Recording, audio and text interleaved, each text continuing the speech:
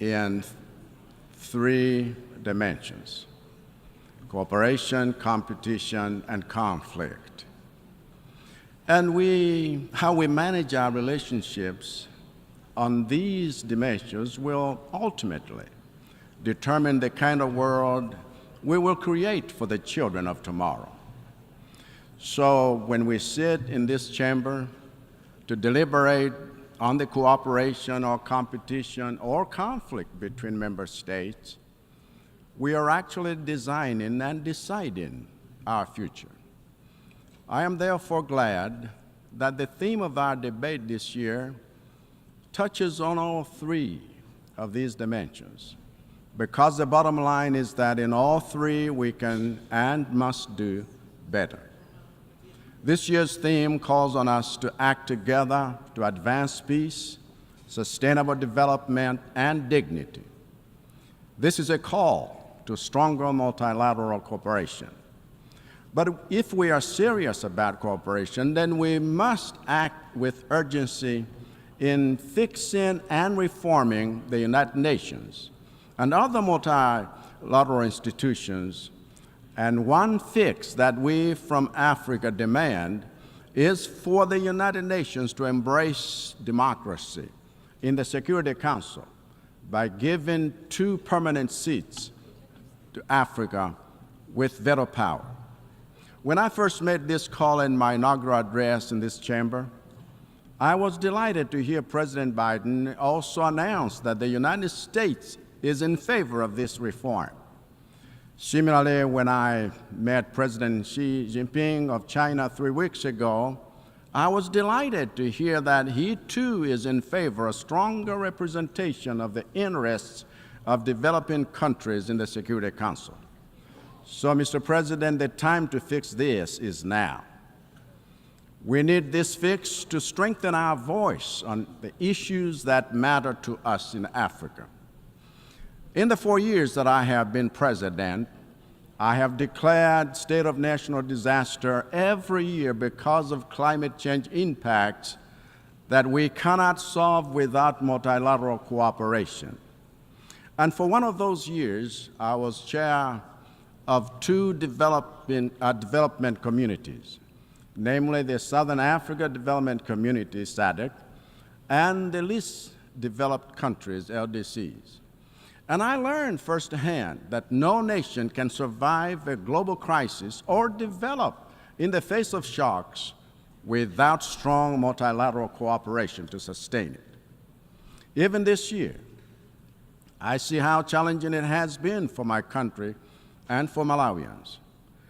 Coming off the back of the state of national disaster that I declared last year to secure international cooperation in response to the devastation caused by Cyclone Freddy, I had to declare another state of natural disaster this year to secure international cooperation in response to El Niño weather conditions that have destroyed crops in 3/4 of the country's districts, leaving 1/5 of the Malawian population without enough food to last the year.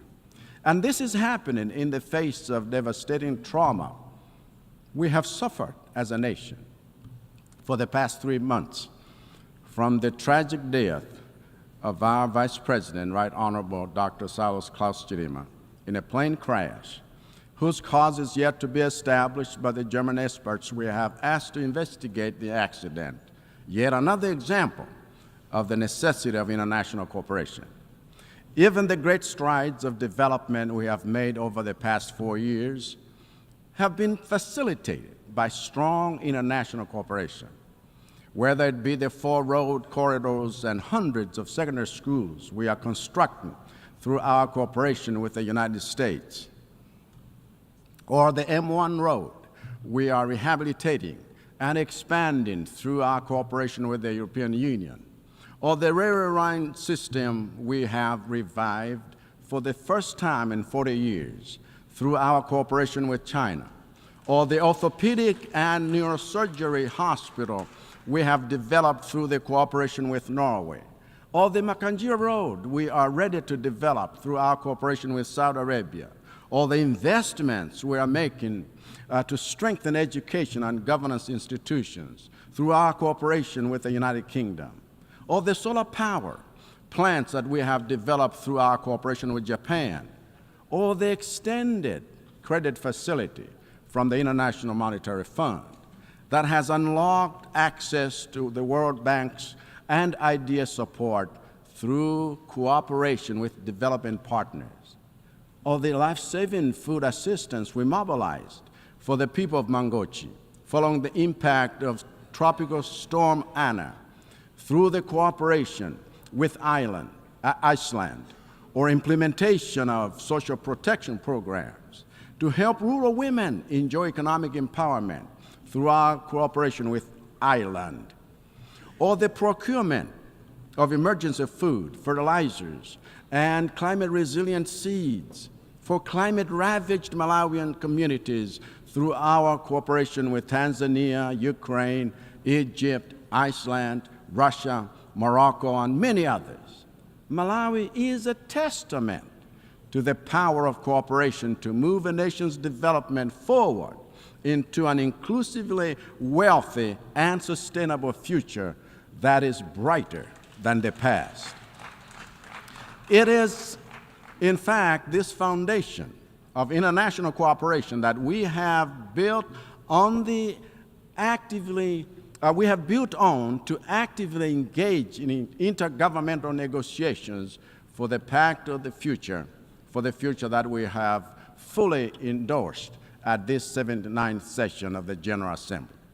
It is also this foundation of international cooperation that we have built on to host 80 international organizations and institutions for our second annual Malawi Partners Conference right here in New York to get investor alignment to our ATM strategy of boosting productivity and value addition in the sectors of agriculture, tourism, and mining that hold the greatest promise for Malawi's economic transformation.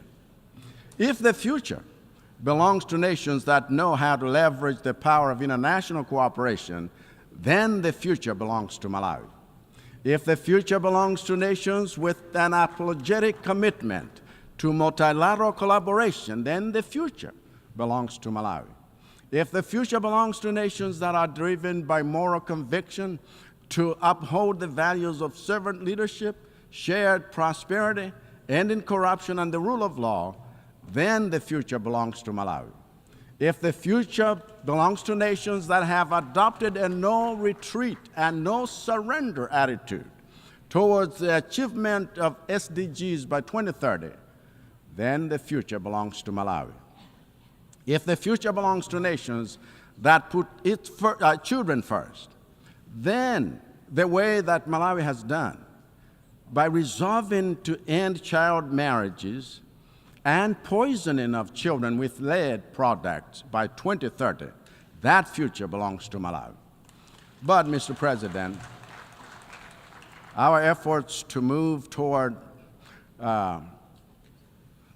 in the fifth gear, toward these goals are being significantly slowed down by a global system of multilateral agencies and financial institutions that are too slow, too inefficient, too monolithic, and too undemocratic for the kind of speedy and tailor-made interventions that we need. As a result of our refusal to practice the democracy of equal representation here in the UN, our calls for member states to practice democracy in their jurisdictions are beginning to fall on deaf ears. As a result of our refusal to honor climate financing pledges or link them to debt relief, the debt to GDP ratios in developing countries like Malawi are growing at alarming rates, posing a significant threat to global financial stability. If this is not fixed, those who keep us in a state of perpetual debt, when they have the resources to cancel those debts, should make no mistake, the spreading debt crisis in the developing world is a cancer that will make your own economies unsafe. So the time to fix this is now. Mr. President, I said that the second dimension of international relations is competition. And again, in this area, we all can and must do better. There is nothing wrong with healthy competition between nations because competition fuels innovation, improves quality, and multiplies options for citizens, which is the essence of freedom. But as we have done in global sports, we must make competition between nations fair by regularly reviewing and revising the rules on which our international system is based to ensure that the way nations compete and what they compete for is not rigged to disenfranchise some countries as we compete for natural resources, international markets, financial support, and the new technologies, which are currently skewed against the global South. Even with the era of artificial intelligence being fully upon us, I worry that the rules for regulating this arena are already being written to empower some nations and give them unfair advantages over others. We need more than a rules-based system. We also need the rules themselves to foster fair competition. Of course, what this means is that we need stronger governance institutions that can enforce fair rules for accessing education, markets, technology, financing, and natural resources. It is therefore my central contention, Mr. President, that the one place we must have strong governance is here. If governance is weak here, there will be no one to regulate the collaboration and competition between nations in an equitable manner. And it is this absence of equity that is at the root of unwinnable conflicts in Eastern Europe, in Palestine, in Eastern DRC, and counting. We need governance reform to make the United Nations stronger because the world needs a strong UN that can be good and peaceful, not a weak UN that can only be harmless.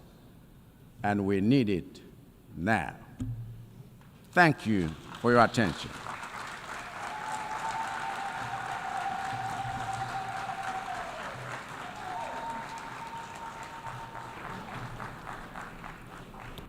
En nombre de la On behalf of the Assembly, I wish to thank the President of the Republic of Malawi and Commander-in-Chief of the Malawi Defense Force.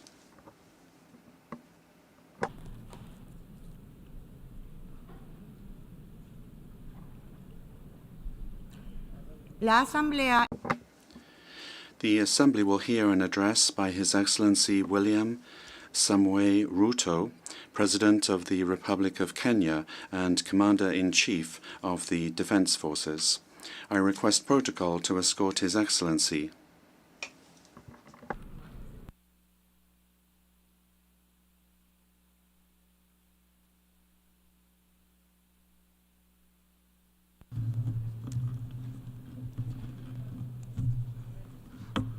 Your Excellency, President of the 79th session of the United Nations General Assembly, Ambassador Philemon Yang, United Nations Secretary General Mr. Antonio Guterres, Excellencies, Heads of State and Government, distinguished delegates, ladies and gentlemen. I congratulate you, Ambassador Philemon Yang, on your well-deserved election as President of this session of the General Assembly. Mr. President, I welcome the choice of your theme, Unity in Diversity for the Advancement of Peace, Sustainable Development, and Human Dignity for Everyone, Everywhere, which resonates with the core principles of the 2030 Agenda and aligns closely with the core values and mission of the United Nations. Excellencies, the world is at a challenging moment and in a most precarious international security dispensation. The promise of the United Nations Charter to save succeeding generations from the scourge of war has been profoundly shaken. From land to sea, and from air to the outer space, global peace, security, and stability are increasingly under threat. Conflicts and tensions pervade every frontier, undermining the collective security that international cooperation seeks to uphold. Cases of polarizing narratives, factionalism, social upheavals, organized crime, war, and stockpiling of weapons of mass destruction are at an all-time high. Great power rivalry is intensifying, provoking regional competition and inducing geopolitical and geoeconomic realignments and tensions. The subtle nuances of them versus us has produced negative coalitions, wars, tensions, as well as eroded trust and confidence in global multilateral system. From Gaza to Darfur, Ukraine, Yemen, Eastern DRC, the Sudan, the Sahel, and the criminality in Haiti, conflict is inflicting a trail of destruction of life and livelihoods in historic proportions. These conflicts have become battlegrounds for armed factions, external interventions, and proxy wars, resulting in unprecedented anarchic situations and long-lasting negative repercussions on global stability and economic development. The world cannot realize durable peace, security, and shared prosperity when emphasis is being put on what divides rather than what brings us together. We must therefore promote approaches that support positive competition for all. The perilous security landscape is further complicated by emerging threats stemming from human advancement. Cybersecurity threats and sophisticated cyber attacks on critical infrastructure pose significant risks to national security and global stability. Furthermore, the proliferation of advanced technologies such as artificial intelligence in the military domain and autonomous weapons systems has introduced new challenges for arms control and international regulation. Regrettably, the world's most powerful states have increasingly chosen unilateralism and militarization over dialogue and diplomacy. As a consequence, the capacity of our multilateral institutions to maintain and enforce peace, even in national crises with significant regional impacts, is severely undermined. Even worse, a resurgence of nuclear arms race, buoyed by the intensifying geopolitical rivalries and tensions, has made the possibility of a catastrophic nuclear warfare a real possibility. Our vision of a world free from nuclear weapons and other weapons of mass destruction is dying incrementally. We must not sit back and leave the future of upcoming generations to fate. We must intentionally rise to the occasion to meet the challenges of our time by reaffirming the core values of the UN Charter. We need to muster the political will and collectively reinforce our diplomatic efforts to confront the security threats through comprehensive, multi-pronged, and context-specific approaches. Excellencies, Kenya's commitment to international peace and security is unwavering. We continue investing in efforts that promote stability and harmony both within our region and beyond. We are committed to continuing to mediate, facilitate, and support peace initiatives and processes in our region, contributing to regional peace operations and the UN peacekeeping missions. Through our participation in the Africa Union transition mission in Somalia. We have stood side by side with our sisterly neighbor, Somalia, in their fight against al-Shabaab. We are proud that Somalia will soon take up a seat as a non-permanent member of the Security Council, underscoring the tremendous progress achieved in consolidating peace and stability in that country. The UN must, however, continue to support Somalia in forging an agreement on the post-2024 security support. Kenya welcomes the adoption of the Security Council Resolution 2719, establishing a framework for financing Africa Union peace support operations through UN-assessed contributions, thereby enhancing our collective peacekeeping efforts. A well-funded AU peace operation are not only an African priority, but a global good, considering the complexity and interconnected nature of emerging threats to international peace and security.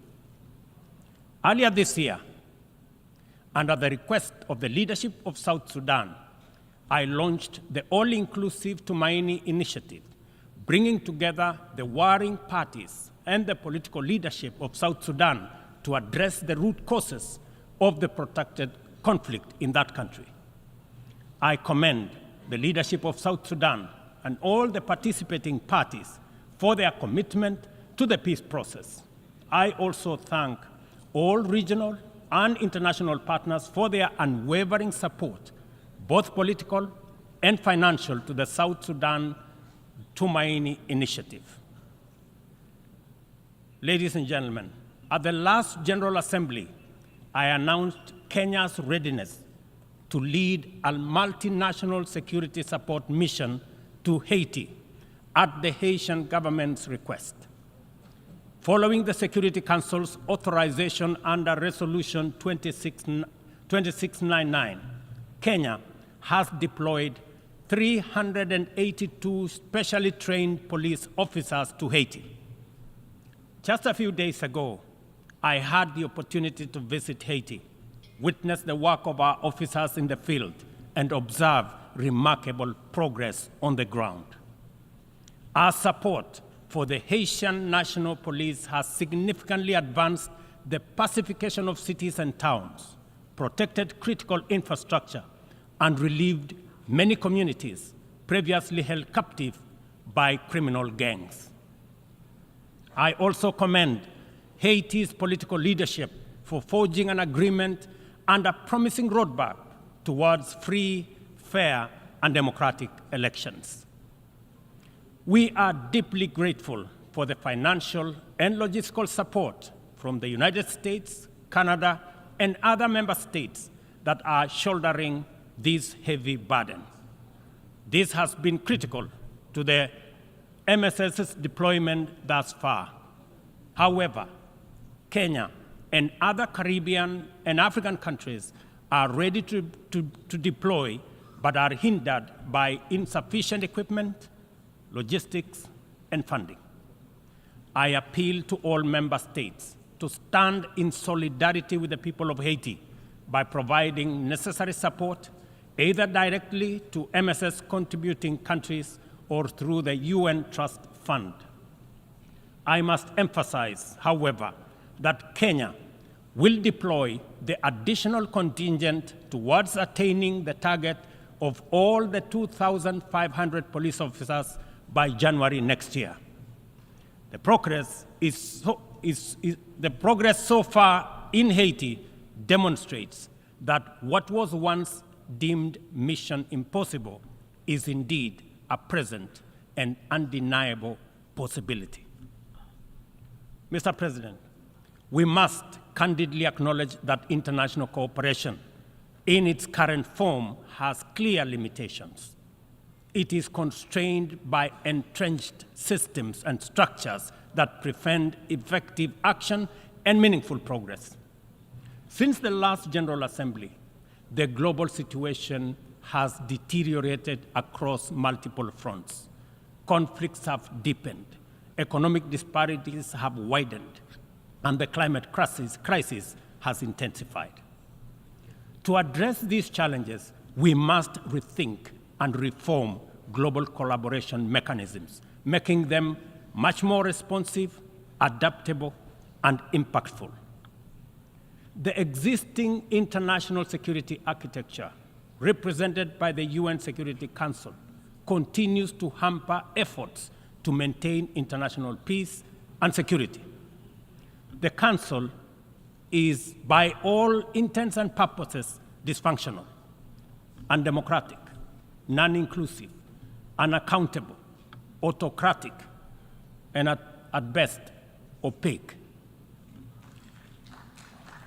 An institution that excludes 54 African countries with 1.4 billion people, while allowing one nation to veto decisions of the remaining 193 member states in the 21st century, is simply unacceptable.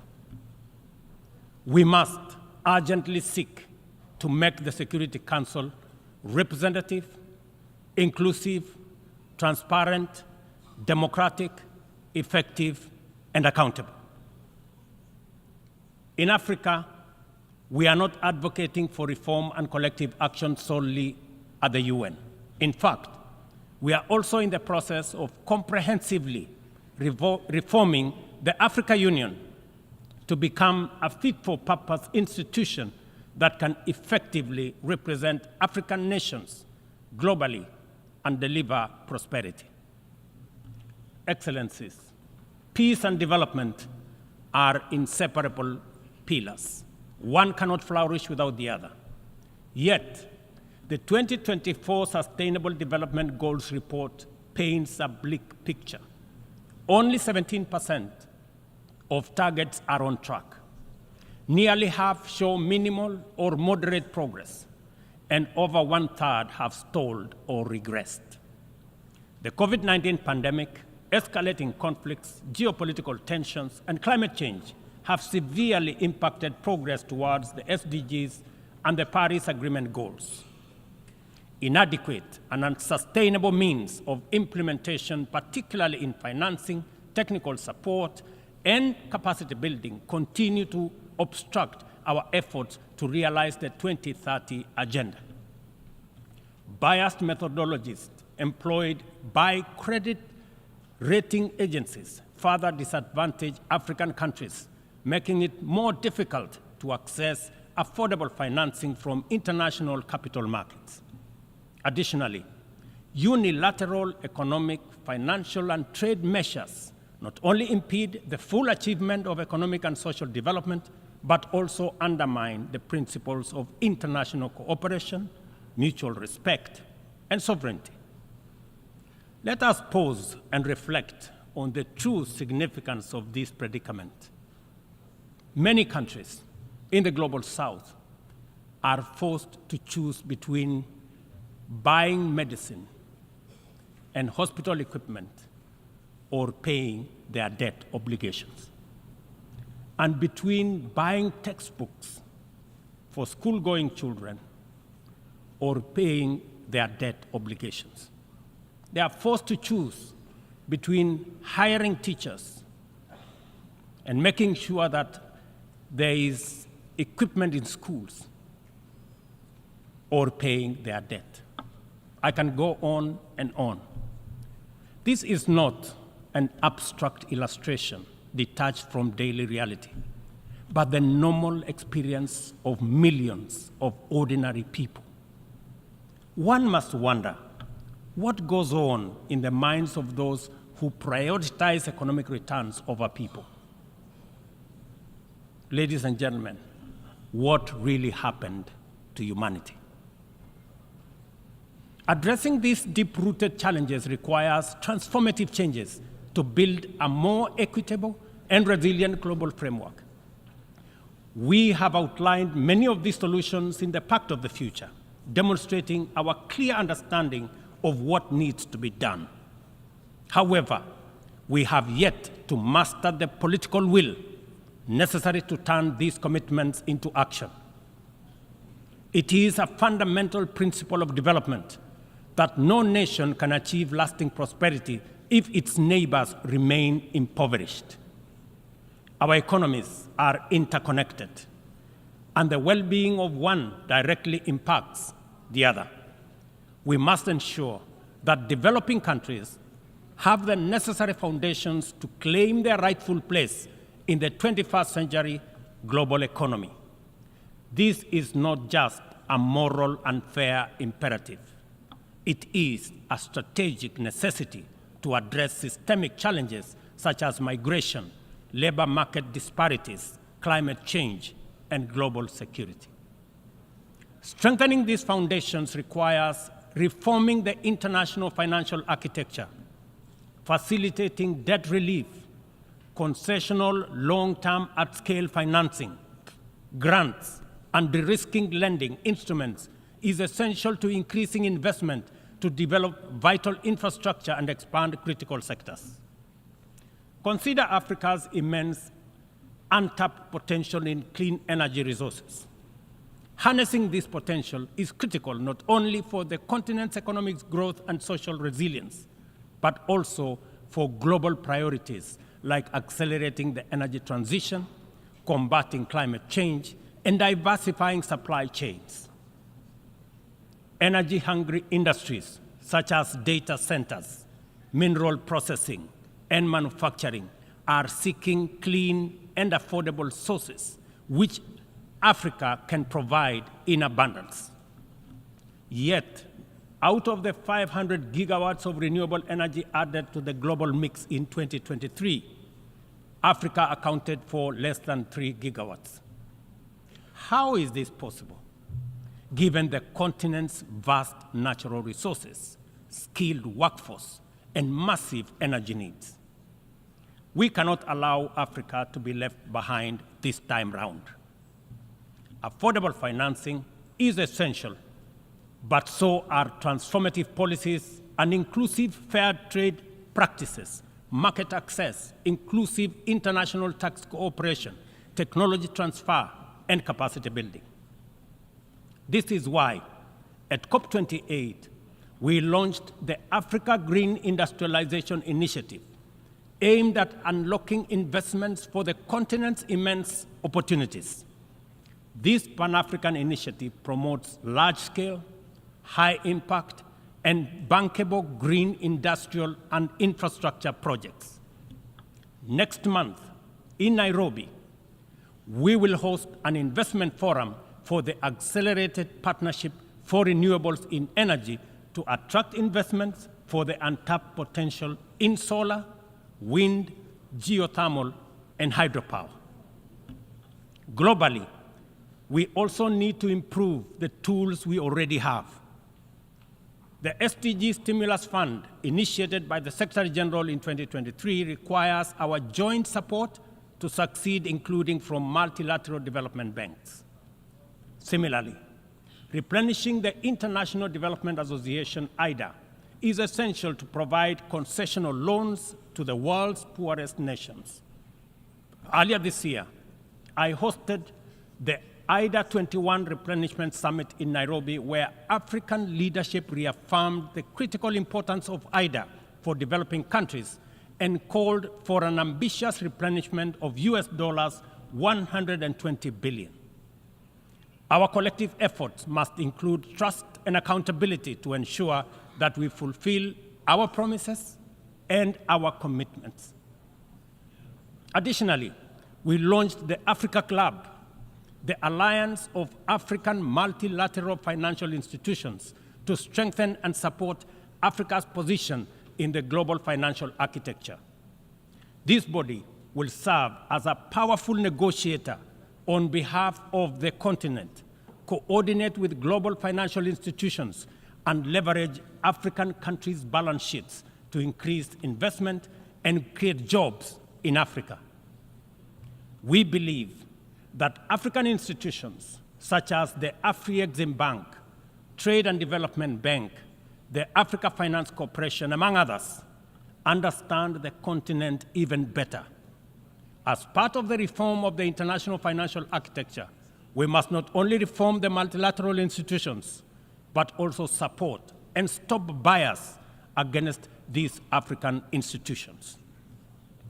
Excellencies, ladies and gentlemen, climate change remains one of the greatest challenges of our time.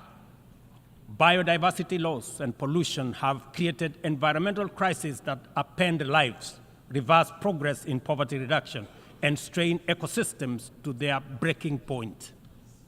Extreme weather conditions continue to hinder the development aspirations of many countries, especially in Africa, where severe climate-related hazards are becoming more frequent and more intense. In 2022, over 110 million people in Africa were directly affected by climate-related disasters, resulting in more than $8.5 billion in economic damages. According to the Emergency Event Database, there were approximately 5,000 fatalities, though the toll is likely to be higher due to underreporting. We are at a crossroads, and the path to correcting the climate course is clear.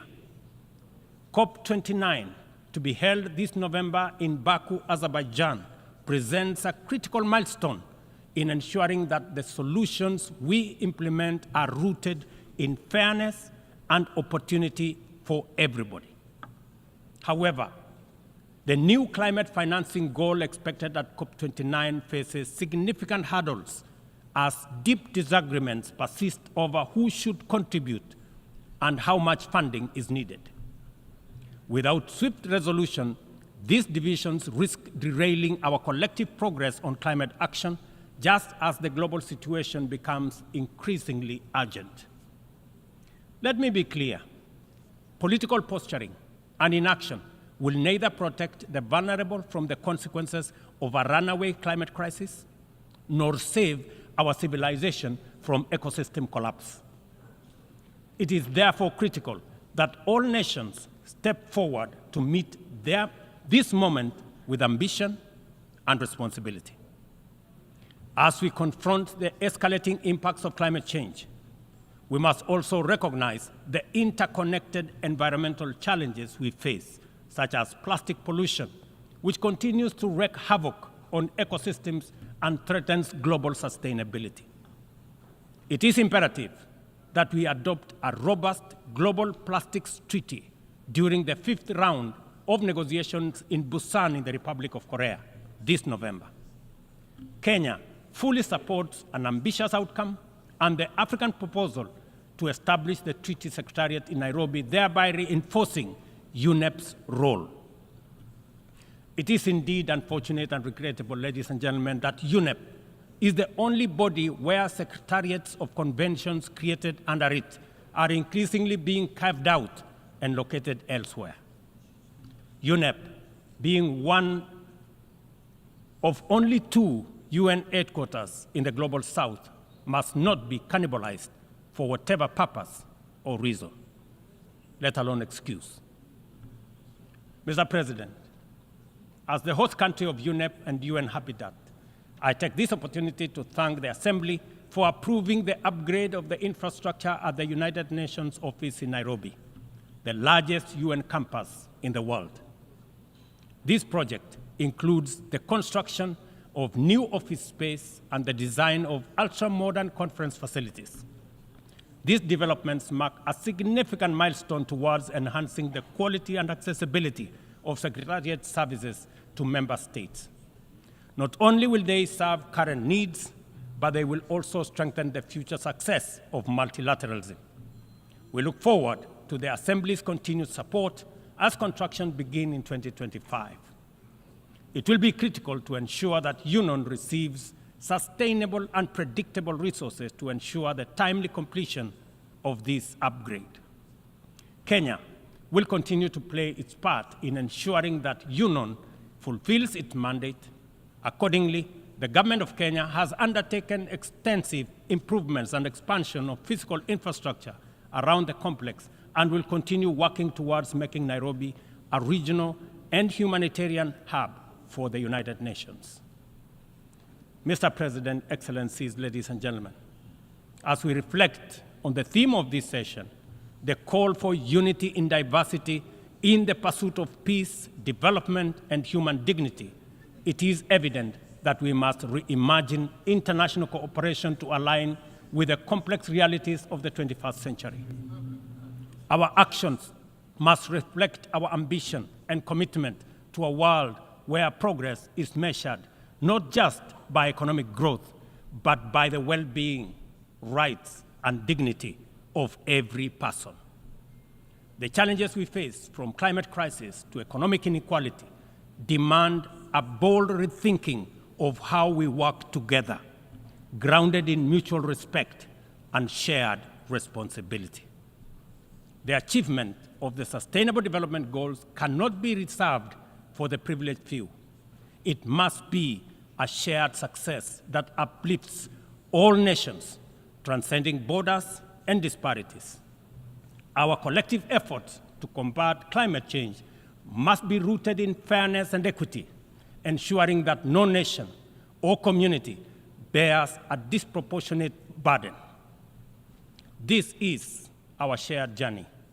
We must have a say in the choices we make. We must move beyond outdated paradigms of power and influence to create a system of international cooperation that reflects the aspirations and dignity of every human being. We must embrace a new vision of global solidarity, one that upholds the principles of equity and inclusivity. It is within our power to build a world that embodies the true spirit of the United Nations, a world where every voice is heard, every life is valued, and global progress is shared by all. This is the cooperation our people expect, our future demands, and it is the commitment we must deliver. I thank you.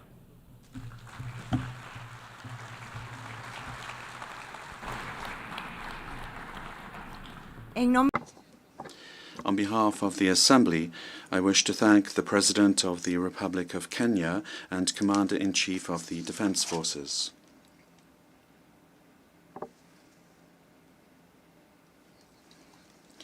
The Assembly will hear an address by His Excellency Rashad Mohammed Al-Alimi, President of the Presidential Leadership Council of the Republic of Yemen.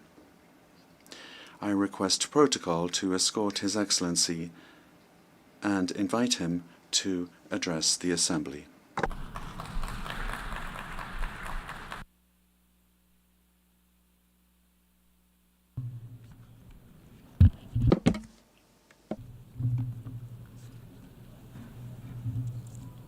In the name of God, Your Majesties, Excellencies, Your Excellency President of the General Assembly, Philemon Young, Your Excellency Secretary General, Antonio Guterres, ladies and gentlemen, it is a good omen that I am addressing you today while we celebrate a glorious national occasion for the Yemeni people, which is the 26th of September, when our Yemeni people made history 62 years ago by overthrowing the Imamite racist regime and proclaiming the Republic. This is an opportunity to reiterate our congratulations to the people of Yemen everywhere and to express our pride and appreciation of the courage of those young men and women and opinion leaders who challenge every year on this day, this glorious day, the Houthi oppression machine supported by the Iranian regime. Mr. President, ladies and gentlemen, the government of Yemen remains committed to just and comprehensive peace, in line with national, regional, and international terms of reference. It is, however, necessary to strengthen its position to face any other choices in light of the ongoing Houthi militias' escalation on the local and regional levels, and their threat to international navigation. To prevent the expansion and prolongation of this escalation, there is an urgent need for a collective approach to support the government of Yemen and to reinforce its institutional capabilities to protect its territorial waters and to secure all of its national territory. Without addressing these needs and without implementing the relevant international resolutions prohibiting the flow of Iranian weapons and drying up the funding sources, these militias will not engage in any efforts to achieve just and comprehensive peace, and they will not refrain from blackmailing the regional and international communities. History teaches us that leniency with the enemies of peace leads to the most heinous wars, to the most complex and costly ones.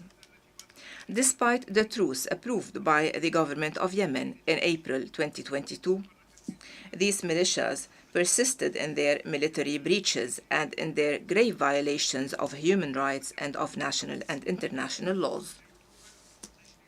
In October 2022, Houthi militias bombarded the oil exportation ports in the governorates of Hadramaut and Shabwa, thus depriving the Yemeni people from the needed revenues to pay salaries and basic services, which exacerbated the humanitarian plight and led to an unprecedented devaluation of our national currency. Recently, the government suspended its decision to transfer the headquarters of banks from Sana'a, which is under the control of the militias, to the temporary capital Aden, heeding the call of the UN and international community to de-escalate, provided that the Houthis engage in serious talks to address the economic crisis and to revive the peace efforts in line with the roadmap mediated by our brethren in the Kingdom of Saudi Arabia and the Sultanate of Oman. Despite all the above, the militias hijacked 3 planes owned by Yemeni airlines. They attacked the Safir oil facility in the governorate of Ma'rib with drones. They issued racist orders and laws to nominate their affiliates in specific public function positions, especially in the judiciary. This suggests that they will be taking more oppressive measures against public freedoms and civic work. This ongoing pattern of reckless escalation and in the end, the victims of nuclear weapons would inherit a barren and a broken world with total destruction of the environment and lives on this planet. There would be no triumph, only suffering. Mr. President, regrettably, total elimination is a challenge. States that possess nuclear weapons have a greater responsibility.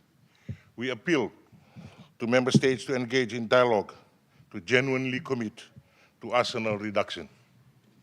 Nuclear weapons cannot be worn, but must never be fought. The climate of distrust is evident, and fear of its use or the threat of its use is real. All states should work with nuclear-armed states for common ground towards the elimination of nuclear weapons. Fiji, as an active provider of peacekeeping troops for over 4 decades in United Nations peacekeeping missions, attest great importance to peace and security everywhere. Our commitment is manifested in our leadership in the rectification of all nuclear weapons instruments, both regional and international, including the Treaty on the Prohibition of Nuclear Weapons. The Pacific's dark nuclear history did not to be overly emphasized, neither should it ever be repeated. The loss and the suffering on our Pacific people and our environment remain irreversible to this day. This is the sobering truth of our small island states. We therefore invite all states to take measures to commit to their obligations under the nuclear instruments and take further steps to rectify the Treaty on the Prohibition of Nuclear Weapons. Mr. President, let us reject the logic of nuclear competition and let's embrace and engage in genuine dialogue that promotes peace for all people, for the current and the future generations, as we commemorate once more this day. I thank you. I thank the President of the Republic of Fiji. And now I I now have the honor to give the floor to His Excellency Ej Odongo Abubakar, Minister of Foreign Affairs of Uganda.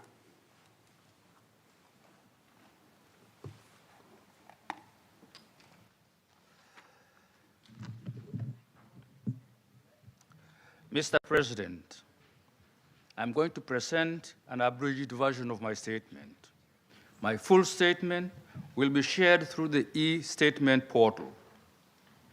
I make this statement on behalf of the 121 members of NAM, and at the outset, I would like to appreciate you, Mr. President, and the Secretary General for convening and participation in this meeting.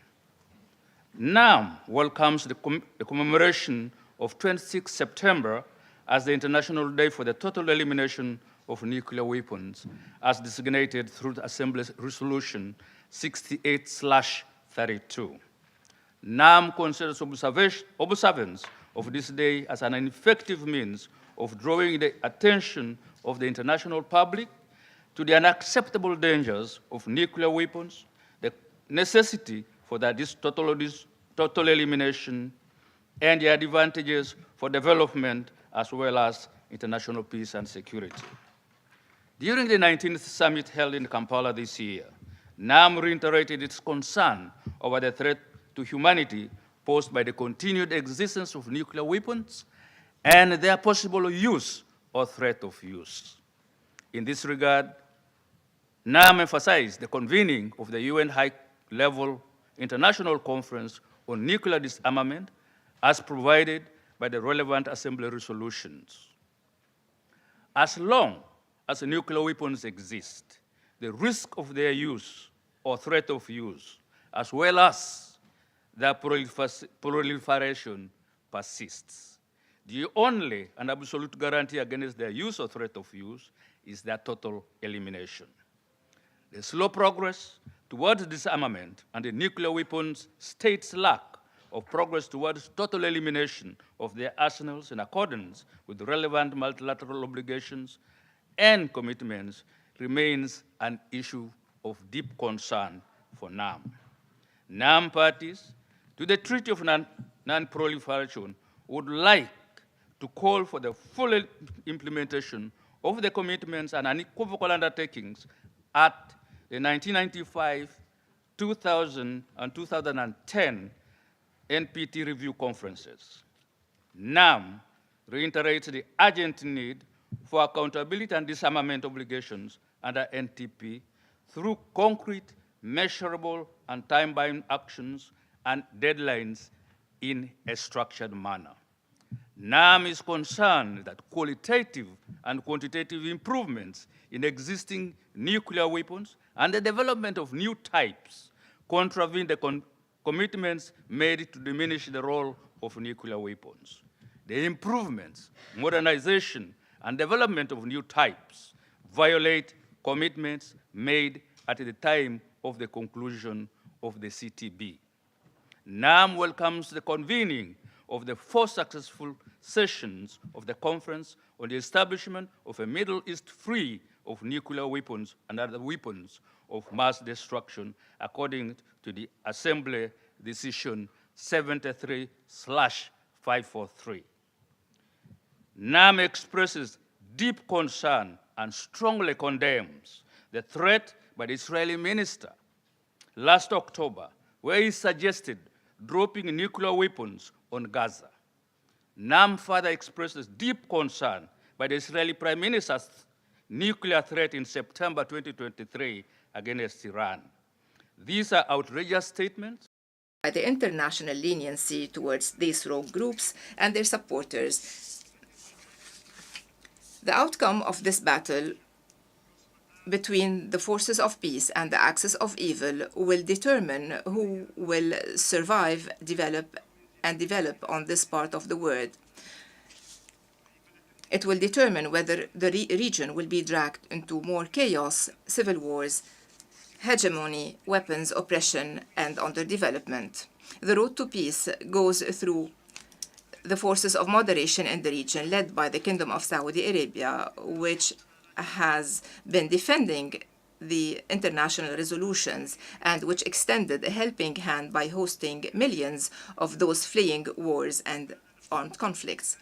Therefore, we are grateful for these countries, and the world should depend on them to lay the foundations of peace and stability and to maximize our benefits from their economic and social development. Ladies and gentlemen, we should end the false rhetorics concerning the issue of Yemen, especially those minimizing the role of Iran and of their weapons and proxies in destabilizing Yemen, the region, and the world. Ladies and gentlemen, the brutal Israeli war on the Palestinian people should cease immediately. This is the first step to achieve peace and to eliminate Iran's proxies, which are escalating the situation in the region. Iran has been manipulating the just Palestinian cause, and this did not come from a vacuum. It stems from a history of blackmailing and of propaganda, only leading to undermining the peace process and reversing the gains of the Palestinian people and their right to establish a fully sovereign independent state. The same holds true for Yemen, ending the plight. And as is the case for Yemen, ending the plight of the Palestinian people should be based on implementing the international resolutions, especially the Arab Peace Initiative. And as is the case for both Yemen and Palestine, the only way to deter the wanton Israeli aggression on Lebanon will be through a firm stance from the international community and through the unity of all the Lebanese and their independent decision and the non-interference in their internal affairs so that the Lebanese state can recover the choice of peace and war. Mr. President, ladies and gentlemen, it is important to recall that the Universal Declaration of Human Rights quotes, I quote, "the inherent dignity and the equal and inalienable rights of all the members of the human family is the foundation of freedom, justice, and peace in the world."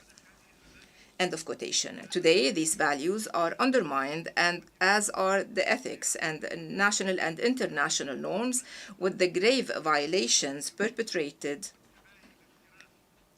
by leaders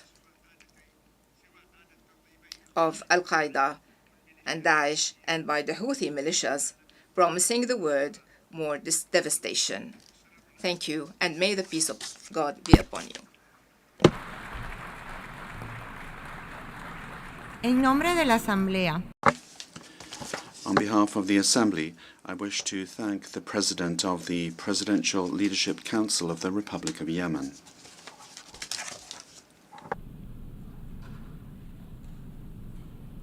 la Asamblea escuchará ahora The Assembly will hear an address by His Excellency Brice Clotaire Oligui Nguema, President of the Transition and Head of State of the Gabonese Republic. I request protocol to escort His Excellency and invite him to address the Assembly.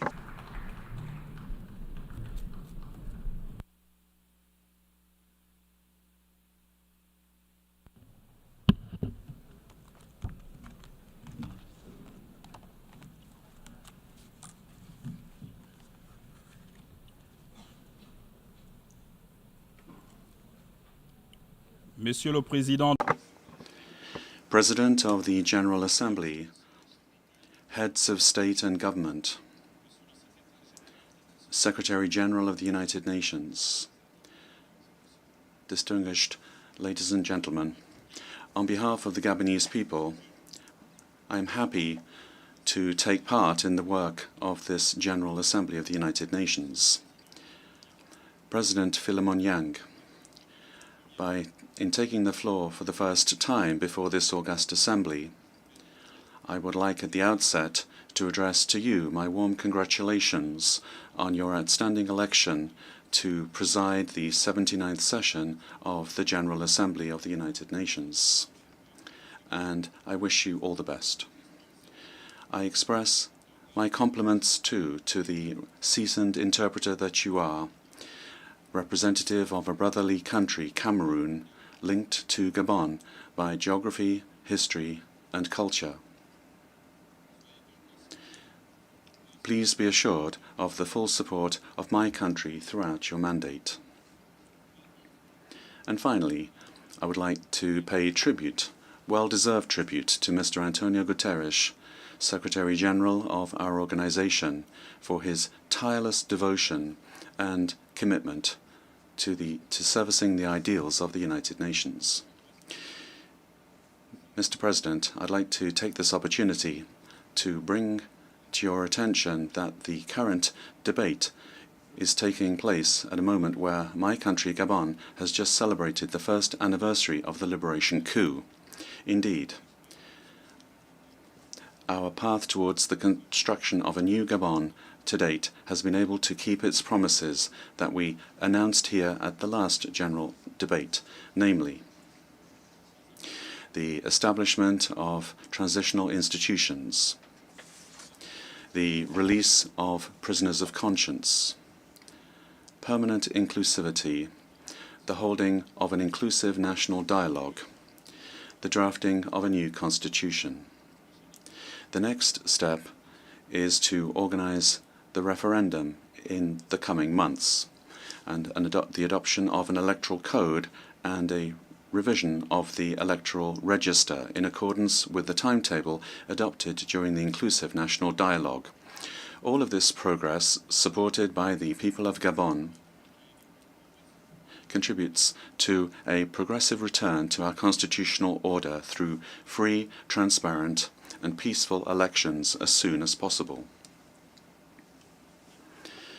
Apart from these points that I have just outlined, significant reforms have been undertaken in sectors that directly affect human development.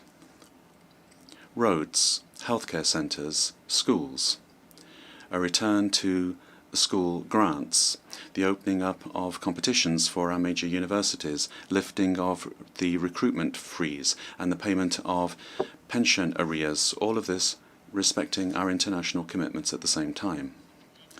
And this is the opportunity for me to thank all of our partners, friendly countries and donors of national and international funds that have accompanied us in this transition process, despite the difficulties of the process. Ladies and gentlemen, the current General Assembly is focusing on the subject unity and diversity for the advancement of peace, sustainable development, and human dignity everywhere and for everyone. This is part of our building of a planetary community that is in harmony with the principles mentioned in the preamble to the Universal Declaration of Human Rights of 1948. Gabon, faithful as we are to our tradition of peace, unreservedly supports this project, aiming at a more just and inclusive interactive world. On the day after the liberation coup of the 30th of August 2023, that was carried out without bloodshed, we advocated for the preservation of peace and for national unity by appealing to all stakeholders of the nation, whatever their origins, their beliefs, or their social status, in an effort to build a fairer and more prosperous Gabon. Ladies and gentlemen, respect for life, territorial integrity, the sovereignty of states to freely choose their partners, and rejection of violence, all of these things favor peace building. With regard to sustainable development, my country maintains a firm and coherent position in favor of protecting the environment. I would like to recall that for several years now, Gabon has dedicated 13 national parks to the service of humanity, thus contributing to the absorption of more than 100 million net tons of CO2 per year and the preservation of threatened species. Nevertheless, this does not mean in any way that we are bypassing the expectations of our population who are focused on their basic needs being met. That is why this forum is the occasion to recall once again recall to industrialized nations the need for them to respect their commitments by supporting the countries that host the greatest carbon sinks in the world. Mr. President, with regard to security, as many of us would believe, I feel that it is an urgent matter to provide appropriate responses to the numerous conflicts that we see in the world, and particularly in Africa. I would like to once again welcome the adoption by the Security Council on the 21st of December 2023 of Resolution 2719 on the financing of peace support operations led by the African Union. In accordance with the new Agenda for Peace of the Secretary-General of the United Nations, this resolution, presented jointly by Gabon, Ghana and Mozambique, today is a crucial part of the architecture for international peace and security. Its implementation is an absolute imperative. And I would like to take this opportunity to support the efforts of the Secretary-General aimed at providing a realistic, pragmatic and sustainable political solution for the Moroccan Sahara. I would also like to welcome the official announcement made by the United States of America that they support the admission of 2 African states as permanent members of the Security Council. However, Africa is expecting broader support from other permanent members of the Security Council for this initiative. And at the same time, we expect access for African members to the right to veto.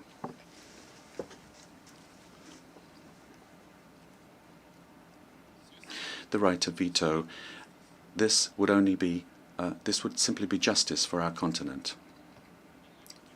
Over and above the African continent, I would invite you to not avert your gaze from Gaza. It's time more than ever before for lasting peace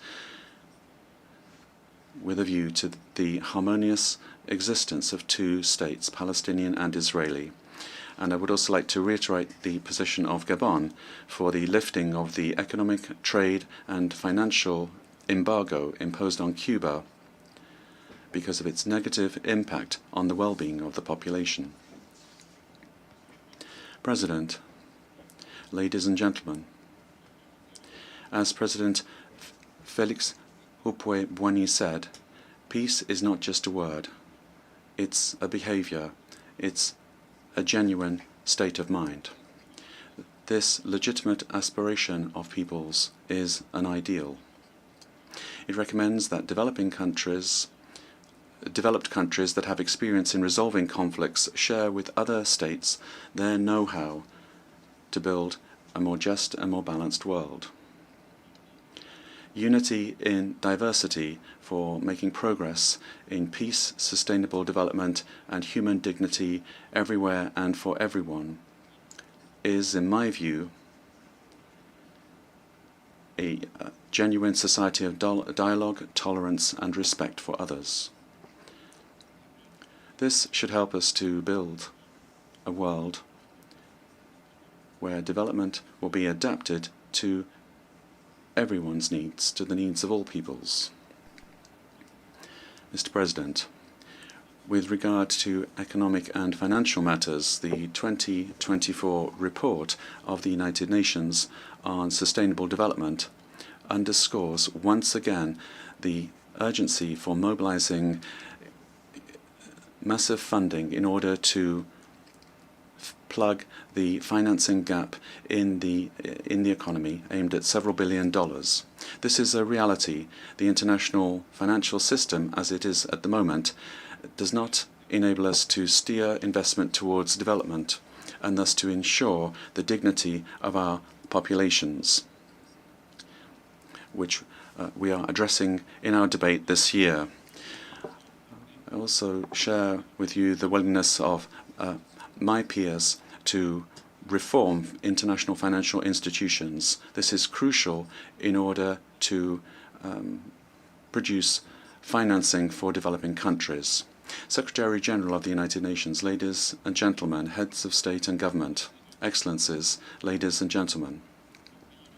My country, Gabon, is resolutely committed to restore happiness, and we plan to fully play our role to ensure that we build a human community that is working together and which everyone desires.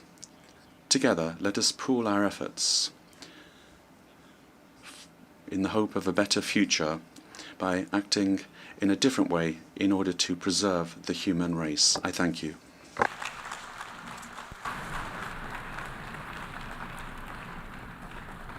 En nombre de la Asamblea, On behalf of the Assembly, I wish to thank the President of the Transition and Head of State of the Gabonese Republic. seguidamente, The Assembly will hear an address by His Excellency Faustin Archange Touadéra, Head of State of the Central African Republic. I request protocol to escort His Excellency and invite him to address the Assembly.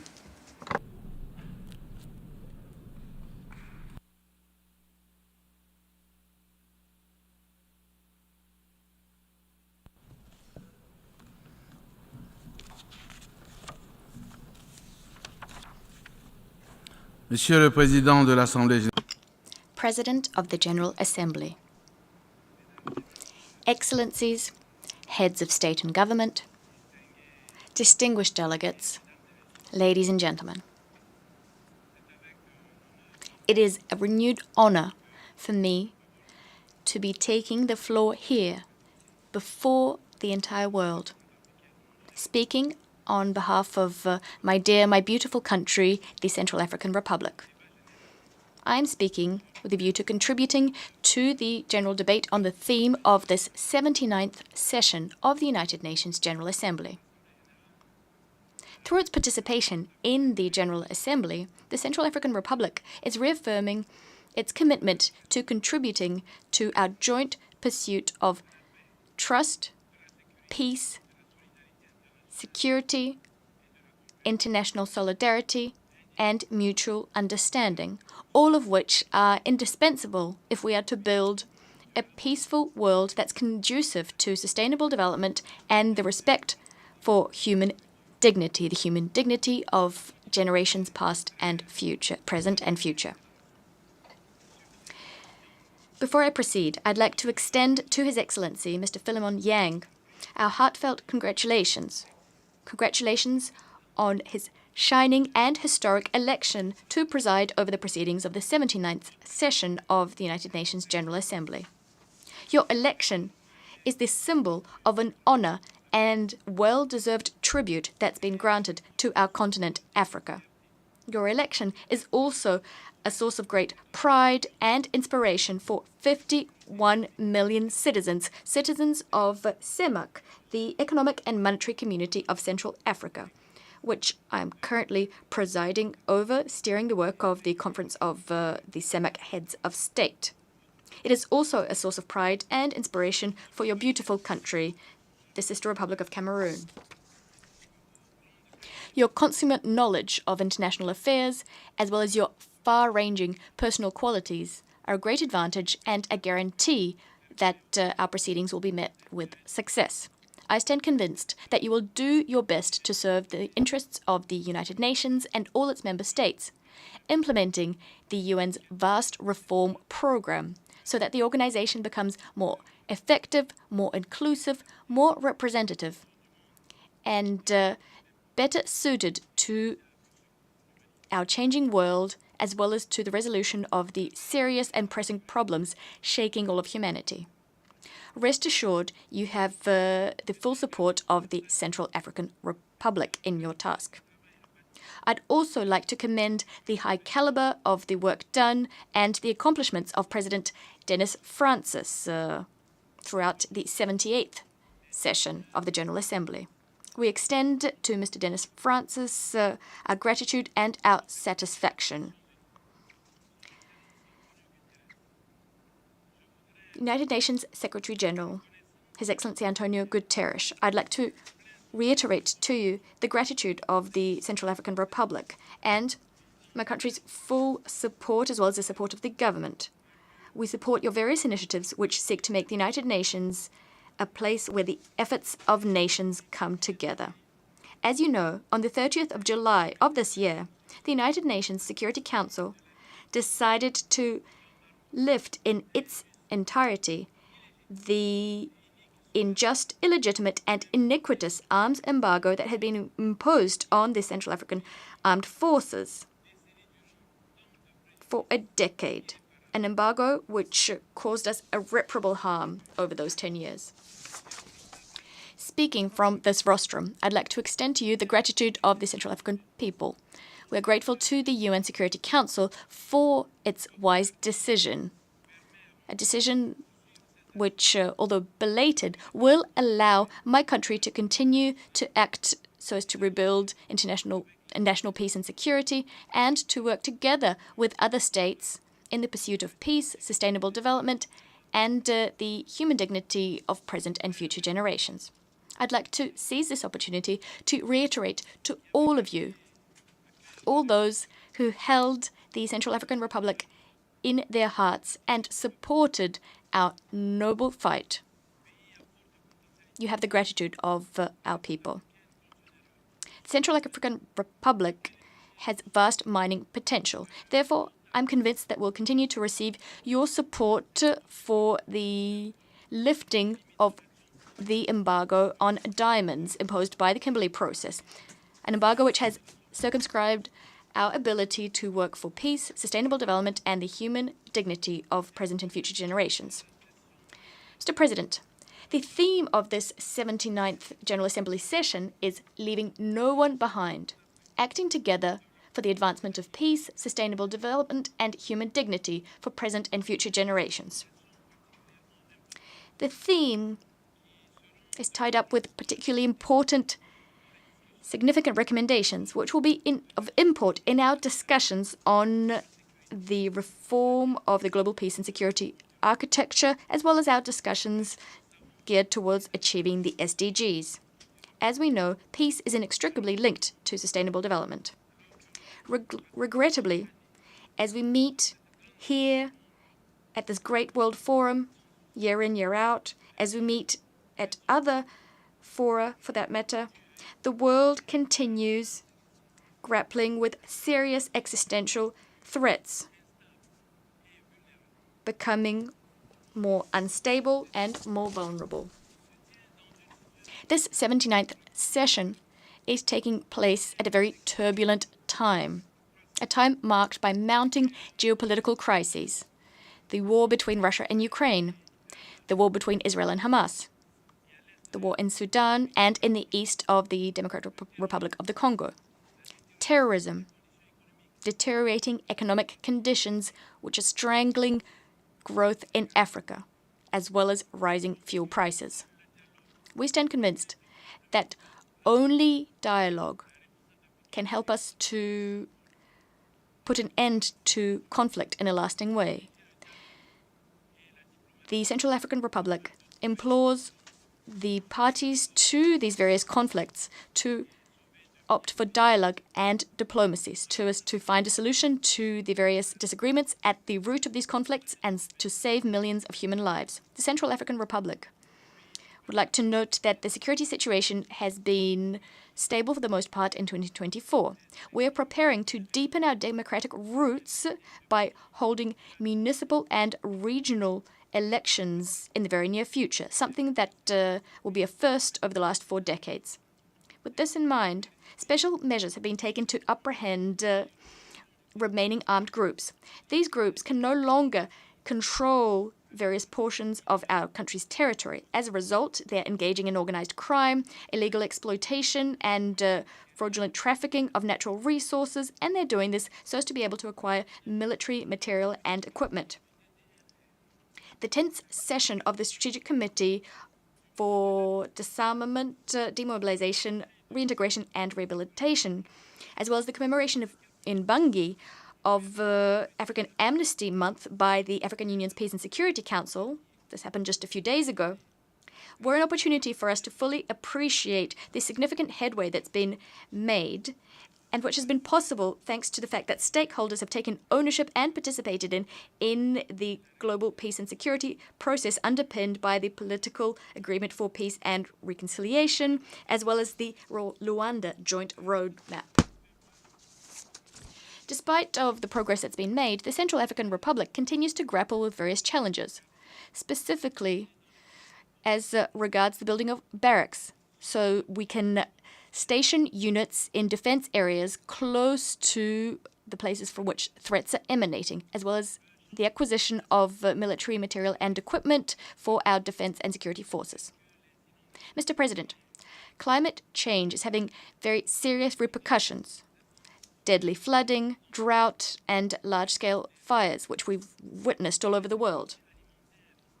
These give rise to various risks, from food insecurity to water stress to competition for natural resources, as well as losses of livelihoods and displacement.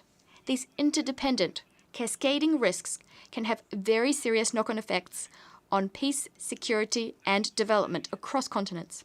In sub-Saharan Africa, which is the epicenter of humanitarian crises, environmental disasters have resulted, this year alone, in over 1,000 deaths and 4 million climate refugees, not to mention invaluable material damage, specifically in our neighboring country, Chad, where the number of victims continues to grow following heavy rain, which prompted large-scale flooding and compelled people to evacuate. Speaking from this high rostrum, the United Nations, a symbol par excellence of human solidarity, to express the solidarity of the Central African people to people all over the world who have been hard hit by natural disasters. Our world is being rattled by bloody conflicts. It's also threatened from time to time by deadly weather events, devastating weather events.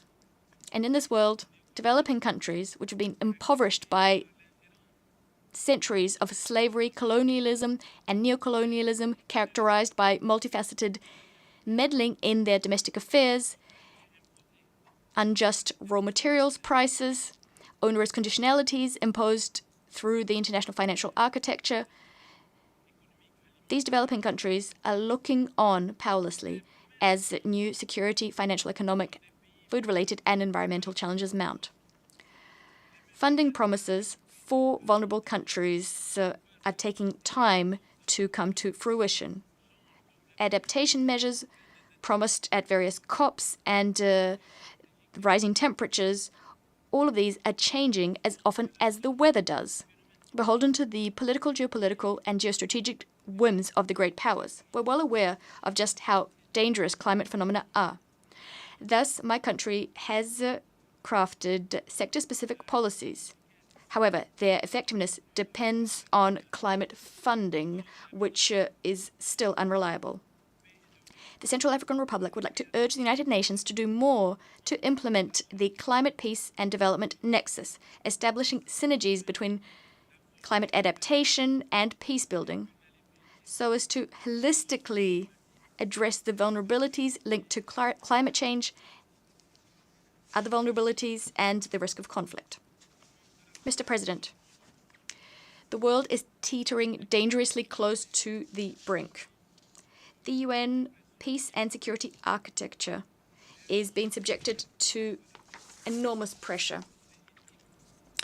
The reasons Africa put forward in support of its request for legitimate Security Council reform and reform to the veto system are very compelling. A step forward has been taken by the United States of America. The US has endorsed the establishment of 2 permanent seats for Africa on the Security Council, as well as a rotating seat for small island developing states, SIDS. This proposal is praiseworthy, of course. But given changes afoot in our world, Africa, which has for a long time remained on the sidelines, cannot be fully satisfied with this proposal, which can only be viewed from the vantage point of a perpetual denial of the veto to Africa. It is time to speed up the the reform of the international financial architecture so as to remedy inequality, to mobilize adequate funding for the achievement of the SDGs, to meet the financing needs of developing countries, to be able to reform the implementation of and compliance with multilateral environmental agreements, which will help us to make our common ambition of protecting the planet a reality. Mr. President, demographic estimates indicate that in 2050, half of the world's global youth will live in Africa. Also, half of Africa's 54 countries would have seen their populations almost double. I applaud the Pact for the Future, as well as the Global Digital Compact and the Declaration on Future Generations, annexed thereto, all of which were adopted at the Summit of the Future. It is high time that we speed up the implementation of the SDGs in the following areas: science, technology, innovation, and digital cooperation. We should do this whilst stressing equity, rights, and universality. Young people today are key agents of positive change. They can make an important contribution to sustainable development, respect for human rights, as well as global peace and security. And yet young people are vulnerable for a number of reasons. This is preventing young people from realizing their full potential and exercising their fundamental rights. It therefore behooves us to pledge to transform investment in young people, in women, girls, and persons with disability, so as to guarantee a better future for us all. As for the Central African Republic, our ambitious 2024-2028 National Development Plan strikes a better balance between the needs and interests of present and future generations. It does this by making human capital development one of the plan's strategic pillars. To conclude, I hope that the spirit that prompted the establishment of the United Nations will tirelessly prevail, thereby helping to create a fertile atmosphere for resolving the problems plaguing international peace and security, sustainable development, and this for the benefit of all humanity. I thank you. Au nom de l'Assemblée générale. On behalf of the Assembly, I wish to thank the head of the State of the Central African Republic.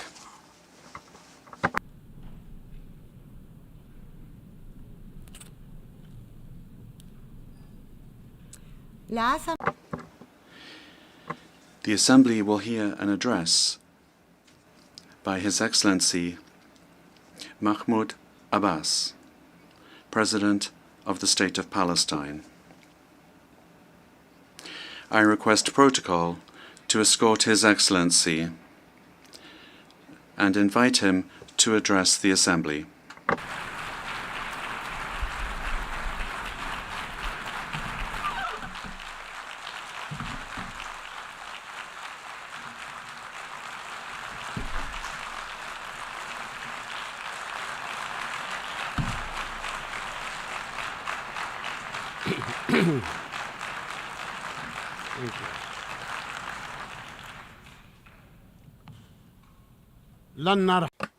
We will not leave. We will not leave. We will not leave. Palestine is our homeland. It is the land of our fathers, our grandfathers. It will remain ours. And if anyone were to leave, it would be the occupying usurpers. In the name of God, most gracious, most merciful. Mr. Philemon Yang, President of the General Assembly of the United Nations. Mr. Antonio Guterres, Secretary General of the United Nations. Ladies and gentlemen, heads and members of delegations, esteemed guests, peace and God's blessings be upon you all. I come to you today as my people, and for almost a year now, are subjected to one of the most heinous crimes of our era. It is a crime of a full-scale war, of genocide, that Israel is perpetrating. Israel, the occupying state. A crime that so far has killed more than 40,000 martyrs in Gaza alone, and thousands remain under the rubble. A crime that has injured more than 100,000 others to this day, and matters are getting worse. Hundreds of Palestinian families have been annihilated. Entire family names have been wiped out of the civil record. More than 100 families have been completely wiped out of the civil record. They no longer exist. Thousands have died because of the spread of disease and epidemics and the shortages in medicine and water. Moreover, more than 2 million Palestinians in Gaza have left their homes multiple times in search of safety and fleeing the systemic operations that the Israeli occupying army is perpetrating. And as this war of aggression continues, dozens are being killed every day, and double that amount is being injured amongst our bereft people in the Gaza Strip and in the West Bank and in Jerusalem. I'm not here to respond to the lies of the Israeli Prime Minister, lies that he said in his speech before the U.S. Congress in July, where he claimed that his army does not kill innocent civilians in Gaza. I ask you by God, who is it then that killed more than 15,000 children of the 40,000, and an equal number of women and elderly persons from our people? And who is it then that is continuing to kill them? I ask you to answer me by God. Stop this crime. Stop it now. Stop killing children and women. Stop the genocide. Stop sending weapons to Israel. This madness cannot continue.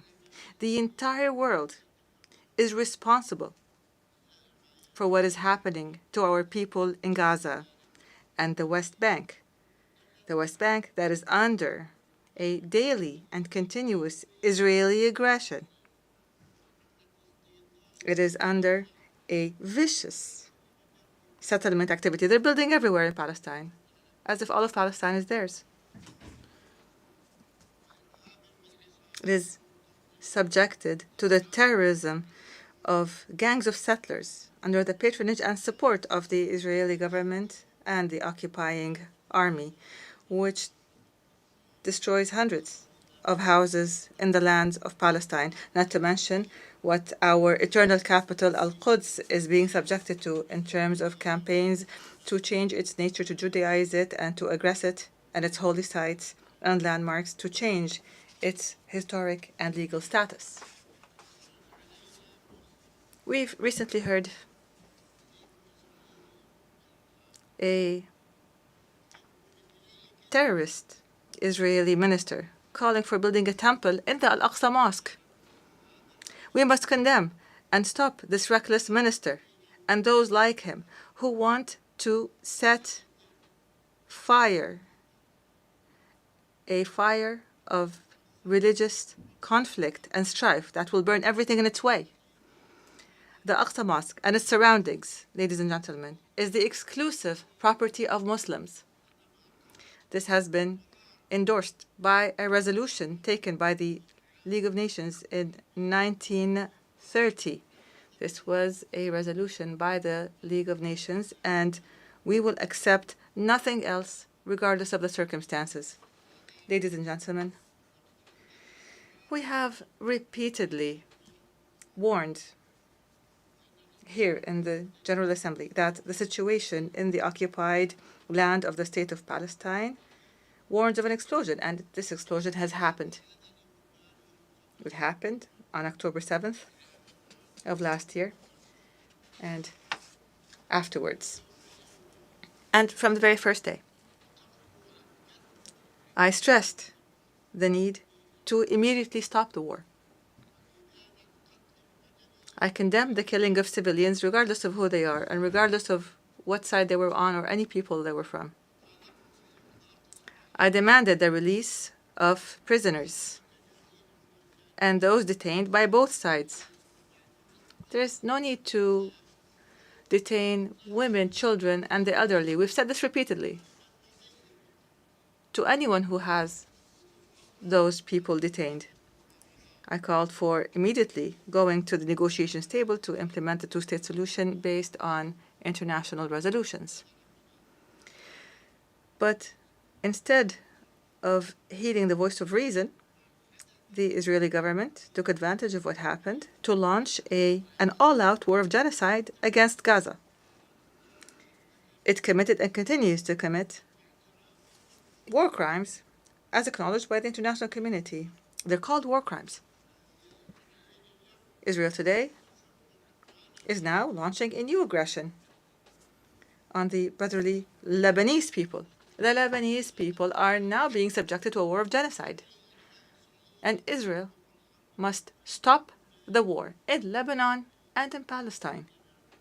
We condemn this aggression and we demand that it stops immediately.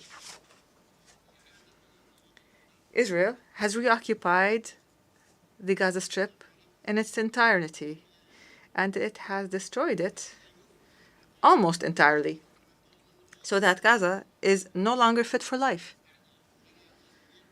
Most homes have been destroyed. The same applies to most buildings, health facilities, educational facilities, economic buildings, roads, churches, mosques, water plants, electric plants, and sanitation plants. Anybody who goes to Gaza who'd known it before would not recognize it anymore. It's no longer there. 75% of everything in Gaza has been fully destroyed. If Israel thinks that it would get away from being held accountable and punished for these crimes, then it is delusional. The international community must immediately impose sanctions on Israel. The massacres, the crimes, the genocide that Israel has been perpetrating against our people since its inception in 1948 to this very day will not go unpunished. There is no statute of limitations. Rights will never be lost as long as there are those who demand them. And despite our repeated calls and demands, the world has not succeeded in obliging Israel, this transient state, to stop this war of genocide and its war crimes against innocent civilian residents. We regret that the U.S. administration, the democracy of the world, the largest democracy in the world, obstructed 3 times draft resolutions in the Security Council demanding Israel to observe a ceasefire. The U.S. alone stood and said, no, the fighting is going to continue. It did this by using the veto. And added to that, it furnished Israel with the deadly weapons that it used to kill thousands of innocent civilians, children and women. And this further encouraged Israel to continue its aggression. As long as the U.S. is supporting it, then why not keep going, since it's already an aggressing state? This is the United States, the very country that was the only member in the Security Council that voted against granting the state of Palestine full membership in the UN. We don't deserve membership in the eyes of America, so they use the veto against it. I don't understand how the United States could insist on opposing our people, insist on depriving us of our legitimate rights to freedom and independence, as is the right of the rest of the countries, 194 countries, and we are no less than them. Ladies and gentlemen, Israel, which refuses to implement United Nations resolutions, does not deserve to be a member in this international organization. Israel, whose permanent representative in this organization, says that the very building of the United Nations, and he said that this building must be removed. This building that we are sitting in right now, it must be wiped off the face of the earth. This country does not deserve to be a member in this organization. It is, from the very beginning, it has from the very beginning not fulfilled the conditions for membership. Because in 1949, when it submitted its membership application to the UN imposed two conditions. First, to accept and implement Resolution 181 and Resolution 194. Without implementing these two conditions, you will not be granted membership in the United Nations. Moshe Sharet, the foreign minister at the time, wrote a pledge. You will see it. A pledge, a written pledge, that he and Israel are committed to the implementation of those resolutions. And since 1949 to this very day, nothing has happened. We are going to submit a request, an application to the General Assembly on this matter. And as I said, if you return, then we will return. If they do not step back, then we will do more. I take this opportunity to commend the member states of the United Nations that voted with more than a two-thirds majority in favor of the draft resolution submitted by the State of Palestine, supported by a large number of friendly and sisterly countries, to adopt the ICJ's historic advisory opinion issued on the 19th of July 2024 to end the illegal Israeli occupation of the State of Palestine in a period of 12 months. For the very first time, there is a specific time frame. We demand the implementation of this particular requirement, including an immediate cessation of annexation and settlement activities, dismantling of existing settlements, and evacuating settlers from Palestinian territories. There's 600,000 settlers, and they're living on our land. Why don't they go back to their homes? We must give reparations to Palestinians and for damages that were a result of the unlawful policies and the practices of the occupation, and many other such issues that were mentioned in the ICJ's advisory opinion. We want what the ICJ stated and what the entire world accepted in the General Assembly with a vast majority that far exceeds a two-thirds majority. And Israel must be made to implement it. We rely on this resolution, which is the embodiment of international will and the principles of international law and the mechanisms that were adopted in this regard to guarantee implementation. We hope that this resolution would be implemented. Of the 1,000 resolutions taken on the Palestinian people since 1948 until this very day, and not a single one has been implemented yet. Ladies and gentlemen, today I feel very grateful as well, as I see this large, great shift in the positions of member states in the United Nations as they support Palestinians' rights to an independent state that is recognized and that deserves full membership in this organization, as is the case with the rest of the countries in the world that love freedom and peace. In the name of the Palestinian people, I thank you for this support. I thank you for your support of what is right, of justice, to achieve peace in our region. I call upon you to apply the laws of international law according to responsibilities and sovereignty. We don't ask you for more than you can do. We ask every state to give us our support within the realm of its responsibility and sovereignty. I also express our gratitude and appreciation for the demonstrations that spoke against the genocide in Gaza and that supported Palestinian rights that have been taking place throughout the world, including the American people. And I acknowledge the American people are marching in the streets in these demonstrations, and we are grateful to them. We appreciate what is happening in European countries and the noble supporters that come to Palestine, risking their lives as Israelis attack them. And here, I would like to make special mention of the Turkish-American martyr Aisha Noor, killed by the occupation army in cold blood. I say to those, the Palestinian people will not forget your honorable stand. We will remember you proudly when the occupation is eliminated and when our people enjoy freedom and independence. Ladies and gentlemen, recently there was much talk about the next day, but the day after.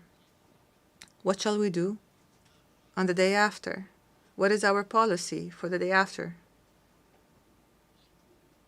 And I say to you, the day after the end of the war in the Gaza Strip, I take this opportunity today to give you our view of what is needed immediately and on the day after the war ends. This is our proposal. We propose it to you. You can accept it, you can change it, you can amend it. We are ready for all that. First of all, a comprehensive and permanent ceasefire in Gaza and an end to the military aggressions and attacks by terrorist settlers in the West Bank and East Jerusalem. Second, humanitarian aid must be delivered urgently in an organized manner and in sufficient quantities, because there's nothing in Gaza, and they need everything. This humanitarian aid must be delivered throughout Gaza. Third, a full Israeli withdrawal from the Gaza Strip. We refuse the establishment of buffer zones or taking any part from Gaza. Gaza is only 7 kilometers by 40, and Israel wants to cut it up. It wants a piece here and a piece there, and we will not allow a single centimeter of Gaza to be taken. We demand that we stop the forced displacement inside the Gaza Strip or outside the Gaza Strip. We demand the return of those displaced to their homes or to have housing provided to them. Netanyahu wants in the West Bank and the Gaza Strip people to be displaced, to be evacuated to Egypt and to Jordan. We refused. The Jordanian and Egyptian governments, and I thank them for this, said we will not allow the displacement of any Palestinians and eviction of the Palestinians from their lands. Fourth, we demand the protection of UNRWA and humanitarian organizations from Israel's actions and to provide political and financial support to these organizations so that they can perform their role and offer their services to the Palestinian refugees until they return home. UNRWA was established to do its job until the refugees return. And every day Israel finds an excuse to convince others that UNRWA's work must be ended. Fifth, we demand international protection for the Palestinians on the lands of their occupied land. We want protection. We are not fighting Israel. We cannot fight Israel. And we don't want to fight. But we want protection. We want our children, our women, our families to be protected internationally. Sixth, Palestine, the state of Palestine must shoulder its responsibilities in the Gaza Strip and impose its full mandate on it and jurisdiction on it, including the border checkpoints, especially the Rafah international border between Egypt and Palestine, as part of a comprehensive plan. This has existed before, and it must return to the way it was. Seventh, and within the context of a comprehensive national reform process. This is a process that we're undertaking, and most countries have reviewed it, supported it, confirmed it, and thanked the Palestinian government for it. And hopefully we will continue with this process till the very end. In terms of this process, we will reconstruct our infrastructure and state institutions destroyed by Israel. We will revive the economy and establish sustainable development and rebuild the Gaza Strip.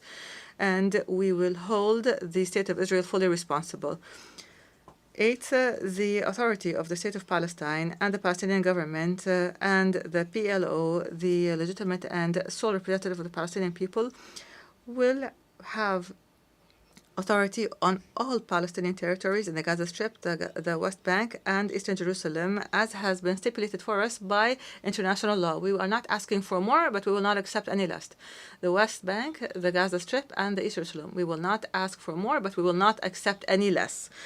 We will hold general elections. We're ready to hold the elections. We've been ready in the past, but Israel refused to allow us to hold these elections in Jerusalem. But if this were to happen, we're ready to hold these elections and to form a Palestinian government in accordance with the results of these elections. 9th, we will continue to mobilize the largest possible international support so that the State of Palestine can achieve full membership in the United Nations as soon as possible. What do we lack to be sitting amongst you? What do we lack to be on the same footing as 194 official member states in the United Nations? We have the land, we have the authority, we have the people, we have the culture, we have the knowledge, we have everything that we need. We ask you to help us. 10th, the full implementation of the General Assembly resolution on the advisory opinion that we mentioned, issued by the International Court of Justice in a manner that would lead to the end of the occupation in 12 months, as stipulated by the resolution, as set by the advisory opinion. Number 11, hold an international peace conference under the auspices of the United Nations within a year to apply the two-state solution. So we hold this international conference so that we would resolve all the problems that remain between us and Israel. By the way, we recognize the State of Israel, but Israel doesn't recognize us. We want a solution that would protect both countries, the State of Palestine and the State of Israel, so that they can coexist in peace, stability, and security. Number 12, to adopt international peacekeeping forces by virtue of a Security Council resolution between the states of Palestine and Israel to guarantee the security of both countries. We call for guaranteeing the security of both countries. These are the elements of our vision for the day after, for today and for the day after the war ends, in the State of Palestine in general. And I call upon you to adopt this plan and to provide all the necessary means to guarantee its success. Ladies and gentlemen, a few weeks ago, I declared that I've decided to lead a Palestinian delegation to the Gaza Strip so that we can stand by our people who have been exhausted by the Israeli genocide war. I call upon you to support this decision by issuing a United Nations decision resolution by the United Nations here, by pressuring the occupying government so that it would not obstruct this effort.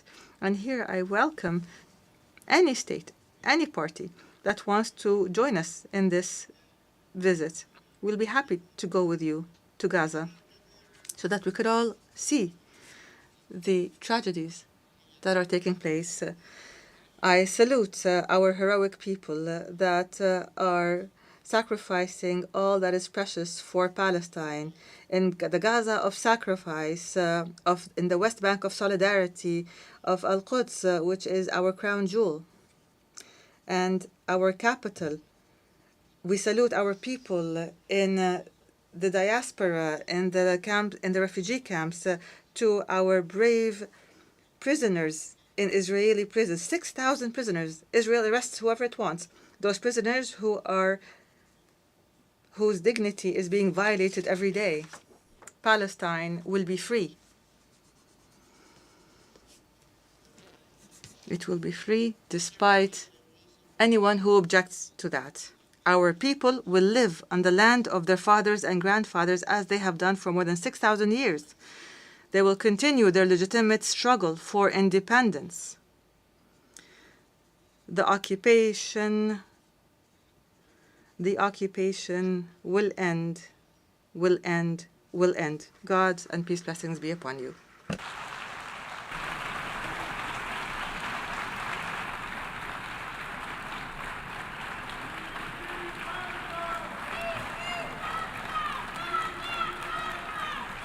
En nombre de la Asamblea, On behalf of the Assembly, I wish to thank the President of the State of Palestine. The Assembly will hear an address by His Excellency Mr. Adama Barrow, President of the Republic of the Gambia. I request protocol to escort His Excellency and invite him to address the Assembly.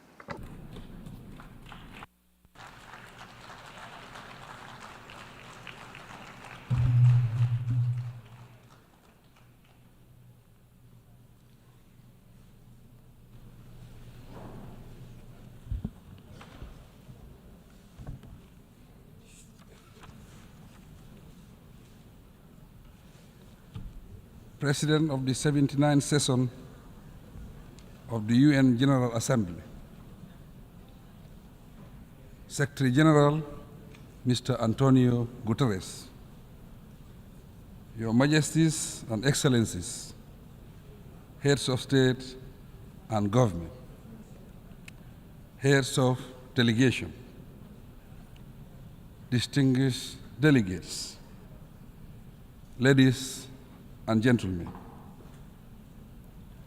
it is an honor for the Gambia to participate in the 79th session of the United Nations General Assembly and to engage in meaningful dialogue with global leaders and partners on the vision of shaping a more prosperous future for humankind. Your Excellency, Mr. President, allow me to express my heartfelt congratulations to you on your assuming the role of President for the 79th session. I similarly wish to register sincere gratitude to His Excellency Ambassador Denis Francis for his exemplary leadership and accomplishments during the 78th session. Mr. President, as we undertake to chart the future we envision, we welcome the initiative presented by Secretary General Guterres at the Summit of the Future under the theme Multilateral Solutions for a Better Tomorrow. My delegation firmly believes that the path to a better tomorrow lies in multilateralism and closer international cooperation. Through our collective responsibility and inclusive participation, we can decisively confront and overcome our challenges and bottlenecks. The high-level summit of the future has determined that human actions are largely responsible for the challenges we face today. Therefore, it is within our power to ably address the disasters that continuously trouble our nations. To succeed, however, the international community must recommit to implementing the resolutions of the Summit of the Future to tackle such critical global challenges as climate change, poverty, transitional crimes, and conflict. These incidents underscore the urgent need for comprehensive reforms within the United Nations system, particularly the UN Security Council and the international financial institutions. We must equally strive for a more representative, just and inclusive United Nations to shape the world we so dearly want. Mr. President, the Gambia's perspective on the theme leaving no one behind, acting together for the advancement of peace, sustainable development, and human dignity for present and future generations, aligns closely with the principles and aspirations of Agenda 2030 for sustainable development. In accordance with the principles of the United Nations Charter, the theme serves as a crucial reminder to the international community of the need for solidarity and renewed commitment. With specific reference to the Gambia, the framework of the Sustainable Development Goals, SDGs, is central to our national agenda. And we are committed to ensuring that our development efforts are both sustainable and impactful. Like many least developed countries, LDCs, the Gambia faces huge challenges that pose serious threats to our survival as a nation, hence requiring collective international efforts to resolve. Consequently, the global community needs to assist the least developed countries, especially to address the burden of inequality, build more robust economies, and create policy space for economic growth. To tackle the debt burden and internal state weaknesses, we need to increase investment in capacity building. Also, we must jointly endeavor to bridge the digital divide and support technology transfer to advance development. Mr. President, we live in a world with widening inequalities, thus suppressing the weak and making the conditions of the poor worse, grossly violates the expressed ideals and spirit of the Summit of the Future. The Gambia is fully committed to the global call for gender equality and recognizes the indispensable role women play in socio-economic development. We firmly believe that empowering women translates into community empowerment and ultimately inclusive development. For these reasons, my government places great emphasis on women's rights, and we are dedicated to protecting and empowering women. As President, I will continue to ensure that women and girls are protected and given the necessary space to contribute meaningfully to our national development agenda. On youth matters, at the recent consultative summit, stakeholders recommended a sharper focus on innovation and climate change, gender equity, bridging the digital divide, and global governance that promotes youth empowerment through employment, education, and health. The summit's recommendations will inform endeavors to fill policy gaps and expand funding opportunities for better youth engagement.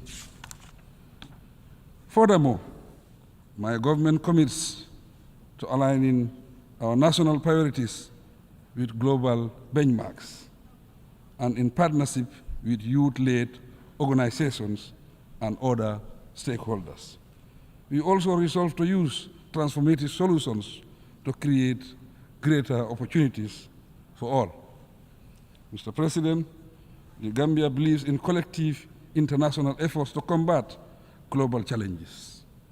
Based on this, last year, the Gambia joined the international community by co-sponsoring UN General Assembly Consensus Resolution 77/276, which sought to engage the International Court of Justice, ICJ, on the obligations of states regarding climate change. Last August, the Gambia submitted its written statement to the ICJ, and we look forward to participating in the oral hearings later this year in The Hague. At the national level, the Gambia remains steadfast in its commitment to promoting human rights and establishing a vibrant democratic environment. The establishment of a National Human Rights Commission and entrenchment of a free, independent, and impartial judiciary provide a solid framework and a sense of security for our citizens, thus ensuring they have a place to seek redress for injustice. I am happy to report that since 2017, the Gambia has neither recorded a single political prisoner, nor has any journalist or human rights activist been jailed in the Gambia.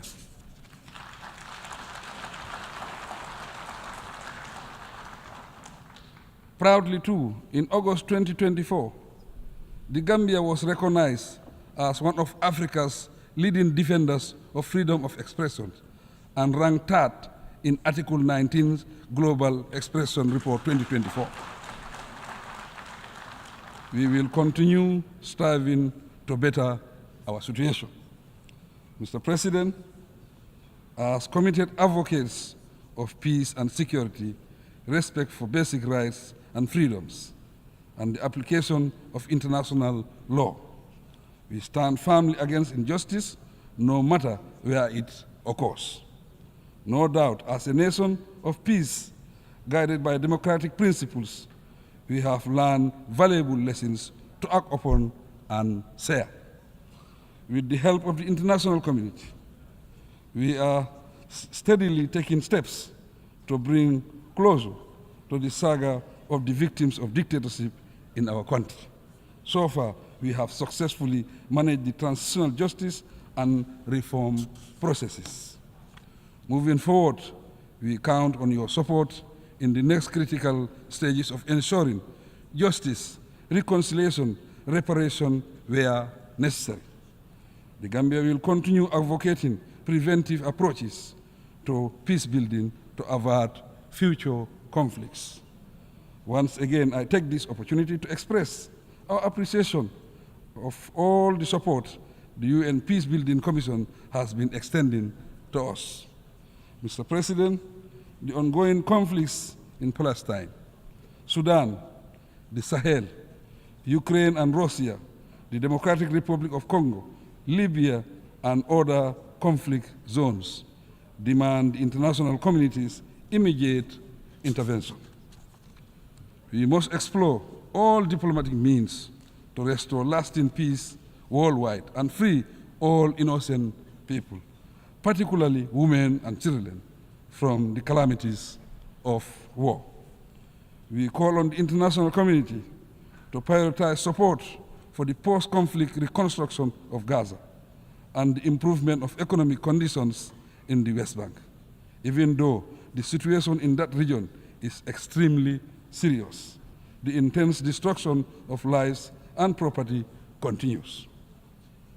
The Israel occupation, expansion of settlements, blockade of Gaza, and restrictions in the West Bank, together with the threat of intensifying the war to a regional conflict, continue to worsen the ongoing tensions in the Middle East.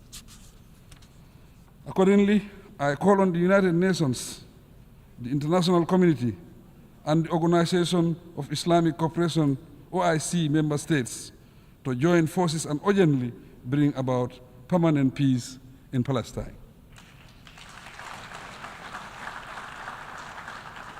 Through recognized structures, I am, as chair of the OIC, committed to stepping up efforts and exploring every possible diplomatic and peaceful channel to resolve the Middle East crisis. The OIC has been very active, and under my leadership will continue to promote and pursue peace in that region. Our common objective is to create a situation wherein Israel and Palestine coexist in peace and security under a two-state arrangement and within the recognized pre-1967 borders. With the sustained support of the OIC, the Gambia has stood as a beacon of hope for the oppressed Rohingya Muslims of Myanmar. Despite relentless efforts over the past 5 years, the oppressive regime of Myanmar has intensified its oppressive campaign through forced exile and unspeakable acts of violence. During my current 3-year tenure as OIC chairman, my office will be available also for dialogue to bring lasting peaceful relations between Iran, its immediate neighbors, and our Western partners. Globally, we have the collective responsibility of acting speedily to peacefully address the situation in Palestine, Sudan, Ukraine, and the Sahel region. Mr. President, we commend the efforts of the Kingdom of Morocco and the viability of the Moroccan Autonomy Initiative. The initiative aligns with the principles of the UN Charter, and it provides a platform for all parties involved in the Moroccan Sahara conflict to engage in a UN-led dialogue for a permanent, mutually agreed political solution. With regard to recognition and respect for the One China principle, we continue to stand with China. The People's Republic of China represents renewed hope for global rebalancing towards justice, peace, and development. China's generous support to its southern neighbors through its numerous development cooperation initiatives has proven usefully impactful and strategic. Mr. President, migration has ever been a fundamental aspect of human development, and it significantly contributes to the growth of both home and host countries. The international community should address migration in a regulated manner and decriminalize it. Indeed, human beings should not risk losing their lives in pursuit of a better future. In this regard, the Gambia is collaborating with relevant countries to improve the plight of migrants, although we must discourage irregular migration. We are duty-bound to respect the rights of migrants and ensure they are treated with dignity, Mr. President. We recognize that dictatorship, conflict, climate change, poverty, and lack of opportunities are part of the root causes of migration. Economic sanctions imposed on states also contribute to forced migration. The long-standing U.S. embargo against Cuba is an example. My view is that these embargoes should give way to renewed good neighborliness and cooperative relations between the two nations. The international community should address inequality and compassion and fulfill the commitment to the official development assistance pledge made by donor countries. As regards the original countries of migrants, we must uphold the ideals and principles of democracy, good governance, and wise resource management approaches, Mr. President. In conclusion, the international community must prioritize diplomacy, dialogue, and mutual understanding as we confront challenges of global concern. I also urge the private sector to collaborate with our governments in taking concrete actions towards our common goals. Simple yet impactful steps, such as supporting local initiatives, promoting inclusive policies, and engaging in global partnerships, can make a significant difference in the world order. Despite the challenges we face, there is immense potential for positive change through collective endeavors. Let us embrace a message of hope, resilience, and optimism for the future. Together, we can create a world where peace, sustainable development, and human dignity are not mere dreams, but a reality for all. I thank you for your kind attention.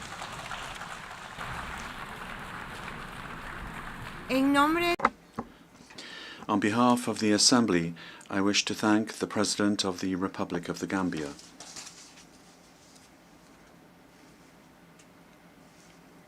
la Asamblea The Assembly will hear an address by His Excellency Edgar Leblanc Fils, President of the Presidential Council of the Transition of the Republic of Haiti. I request protocol to escort His Excellency and invite him to address the Assembly.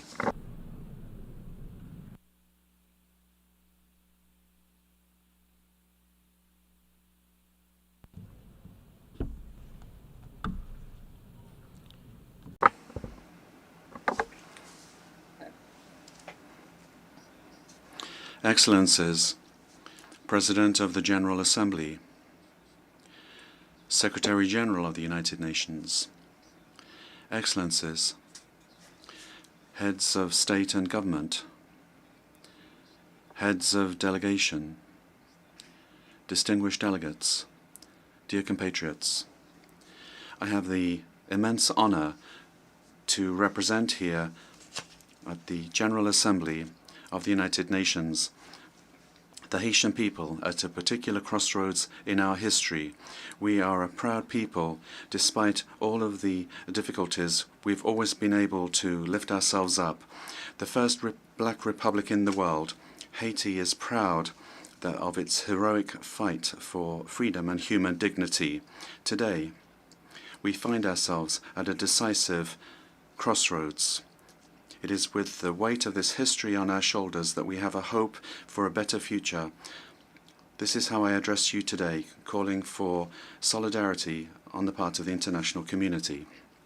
Allow me, firstly, to address my warm congratulations to you, Excellency Philemon Yang, former Prime Minister of Cameroon, and congratulate you on your election as President of the 79th session of the General Assembly. Haiti stands firmly by your side, and we assure you of our full support throughout your mandate in order to ensure that this session will be a success for the entire international community. I would also like to indicate the exceptional quality of the work of your predecessor at the 78th session, His Excellency Mr. Dennis Francis of Trinidad and Tobago, who conducted work with dexterity, leadership, and wisdom. I would also like to take this opportunity to express on behalf of the Haitian people our gratitude to you, Secretary General Antonio Guterres, for your visit to Haiti, your presence on our soil, and your unfailing support for our request to the Security Council, in particular with regard to reinforcement of the national police in Haiti, and for all your interventions in favor of Haiti have been very much appreciated, and we will never forget. I would like to express my extreme thanks to the international community for the support given to my country during these times of crisis.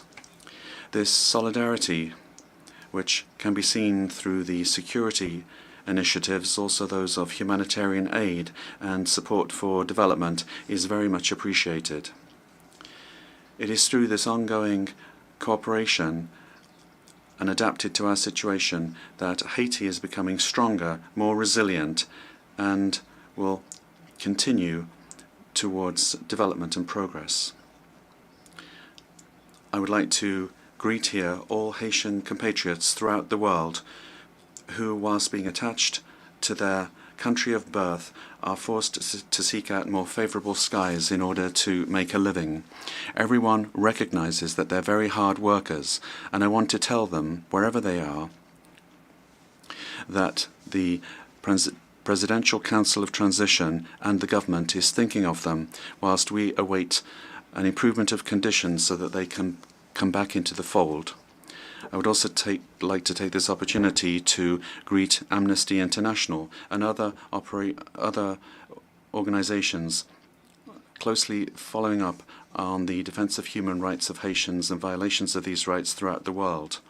On behalf of the entire Haitian people, I would like to extend a brotherly greeting to all friends of Haiti that have shown solidarity towards the migrants from our country, and in particular those living in Springfield, Ohio in the United States.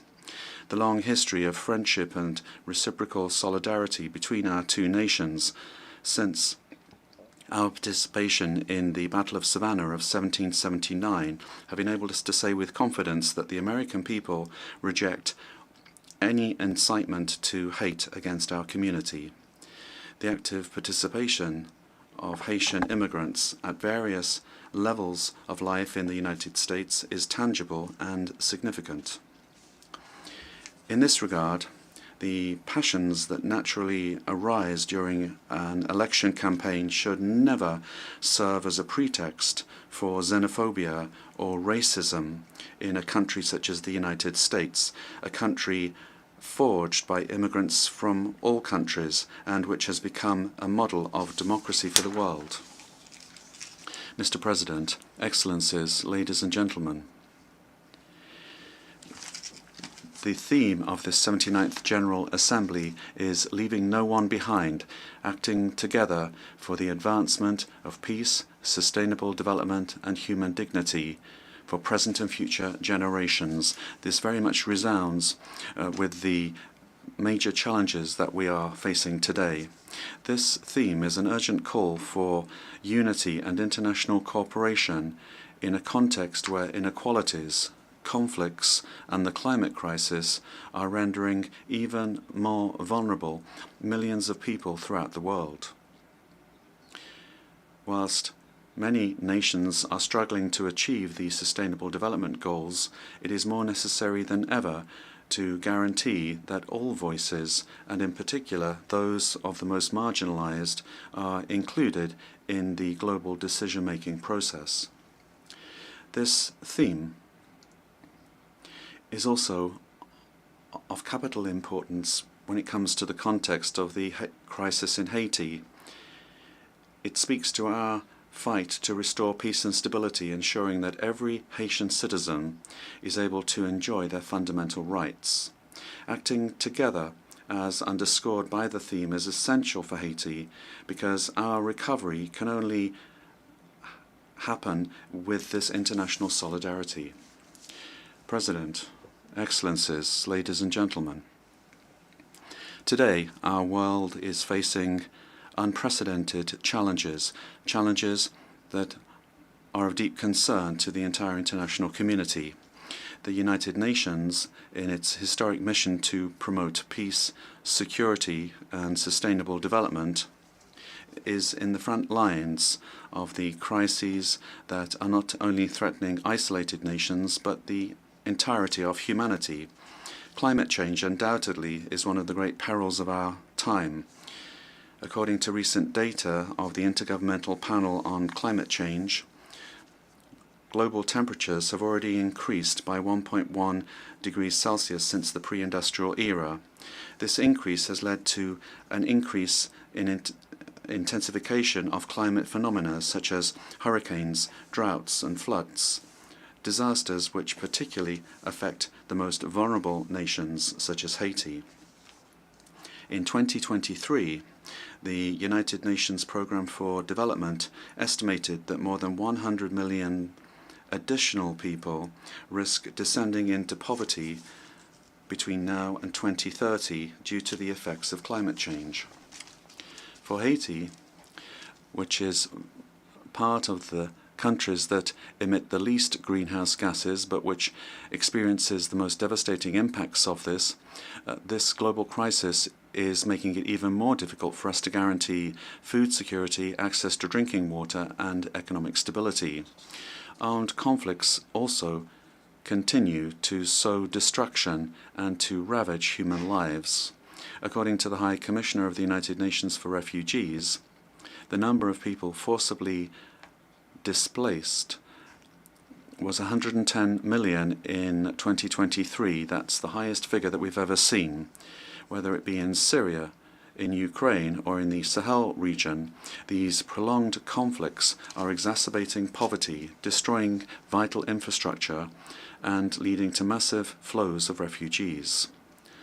The world cannot remain inactive when millions of men, women, and children are fleeing violence in search of security and dignity.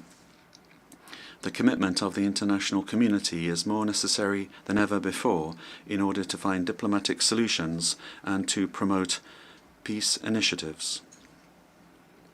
Another major challenge relates to economic inequality, which continues to get worse. According to the Human Development Report of 2023 of the UNDP, almost 1.2 billion people are still living in multidimensional poverty, namely that they lack access to essential services such as health, education, and conditions for a decent life. The COVID-19 pandemic has worsened these inequalities, pushing millions of additional people into poverty. For nations such as Haiti, this impact has been devastating. With a high level of poverty, the country is facing profound structural challenges, but these inequalities are not just a Haitian problem. They are a global problem which requires global economic reform. Moreover, the challenges linked to food insecurity have become worse in recent years. According to the United Nations Food and Agriculture Organization, FAO, more than 735 million people in the world suffered from famine in 2022, an alarming increase that reflects the disruptions caused by conflicts, economic crises, and climate change. Haiti, unfortunately, is no exception to this. The World Food Programme recently underscored that almost half of the Haitian population is in a situation of acute food insecurity. This situation is not just a humanitarian emergency, but it is a threat for the stability of our nation. We must work together to strengthen our farming systems, guarantee fair access to food resources, and fight against hunger in a concerted and sustainable manner. Finally, technological progress provides new opportunities, but also new threats. The acceleration in the development of artificial intelligence, the proliferation of cyber attacks, and disinformation are endangering the stability of democracies throughout the world. The report of the International Telecommunications Union demonstrates that the digital divide remains a major challenge, with almost 2.7 billion people still not having access to the Internet in 2023. Haiti is one of the least connected countries, and we urgently need support in order to fill in this digital divide so that we can fully participate in the global economy of the 21st century. This year, Haiti reaffirms its commitment in favor of the preservation of our common heritage, the oceans. That's why today I announced proudly that Haiti will sign the agreement on marine biodiversity of areas beyond national jurisdiction adopted on the 19th of June 2023 and open for ratification since the 20th of September 2023. This agreement is a crucial tool to guarantee the protection of marine biodiversity, to promote sustainable use of marine resources and strengthen the resilience of island states such as our own in the face of climate challenges. Haiti has decided to cooperate with the international community to ensure that this agreement is a benefit to all of humanity while making our contribution to the protection of marine ecosystems on which we all depend. These global challenges can only be addressed through a renewed commitment to multilateralism, through solidarity and collective action. Haiti, despite our difficulties, is ready to cooperate with the international community to overcome these crises and build a future where peace, justice, and human dignity are triumphant. But we can't do this alone. It's only together that we can act to guarantee that no one is left behind. Excellencies, ladies and gentlemen, in proclaiming the independence of Haiti in January 1804, General Jean-Jacques Dessalines, the founding father of our homeland, gave human rights a universal character. He began the dismantling of the colonial and slave order, and then human rights ceased just being white man's human rights and became human rights for all men and all women, namely the rights of all humankind. In this regard, and as representative of the Republic of Haiti, and as an official spokesperson for the Haitian people, I must draw the attention of the leaders of the major powers to the danger of a nuclear war threatening the existence of peoples on all continents. In this regard, on behalf of the Republic of Haiti, I launch an urgent call to all heads of state of the United Nations to prevent humanity experiencing this peril of the end of civilization on Earth. President, Excellencies, ladies and gentlemen, I am speaking today with the experience of several years dedicated in the service of my country. My political career is very much anchored in the history of Haiti, and it's led me through various trials, always with the same goal in mind: the progress of my country, the pride, the restored dignity and the well-being of the Haitian people that are so downtrodden. Having presided the Senate of the Republic from 1995 to 2000, and having been a witness to critical moments in our political history, I have seen the challenges that our country has been facing. My political commitment goes back to a time when the fight for stability and democracy were everywhere. Today, as President of the Presidential Council of Transition, I find myself once again at a key point in the history of Haiti. My career has shown me that resilience and collective willingness are the only ways to guarantee a stable and prosperous future. It is with this vision, this devotion, and the strength given to me by this rich political experience that I am leading the transition, determined to lead Haiti towards peace, security, and participatory democracy through the holding of the National Conference and the renewal of politicians through free, credible, and transparent elections. The Haitian people, despite the challenges that we face, refuses to be overcome by despair.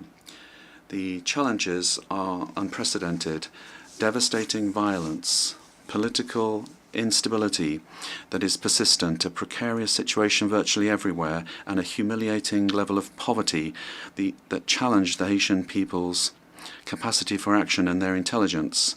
In the middle of this storm, we understood that we had to take a brave decision, that of coming together, becoming unified despite deep differences, in order to rise up again in full confidence towards an exit to the multi-dimensional crisis that has been afflicting us now for far too long. The creation of the Presidential Council of the Transition is how we put this decision into force. It's a tangible example of this willingness to become reconciled with ourselves. This council, which brings together organizations of civil society and the entire political spectrum, is the fruit of long negotiations. It is the embodiment of the plurality of Haitian society. Its roadmap is clear: to restore public order, to hold free and transparent elections at the end of 2025, to restore trust in the institutions of the state. In order to do this, we, those that bear responsibility at the highest levels of the state, know that we will need the support of the international community. But first and foremost, we have to be able to count on ourselves, on our resilience, our capacity to overcome differences and internal divisions. It is important to stress that the resolution of Haiti's problems lies above all on the shoulders of the Haitian people. It is our duty as a sovereign nation to take our destiny in our hands and to overcome divisions and together build a future of peace and prosperity. However, this responsibility is not just our own. The international community, the United Nations, the foreign powers that very often played a decisive role in the history of Haiti have also got their essential part to play in this restoration of peace, economic recovery, and institutional development and the establishment of the rule of law. In this sense, the failure of Haiti to recover is not that of just one nation. It is a collective failure, a global inability to fully respect the principles of solidarity, justice, and international cooperation. It is together with a shared sense of responsibility and renewed commitment that we will be able to transform this crisis into an opportunity to embark upon a sustainable path to peace. Today, Haiti is facing an unprecedented security crisis. The increase of armed gangs, generalized violence, and political instability have plunged the nation into a state of extreme vulnerability. Citizens live in fear, unable to move around freely throughout the country, to go and work or send their children to school without risk, particularly in the capital Port-au-Prince.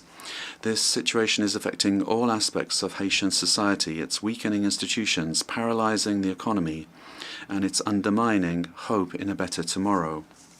The future of the country is under threat.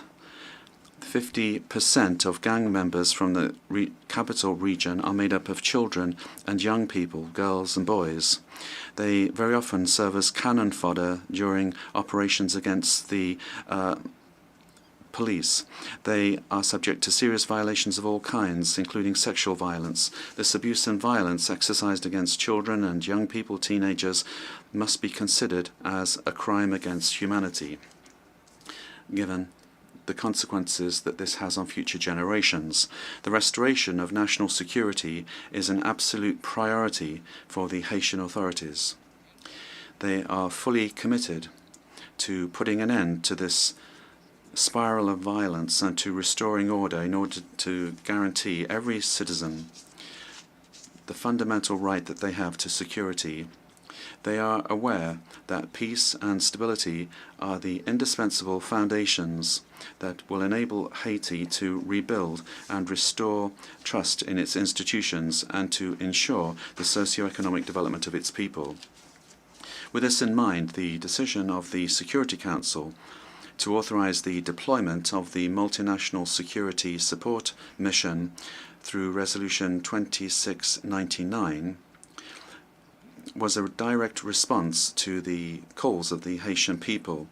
This mission, although it is not a classic UN force, embodies the commitment of the international community to support Haiti in its fight against insecurity. I would like, on behalf of the Haitian people, to express my profound thanks to the contributing countries, particularly Kenya, for having accepted to take on the leadership of the mission, as well as to all countries that have provided their support.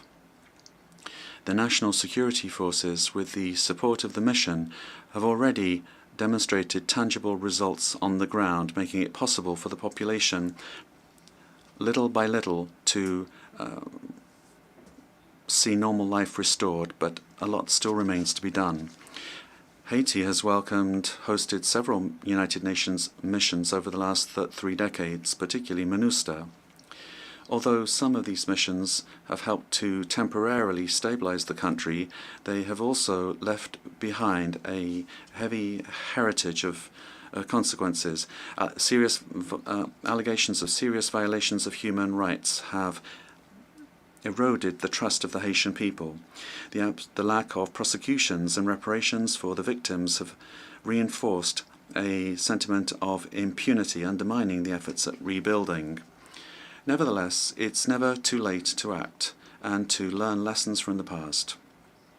By rethinking the approach, we have the opportunity to boost the reputation of international missions in Haiti and to build a future that is better for the Haitian people.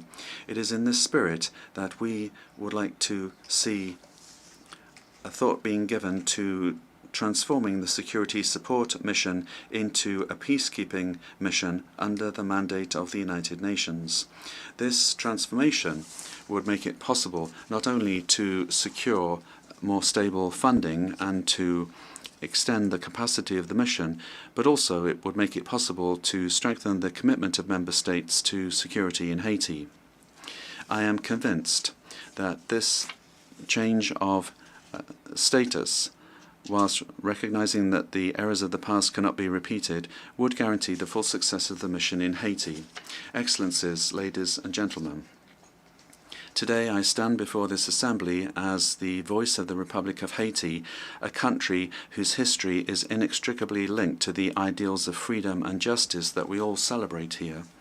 But Haiti, the first independent black nation of the world, today is the greatest victim of a historical injustice which has not only delayed our development but has also saddled our people with a burden, the repercussions of which we still feel today. In 1825, just 21 years after having won its freedom at the cost of a heroic fight, Haiti was forced to pay a colossal debt to France, the colonizing country, in exchange for recognizing its independence.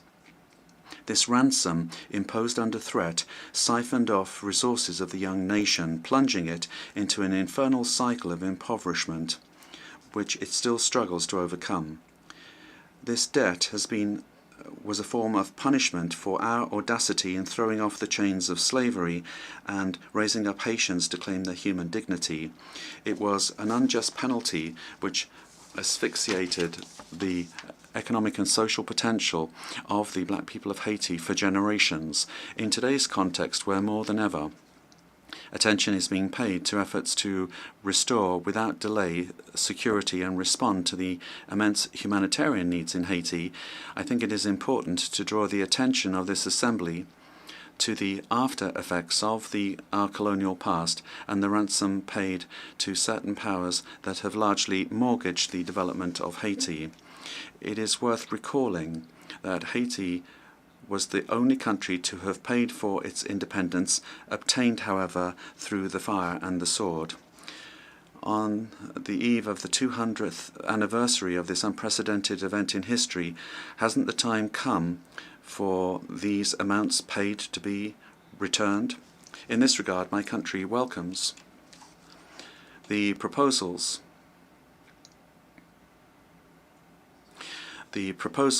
made by a number of governments and also some agencies of the United Nations for specific action with regard to recognition, reparation and restitution for the wrongs of the past.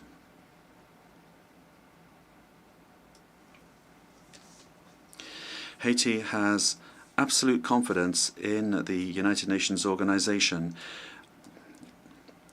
the pillars of which are the fight against inequality between peoples and the maintenance of peace between nations, that it will play its role in order to facilitate dialogue between the victim countries of colonization and the former colonial powers.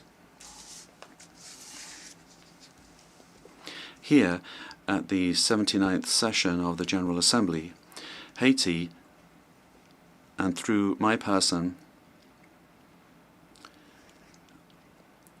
Haiti is not only here to request reparations, but to ask a question of principle, that of imminent justice.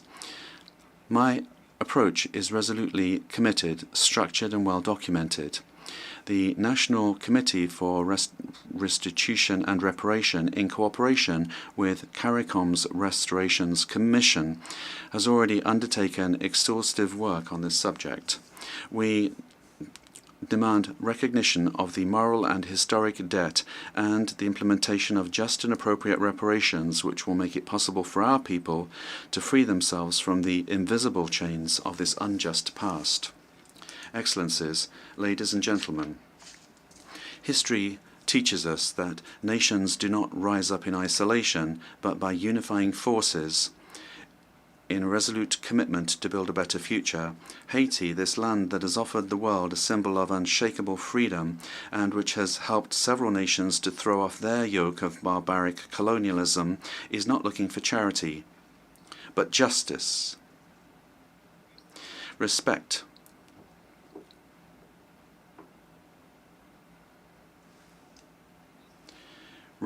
respect for its dignity and its right to a dignified and prosperous existence. The challenges that we face today are certainly huge, but they are not insurmountable.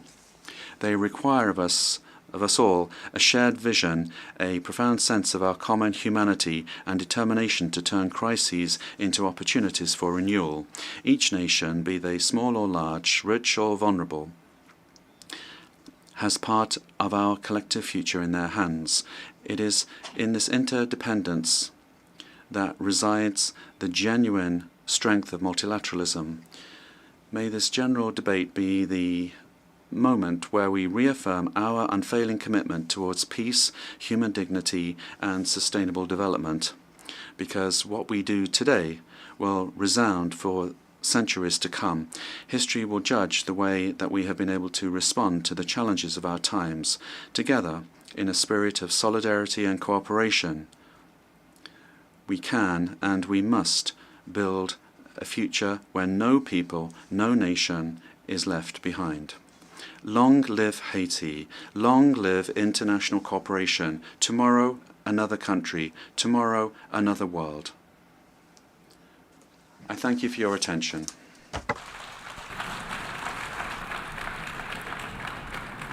Je remercie. On behalf of the Assembly, I wish to thank the President of the Presidential Council of the Transition of the Republic of Haiti.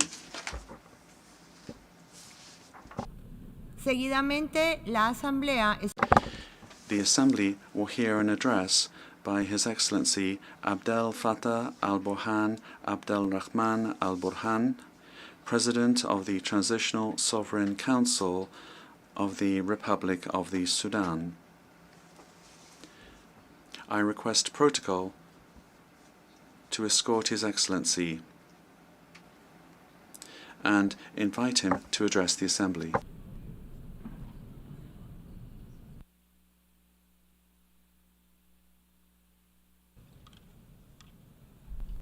In the name of God, most merciful, most compassionate. Mr. President, Secretary General of the United Nations, Your Majesties, Your Highnesses, Your Excellencies, ladies and gentlemen, may the peace and blessings of God be upon you. I speak before you today on behalf of the people and the government of Sudan. I would like to congratulate the President of this 79th session of the General Assembly and his team. We wish you every success, especially in the face of various threats to peace and security, threats which endanger our organization and which undermine freedom, peace, and justice, leading to the violation of the law.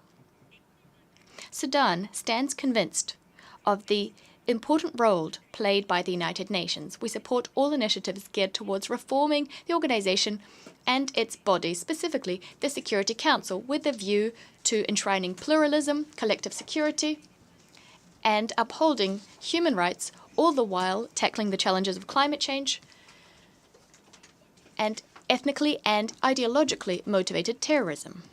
Ladies and gentlemen, Sudan commends the choice of theme for this topic, for this session, Unity and Diversity for the Advancement of Peace, Sustainable Development, and Human Dignity. We welcome the priorities set by the President of this 79th session. Furthermore, it's important to implement the outcomes of the Summit of the Future, especially as regards United Nations reform and Security Council reform, so that these bodies can put an end to the protracted crises threatening international peace, as well as to achieve consensus and harmony in the relations between states and peoples. Unilateral measures taken outside the United Nations framework in complete violation of the UN Charter and international law, political and economic restrictions, these are the main drivers of instability, especially as regards security, the economy, and also on the political front. All of this fuels war. However, I must also add that double standards and selectiveness are currently prevailing in international affairs. There can be no doubt about it. Sudan is facing very serious challenges. And in fact, a war is being waged. There's a conspiracy. A war is being waged by a group that has rebelled against the state for many years. It's receiving political and logistical support at the local and regional levels. You've all witnessed the crimes, the violations, and the atrocities committed by these rebels, targeting the Sudanese people and the Sudanese state. The war began with an attempt to seize power through force. With time, it's transformed into a total war against the Sudanese state and the Sudanese people. Countless crimes have been committed: ethnic cleansing, forced displacement, and genocide. All of this has been committed by the Rapid Support Forces, the RSF, which should be considered a terrorist group. This militia is continuing to perpetrate crimes, and it is most unfortunate that it is receiving the support of some states in the region. States which are providing funding and mercenaries for their own political and economic benefit, in flagrant violation of law and international will. Mr. President, these terrorist groups have also hit diplomatic missions, other organizations, and property. They have not spared the UN. And in fact, UN headquarters, the UN office in Sudan, has been targeted. The Dagalo family has been violating all laws and all international obligations with impunity. The family refuses to comply with the Jeddah Declaration and rejects UN Security Council resolutions regarding the arms embargo imposed on Darfur.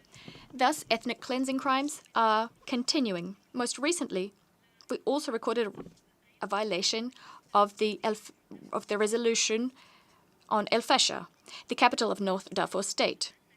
This begs the question, why has the international system not taken any firm or dissuasive measures vis-à-vis this group and those who support it?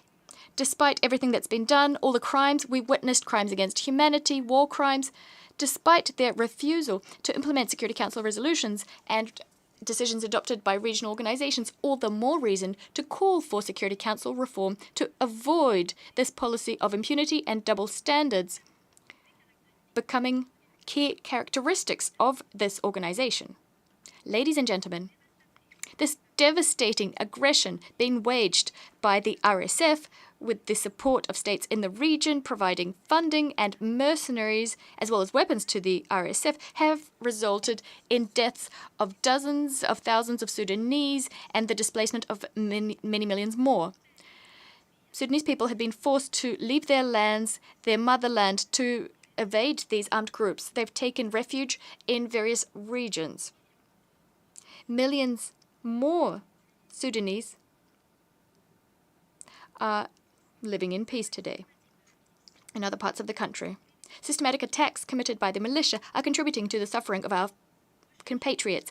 As a result, we've been seeking a peaceful solution to the situation, and the Jeddah Declaration, dated May 2023, should have been enough to put an end to this war. And yet, regional political players who are in favor of the war have a different take on the situation. This has resulted in the situation we have on our hands today. As a result, and so as to alleviate the suffering of our fellow Sudanese and to facilitate the delivery of humanitarian assistance, we've opened our borders and airports. We've lifted all impediments to this aid being delivered.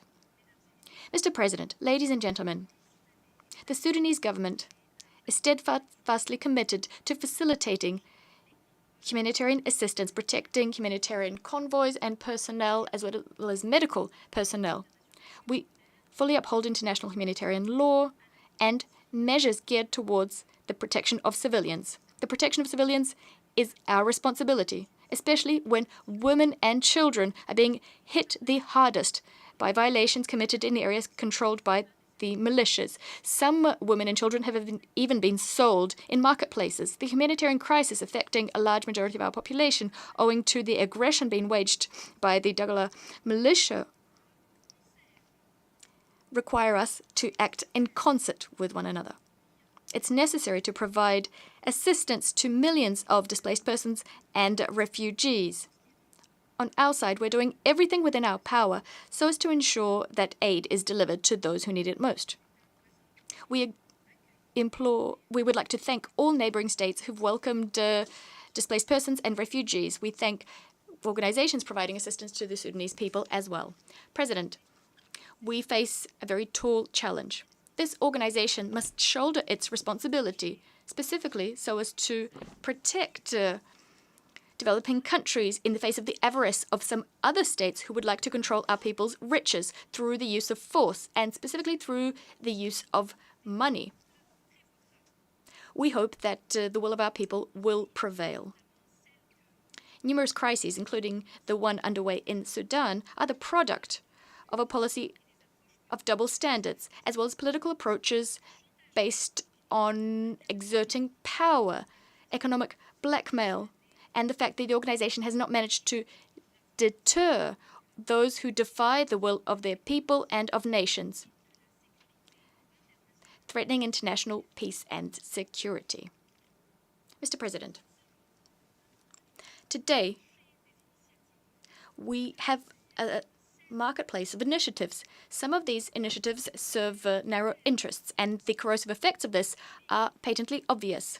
In our countries, artificial conflicts are growing in number. For this reason, we need national ownership, this particular principle, and that's why since the start of the crisis, we've done everything we could to put an end to this war and to spare our country from the destruction being waged by the Dagalo militia, attacking the Sudanese people. Thus, we contributed to various constructive initiatives. And we still harbor hopes of ending this conflict so as to guarantee the dignity of the Sudanese people and the sovereignty of our state. We are hoping to ensure that the conflict will not be resumed and conflicts will end. The path towards an end to this conflict is clear in our view. First and foremost, we need to put an end to the hostilities. The militias must withdraw from all of the areas they currently occupy and from which people have been displaced.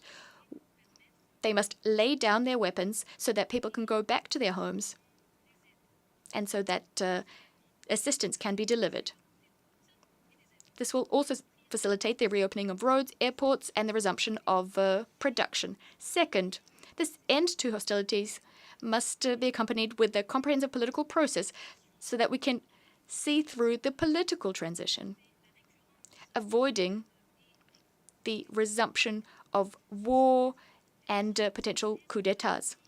Mr. President, the Sudanese Armed Forces, the SAF, are one of the state's oldest institutions. It's non-politicized. It's very much in favor of a democratic transition, and it's committed to the right of the Sudanese people to pick its leadership. This is why the SAF is upholding the commitments undertaken as part of the glorious 2019 revolution, so that a consensus government, an elected government, can accede to power. We will never accept a return to the previous regime, which was rejected by the Sudanese people. Thus, we are very much committed to facilitating the transition process, moving towards a civilian government. We will continue pursuing peace, working with all groups who have laid down their weapons, as well as with groups who still carry weapons but who are willing to respect the Juba Peace Agreement signed in 2020.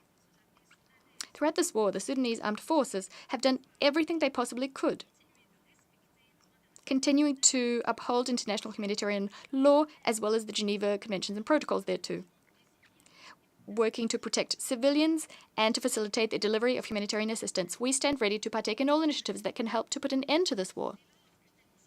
as soon as we have an initiative that would respect the principle of national ownership and will put an end to the control and occupation of our territory by this rebel militia.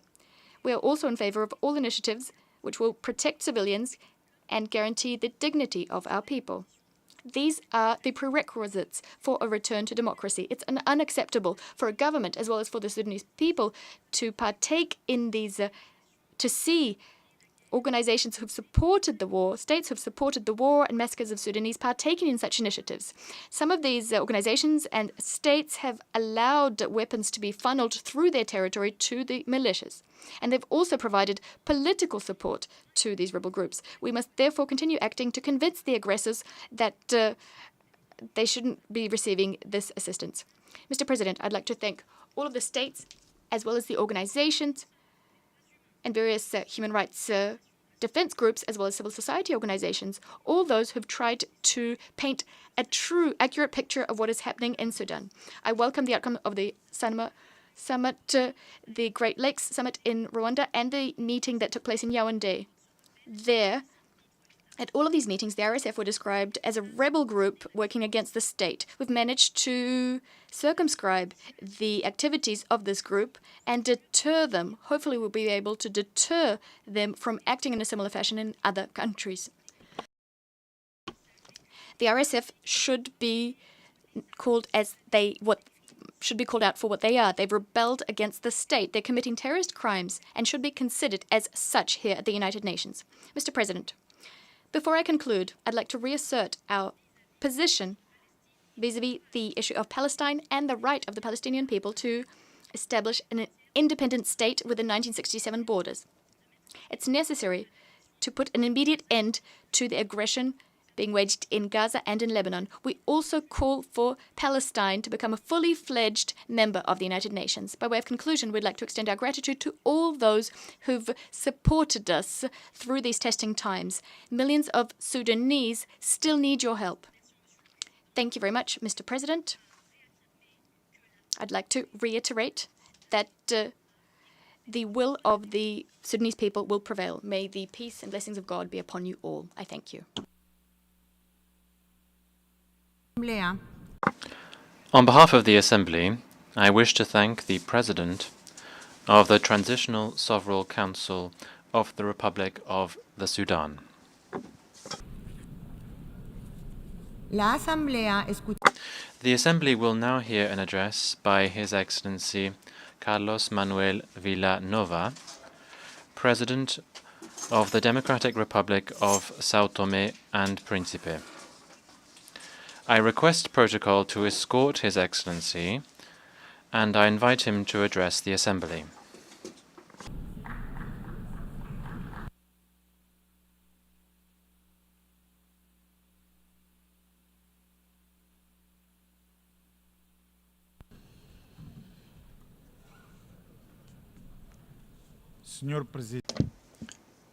Mr. President of the General Assembly of the United Nations, distinguished head of state and government, distinguished delegates, ladies and gentlemen. It is with great honor that I address this honorable assembly, representing São Tomé and Príncipe, a small island state which, like so many others, face the complex challenges of our time. On behalf of the people of São Tomé and Príncipe, I would like to congratulate you, Mr. President, and I would also like to extend to the Secretary General, Antonio Guterres, our warmest congratulations. Excellencies,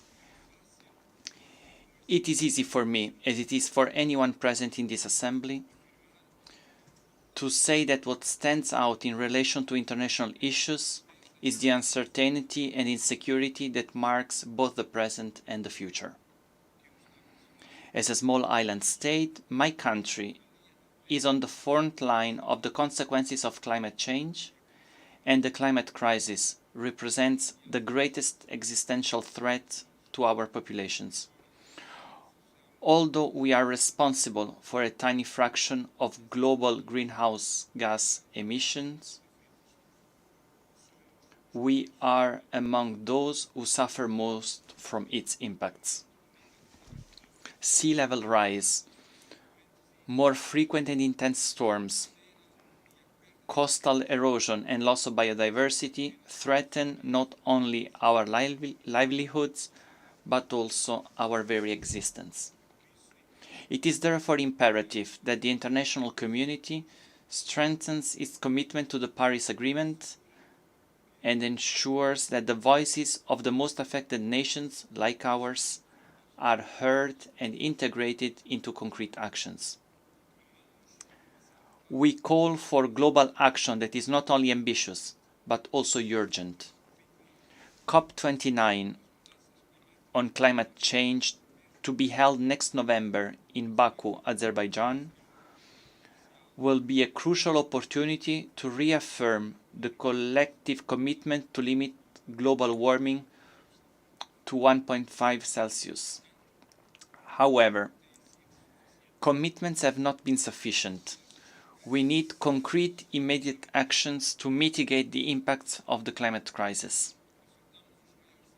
We call on the largest emitters to meet their historical and moral obligations by drastically reducing their emissions and honoring the climate financing promised to developing countries, which are paying the price for a crisis they did not cause. In addition, we call for an expansion of financing mechanisms for adaptation, as we need to strengthen our resilience. We are already investing in innovative adaptation solutions, such as sustainable use of our marine resources and the implementation of renewable energies. However, our efforts need to be scaled up, and this requires the support of the international community. Ladies and gentlemen, the Sustainable Development Goals, SDGs, remain a beacon for our progress. For us, sustainable development is not a choice, but yes, a necessity. Our vision of the future is based on the Sustainable Development Goals, and it is in this sense that we strive for a balance between economic growth, environmental protection, and social justice. However, the deadline for achieving them is fast approaching, and for many of us, there is still a long way to go. Support for development must be renewed, and new models of partnership between nations must be explored. We reaffirm our commitment to the SDGs, but without an international environment that promotes fair trade, accessible financing, and peace, our efforts will be limited. We ask for the support of the international community so that our transition to a green economy can be accelerated, and so that together we can be examples of how sustainable development can transform societies and ensure prosperity for future generations. On the other hand, we cannot fail to mention the importance of strengthening multilateral institutions and ensuring that all states, regardless of their size or economic power, have a voice in global decisions. Multilateralism is our best tool for tackling collective challenges that transcend borders. Ladies and gentlemen, global peace and security face growing threats, from armed conflicts to the proliferation of weapons of mass destruction. The African continent continues to be the scene of protracted conflicts that result in deep and unacceptable suffering. These conflicts demonstrate the need for greater diplomatic intervention and African solutions to African problems. Sao Tome and Principe calls on the international community to step up efforts to mediate and support the peaceful resolution of conflicts in Africa while respecting the sovereignty of nations. Peace is the foundation on which we build development. Unfortunately, we continue to witness the escalation of conflicts in various parts of the world, such as the recent worsening on the situation in the Gaza Strip and Lebanon. Sao Tome and Principe reaffirms its firm commitment to the principles of peace and human rights and calls for respect for sovereignty of states and intensification of diplomatic efforts for the peaceful resolution of conflicts. There can be no development without peace, and peace is only possible with justice. Excellencies, the future we want must be built on the foundations of cooperation, solidarity, and mutual understanding. The COVID-19 pandemic has demonstrated the interdependence of nations and the need for joint responses to global challenges. We need to continue strengthening multilateralism, promoting the sharing of knowledge, resources, and innovative solutions. São Tomé e Príncipe reaffirms its unwavering commitment to the principles that govern this organization. We believe that through dialogue and cooperation, we will be able to tackle the greatest challenges of our time, from climate change to poverty, to the promotion of human rights and equity. Ladies and gentlemen, the United Nations celebrate this year 79 years of existence. This is a lifetime that gives the UN a special status. Indeed, this observation cannot be taken lightly. In fact, it has been almost 8 decades of intense work and unrepeatable experiences like no other organization has achieved in the efforts to obtain and maintain peace and achieve other global public goods.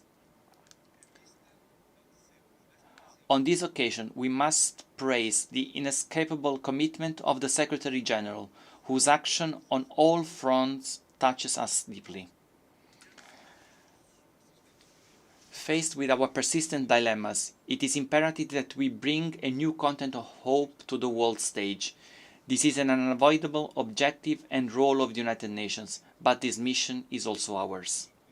The world's current affliction is not inevitability. If we empty the United Nations and if each state incurs the spirit of each fighting for itself, then the result will be to live with no answer global problems such as wars, economic crisis, environmental crisis, and other ills. The world has changed since the creation of this organization. The international system, like its institutions, must evolve to reflect the realities and needs of today. We advocate for the reform of the United Nations Security Council to make it more representative and effective in its mission to maintaining global peace and security. The multipolar world we live in today demands a more inclusive and dynamic UN. In saying this, I emphasize the need to think of Africa as a part of the world. We cannot continue with a Security Council that reflects the power structures of 1945, a period when most of the current African states were still under colonial rule and therefore had no voice in international affairs. This underrepresentation of the continent is also evident in other structures of global governance, such as the international financial institutions, and we urgently need to change this. Excellencies, I would also like to take this opportunity to echo a call that has resounded here in this assembly for decades: the need to put an end to the economic, commercial, and financial blockade imposed against the Republic of Cuba. This blockade is outdated and contrary to the principles of peaceful coexistence and solidarity between nations. The Cuban people have shown resilience, but it is time for the international community, in particular the United Nations, to intensify its efforts to correct this injustice in the name of peace and human dignity. We also reaffirm our support for Morocco's sovereignty and congratulate the political initiatives developed in the search for a peaceful and credible solution to the dispute. We also welcome the strategic projects launched by the Kingdom of Morocco, such as the Morocco-Nigeria gas pipeline and the Atlantic Africa Initiative, which reflect the vision of regional integration and sustainable growth. Excellencies, in conclusion, we would like to reaffirm that our presence here is a testimony to our faith in the United Nations and its ideals. Despite our limited resources, we bring to the global table our tireless will to contribute to a fairer safer, and more sustainable world. São Tomé and Príncipe is ready to do its part and continues to work hand in hand with all the nations present to build a better future for all. Thank you very much. En nombre de la Asamblea. On behalf of the General Assembly, I wish to thank the President of the Democratic Republic of São Tomé and Príncipe. La Asamblea es... The Assembly will now hear an address by His Majesty King Letsie III, King of the Kingdom of Lesotho. I request protocol to escort His Majesty, and I invite him to address the Assembly.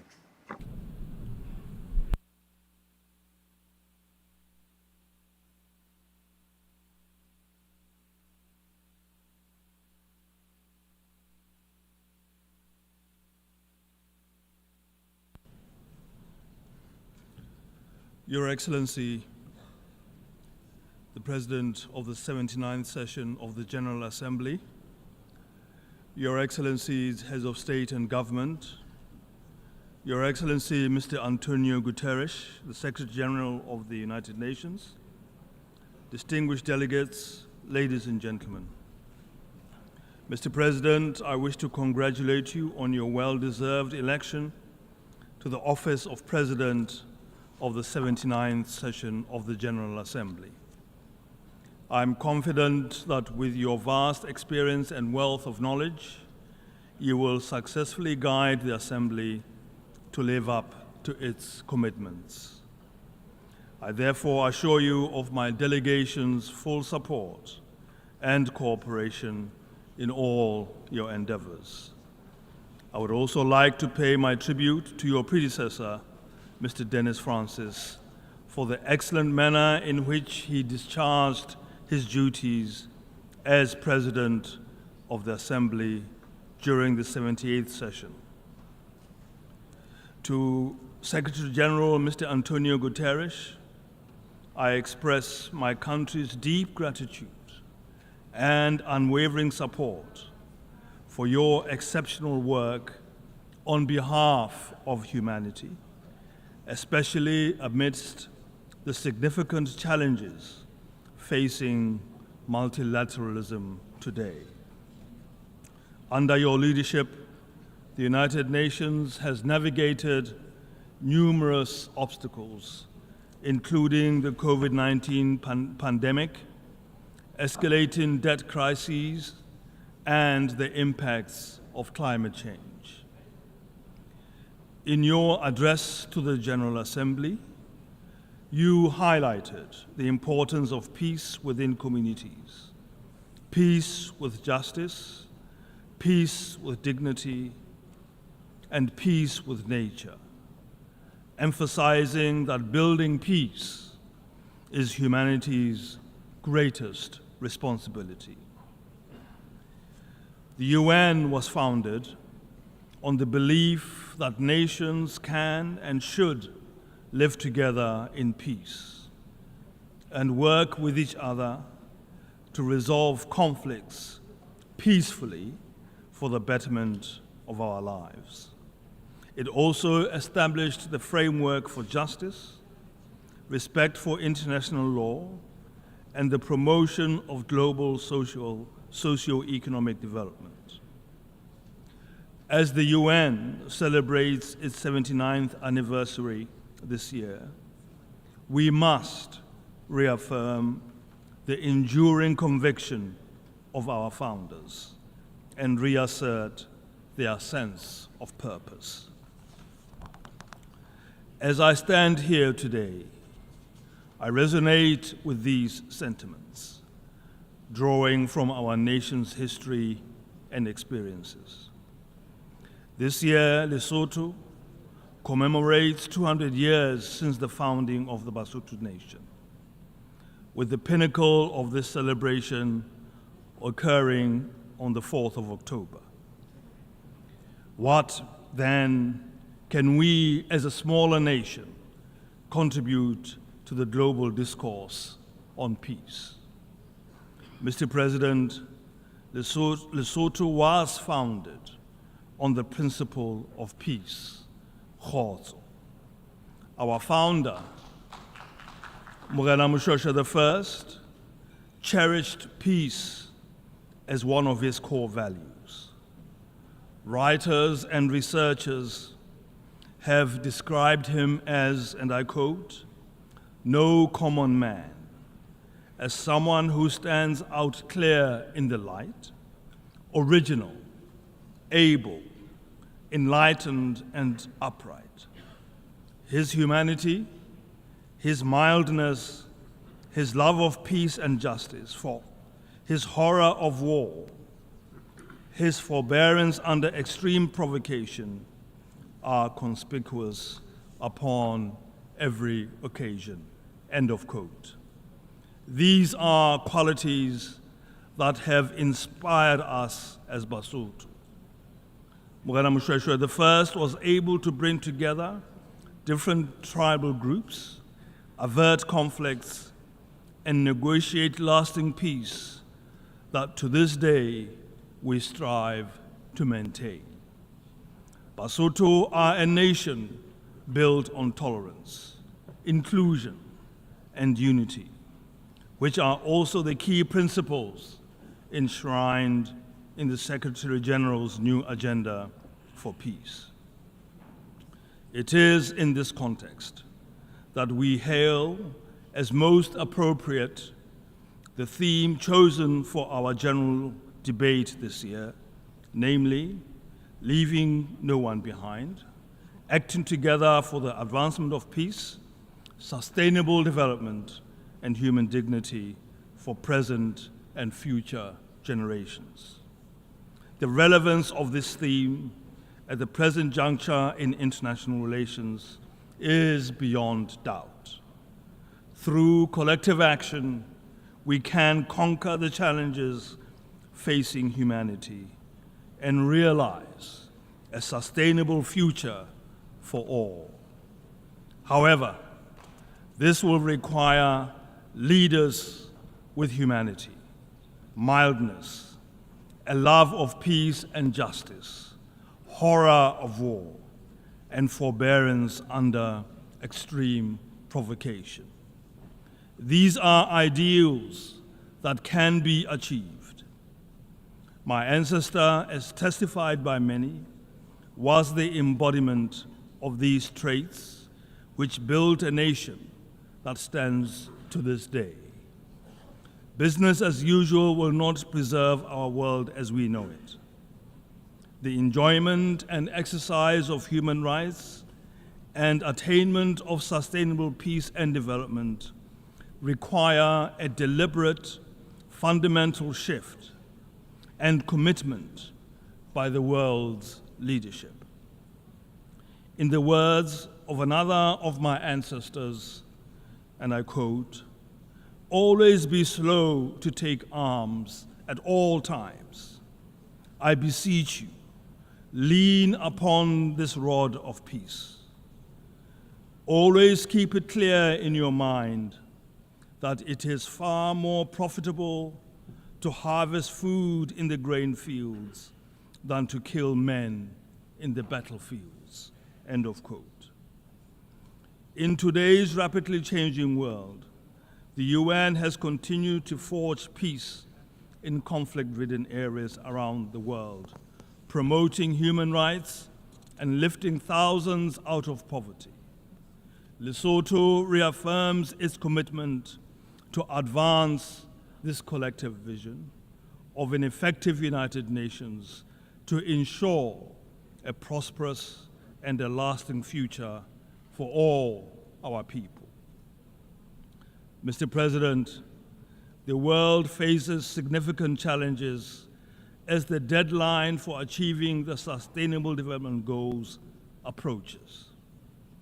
The 2024 SDG report indicates that only 16% of the targets are on track to be met by 2030, while 84% show limited or reversed progress. The UNCTAD 2024 report highlights a troubling trend where 48 developing countries spend more on loan interest payments to developed nations than on essential services like education and health. This economic inequality drives migration, and as refugees seek better opportunities, often leading to xenophobia and conflict in host countries. Addressing this inequality is crucial for fostering inclusive development and ensuring global peace and stability. To enhance the implementation of the 2030 Agenda, my government plans to present its third voluntary national review on sustainable development in 2025. Achieving this goal requires stronger partnerships and increased financial support, particularly for vulnerable countries that are both least developed and landlocked. The current crises of hunger, poverty, disease, and climate change threaten to reverse the progress made over the last century. In Lesotho, climate change exacerbates environmental degradation, impacting agriculture, water resources, and energy supplies, leading to food shortages, which have compelled our government to declare a state of emergency in food security.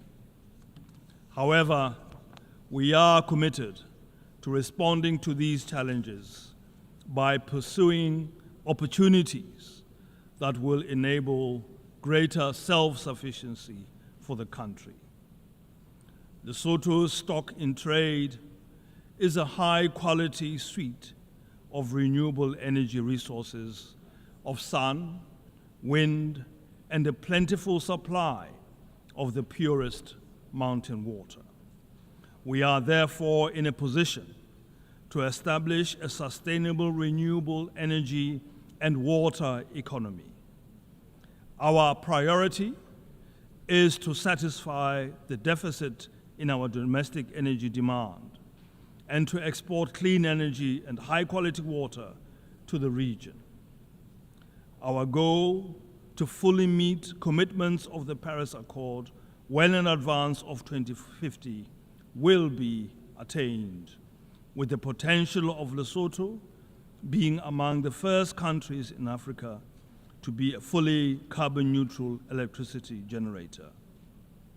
We seek our own opportunity to navigate our own way in this complex world. Mr. President, it is essential to restore dignity and hope for women, youth, and marginalized communities who continue to experience a disproportionate level of vulnerabilities and disadvantages. Gender equality and the protection of women and girls from violence are fundamental human rights that must be prioritized. The government of Lesotho has implemented policies and laws to address these issues in line with regional and international commitments. Additionally, we continue to combat diseases like HIV/AIDS, achieving significant progress with 95% of those living with HIV knowing their status, 94% receiving treatment, and 98% of those on treatment virally suppressed. Since 2010, we have successfully reduced new HIV infections by 74%, demonstrating our commitment to public health and social equity. Mr. President, global peace and security are under threat from terrorism, illicit arms flows, organized crime, cybercrime, and financial crimes, hindering progress towards sustainable peace. This worrying state of affairs demands collective and resolute action to protect global peace, security, and stability for the benefit of all humanity. Mediation has proven effective in saving lives, minimizing resource costs, and preventing infrastructure destruction while facilitating reconciliation between opposing parties. Despite the UN's focus on peaceful dispute resolution, political tensions among member states have limited its mediation efforts. It is therefore essential for the UN Security Council to take a proactive leading role in the mediation of disputes. To achieve this, the Council must adopt a multilateral approach, as we believe this is the only way to ensure transparency, impartiality, and a sense of ownership of the mediation process by the wider UN membership. For this reason, we warmly welcome the Secretary General's new agenda for peace, which emphasizes the urgent need to rebuild mechanisms for managing disputes and enhancing trust among member states and regional frameworks. Mr. President, respecting and upholding human rights is a fundamental obligation of all states as outlined in the United Nations Charter. Self-determination and independence are essential rights that should be accessible to all people. We urge the full implementation of United Nations resolutions aimed at ending all forms of colonialism and occupation, particularly emphasizing the need for the self-determination of the people of the Western Sahara. Mr. President, the situation in the Middle East, especially the ongoing human rights violations in Gaza, requires urgent attention. We renew our call for a ceasefire, as both the General Assembly and the Security Council have repeatedly advocated for one. The high cost of war is a burden humanity should not bear. We believe in a two-state solution that allows Israelis and Palestinians to coexist peacefully and securely. Genuine dialogue and mediation, respecting the rights and concerns of both parties, are crucial for resolving the Palestine question. Additionally, we call for a mediated solution to the unilateral coercive measures on Cuba, as the international community has consistently demanded the lifting of the economic and commercial embargo. Cuba, like all member states, deserves the right to participate freely in international trade. And we also reiterate our call for the lifting of sanctions on Zimbabwe. Mr. President, to conclude, we would like to reiterate our belief in the principle of subsidiarity, recognizing the Security Council's primary responsibility for maintaining international peace and security. We, therefore, call for greater and more effective cooperation between the Council and regional organizations as outlined in Chapter 8 of the UN Charter. The strengthening of this cooperation is crucial for the swift resolution of regional conflicts. We believe that the Security Council should be more representative of UN membership to ensure its decisions enjoy greater legitimacy. Therefore, we advocate for a comprehensive reform of the Security Council, supporting the common African position known as the Izulini Consensus.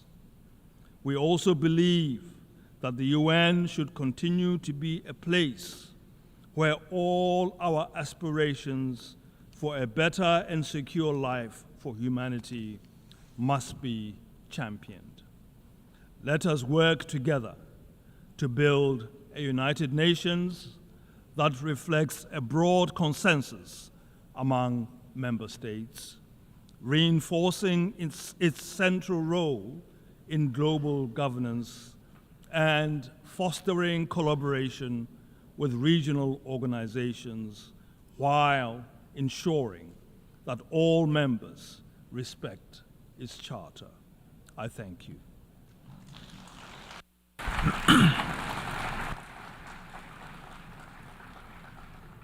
On behalf of the Assembly, I wish to thank the King of the Kingdom of Lesotho.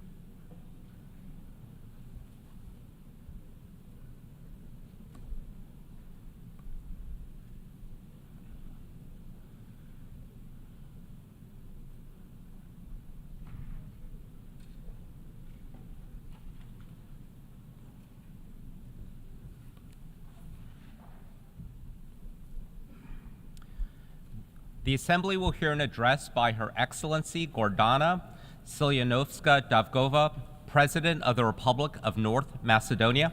I request protocol to escort Her Excellency and invite her to address the Assembly.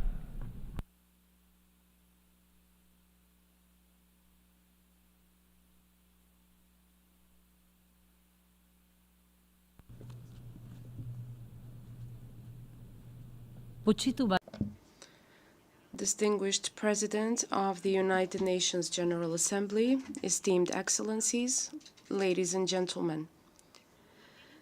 Those more familiar with the Macedonian case know about the Scylla and the Charybdis that my homeland, the small Balkan state, has passed through and is still passing through. Although indirectly, as one of the 6 constituent Yugoslav republics, we participated in the creation of the United Nations, yet, upon its admission to the United Nations in 1993, we faced a great injustice. Namely, the country was admitted under the temporary reference, the former Yugoslav Republic of Macedonia, along with the additional condition, I quote, to negotiate until a final solution to the name issue is found, end of quote. In 2018, we ratified and signed the Prespa Agreement, a process that was followed by an unsuccessful referendum and constitutional changes, following which the Republic of Macedonia legally and formally became the Republic of North Macedonia. As a professor of constitutional law and as a former member of the Venice Commission, I do know that what is legal is not always just and legitimate, because in the case of my country, it was not acted in accordance with international and national law, namely, the right to self-determination of every nation guaranteed by the UN Charter and the Constitution of the then Federal Yugoslavia from 1974 was forgotten. The line that divides what is legal from what is just is sometimes merely a crack, but other times it is a profound gap and even an abyss. That gap, that abyss, most often and most severely affects the small nations and states, which are the first victims of the clash between force and justice, because this can be an insurmountable obstacle to realizing the right to progress. Of course, the new name is indeed a formal and legal reality, and my country, the Republic of North Macedonia, as a responsible member state of the United Nations and of NATO, is fulfilling its international obligations. Still, the EU membership for which all of this was done not only did not come true, but the Macedonian citizens are now facing a repeated final condition for another constitutional amendment, but now not for membership, but for the start of negotiations, and this for the second time.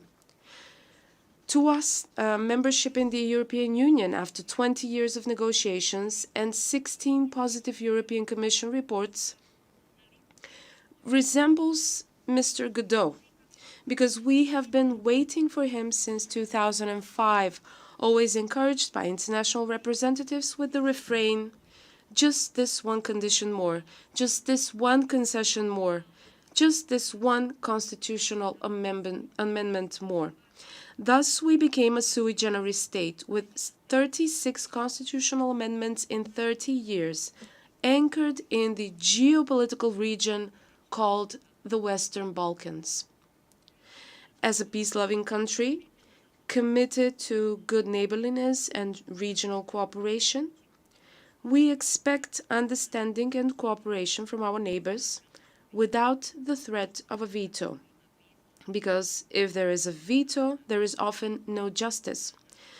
The veto has turned into an instrument for bilateralization of European integration, or in other words, its stagnation.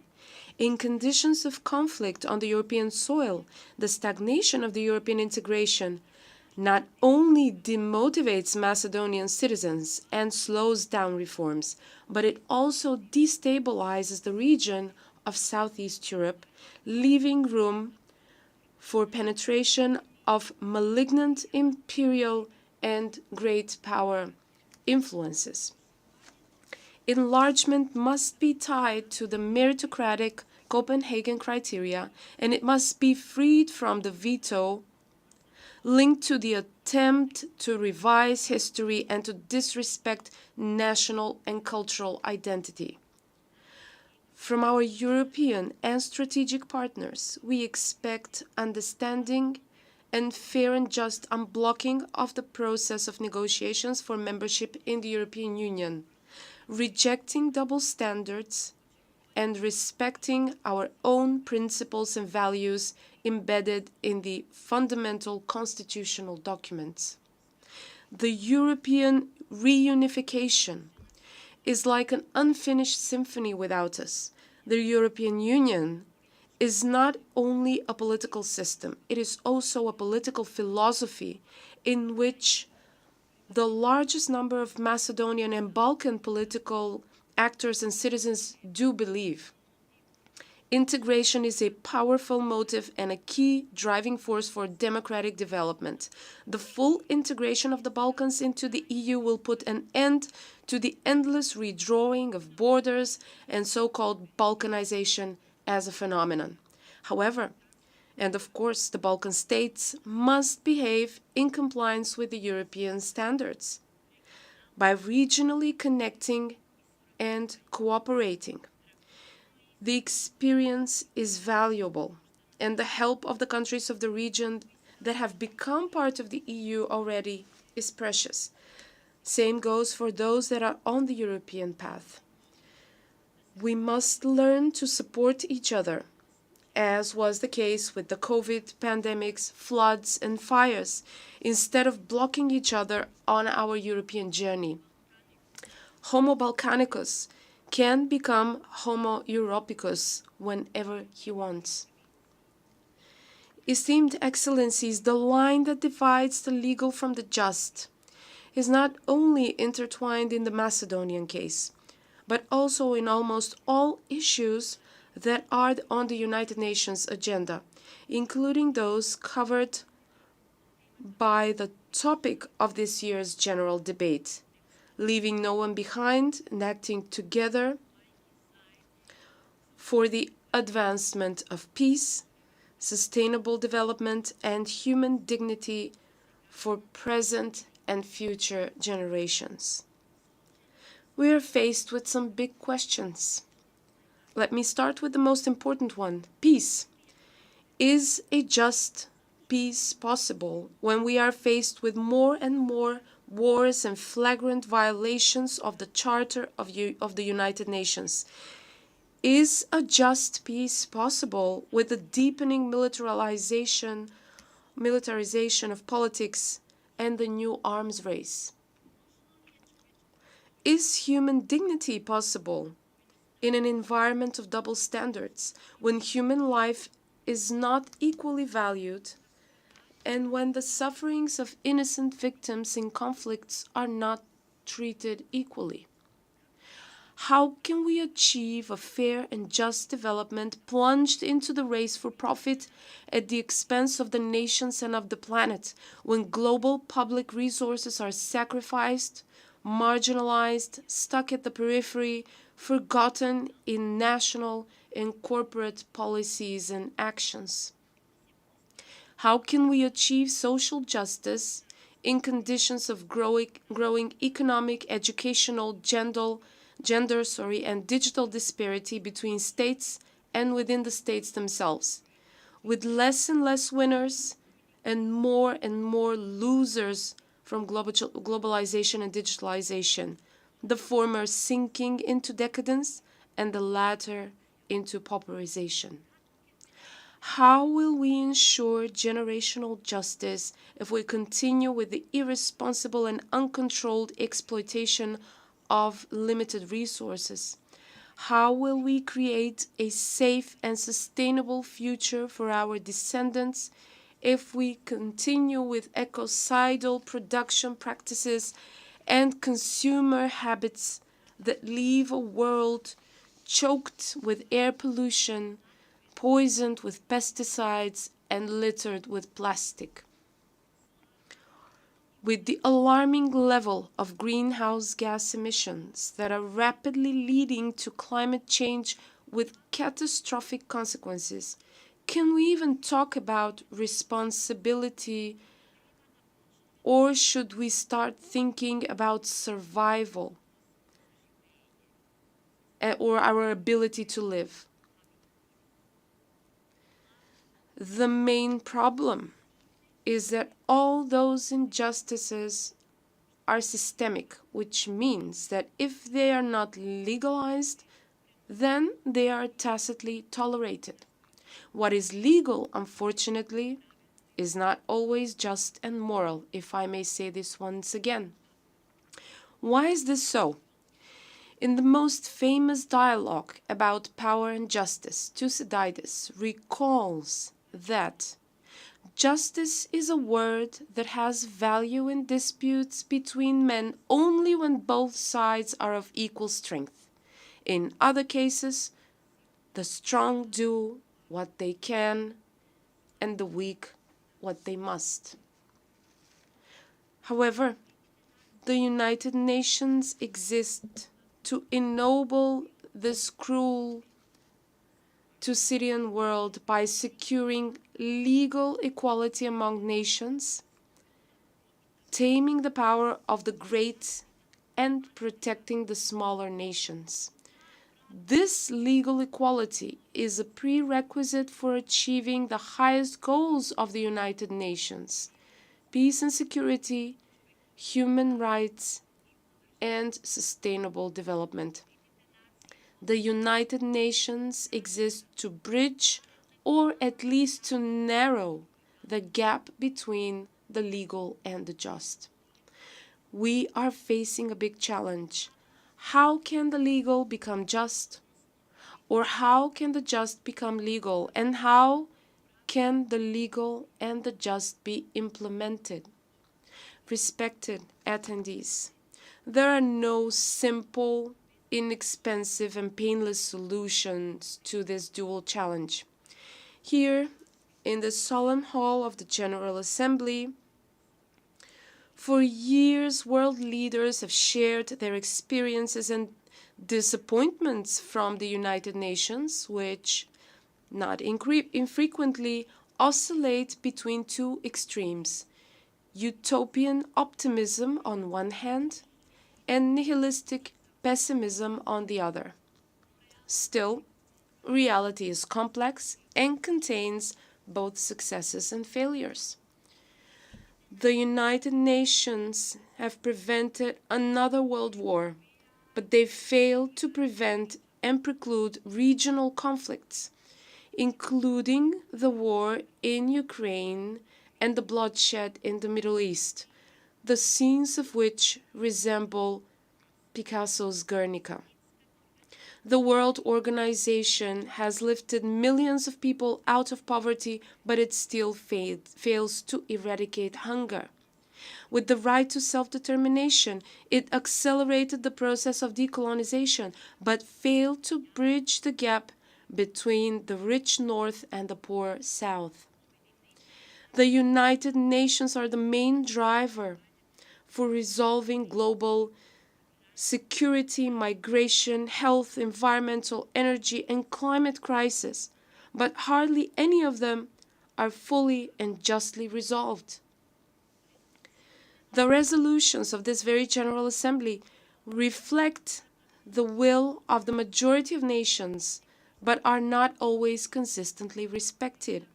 The International Court of Justice is the ultimate instance of justice between states, and yet its judgments are not always implemented or even treated as advice. The world is going through a turbulent geopolitical, economic, scientific, technological, and industrial transformation in which man has a huge impact on the planet. I fear man is destroying the Garden of Eden and will be kicked out of it again unless the UN supports him. But the competencies, structures, and procedures of the United Nations seem to have been frozen at the time of their founding in 1945. Instead of increased cooperation and action on pressing issues, the geopolitical rivalry and the new arms race are intensifying, that are rapidly pushing us towards a state resembling a new Second Cold War and Orwell's World II. We have rarely needed the United Nations so much as we do today, and yet the United Nations have rarely been as politically marginalized as they are today. Ladies and gentlemen, dear colleagues, to overcome this political marginalization, what we need is a new spirit of multilateralism that will alleviate geopolitical rivalries and will increase the trust and cooperation among states around shared challenges. That multilateralism rests on 3 pillars.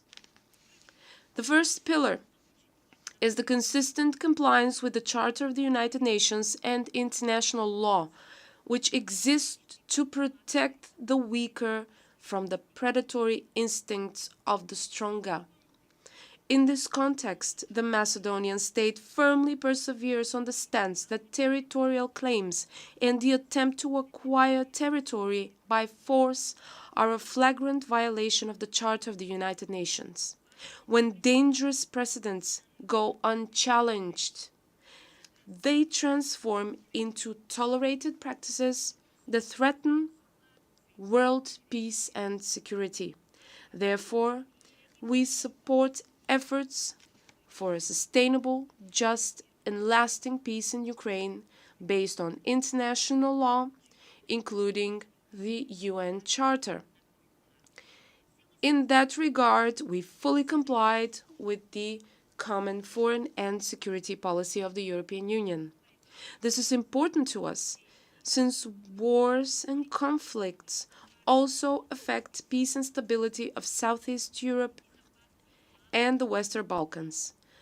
Multilateralism also depends on the respect of international treaties. As a country committed to good neighborliness and regional cooperation, we respect bilateral agreements with our neighbors and expect our neighbors to respect the agreements without abusing the right to a veto.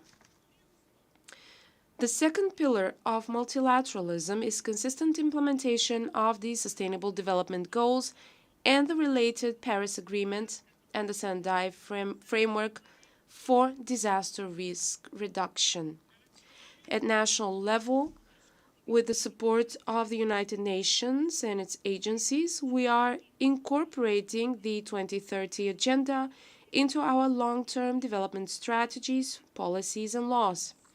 High on our agenda are climate action and green and just transition, gender equality, and fight against discrimination against women and girls, as well as inclusion of young people in decision-making processes. 2/3 of the Sustainable Development Goals are directly related to the European legislation, and so the United Nations are helping us implement European reforms as well. For this, we are indeed grateful. I see the third pillar of the new multilateralism in a greater commitment to the reform of the United Nations, which will be substantive, not cosmetic and corrective, a reform that will unlock the potential of the United Nations and enable the voice of every state, large or small, to be equally heard and valued. The first set of reforms should help align the United Nations with the new challenges and new development priorities.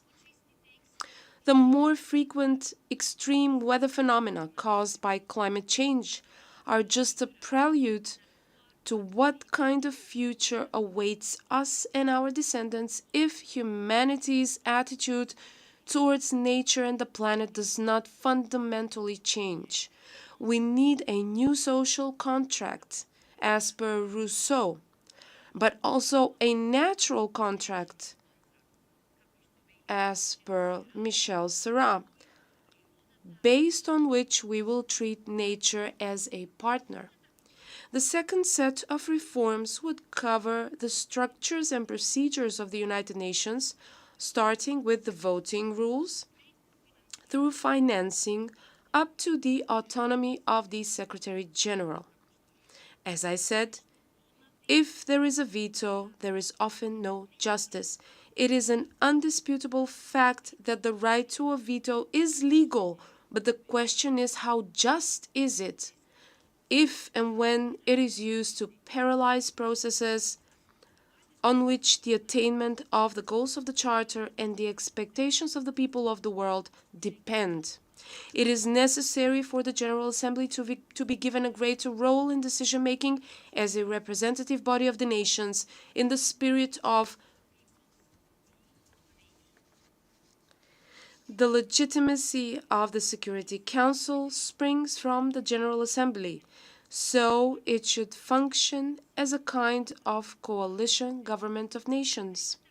The third set of reforms would strengthen the United Nations mechanism to protect vulnerable populations and groups, which is especially important today when the number of victims and refugees is at its highest level since World War II. Respected attendees, next year, 2025, we will celebrate the 80th anniversary since the founding of the United Nations. This year is the last call. The United Nations will either become an engine that moves the world towards a more humane, a more just and sustainable order based on inclusive and accountable governance, or it will be reduced to a passive bureaucratic structure completely dependent on the main actors in the geopolitical processes and relations. Only a fundamentally reformed United Nations can bridge the gap between the legal and the just, and thus contribute to a truly transformed world in which no one will be left behind and forgotten.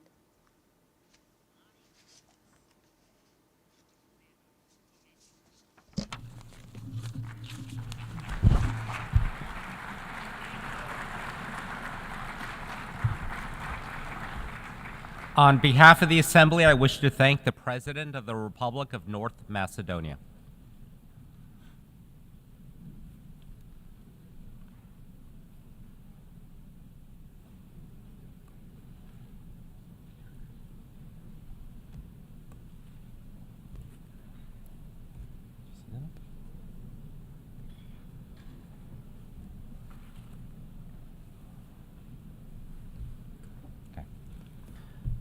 The Assembly will hear an address by His Excellency Luis Lacalle Pou, President of the Eastern Republic of Uruguay. I request protocol to escort His Excellency and invite him to address the Assembly.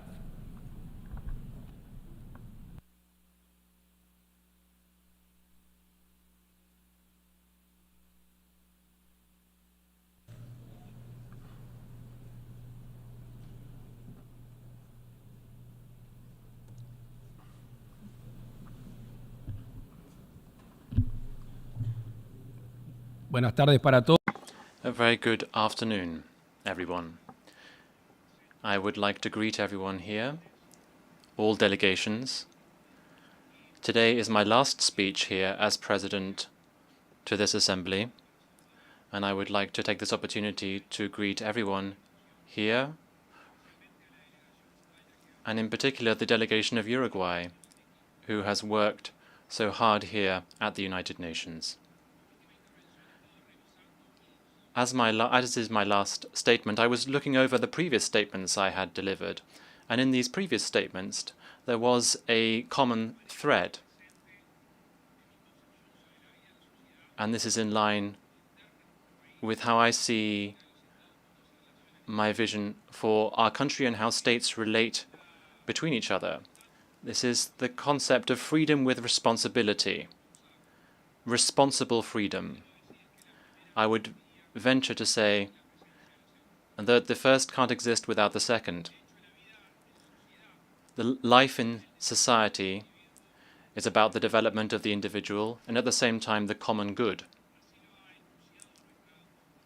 That is what our Constitution said since our country became independent. And of course this has evolved over time with the changes in social customs. It is impossible to understand humanity without understanding the concessions that the individuals make for the common good.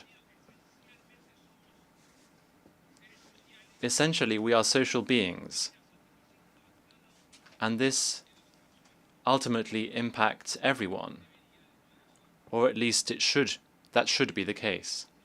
And that is what inspired me as President of my country, and in the spirit that I have come with to this Assembly.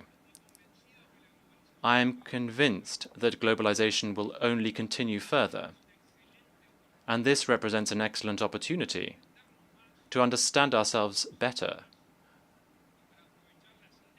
and to take advantage of the synergies that can be taken advantage of when different cultures meet. This can be the case provided that we are tolerant and respectful of those who may think differently from us. At the same time, we must also deepen the criterion of freedom and justice, in particular here on the international stage. For this to be possible, we must all make this effort as far as we are able to. The effort to make concessions, of course, that doesn't mean the loss of freedom or independence or the loss of any sovereignty. At the same time, we also need to have fair mechanisms where international law is applied to all equally, regardless of the country's size and regardless of the country's economic power. We must work together to build international law, which is credible and robust. Agreements, treaties, conventions, documents that are signed and are not implemented only leads to weakening international law. Of course, no country was obliged to participate in these organizations. That means that we can be, and we are, critical of how the organizations work in some ways. But what's the other option? It would be to isolate oneself in this interconnected world. Well, that wouldn't make any sense. So a large part of the freedom within our countries and the international stage, and to uphold justice, a large part of this falls on those who govern and leaders. And in this modern world, where speeches lead to actions, an important leader, just with what they say, can lead to positive or negative repercussions in their country or indeed beyond. That means that we must be much more careful when we try to stimulate unity and not division within and beyond nations.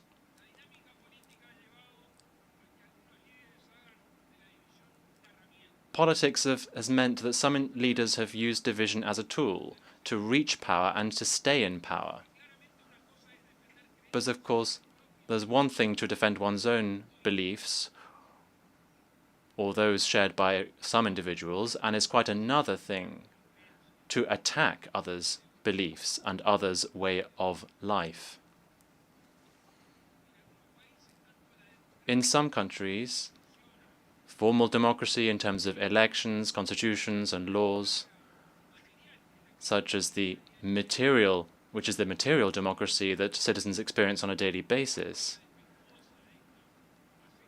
Sometimes, when that is weakened, that means that people's freedom can be affected. And I cannot ignore to mention what is happening in Venezuela. Among other things, because this isn't a new position that we are taking. Fortunately, we have always been far from this authoritarian regime, this intolerant regime, which has attacked freedom and the common good. We all know what has been going on for quite a while in that country. And many governments and many global leaders have turned a blind eye. And for a lack of interest, some of them, or unfortunately because of their interests, for some. I'm not going to go into the situation of the elections. Ultimately, one has to call out the regime and the situation of the elections, and not just the distorted electoral process. This also has to be done in terms of the political persecution that is going on and the violations of human rights and arbitrary detentions. I know that many heads of state and government have spoken about this. It seems to me that now is the time to act. We need to act for Venezuela and for the Venezuelan people. And also, if the international community tolerates these attitudes, then we'll just wait to see what the next country would be that would be subjected to a similar fate as the Venezuelans are.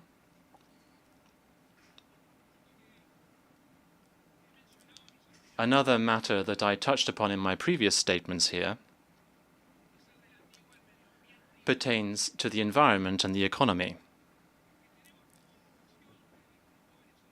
What we have as a vocation in terms of caring for the environment, there's always this separation that we see between the economy and the environment.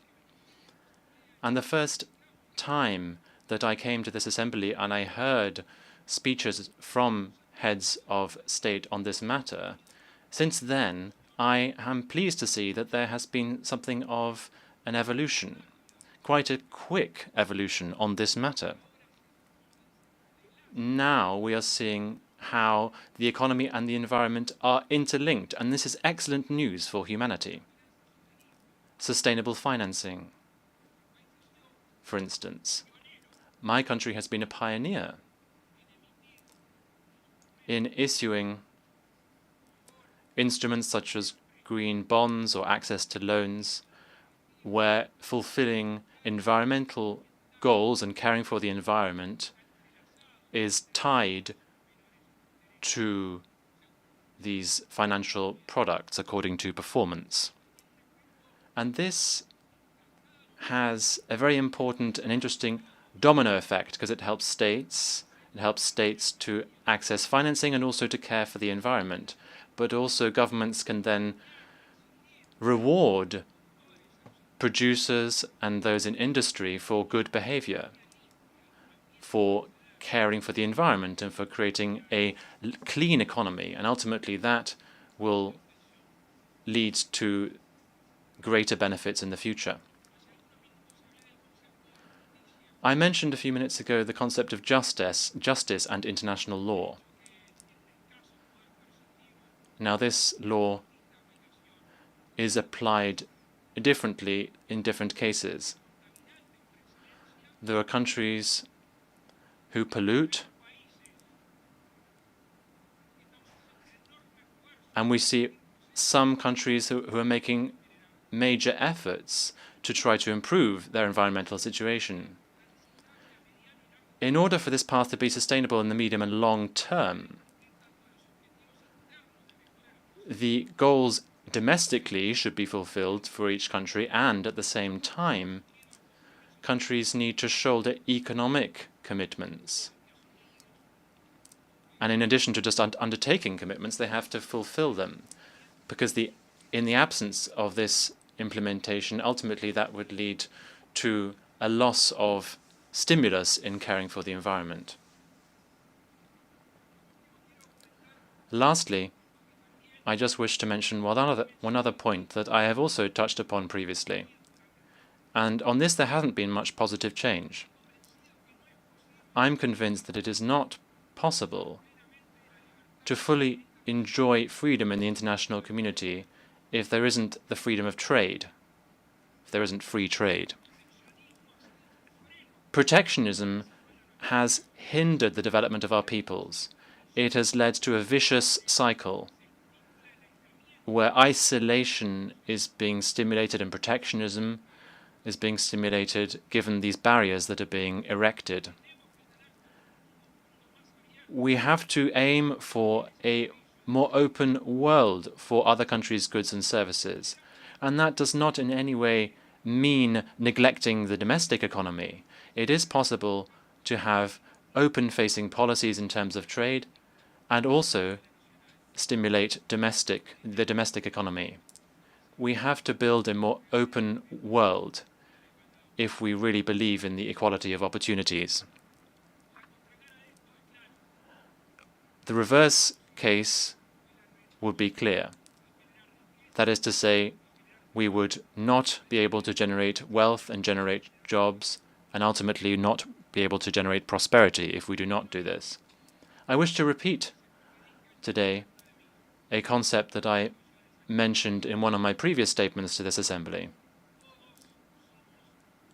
We are all one. I, at that point, was referring to the lessons of the pandemic. If some people hadn't noticed that at the time. Ultimately, this is an affirmation of common sense. And I think it should also be a compass for us in our daily work as we exercise power, both domestically and also in our bilateral relations and in the multilateral domain as well. Believe me, I am convinced that we will progress much more quickly and much more united if we do this. Thank you.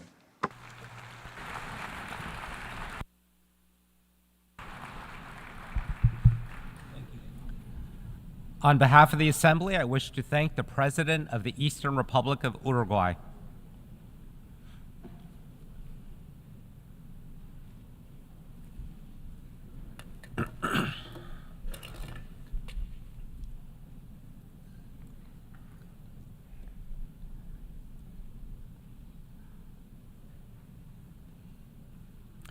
The Assembly will hear an address by His Excellency Ratu Williame Mavalili Katunavere, President of the Republic of Fiji.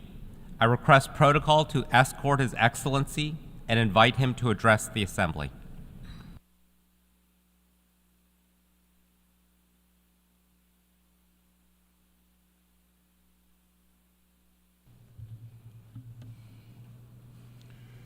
President of the United Nations General Assembly, Your Excellency Philemon Yang, Secretary General Antonio Guterres, my fellow leaders, I bring you greetings from the people of Fiji. I would also like to offer sincere congratulations to you, Mr. President, on your election to your high office, and we wish you well in the discharge of your important duties. As this is my first United Nations General Assembly, I begin by reiterating the words of the first Prime Minister of Fiji, the late Ratu Sir Kamisa Semara, in his inaugural address to this Assembly in 1970, and may I quote, "We do not live by bread alone, and it is only from the firm base of sound moral and spiritual standards that we can go on to meaningful economic progress. Quality should not take second place to quantity, especially when we are estimating society, its life and accepted values. Quality is measured by standards, and these standards must be observed by larger nations as well as by smaller. But it is for the United Nations to set the standards and to disseminate them widely," unquote. This statement was made when the United Nations was celebrating its 25th anniversary with the theme, Peace, Justice, and Progress. In this Assembly, 54 years later, the theme of the 79th session, Unity in Diversity for the Advancement of Peace, Sustainable Development, and Human Dignity for Everyone and Everywhere, echoes similar sentiments. It resonates with us in its importance, its relevance, from when Fiji first joined the United Nations in its urgency in today's precarious global context. Climate change, sea level rise, pandemics, poverty, unsustainable development, conflicts, inequalities, injustice everywhere. The challenges are daunting. From Gaza to Sudan, Ukraine, Afghanistan, and beyond. Conflicts rage on as humanitarian needs escalate. These are the challenges we have been fighting since time immemorial. It is the background against which the United Nations was established in 1945. Today, the rapid evolution of technology has made us more connected than ever before in history. However, the more connected we are, the wider gaps between the rich and the poor, the developed and the developing world. Small island developed states who are on the forefront lines of climate change and sea level rise continue to grapple with the impacts of climate-induced disasters with devastating consequences for the ecosystem and vulnerable communities. Fellow leaders, this year, at least 72 countries whose population combined comprises almost half the world's total population have already or will soon select their own leaders at the polls. The world is in need of courageous leaders who are willing to garner the political will and mobilize the resources to bridge the divide and seek solutions that benefit humankind. We have two choices before us: to give up and go home, or to stay the course, renew, redouble our efforts, rethink, and reform together. The choice we make will be our legacy. We choose the latter, not for ourselves, but for those coming after us. Strong international cooperation, diplomacy, and a commitment to upholding the principles of the United Nations are not only important, but dispensable. It is time to go back to the basics, the foundation and purpose of the United Nations Charter. We must invest in the empowerment of humankind and the protection of human rights. Fellow leaders, next year, the United Nations turns 80. The United Nations is only as strong as its member states. For 79 years, the global community has placed in trust in multilateralism and in the United Nations to foster cooperation, uphold human rights, and promote stability. We now live in an age of distrust, fueled by the increasing disconnect between people's expectations and inadequate responses to the multilateral system. It is our collective responsibility to counter misinformation and disinformation. Trust is a prerequisite for effective multilateralism. The continued success of multilateralism is critical. There is more to be done to ensure the voices of our countries are heard. An inclusive and responsive multilateral system must be able to respond and adapt to the challenges of today. The stakes are high for developing countries, including small island developing states and least developed countries that can continue to be left behind in the development race as we grapple with multiple crises. Despite our limited resources, the unfairness of the global governance system, and obvious inequalities, small island developing states continue to forge ahead. We do not have the luxury of time, nor can we justify inaction. Building economic resilience is a requirement for sustainable development in small island developing states. Recovery from the frequency and magnitude of climate-related shocks, including disaster, are a costly affair. Mobilizing the upfront funding needed for adaptation remains a challenge as resources are focused on recovery and reconstruction. The adoption of the Multidimensional Vulnerability Index for small island states opens a new chapter in the ongoing effort to safeguard the future of vulnerable developing countries. Mainstreaming Multidimensional Vulnerability Index into existing practice with policies will help ease the economic burden for small island developing states when needed the most. Fellow leaders, cultivating a culture of peace is now more urgent than ever. The Blue Pacific continent knows the value of peace, having lived through its horrors of its absence. Our oceans and its diverse and vibrant lands have been a theater of the two world wars and a testing ground for the most dangerous weapons, the impacts of which are still felt today.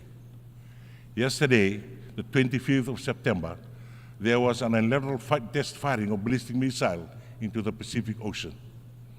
We urge respect for our region and call for cessation of such action.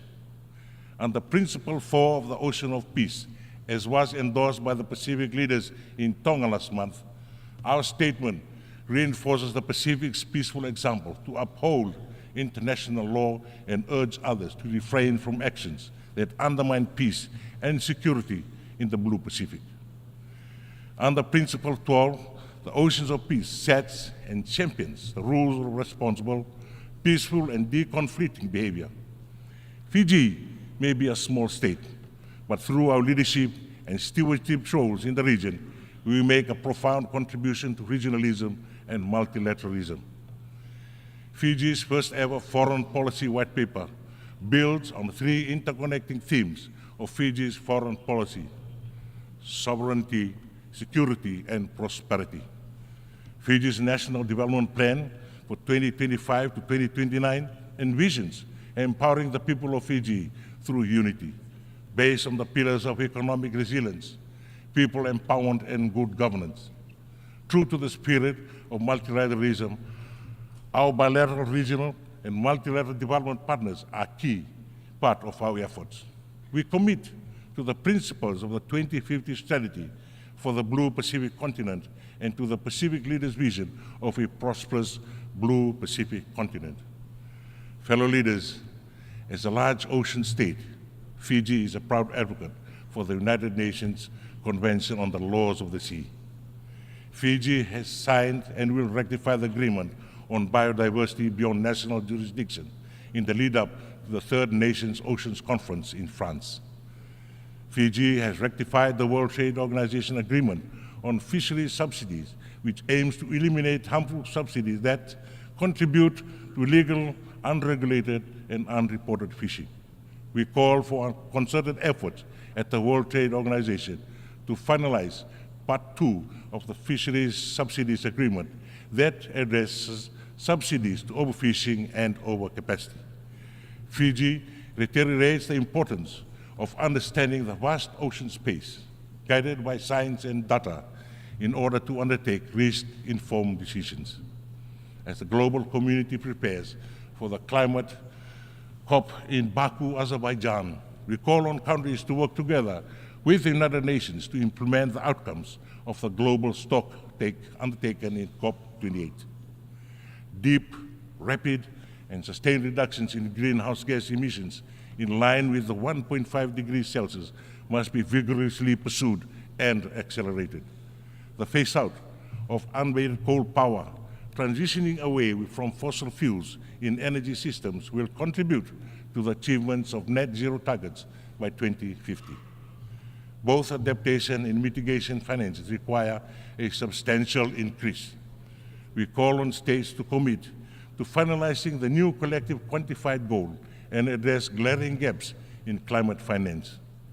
The momentum from COP27 and COP28 on the Loss and Damage Fund and the Santiago Network must be accelerated in order to protect vulnerable communities who stand to lose most from the climate crisis, particularly in small island developing states and least developed countries. By 2050, around 240 of our coastal communities will be displaced due to sea level rise. 42 communities are in urgent need of relocation. With limitation of the multilateral climate financing architecture, Fiji has established the world's first national relocation trust fund to support our relocation costs. We have issued domestic and international green and blue bonds, piloted low-cost parametric insurance products for rural communities, and engaged in the private sector in climate resilience building. We call on our development partners to support our efforts. Fellow leaders, the Pact of the Future, adopted at the Summit of the Future earlier this week, opens pathways to new possibilities. The world deserves a future of peace, dignity, and prosperity. It's never too late. Mr. President, Excellencies, Fiji's commitment to multilateralism is unwavering. We will continue to work closely with the United Nations and all member states to advance efforts towards building a better, safer, and a fairer world for us all. And I thank you.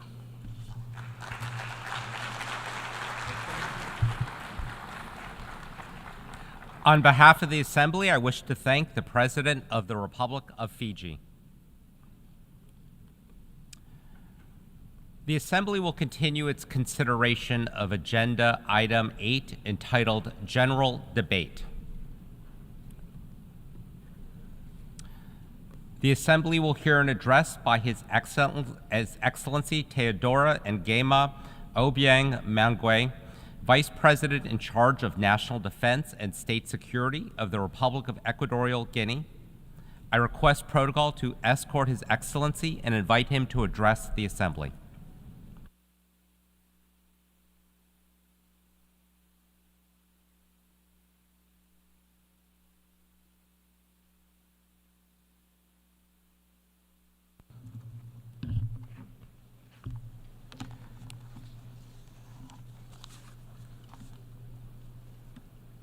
Excelentissimo.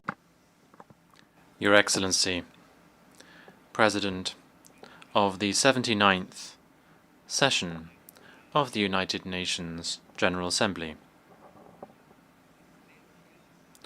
heads of state and government, heads of delegations, Your Excellency, United Nations Secretary General, distinguished delegates, ladies and gentlemen,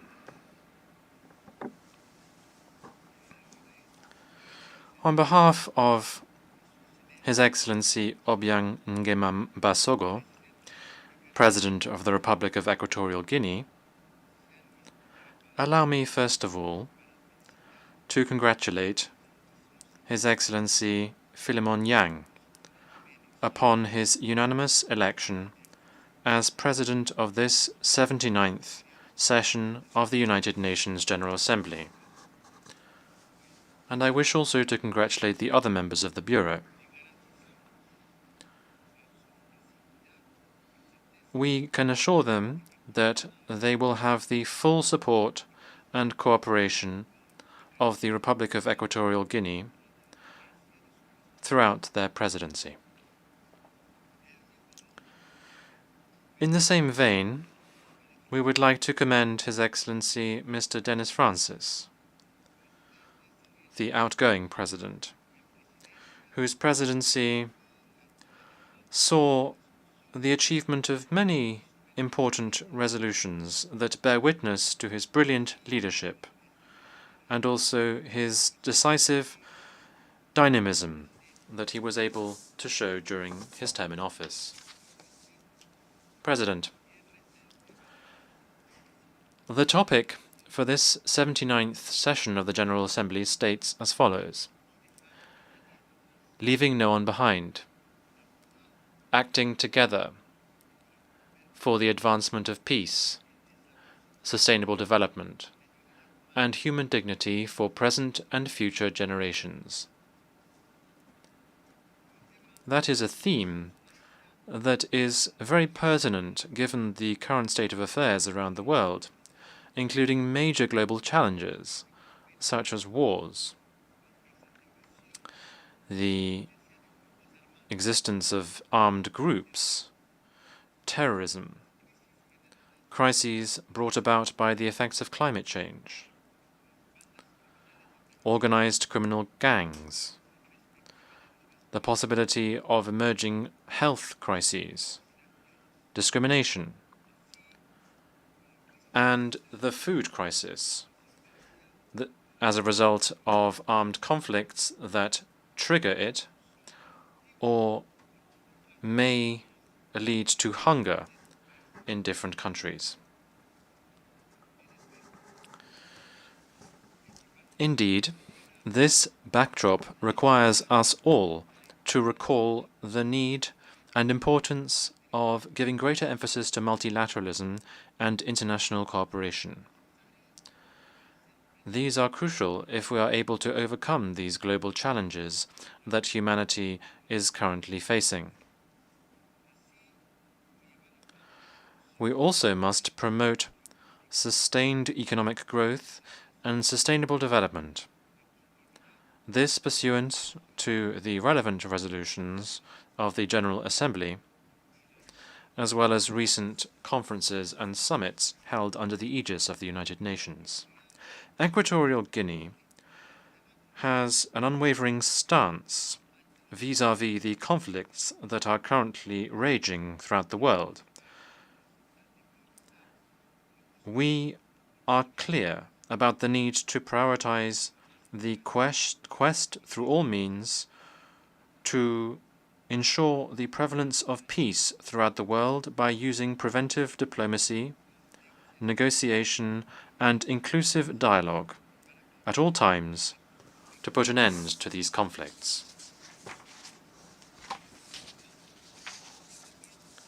We call upon those countries that are immersed in the current conflicts and all governments who directly or indirectly are involved in said conflicts as a result of geostrategic, economic, neocolonial, or other interests, we call on all of these countries to prioritize dialogue and inclusive negotiations in a realistic and pragmatic manner so as to resolve these conflicts. The proliferation of so many conflicts around the world is further proof of the obsolescence, incapacity, and inefficiency of the United Nations Security Council today. What we are currently seeing in terms of what this decision-making body is able to do is ultimately the struggle as a result of geostrategic interests that make it even more difficult for unanimous decisions to be taken by this body to resolve these conflicts and to alleviate the suffering of people and the loss of innocent lives.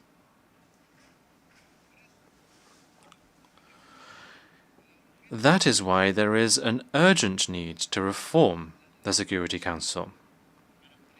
We must reform it so that we put an end to its obsolete composition, which dates back to 1945, and that obtains still today, which means that Africa is the main victim of a historic injustice and the lack of implementation of international law, because Africa is the only country that does not have permanent representation on the Security Council, the only continent that does not have permanent representation on the Council. Africa, in the context of the Azawini Consensus and CERT Declaration, has for more than 2 decades been calling for this injustice to be corrected. We are calling for Africa to be given 2 permanent seats with all the relevant prerogatives and rights reserved to members of this category. We are also calling for 5 additional non-permanent seats on the Council. We hope that the contacts that there are between the permanent members and the African Union Committee of 10, C10, to address this issue, we hope that they will reach satisfactory outcomes that will be of benefit to all stakeholders, so that ultimately we will end up with a Security Council that is able to promote a fairer, more peaceful, equitable, and prosperous world for all. President, Equatorial Guinea is deeply concerned by the increasingly serious situation that countries in the Sahel are experiencing. This has very deleterious repercussions for the development of these countries, and it directly and indirectly affects countries in the sub-region as well. This state of affairs is the result of the interference, pressure, and blockades applied on countries of the Global South by some other countries. The only aim here is to try to destabilize the countries and to paralyze the efforts of African countries to ensure that their people can prosper.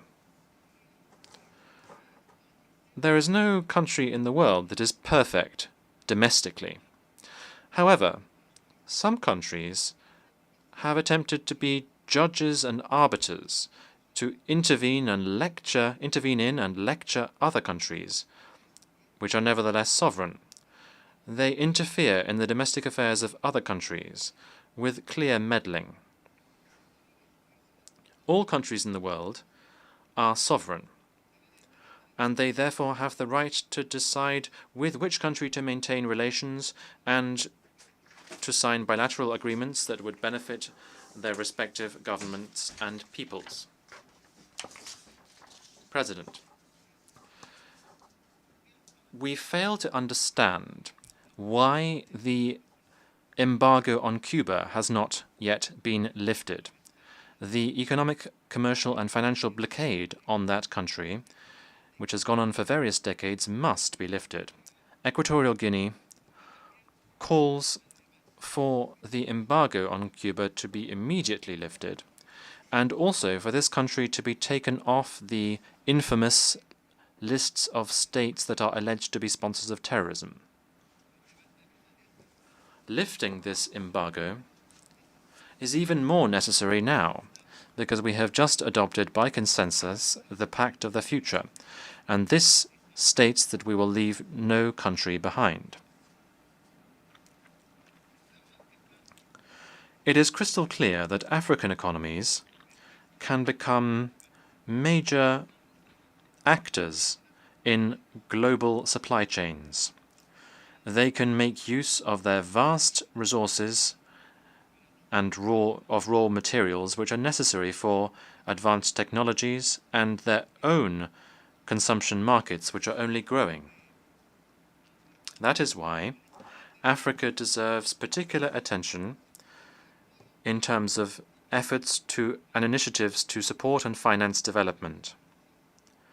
The commitments to finance the sustainable development must be honored so that the goals contained in the UN 2030 Agenda can be implemented, and so that we can implement the goals contained in the 2063 Agenda of the African Union and leave no one behind.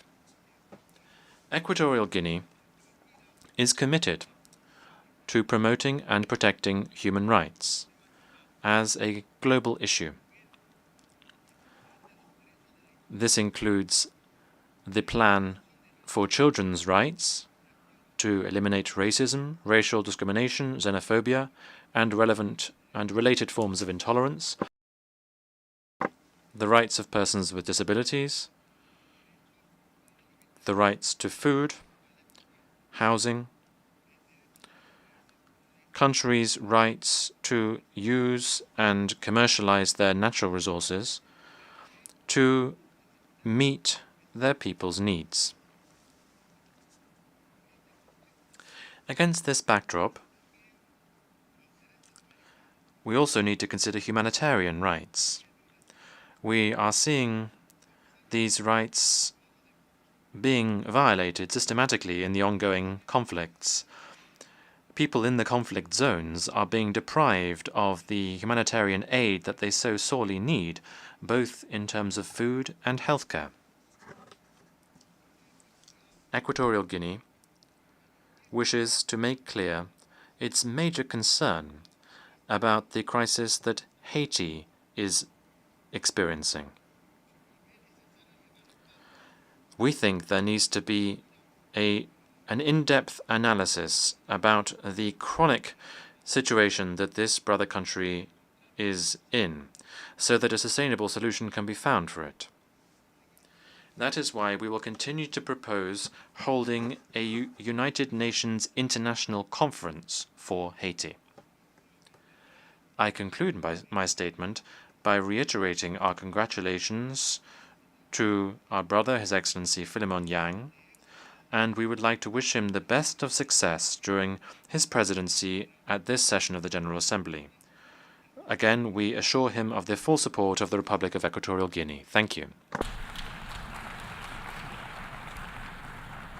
On behalf of the Assembly, I wish to thank the Vice President in charge of National Defense and State Security of the Republic of Equatorial Guinea.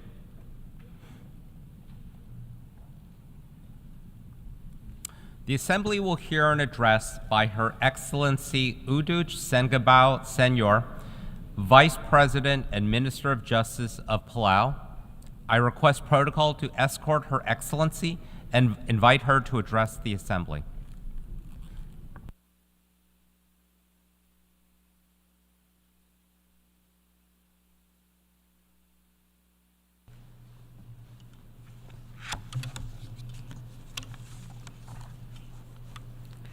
Secretary General Antonio Guterres, President Philemon Yang, Excellencies, ladies and gentlemen, Ali, and warm greetings from Palau. Mr. President, allow me to begin by congratulating you on your election as President of the 79th General Assembly session. We also extend our deep gratitude to former President Dennis Francis for his leadership over the past year. And to Secretary General Guterres, we commend you for your tireless efforts in advocating for a more secure, prosperous, and sustainable world. It is this shared vision that unites us today. This year, Palau proudly celebrates 30 years of independence. On October 1, 1994, Palau became a sovereign nation, and shortly thereafter, the 185th member of the United Nations. To honor the journey that has brought us here, we have chosen the theme, Ar'ad Otil Agaramalel Belau, The people are the anchor of Palau's conservation and identity. This phrase encapsulates what has sustained us through decades of both challenges and progress. Our people are the foundation of our efforts to protect our environment, culture, and way of life. This was further underscored during our voluntary national review, VNR, presentation that was done this year, which centered around the theme, harnessing our cultural heritage to build back better for a sustainable future. It highlighted the pivotal role of our culture and people in shaping a future that not only fosters development and enhances quality of life, but also safeguards our natural resources, homes, and the environment that has sustained us for generations. Mr. President, Palau begins its pursuit of equality with a critical role that women play in our society. It is crucial to leverage our recent advancements and collective experiences.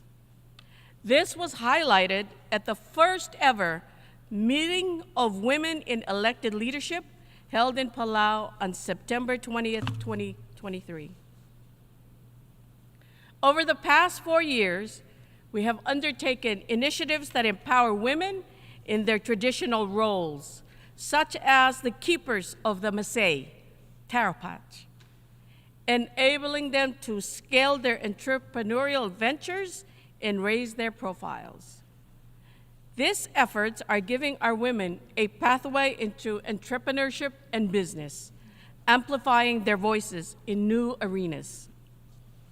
Food security is central to Palau's long-term resilience. We have set a national goal to reduce food imports from 80% to 60% by 2030. By promoting local food production, we not only preserve our traditions, but also combat non-communicable diseases linked to over-reliance on imported processed foods. As a small island developing state, SIDS, Palau, like many others, confronts unique challenges that threaten our economic development, environment, and survival.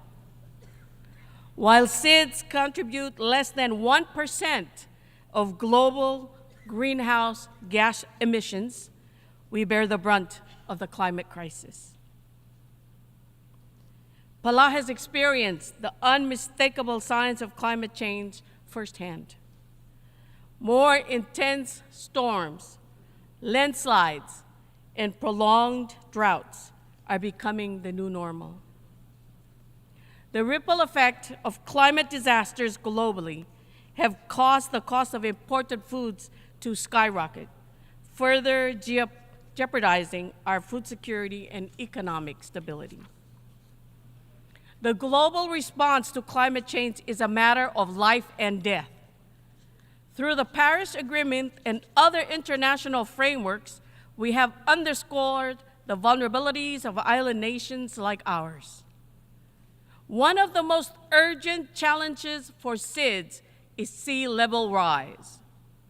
Many of our islands sit just a few meters above sea level, leaving us vulnerable to coastal erosion, flooding, and storm surges.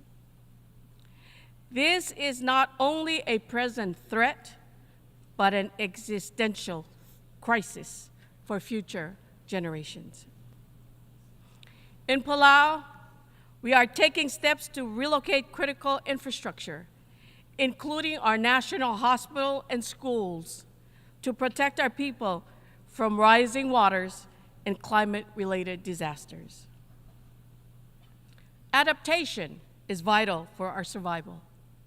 Our National Adaptation Plan, NAP, prioritizes both immediate and long-term actions to build resilience. We focus on protecting our Maasai, vital ecosystems, and sustainable development, guided by our traditional conservation practice, Bul, which has sustained us for generations. Mitigation is equally important. Palau is committed to reducing carbon emissions and transitioning to renewable energy.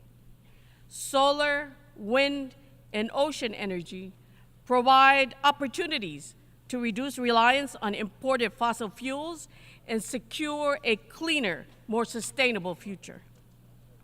Our nationally determined contributions, NDCs, reflect this commitment.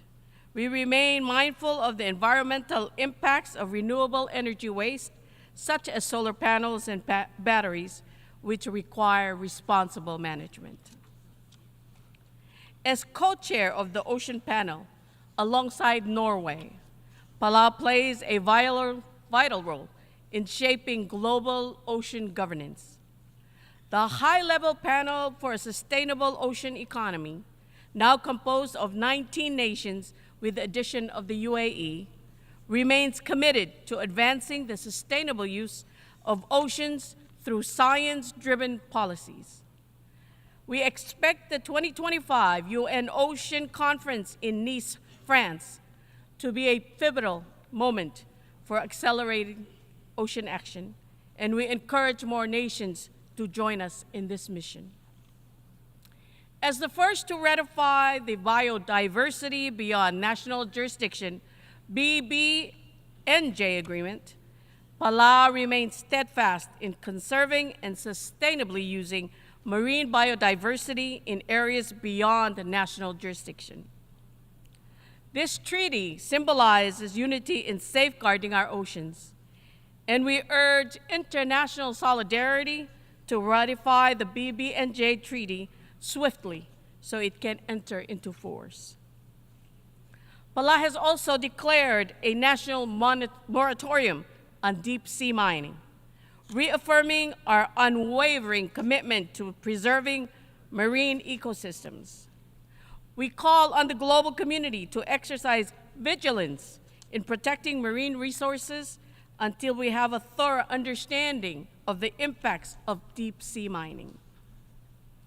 Our commitment to a sustainable blue economy is reflected in the Unlocking Blue Pacific Prosperity, UBPP initiative, launched at COP28.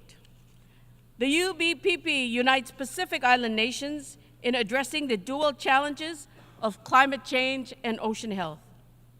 Supported by the Bezos Earth Fund and other partners, we aim to achieve 100% effective ocean management and protect 30% of the Blue Pacific continent, covering over 1 billion hectares.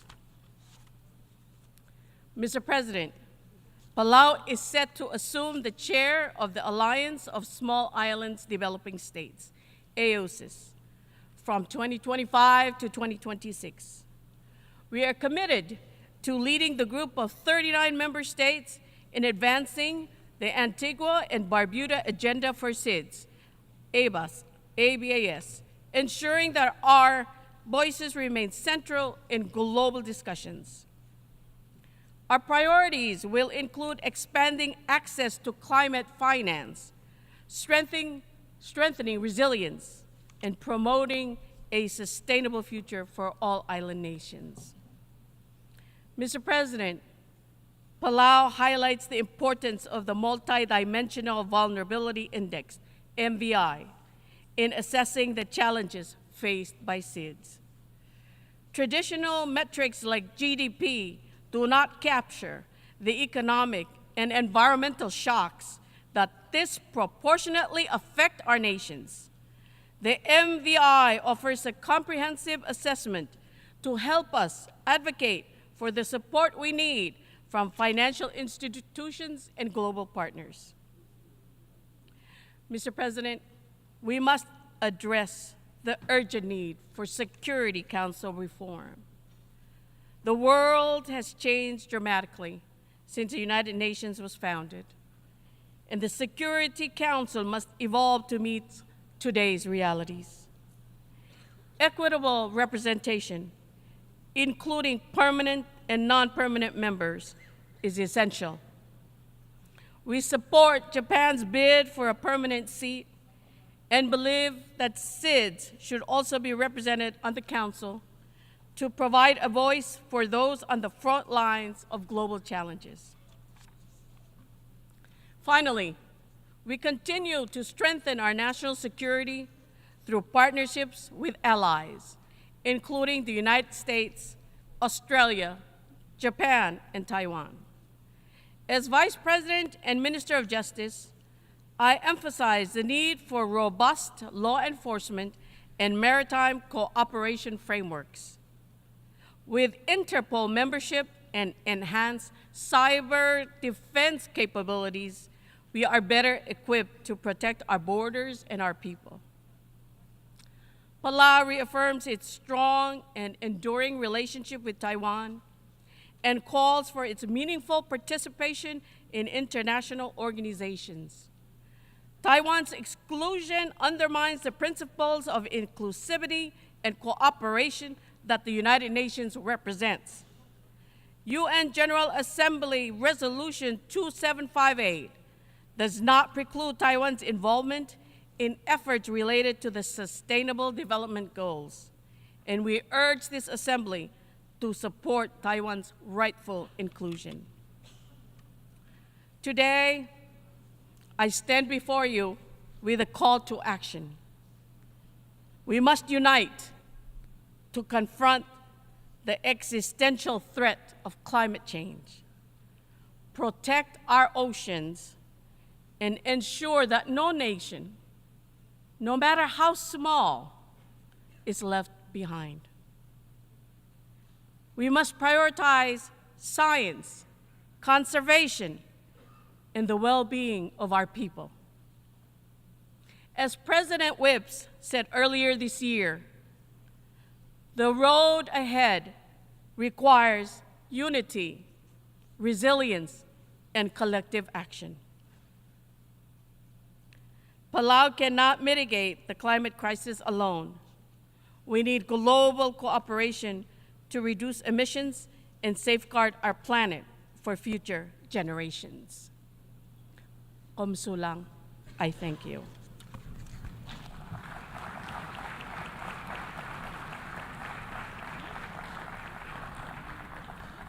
On behalf of the Assembly, I wish to thank the Vice President and Minister of Justice of Palau.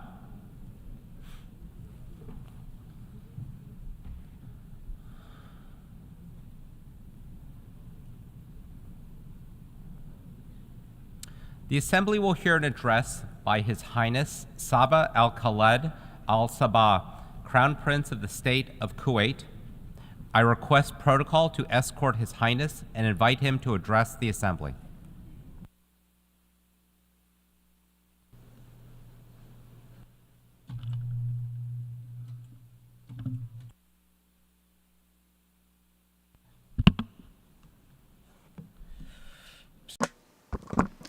In the name of God, the merciful, the compassionate, Your Excellency, President of the General Assembly of the United Nations, Your Excellency, Secretary General of the United Nations, Your Highnesses, Your Excellencies, Heads of Delegations, ladies and gentlemen, may the peace, mercy, and blessings of God be upon you.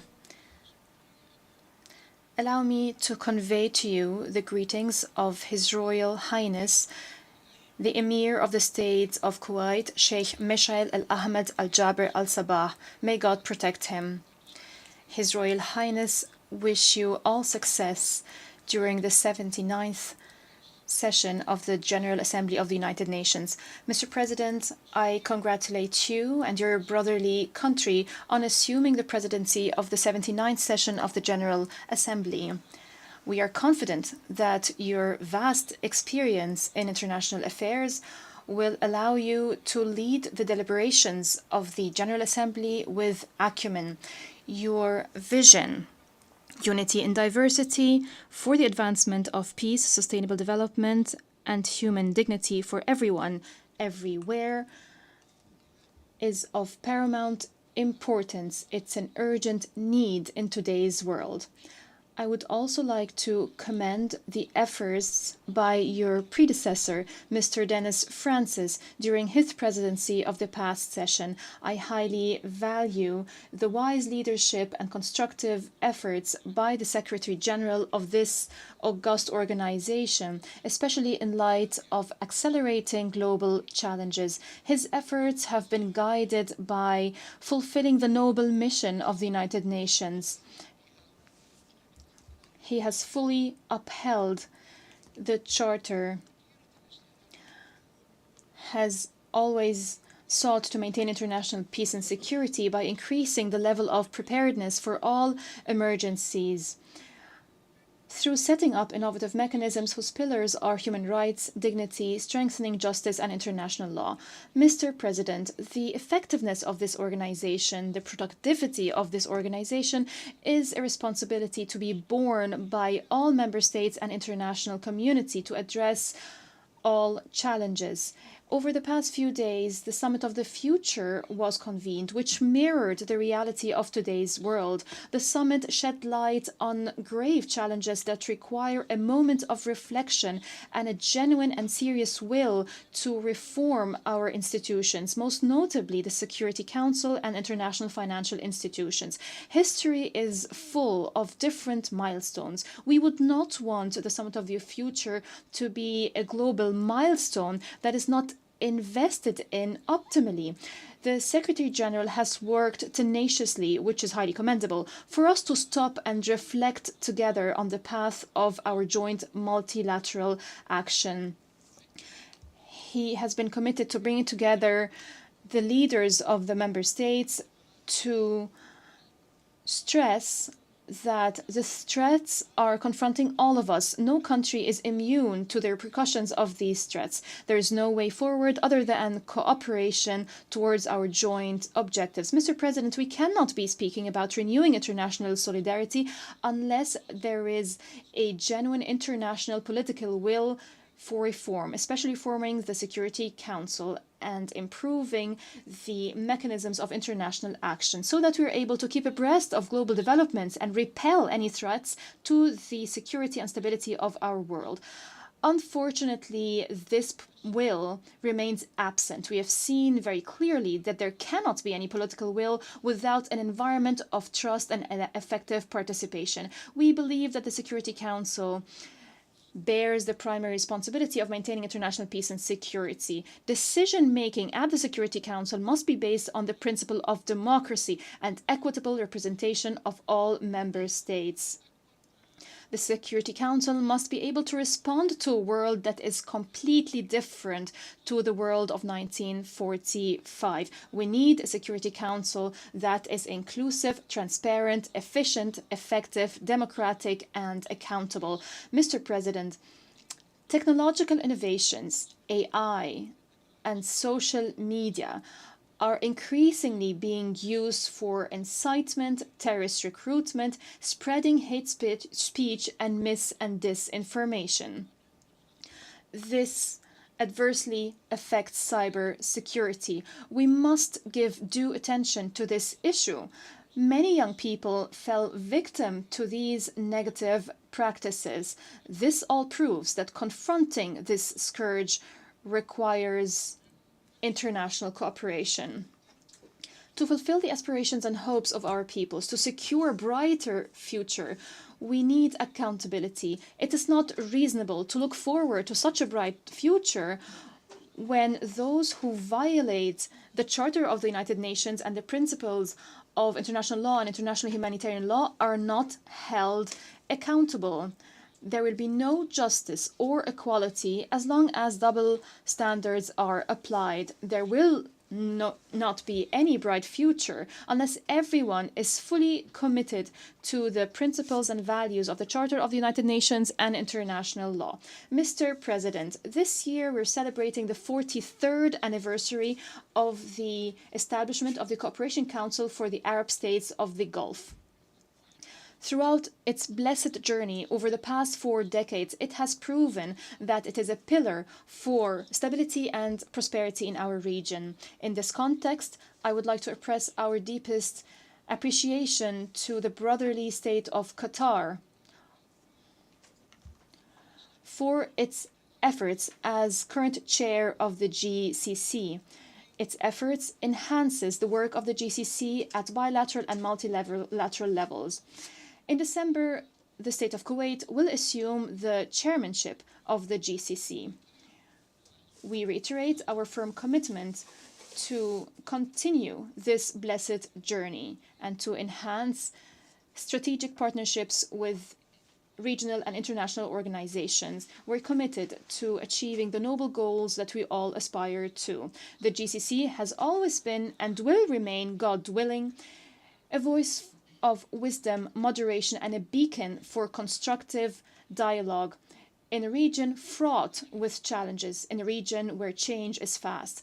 The State of Kuwait looks forward to the regional and international events that the GCC is going to host. In this context, we congratulate once again our brethren in the Kingdom of Saudi Arabia on being selected to host Expo 2034, rather Expo 2030, and the FIFA World Cup 2034. The State of Kuwait will spare no effort to contribute to the success of these events in the Kingdom of Saudi Arabia. Mr. President, the State of Kuwait believes in the principle of good neighborliness. For around 2 decades, we have been committed to helping the brotherly Republic of Iraq through continuous target-oriented measures to help Iraq return to its rightful place regionally and internationally, and to help it fulfill the hopes and aspirations of its people. We call upon the brotherly Republic of Iraq to take tangible, resolute, and urgent action to settle all outstanding files between the two countries, most notably the demarcation of the maritime border beyond marker 162. We also call for settling the file of Kuwaiti prisoners, missing persons, and Kuwaiti property, including the National Archives, with the UN and specifically the Security Council following the progress in this file. We call upon our brethren in Iraq to respect bilateral security and technical agreements on the maritime corridor in Khur Abdullah. These agreements ensure environmental preservation, regulate navigation, and contribute to combating terrorism and the illicit trafficking in arms, drugs, and persons. Continuous dialogue is important to lay the foundation for promising relations and a bright future based on understanding and mutual respect between the two brotherly nations. Mr. President, the whole world is witnessing practices that are not acceptable to any religion, law, or human nature. The whole world has been witnessing a dangerous escalation of military operations by the Israeli occupation forces against our Palestinian brethren in the Gaza Strip and the rest of the occupied Palestinian territories, including Jerusalem and the West Bank. Our Palestinian brethren are subjected to collective punishment. Continuous airstrikes are targeting defenseless civilians. They claim the lives of tens of thousands of innocent children, men and women, more than 41,000 martyrs. The occupying forces persist in targeting the facilities of international organizations and critical infrastructure. They are persisting in forcibly displacing the residents of Gaza. Peace in our region will not be achieved unless an independent state of Palestine is established with East Jerusalem as its capital along the lines of the 4th of June 1967, according to international resolutions and the Arab Peace Initiative. The State of Kuwait welcomes the recognition of the State of Israel by a number of countries over the past few months. We call upon other countries to follow suit and take similar steps. The State of Kuwait will remain supportive of Palestinians' rights and the Palestinian people. We were proud to have provided oral and written submissions to the ICJ on the legal consequences arising from violations by the occupying power in the occupied Palestinian territories. With the Hashemite Kingdom of Jordan and the Republic of Slovenia and 120 other UN member states, we were proud to sign the shared commitments document to support UNRWA. What has befallen UNRWA is only proof that the other side does not have any serious desire to achieve genuine peace. The brotherly Sudan is witnessing unfortunate events as a result of armed clashes. This is cause for concern.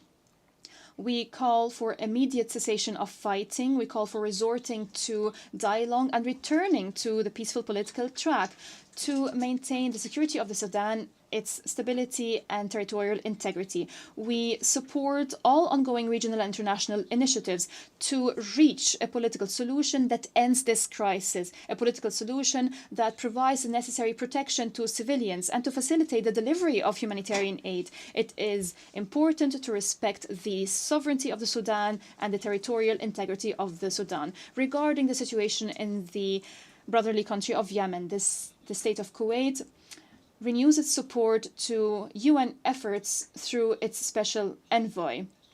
Efforts that are focused on resuming the political process and reaching a comprehensive settlement according to the 3 agreed upon terms of reference to maintain the peace and security and territorial integrity of Yemen. We commend the efforts made by the Kingdom of Saudi Arabia and the Sultanate of Oman to revive the political process to reach a comprehensive and lasting solution in Yemen. We express our concern over the developments in the Red Sea.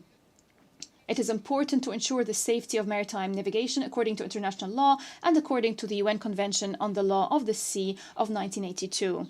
Regarding the situation in Syria, the state of Kuwait believes it's necessary to intensify efforts to reach a political solution that is Syrian-led and Syrian-owned, in line with relevant Security Council resolutions, most notably Resolution 2254.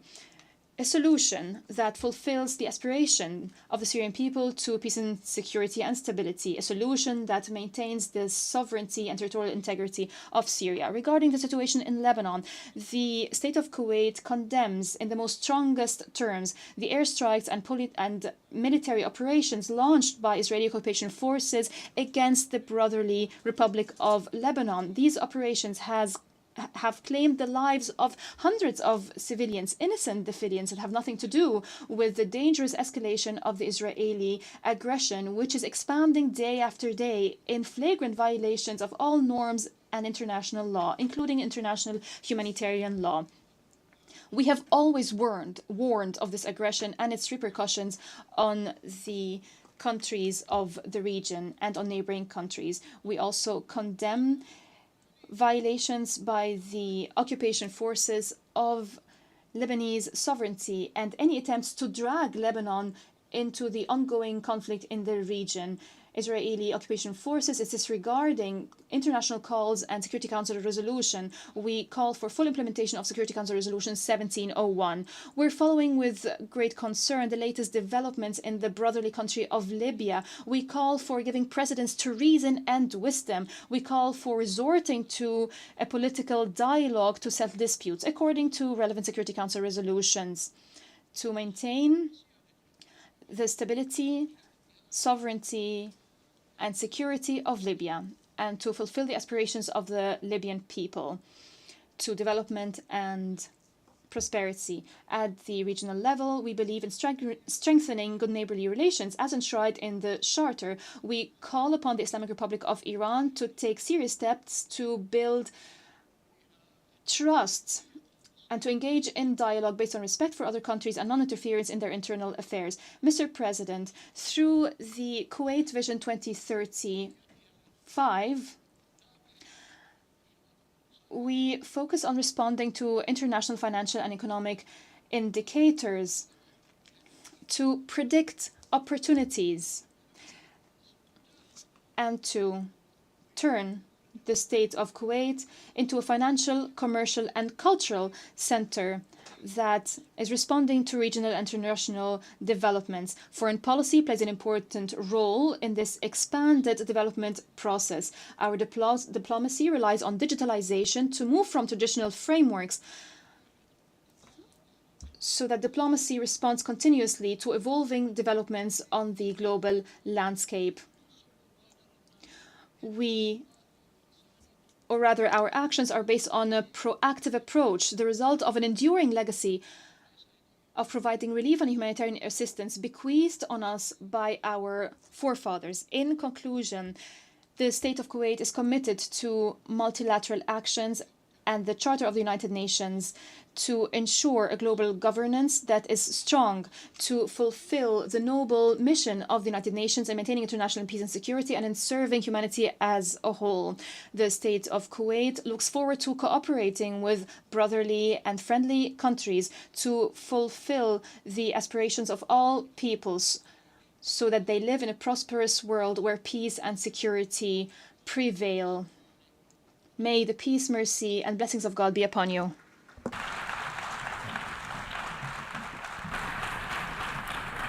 En nombre de la Asamblea, On behalf of the Assembly, I would like to thank the Crown Prince of the State of Kuwait. a continuación, The Assembly will now hear an address by His Excellency Luis Montenegro, Prime Minister of the Portuguese Republic. I request protocol to escort His Excellency and invite him to address the Assembly.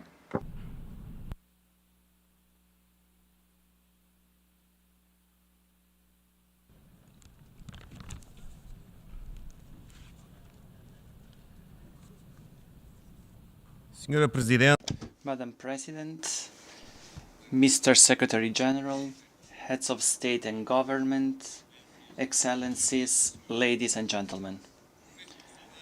I start by congratulating the President of the 79th session of the General Assembly, Philemon Yang, on his election and wish him every success. I express special appreciation for the tireless work of Secretary General Antonio Guterres. He knows that he can count with Portugal's full support. As this is the first time I am addressing this august assembly, I can only recognize the weight of responsibility that falls on all of us, representatives of the peoples of the United Nations. I am doing so at a particularly demanding time, marked by the confluence of multiple global challenges and crises and growing geopolitical tensions. But I also do it with hope and confidence. Hope because this is the year when we celebrate 50 years of freedom in my country.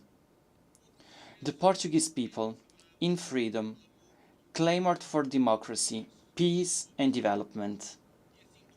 And so the arc of history was bent. At a time when in many parts of the world autocracies are jeopardizing democracy, we have confidence in the strength of freedom. At a time when we are facing threats, big threats to peace, we have confidence in the power of multilateralism and collective responsibility. At a time when development challenges are becoming more acute, we have faith in economic growth as the engine of fair and sustainable progress. Madam President, Excellencies, Portugal is an uncompromising advocate of multilateralism as a method of cooperation and organization of the international system.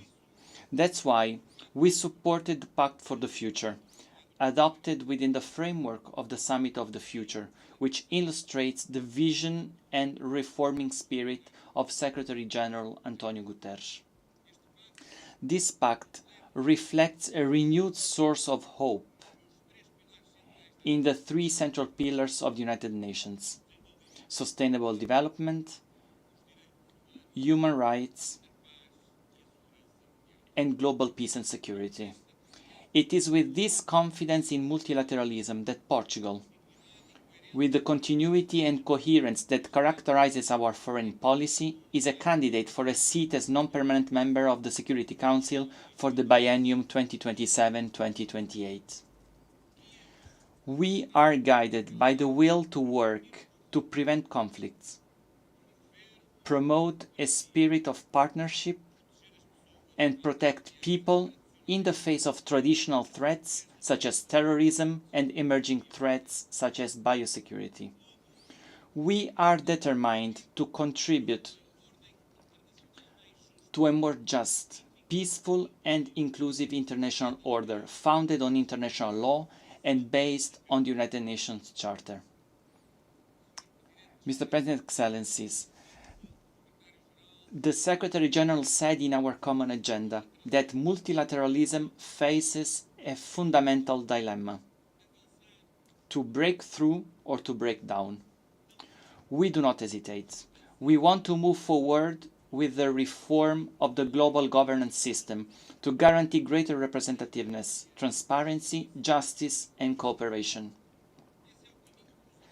This is the path that the Pact of the Future shows us, redesigning the international financial architecture, promoting greater alignment with the Sustainable Development Goals.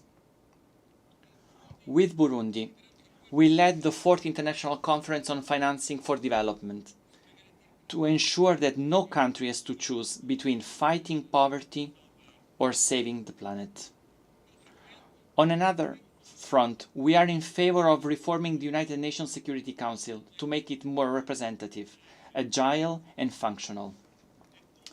Its composition is outdated, and the absence of representatives from some regions hampers its functioning. Portugal supports the African Common Position and the aspirations of Brazil and India to become permanent members. Small and medium-sized countries, including small island states, should also have their representation strengthened. As far as working methods are concerned, we support the limitation and greater scrutiny of the use of the veto. The right of the veto, before constituting a power, represents a responsibility. And that's how it should be exercised, preventing a party to a conflict from being both judge and judged. While the war continues with terrible consequences inside and outside Ukraine, the Security Council has been several times silent. We hope that now, in Lebanon, the Security Council can be effective in preventing increased escalation. Even when resolutions are adopted, they often remain unfulfilled. It is imperative that in Gaza and Sudan, all parties do their utmost to ensure the full implementation of the resolutions adopted by the Council.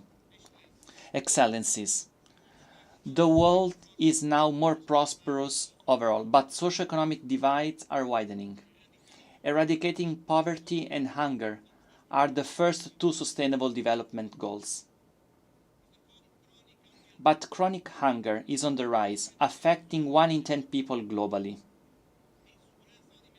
Acute food insecurity has almost tripled since 2016. In this context, we welcome the Global Alliance Against Hunger and Poverty proposed by the Brazilian presidency of the G20. The hope we are talking about can only be realized if we are able to respond to the needs of millions of people affected by conflict. Ukraine, Gaza, Sudan, Myanmar, Sahel, and now Lebanon are examples of the suffering of millions of people forced to leave their homes and families. I'm also talking about climate refugees, rising temperatures, forest fires, which tragically hit my country recently.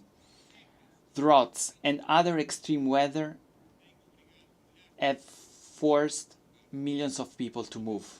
At the same time, disrespect for the rights of women and girls, or persecution on religious or sexual grounds, has become more and more widespread in various parts of the world. The context of human rights protection is severely weakened and threatened. It is our collective responsibility to guarantee the respect, protection, and realization of human rights. New technologies, such as artificial intelligence, they constitute an opportunity, but they also create risks. The Pact for the Future points the way to a virtuous balance in this area. We must act to combat all forms of discrimination and hatred that undermine the cohesion of our societies. We will continue in this context to defend the rights of youth. The high-level meeting of the General Assembly on Youth, which, at Portugal's request, will be held here next year to mark the 30th anniversary of the World Programme of Action for Youth, will be an opportunity to move forward on this front. This is a priority for Portugal at home and abroad. Excellencies, peace is the primary objective of the United Nations. And here too we must give a sign of hope. The Russian Federation's war of aggression against Ukraine constitutes a flagrant violation of the international law, which we strongly condemn. The negative effects of this war, the food, energy, and inflation crisis, are echoing around the world with the greatest impact on the most fragile regions. We are also deeply concerned about the humanitarian situation and the dangerous escalation in the Middle East region. In view of the events in Lebanon, we call on the parties to exercise maximum restraint to avoid escalation.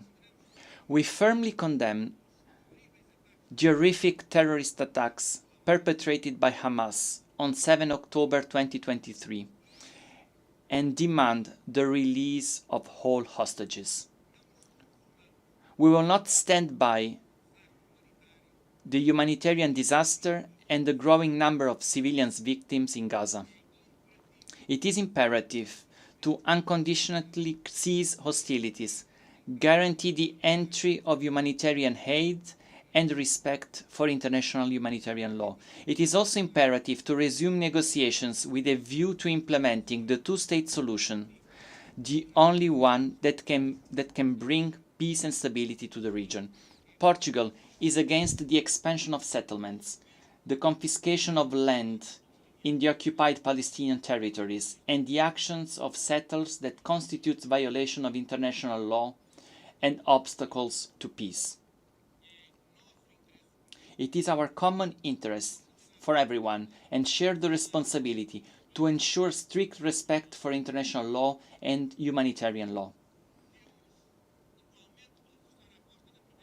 We also need to put an emphasis on prevention and mediation, particularly in Africa. I would highlight Portugal's consistent presence in United Nations peacekeeping operations and missions of the European Union, with national forces deployed in Mozambique, Somalia, South Sudan, Central African Republic, and the Gulf of Guinea. I would also emphasize the contribution of ECOWAS and the African Union to the efforts to promote stability in the region. Portugal supported the resolution that allowed for the establishment of regular UN contributions to the financing of African Union peace operations mandated by the Security Council. We also support the Secretary General's proposals to establish regular contribution to the Peacebuilding Fund. Excellencies, Portugal is a maritime country. 97% of our territory is ocean. We understand the vital role of the ocean in the global economy and also in combating climate change. We strongly support the sustainable management and governance of the oceans and the development of a new sustainable blue economy in line with the 2030 Agenda. We consider capacity building in ocean-related matters a priority, and have designed a fellowship program aimed at developing countries with a special focus on small island developing states. The international agreement on the conservation and sustainable use of marine biodiversity in areas beyond national jurisdiction was a victory for multilateralism. We will remain committed to its entry into force. Portugal is calling for a joint effort to finalize an ambitious treaty to eliminate plastic pollution by the end of this year. Climate change is the existential threat of our time. Portugal keeps engaged in investing in renewable energies and in phasing down fossil fuels. We want to incorporate 47% of renewable energies into final energy consumption by 2030. We have also favored the introduction of innovative financial mechanisms, including with SIDS. An example of this is the agreements signed in Portugal and by Portugal with Cabo Verde and São Tomé and Príncipe to transform debt that these countries have with Portugal into climate investment, thus supporting the energy transition. Mr. President, Excellencies, the success of the 2030 Agenda is mainly in favor of the most vulnerable groups. We cannot leave anyone behind. The digital transition and emerging technologies represent a renewed opportunity to facilitate a more prosperous, fair, inclusive, and sustainable future. Connectivity is a cornerstone. The path seems clear. We should conceive technological development through a human-centered lens and based on international law. Excellencies, and to conclude, I'm very proud to speak to you in Portuguese. As well as being the fourth most spoken language in the world as a mother tongue, today uniting more than 260 million people on all continents, Portuguese is an official and working language in 33 international organizations, including the community of Portuguese-speaking countries. And that's why the CPLP's ambition to see the Portuguese language recognized as an official language of the United Nations is therefore legitimate. Just yesterday, I agreed with President Lula da Silva of Brazil that we are committed and willing to work together with all the Portuguese-speaking countries to achieve this goal. The legitimacy of the United Nations, its convening power and its global normative authority, combined with its multidisciplinary expertise, are some of its unique assets, which must be harnessed in favor of our common causes and a shared vision of the future. The road ahead, we all know, it's arduous and uncertain, but the goal has been set. We will walk it with hope and confidence. And in this trajectory, the United Nations and the international community and the peoples of the world can count on Portugal. Thank you very much. Muito obrigada. En nombre. On behalf of the General Assembly, I would like to thank His Excellency the Prime Minister of the Portuguese Republic. Ladies and gentlemen, we have heard the last speaker in the general debate for this meeting. The 12th plenary meeting, to continue with the general debate, will be held at 3 p.m. The meeting is adjourned.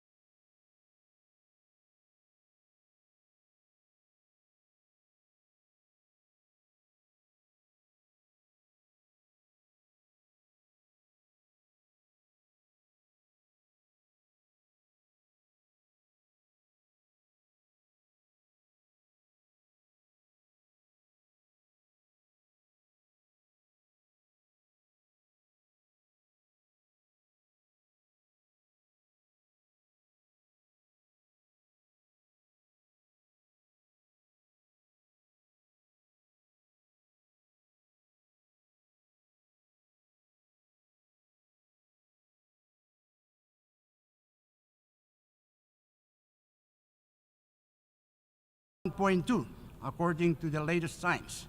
The 1.5 degrees goal is the safety limit for our small islands. Beyond that lies a danger zone with deadly heat that will cost lives, impact our food and water systems, and will drown many of our low-lying islands. Carbon dioxide stays in the atmosphere for hundreds of years. So while it is critical for the world to cut those emissions, the benefits of those cuts will not be felt until later this century. We need to control temperatures now. We call upon the larger emitters to prioritize reduction of the non-CO2 pollutants, especially methane, fluorinated gases, and black carbon. The IPCC and more recent scientific reports explains that this is the only way. So I urge all of us to take a greater action now. I call on all parties to the Paris Agreement to include ambitious non-CO2 goals and measures in their 2025 round of NDCs.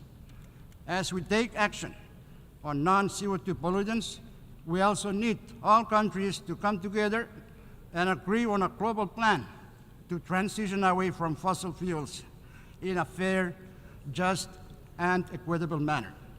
In this connection, I am announcing that Micronesia endorses the Fossil Fuel Non-Proliferation Treaty Initiative. We must accelerate all our efforts to tackle the climate crisis. Mr. President, the health of our ocean is deteriorating due to the effects of climate change and greenhouse gas emissions. One of the most hard-hitting issues we are confronted with is sea level rise. I am very pleased that the General Assembly is hosting for the first time a high-level meeting on sea level rise this week. Sea level rise poses a significant threat to the livelihoods, well-being, and security of our small island nations, communities, and ecosystems. However, this climate crisis does not jeopardize our statehood or sovereignty, nor does it diminish our rights under international law. Leaders from the Pacific Islands Forums, or PIF, and the Alliance of Small Island States, AOSIS, have affirmed that our maritime zones, as recognized by the UN Convention of the Law of the Sea, will remain valid despite physical changes due to climate change.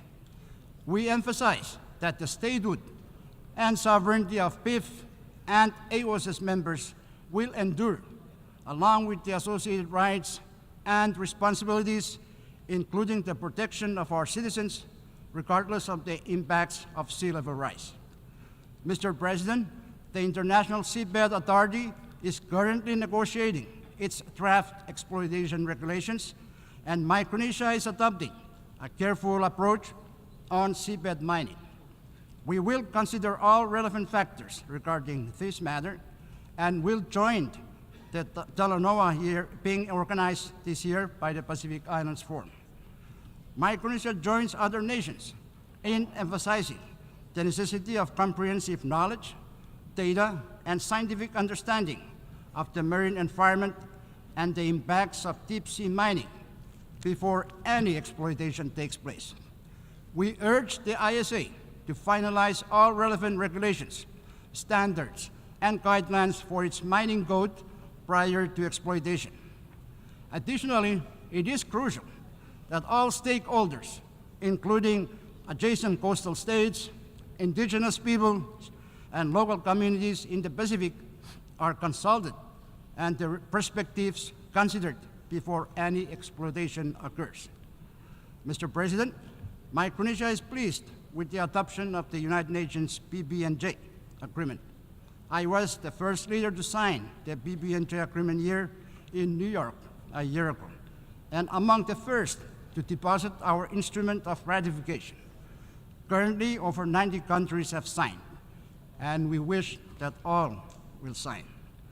I urge others to sign, ratify, so that we can operationalize the PB&J agreement. We look forward to the preparatory commission to begin its important work soon.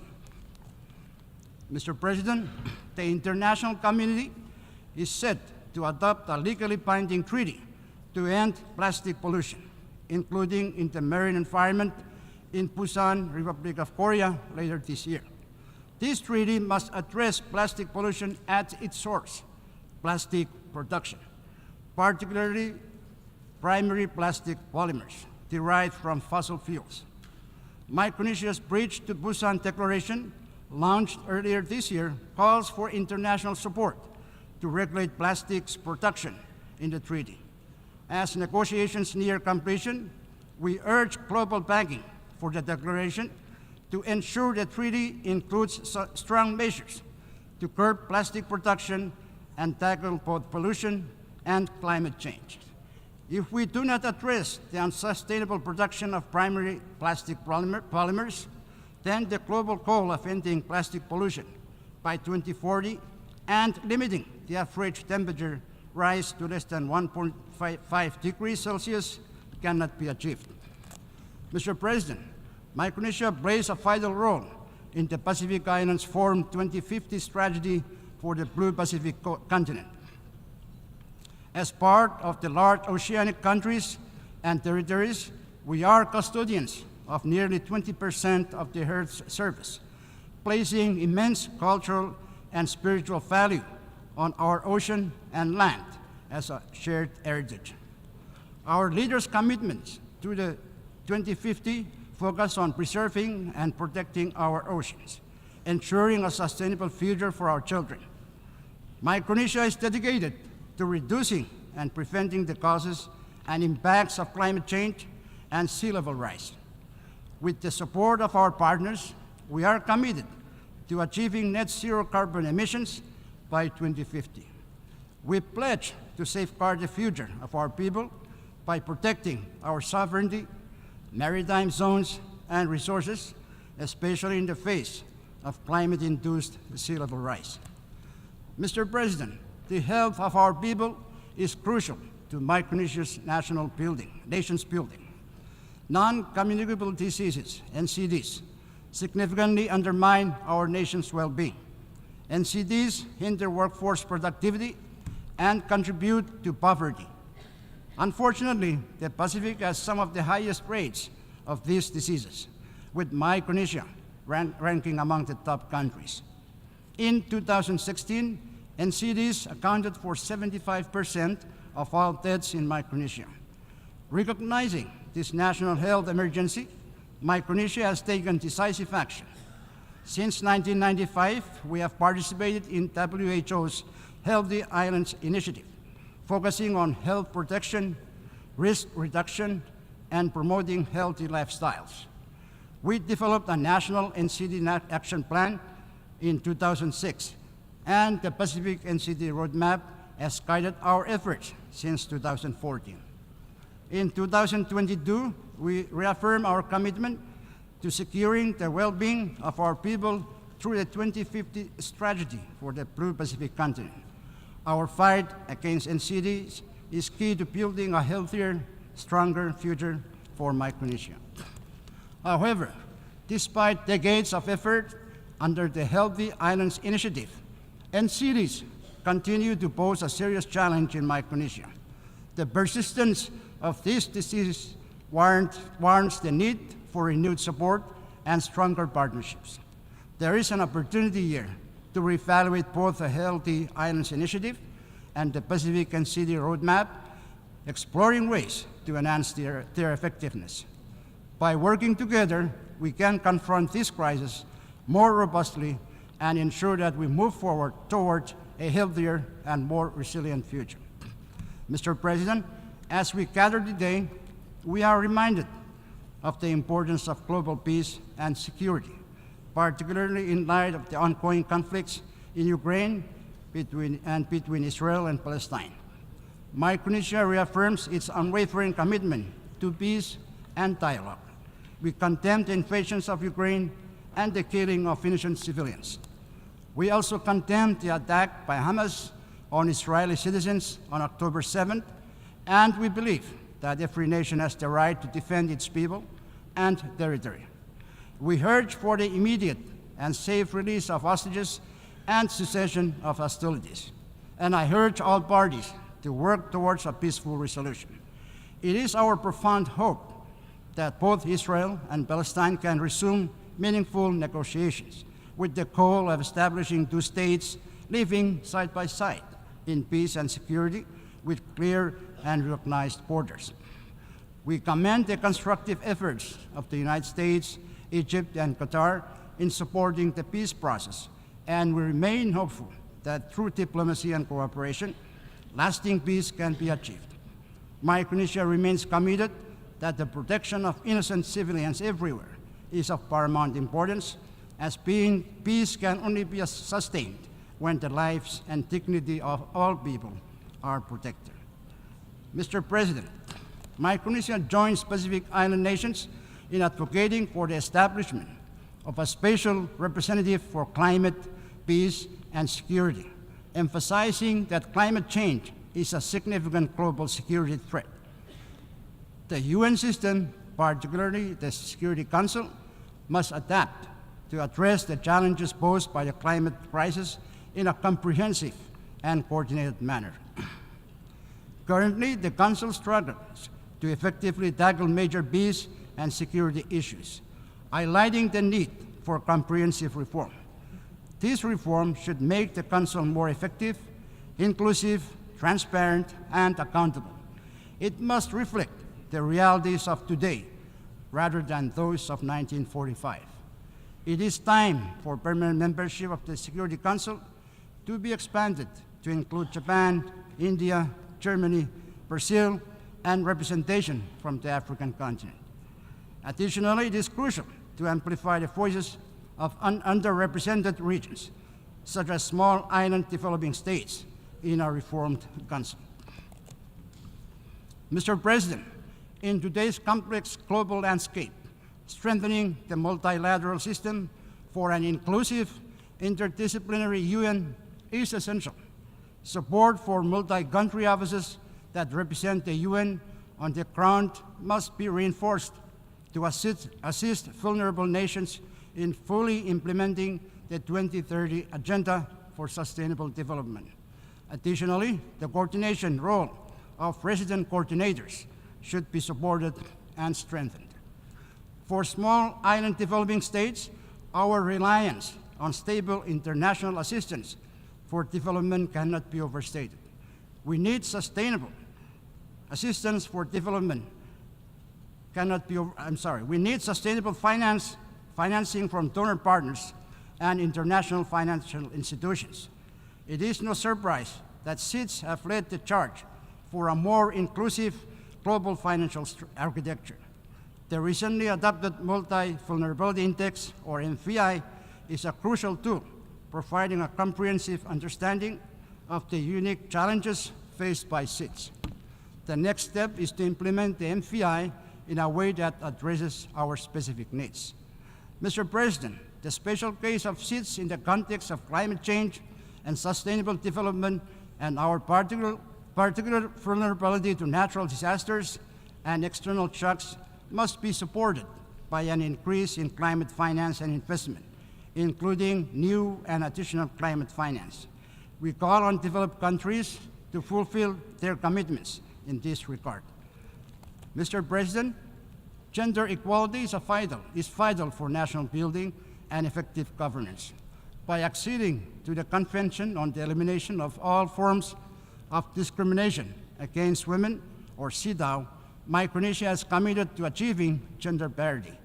We have also endorsed the Pacific Leaders' Gender Equality Declaration and established a national gender policy. Strengthening gender equality is a priority within my administration, and I have nominated more women to key roles, including my cabinet, to address the imbalance in government. In a historic achievement, 3 women were recently elected to our 14-member Congress, marking a significant milestone for representation. With these steps, Micronesia is moving towards a stronger and more inclusive future. Mr. President, today we stand at a critical crossroads where the future of our planet rests in the hands of our youth. It is not enough to speak of change. We must empower the next generation to lead it. Our young people are innovators, the visionaries, and the problem solvers who will carry the torch of climate action and global justice. But they cannot do it alone. We must invest in their education and well-being, nurture their leadership and character. We must give them the tools to build a resilient, sustainable world. As leaders, we must ensure that our youth are not the inheritors of a dying planet, but are the co-architects of its transformation. In closing, Mr. President, the challenges we face, from climate change to conflict, from the health of our oceans to the well-being of our people, demand urgent and unified action. Let us not be discouraged by the magnitude of the tasks before us, but instead be inspired by the opportunity we have to reshape our world for the better. The spirit of camaraderie teaches us that strength lies in unity, and in that spirit, I call on every nation represented here to act decisively with courage and compassion. Let us work together with resolve and prioritize the protection of our planet, our people, and our future. The time for action is now. Let this assembly be remembered not for words spoken, but for deeds done, for promises kept, and for the lasting legacy we leave for our generations to come. As we were so rightly reminded of at the opening of the Summit of the Future by the youth representative from South Sudan, the future is for the youth to forge, not for us to cling on to. Micronesia is ready to play its part, and I urge all of you to join us in this collective effort so that together we can build a world where peace, prosperity, and sustainability are not just aspirations, but realities for all of us. As enshrined in the preamble of our FSM Constitution, and I quote, "Our ancestors who made their homes on these islands displaced no other people. We who remain wish no other home than this. Having known war, we hope for peace. Having been divided, we wish unity. Having been ruled, we seek freedom. We extend to all nations what we seek from each: peace, friendship, cooperation, and love in our common humanity." I thank you, and I leave you with Gamarali. Thank you very much.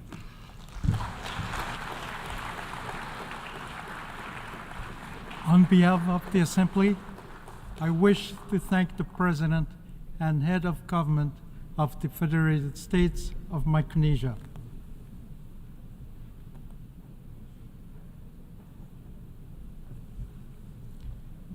The Assembly will hear an address by His Excellency Prithvi Raj Singh Rampoon, President of the Republic of Mauritius.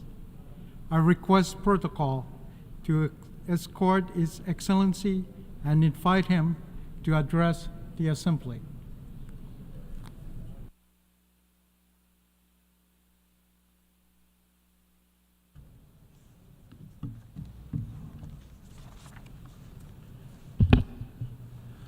Your Excellency, Mr. Philemon Yang, President of the General Assembly, Your Excellency, Mr. Antonio Guterres, Secretary General of the United Nations, Excellencies, distinguished delegates, good afternoon. Mr. President, I also warmly congratulate you. Mauritius is proud to see a son of Africa assume the high office of President of the 79th session of the General Assembly. I assure you of the full support of Mauritius. We remain committed to the universal values and noble aspirations of the United Nations. Our appreciation also goes to His Excellency Denis Francis, who throughout the 78th session championed solidarity and unity during challenging times. Secretary General Antonio Guterres also deserves our special recognition for his inspiring and commendable initiatives in furthering the objectives of our organization. Mr. President, the theme being addressed in this August Assembly is in consonance and resonates deeply with the very essence of our organization. The UN emerged out of the ashes of war and untold sufferings. We have a moral obligation to ensure that the ultimate sacrifice of millions of women and men was not in vain. Our organization has since embodied the universal values of peace, justice, equity, respect for the rule of law, and human dignity. It is appalling that we are lately witnessing an erosion of these same values.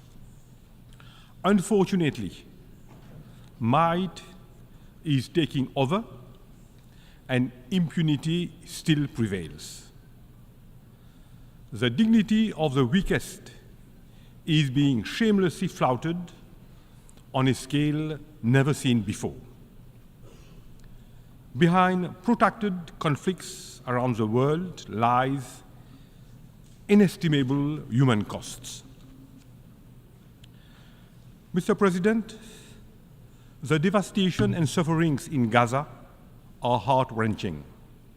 Thousands of innocent lives have been lost.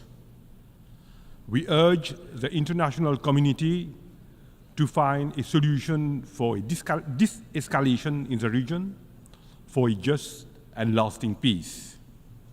And we are convinced that the two-state solution based on relevant UN resolutions and international law will uphold human dignity and equality for all. We welcome the advisory opinion on the legal consequences arising from the policies and practices of Israel in the occupied Palestinian territory, including East Jerusalem. There is an urgent need for a renewed commitment to diplomacy and constructive dialogue, as in many parts of the world, conflicts, instability, and challenges to security are still unabated. Mr. President, the world has witnessed an unprecedented technological revolution in a short span of time. For humanity to benefit from its transformative power, AI governance should be anchored in international law. Current unsustainable consumption and production trends are exacerbating injustices and inequalities. We are at a watershed moment. Mauritius welcomes the adoption of the Pact for the Future, which is a renewed testimony to our collective resolve for the betterment of our world. We also need to ensure that the overall architecture of our global institutions reflects today's realities. Mauritius believes that inclusivity is a necessity and not a choice. Small states and large alike deserve a voice. Africa and SIDS have their rightful place in a reformed Security Council. Multilateral and international financial institutions should be more representative and also responsive to the needs of all countries. This is the only way to pave for a more equitable and resilient world where human dignity is upheld. Mr. President, Mauritius believes that human dignity is universal unalienable and unconditional. This conviction has always guided our actions. Our multicultural society thrives on fairness, equity, and human dignity. Through unity in diversity, we have strengthened our unique and tolerant society. We have spared no effort in advancing the economic, social, and cultural rights of our citizens. Our commitment to free and fair elections, good governance, and putting people at the center of development remains resolute. We are investing heavily in free healthcare, infrastructural development, free education for pre-primary school to tertiary level, amongst others. We are promoting decent work for all. The empowerment of women and youth remains at the heart of the government actions. These inclusive approaches and supportive policies have contributed to the strengthening of our social fabric. Mr. President, the climate emergency is one of the most pressing global threats of our time. Greenhouse emissions from human activities have irrefutably contributed to global warming, sea level rise, and coastal erosion. It is most unfortunate that SIDS, like Mauritius, which have contributed to the least in global emission, are being the most affected. A multilateral approach to confront these threats is an absolute necessity. We must achieve the highest possible ambition while ensuring equity, common and differentiated responsibilities.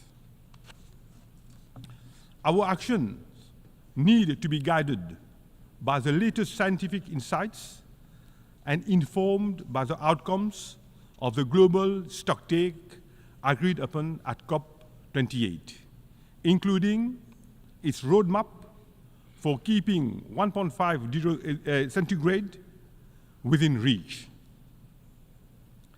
This target is a lifeline for all of us, especially SIDS. Therefore, an agreement on a fair and ambitious new collective quantified goal on climate is imperative. As temperatures rise, the very foundation of life for oceanic states are endangered. We welcome the recent advisory opinion of the International Tribunal for the Law of the Sea on climate change. It stands as a juridical lighthouse compelling all states to chart a new course guided by science and the moral imperative of intergenerational equity. In the fight against climate change, our resolve should be translated into concrete and time-bound actions. One which is commensurate with the urgency and scale of the climate crisis. Mr. President, Mauritius has ratified the BBNG treaty, underscoring our commitment to protecting our ocean resources and ensuring sustainable marine governance. We are fully committed to the implementation of the Antigua and Barbuda Agenda for SIDS, adopted earlier this year. The openness of SIDS economies makes us more vulnerable to external shocks. SIDS should be able to access global value chains for green jobs. We welcome innovative approaches and the use of the MVI for enhancing the effectiveness of access to constitutional finance. Mr. President, Mauritius has been and remains fully committed to the advancement of our African continent. Africa is a land of untapped opportunities. However, our continent is faced with several challenges, preventing it from realizing its full potential. Our Agenda 2063, including the African Continental Free Trade Area, has the ability to propel Africa. Our continent also resonates with cultural richnesses and stands united in purpose. Africa, with its youth dividend, stands ready to contribute to global solutions in shaping a more equitable and sustainable world for a better tomorrow. We call upon the international community to join in Africa's transformative journey. Mr. President, Mauritius and the United Kingdom are still pursuing negotiations on the exercise of sovereignty over the Chagos Archipelago, following the advisory opinion of the International Court of Justice of 25th February 2019. Several rounds of talks have taken place so far, and Mauritius continues to be engaged in these talks in good faith. We urge the United Kingdom to conclude expeditiously an agreement that would allow for the completion of the decolonization of Mauritius and the implementation of a resettlement program for the former inhabitants of the Chagos Archipelago in accordance with Mauritian laws. Such an agreement would also protect and preserve vital security interests on Diego Garcia. We also appeal to France to resolve the dispute over Tromelin, which forms an integral part of the territory of Mauritius, in the spirit of friendship that characterizes the relationship between our two countries. Before concluding, I wish to emphasize that the United Nations remains the ideal platform in bringing us together to address global challenges for a peaceful and more equitable world. We need also to recognize the contribution of the UN, its agencies, and dedicated personnel. Mr. President, we are convinced that the Pact for the Future will serve as a guiding star, leading us to an improved world for tomorrow's generations. I am confident that, together, we can forge a better, brighter, and more equitable world. One where no one is left behind, where human dignity and human rights prevail, where collective good for mankind remains at the core for lasting peace and prosperity. I thank you.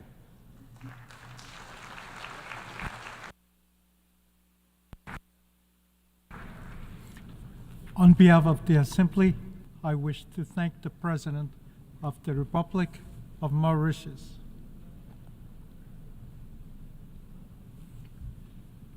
The Assembly will continue the consideration of Agenda Item 8 entitled General Debate. The Assembly will hear an address by His Excellency Charles Michel, President of the European Council of the European Union. I request protocol to escort His Excellency and invite him to address the Assembly.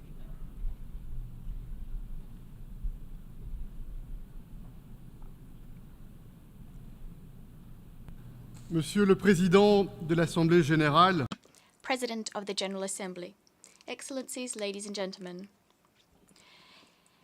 as you enter this building, what catches the eye is a bluish light. This is the peace window. At the heart of the United Nations, this stained glass window is committed to those who work for the benefit of the United Nations. It was made by Marc Chagall, a Russian Jew who lived for the most part of his life in exile. He lived through 2 world wars. To guarantee peace and security, which were re-established in 1945, the promises of freedom and solidarity were engraved in the United Nations Charter.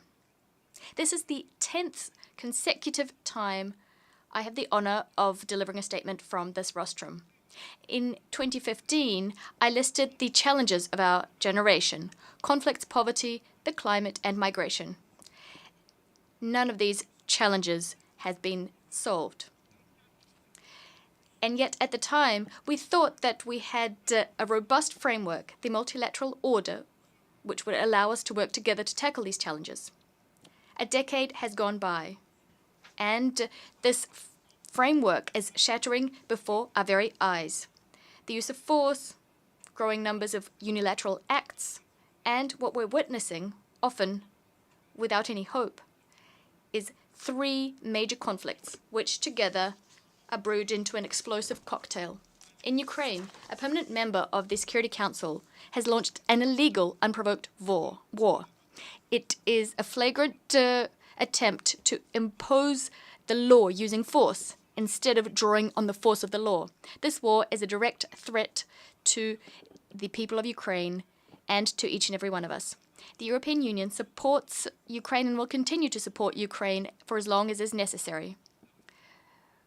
We will live up to our promise of freedom and solidarity, recommitting ourselves to a comprehensive, just, and lasting peace enshrined in the UN Charter.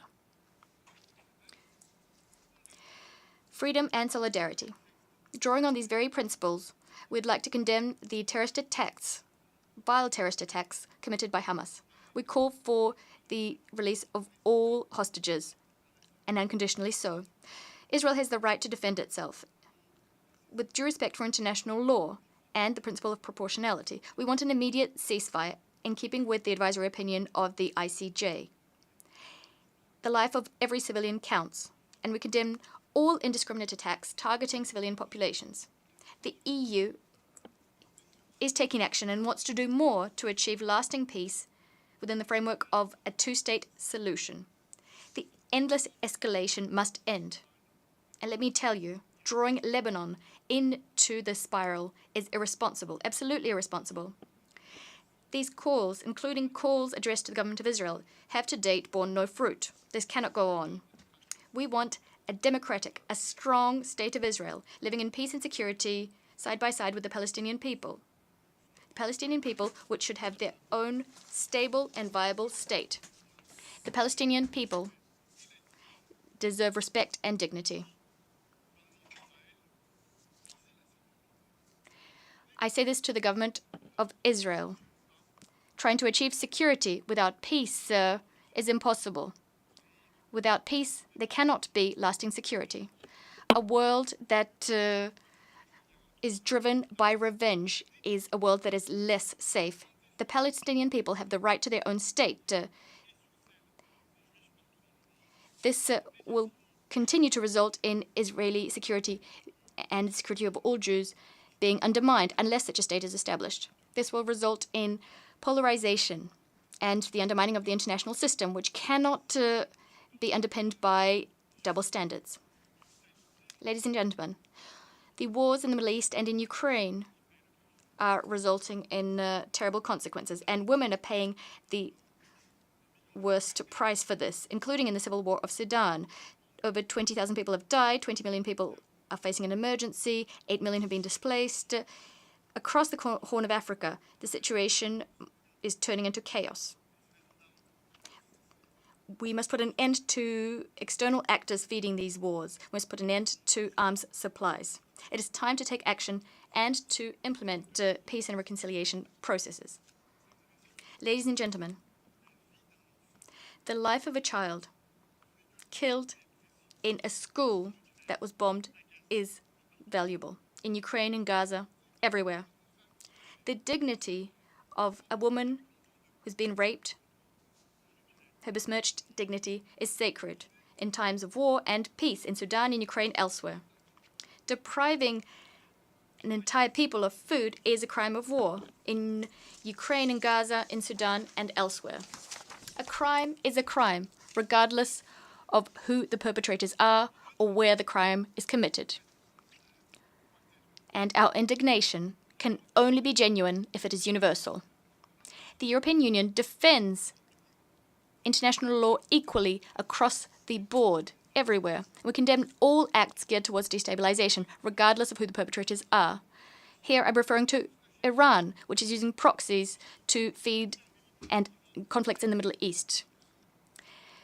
It's thanks to Iran's military support and Russia's war in Ukraine that this is happening. We must take stock of the situation. Iran and Russia are using the very same playbook. Their nuclear threat, imperialist ambitions, support for terrorist groups, godless and lawless terrorist groups, and all of this is destabilizing neighboring countries and the rest of the world. Excellencies, ladies and gentlemen, the establishment of the United Nations and the international system underpinned by rules was a remarkable step forward. Going backwards means going back to a time of war. More than ever since 1945, our world is being hard hit by an explosive conflict, an explosive cocktail of shocks. They're piling up, they're speeding up. We must get our bearings. This requires cooperation and courage. We need common laws which are respected by all. To this end, the Security Council must throw off the yoke of the veto which paralyzes it. The Security Council isn't representative nor legitimate. It's ineffective. The Security Council is increasingly stillborn, like a zombie.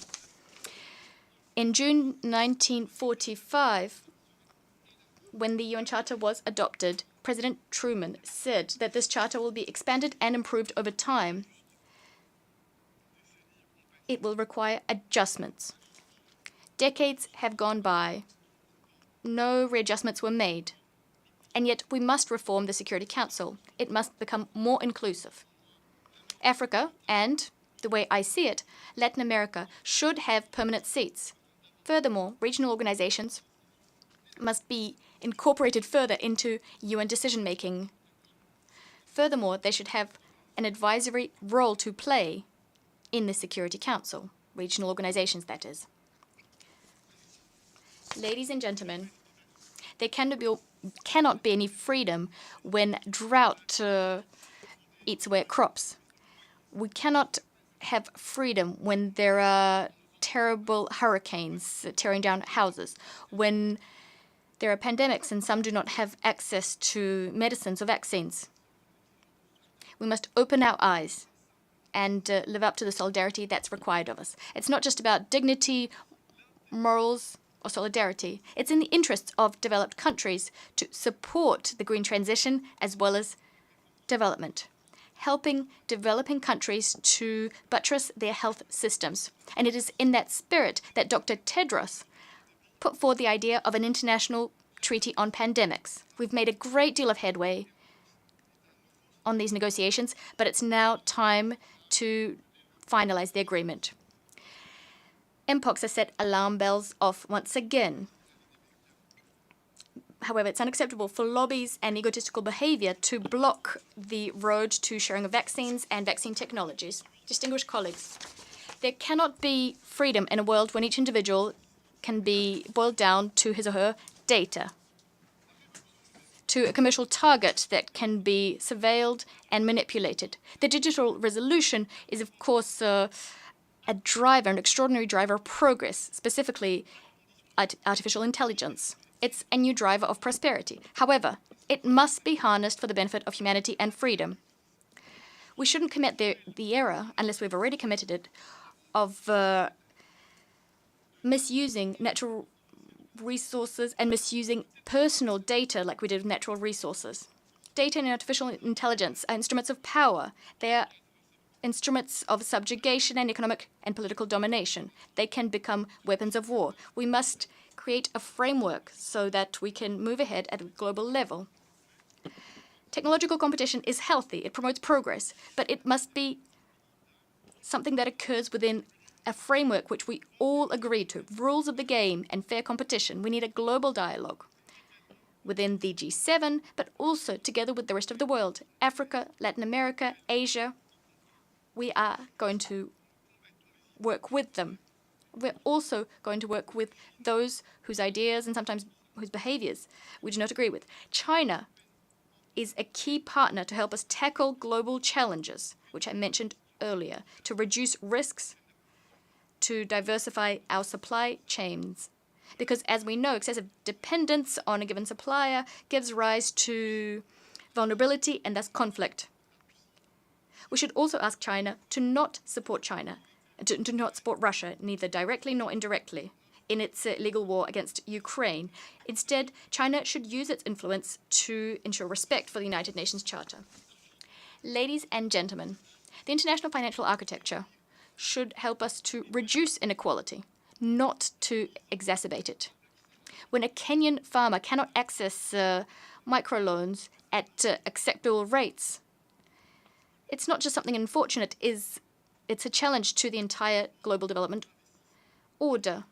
Because without lasting and equitable development, we cannot have global stability and security. We must change the system. Financial firepower must be multiplied for the benefit of our people, to ensure that we can address the climate threat and achieve prosperity. The most courageous donors should restructure debt and allocate additional special drawing rights. It's not just about the transfer of financial or technological means. Solidarity also requires us to reform governance, to improve business climates, strengthen legal certainty, combat corruption, and mobilize resources within developing countries as well. As Mo Ibrahim said, very frankly, while economic aid and relief efforts for Africa are wonderful and commendable acts of solidarity, we also need to change the way our countries are run. Ladies and gentlemen, by way of conclusion, I'd like to end this 10th and last speech from this rostrum with a few personal remarks. My first point: double standards are a modern-day poison in international relations. When we defend human dignity, territorial sovereignty, honest, free, and transparent elections, we should defend and protect them across the board under all circumstances. And each and one of us must humbly look in the mirror. We have all inherited our own cultures, our own histories, traditions, and probably our various errors. Everyone must draw conclusions. Humbly, we must do our best to be better. Europe often acts awkwardly, but it does so genuinely in good faith to ensure that human rights and freedoms are protected across the board. This brings me to my second point. We must steadfastly reject bipolar confrontation and act forcefully to build a multipolar world in a multilateral framework, in which every country or group of countries can choose its own path towards prosperity and work hand in hand while abiding by rules we've agreed to, all of us. We must resist to the pressure to pit one group of countries against another, to choose sides, because bipolar confrontation is not a good solution. Third, I deeply believe in regional organizations and what they can bring to the United Nations. Over the last 5 years, the EU has built partnerships with the African Union, Latin American countries, Caribbean countries in CELAC, ASEAN, the Gulf Cooperation Council, Central Asian countries. These cooperation networks help to weave the fabric of stabilization and achieve progress. Our EU must become stronger and more autonomous so as to bolster its capacity to work together with other organizations in the name of peace, freedom, and solidarity. You'll be hearing the EU's voice on the world stage, loud and independent. Excellencies, ladies and gentlemen, 2 world wars, the Holocaust, absolute humiliation for humanity. The European continent bears the scars of its past, and therefore we have a special responsibility to defend freedom, solidarity, and universal human dignity. The European project is geared towards reconciliation, cooperation, and increasingly friendship and fraternity. The European project should be a source of inspiration, of hope and optimism. Optimism is a duty, in fact. We can, once again, change the course of history, provided that we band together. The future has not been written. It is not a given. We can achieve greater peace, greater freedom, greater solidarity. Peace requires a lot of effort. We know that. We've given those efforts. And peace is very fragile. It breaks down sometimes, but we can piece it together, even though it's difficult. Peace is wonderful. It's luminous. It carries in it hope, as does the blue peace window crafted by Marc Chagall. Let's work tirelessly to build peace. You can count on the European Union. I thank you.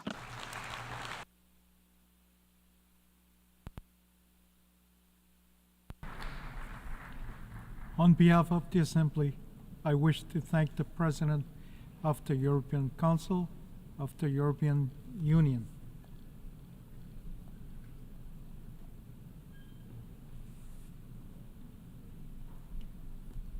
The Assembly will hear an address by His Excellency Temuco Meliat Konye, Vice President of the Republic of Côte d'Ivoire.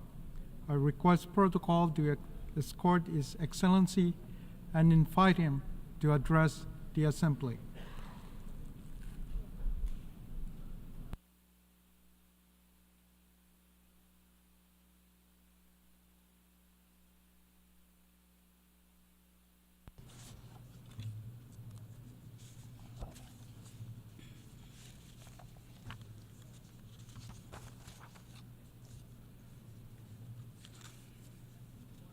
Monsieur le Président de la President of the 79th session of the United Nations General Assembly, Heads of State and Government,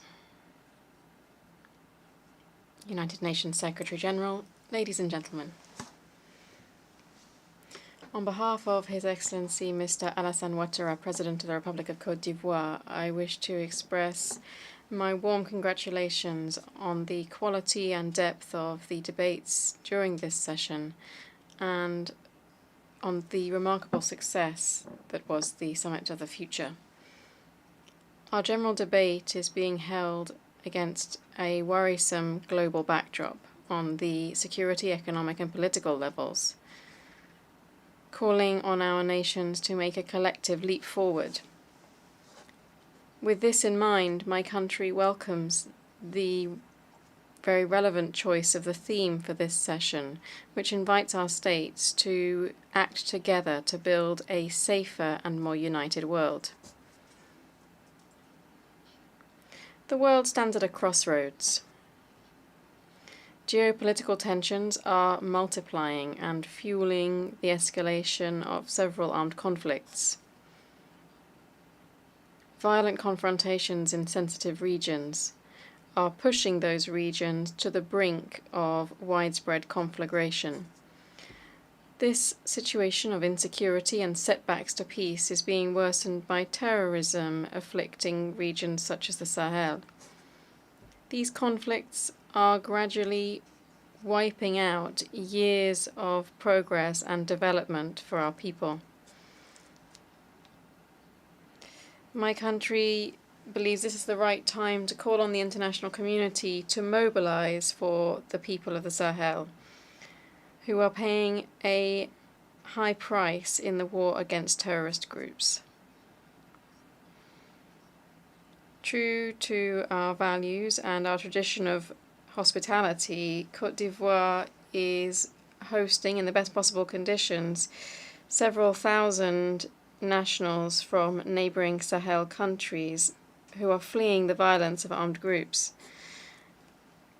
Outside the Sahel, the whole of West Africa is currently threatening to collapse.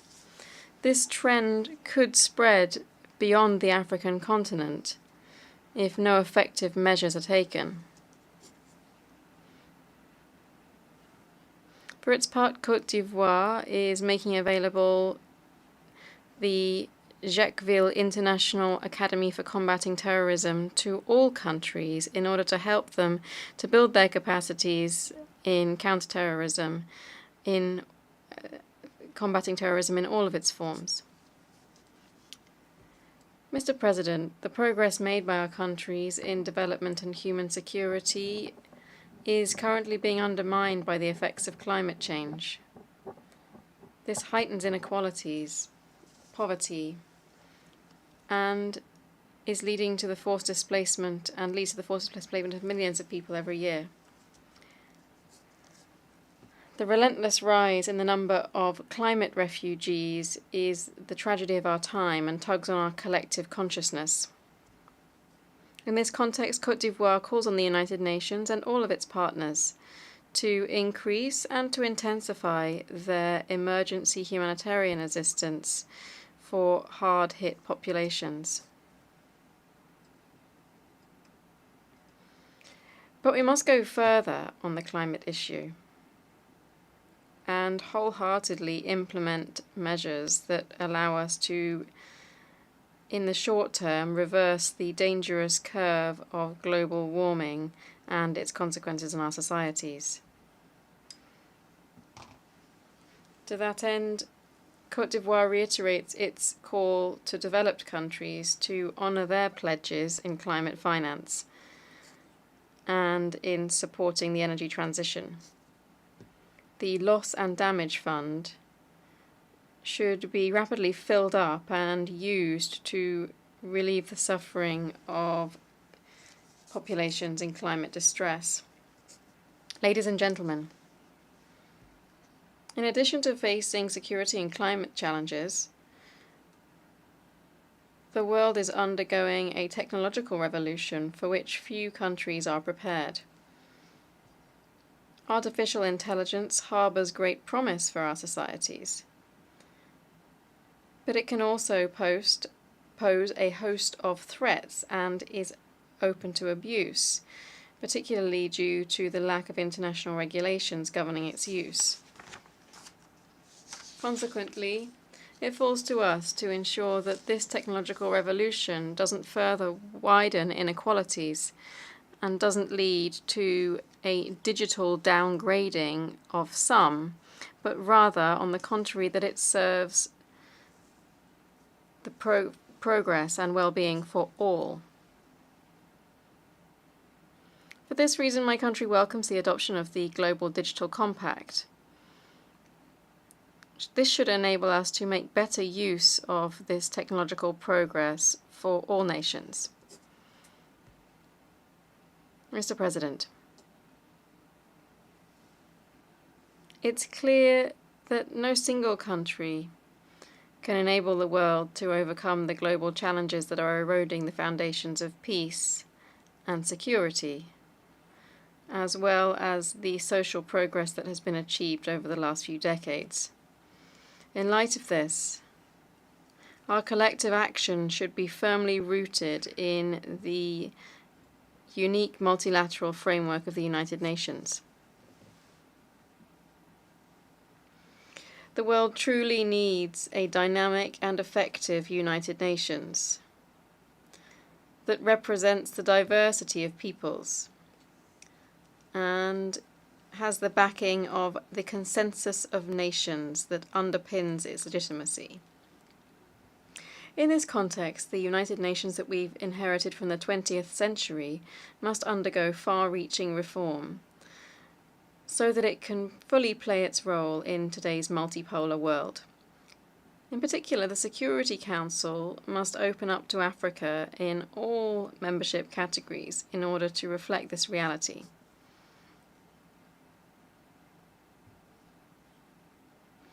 This is an essential condition for our global organization to be able to truly contribute to the lasting settlement of conflicts based on respect for international law, which remains its foundation.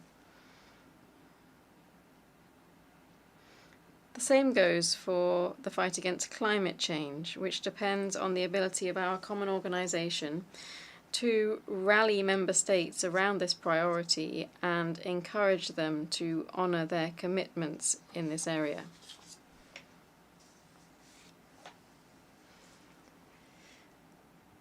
Global governance reform should also extend to multilateral financial institutions so that they can further support efforts to fund sustainable development goals in developing countries, while at the same time tackling the issue of debt. These institutions should be more inclusive in how they operate and how they take decisions. These deep-rooted transformations are inevitable and must be sped up so that these institutions truly work to assist all of our countries in combating poverty and ensuring development. Here I wish to pay tribute to the United Nations Secretary General in his brave initiatives in preventive diplomacy, peacekeeping, and peacebuilding, but also for his commitment to reforming global financial governance. Together, we have the right tools to be able to meet the challenges facing the world and to be able to enable our young people and women to flourish and to contribute more than ever before to development in our countries. Africa's future lies in its young people. We owe it to them to build competitive education and training systems, as well as democratic institutions that protect their freedoms. Mr. President, ladies and gentlemen, my country firmly believes in the values of multilateralism. They are indeed at the heart of our interactions with other nations. Through multilateralism, together our states can overcome great divisions, forge consensus around difficult issues, and put forward global solutions to major global challenges. This vision determines how we act and how we contribute to regional community construction, and also how we commit alongside other countries to building a peaceful, united, and prosperous world for the benefit of present and future generations. Thank you.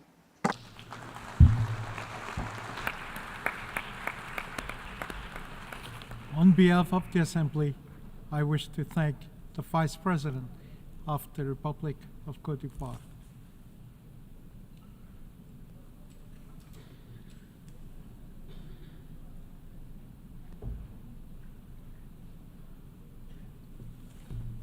The Assembly will hear an address by His Excellency Dick Schoof, Prime Minister of the Kingdom of the Netherlands. I request protocol to escort His Excellency and invite him to address the Assembly.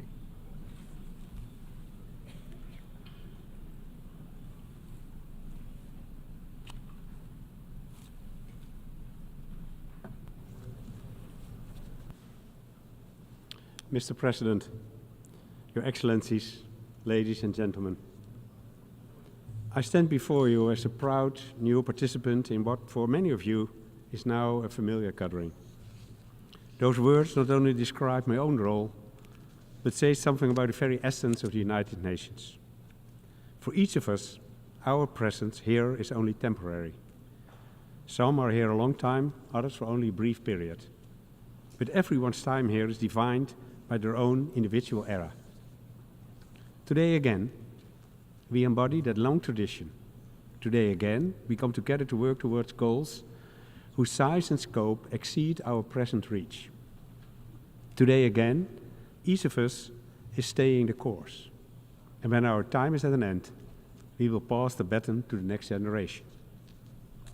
This is not to say that our course is always clear and never needs adjusting. On the contrary, our world is changing fast. And unfortunately, in some ways, not for the better. War and conflict in so many places. Climate change, whose effects are becoming clearer by the day. And cyber threats we couldn't have imagined a few years ago. That is what I want to talk about today, anticipating an unknown future. And I should add, although the challenges of our time may be new, my message is not. It was clear to the Romans, more than 2,000 years ago, when Cicero wrote, "It is the duty of every statesman to anticipate the future, to discover some time in advance what may happen, whether for good or for ill, and never to have to say, 'I had not thought of that.'" Of course, predicting the future is not a simple matter. And I don't believe that's what Cicero meant. I think he was calling on us to take responsibility. Responsibility that goes beyond the scenarios we want to imagine, beyond our national borders, and above all, beyond short-term solutions. It may seem impossible, but here, more than anywhere, we know better. The history of the UN has shown time and again what can be achieved if we join forces and persevere. Without the UN, there would have been no climate agreements, no disarmament treaties, no development goals or international tribunals. We have come a long way, and we can still go much further. By finding in this unpredictable world our strength in stability, by returning to the very foundation of the United Nations, a shared sense of responsibility. To preserve that foundation, we must strengthen and improve our partnership. For example, by moving forward in the challenging reform debate. You won't be surprised to hear me say that the UN Security Council no longer reflects the realities of the 21st century. The seats must be divided better geographically to preserve the UN legitimacy, strength and vitality, with permanent African representation at the very least. This is a task for us all. And so the Kingdom of the Netherlands will fully support proposals that make such reforms possible. In other areas too, we must adapt much more quickly to the new reality. Because while war and conflict are resolved as time, the manner in which we wage them is always changing. And words we have used since the dawn of memory are no longer sufficient. Words like war and peace, everybody knows what they mean. But the world is no longer black and white. In recent years, we've been confronted with something that seems neither one nor the other. More and more countries are developing offensive cyber programs. And these pose a growing threat to our critical infrastructure, our security, our earning capacity, and our intellectual property. These are big challenges which force us to prepare for the future. We can't easily predict that future, but we can try to anticipate it. And that's exactly what we're doing. With the UN Pact for the Future, we have taken big steps in the right direction. From reforming our international financial architecture to tackling issues of cybersecurity and outer space. And surely, we can attribute this success to our shared desire to work towards a fair and secure life for everyone, for people today and the generations that follow. With that in mind, I'm proud of the Declaration on Future Generations, a key tool for achieving this goal, which was co-facilitated by Jamaica and the Kingdom of the Netherlands. This kind of broad international collaboration is what the UN is all about. And through every issue we tackle together, we increase our effectiveness. We need only look at climate change to see the importance of that. There are still countries that think this issue doesn't concern them, because they've been spared the direct effects so far, but that is an illusion. From flooding to drought, the effects of climate change are impacting people around the world. That includes part of the Kingdom of the Netherlands.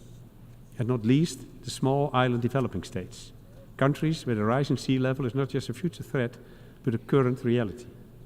What's more, all the problems caused by climate change amplify each other.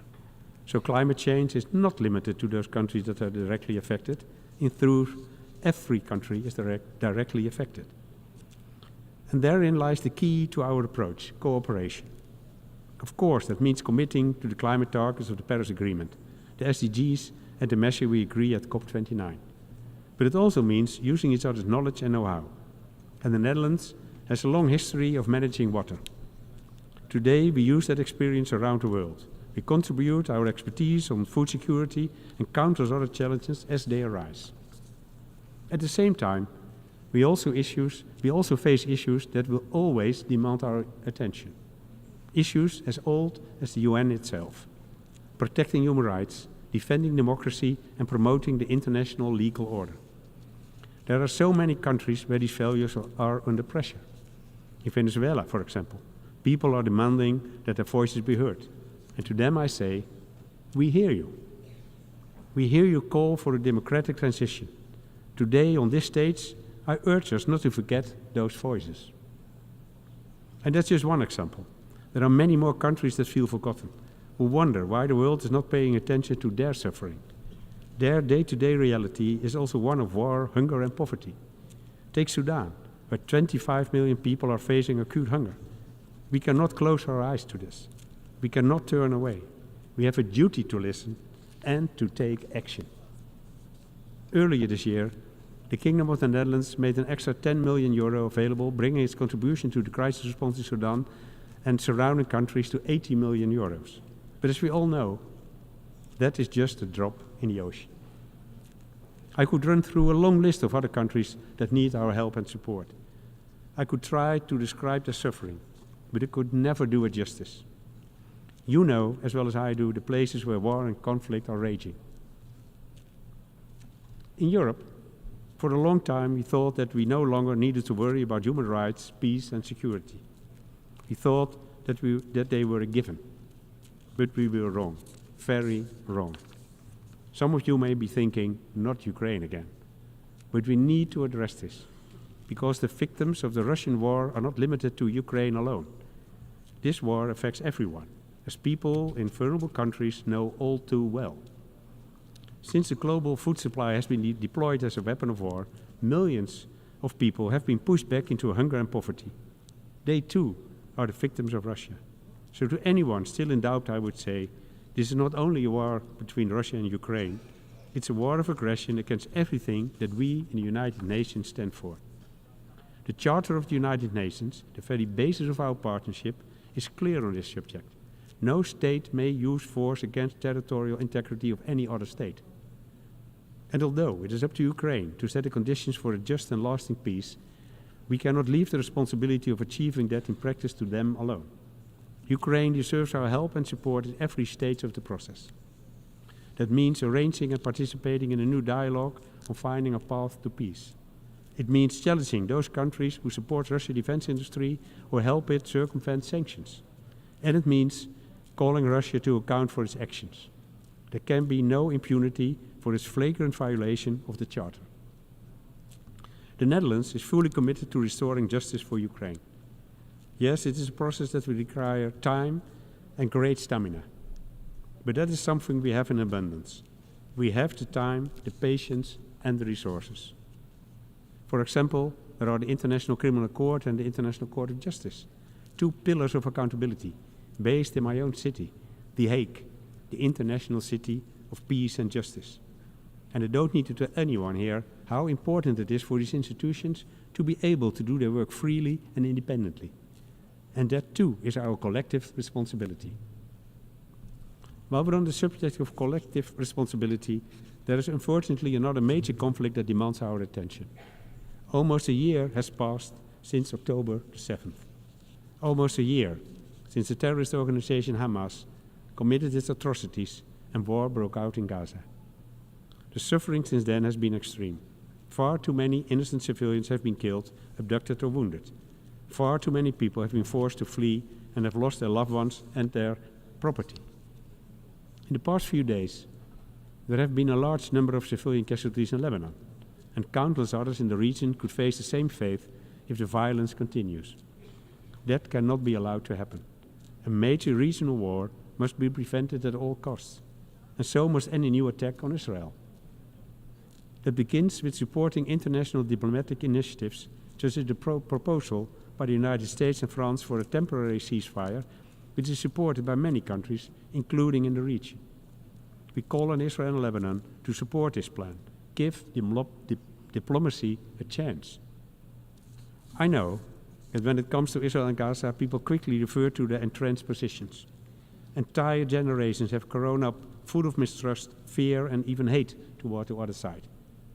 But if we try to take a longer view, we will see that there are no winners in this war. And any suggestion of winning for one side amounts only to a loss in the end. Loss on both sides. That's why political leadership and courage are needed now, on both sides. To break the endless cycle of violence and help them see the other for who they are, people, in search of a safe place to live. A place to live alongside each other, instead of at odds with each other. The first steps are obvious. An immediate ceasefire, the immediate and unconditional release of all remaining hostages, rapid large-scale aid for the people of Gaza, and all parties must comply with international law. I know it sounds easy, and I know that simply wanting something is not the same as making it happen. But as Nelson Mandela said, it always seems impossible until it's done. Ladies and gentlemen, our history has always shown us that it is possible. We have come a long way, and we will still have a long way to go.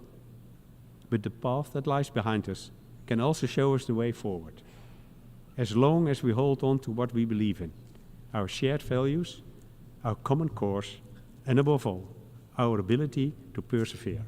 Thank you.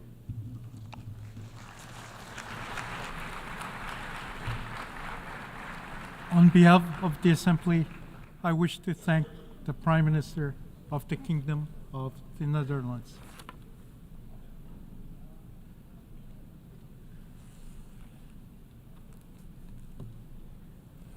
The Assembly will hear an address by His Excellency Nikol Pashinyan, Prime Minister of the Republic of Armenia. I request protocol to escort His Excellency and invite him to address the Assembly.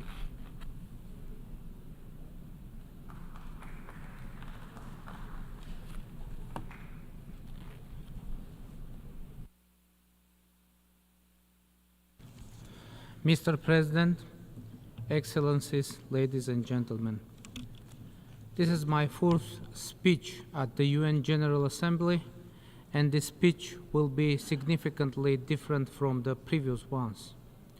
The key messages of my previous speeches were about the deadlock in achieving peace between Armenia and Azerbaijan. But today I want to say that peace between Armenia and Azerbaijan not only is possible, but is within reach. Why do I think so? For a few specific reasons. Quite recently, on August 30, Armenia and Azerbaijan signed the regulation on the joint activity of the commissions on delimitation of the state border between the two countries. This is the first bilateral legal document signed between the parties. But what is more important with that document, Armenia and Azerbaijan agreed to set the 1991 Almaty Declaration as the basic principle of border delimitation between the two countries and will be guided by it. This means that Armenia and Azerbaijan de jure reconfirmed the principle of recognizing each other's territorial integrity and inviolability of borders that existed during the Soviet Union, which is a fundamental factor for establishing peace. Now it is de jure reconfirmed that the two countries have no territorial claims on each other. What we have to do now is to take the next step and sign the agreement on establishment of peace and interstate relations between the Republic of Armenia and the Republic of Azerbaijan. The President of Azerbaijan and I have stated many times that at least 80% of the mentioned agreement has been agreed upon. Now, to seize this historic opportunity and to avoid the risk of reaching a deadlock, Armenia proposes to take what has already been agreed in the draft agreement, sign it, have a peace agreement between Armenia and Azerbaijan, and then go on with negotiations on pending issues. We are ready to do this right now. Why do we propose this? Because there is no precedent of a peace agreement or any agreement that would regulate and solve everything. It is practically not possible. After signing any agreement, two countries may always need to conclude new agreements and make new arrangements for this very reason. No matter how comprehensive any agreement, many important issues need to be further addressed. And in the case of Armenia and Azerbaijan, the agreed articles of the draft peace agreement actually contain provisions on peace, on not having territorial claims on each other, and not putting forward such claims in the future. Provisions on establishment diplomatic relations and a joint commission to oversee the implementation of the peace agreement.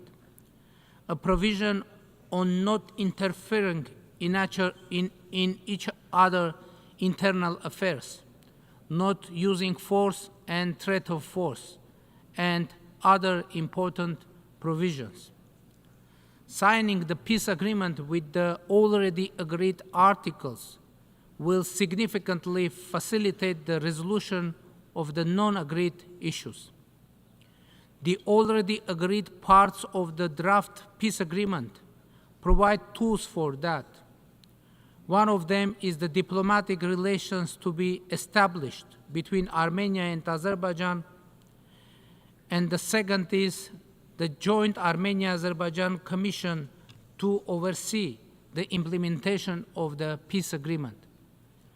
I mean the existence of the de jure peace between Armenia and Azerbaijan by signing the proposed agreement, and the establishment of diplomatic relations will result in changing the overall atmosphere and the perception of our governments and peoples, which will significantly facilitate the solution of the remaining issues.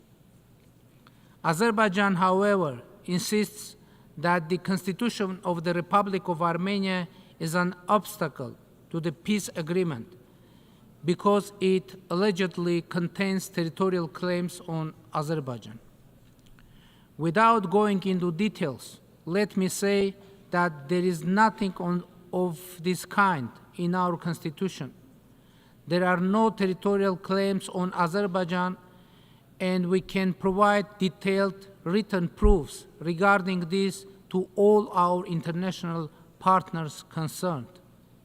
Moreover, it is the Constitution of Azerbaijan that contains territorial claims on the Republic of Armenia, and we can present written argumentation on this as well to all our international partners concerned.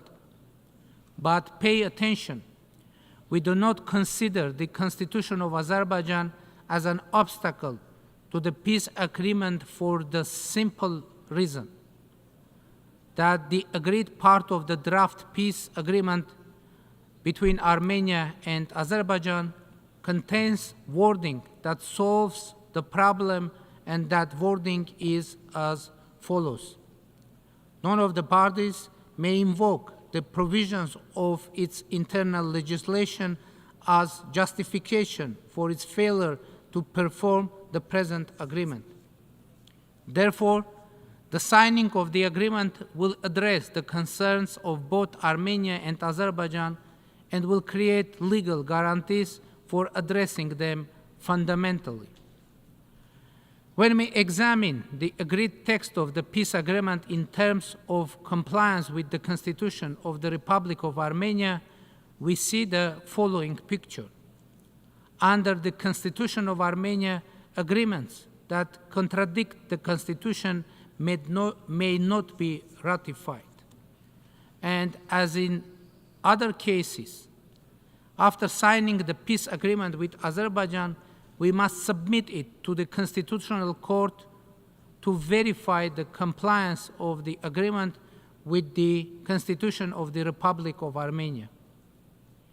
If our Constitutional Court decides that the peace agreement with Azerbaijan is in contradiction with the Constitution of the Republic of Armenia, even though our experts assure that it is not likely to happen. But anyway, if that will happen, that we will face a specific situation where constitutional changes will be needed for the sake of achieving peace. And if our Constitutional Court decides that the agreement complies with the Constitution of the Republic of Armenia, then there will be no barriers for ratification in the Parliament of Armenia. And here, an extremely important circumstance comes in. Under paragraph 3 of Article 5 of the Constitution of the Republic of Armenia, ratified international agreements have precedence over the domestic legislation of the Republic of Armenia, and therefore, after the signing and ratification of the peace agreement with Azerbaijan, theoretically, even if there were laws that could be interpreted as containing territorial claims, these documents would be subordinate to the Armenia-Azerbaijan peace agreement and would automatically have no legal force. The same logic would apply to Azerbaijan, of course. Honorable President, ladies and gentlemen, as you can see, here is peace so close to us, and all we need to do is reach out and take it. It is not easy for either Armenia or Azerbaijan, because each of us has our own truth, and the debate over those truths has led to enmity, casualties, and wars. The pain is very deep and intense, but we must now focus on peace, because peace is the only truth understandable to the people of Armenia and Azerbaijan. And this truth will open our eyes and shut down the sources of enmity, and we will all look to the future. Ladies and gentlemen, the Crossroads of Peace project of the government of the Republic of Armenia is also dedicated to that future.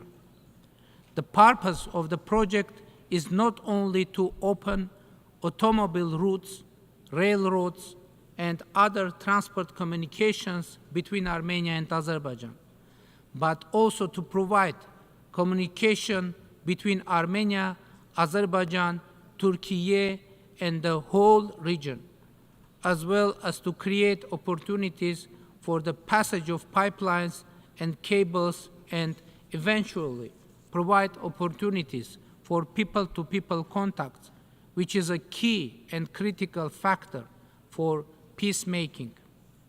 A key factor for peace and development is also that all this shall happen with due respect for the sovereignty, jurisdiction, territorial integrity of the countries, on the basis of the principle of equality and reciprocity, and we are ready to open our transport communications to both Azerbaijan and Turkey, as well as to our other neighbors and partners.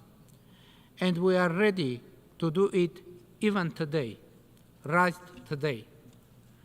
By the way, the crossroads of peace can become a part of the middle corridor, ensuring greater speed and efficiency of the passage of goods through it. The Republic of Armenia is ready to fully ensure the safety of the passage of cargo, vehicles, and people on its territory. It is our wish, our commitment, and we can do it. By the way, all those claims that Armenia has agreed somewhere in some document that third forces shall provide the security of communications on its territory are simply distortion of reality. Armenia's commitment is clear to guarantee the safety of cargo, vehicles, and people on its territory, and we guarantee it. Honorable President, ladies and gentlemen, today I don't want to send any negative, worrying, or pessimistic message, not because they do not exist, but because the Armenian proverb says, "Let us speak the positive in order to be well," meaning that when you speak positive, good things tend to become reality. It may be that there is a similar saying in Azerbaijan, Turkey, Iran, Georgia, and in other countries in the world, and they all consider it their own. But let us speak the positive in order to be well is not about saying empty words. Of course, one should work hard and sometimes make hard decisions. In my speech, I laid out all the circumstances that give me a reason to speak the positive, to be well in front of this distinguished audience.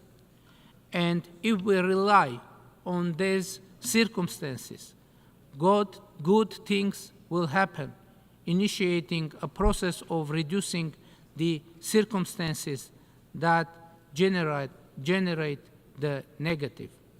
Thank you very much for your attention.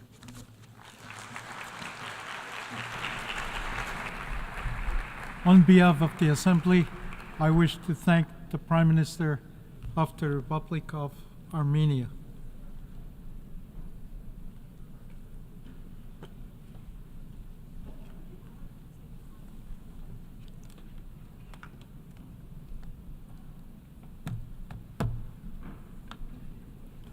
The Assembly will hear an address by His Excellency Mohammed Shia al-Sudani,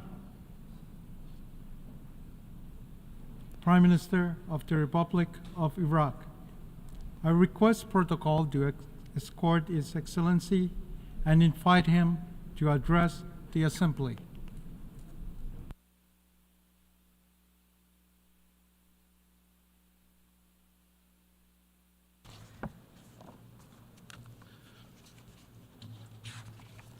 Bismillahir Rahmanir Rahim.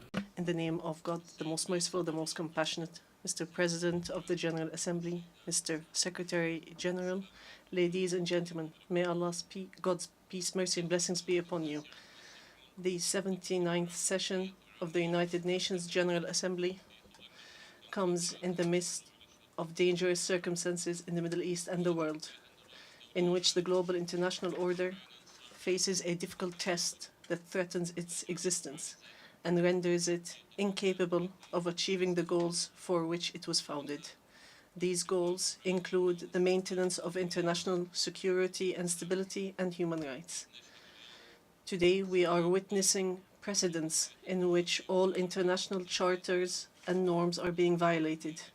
the international institutions that are supposed to contribute to managing and organizing international relations in a way that enhances peace and stability and advances human relations away from violence and brutal treatment are being neutralized.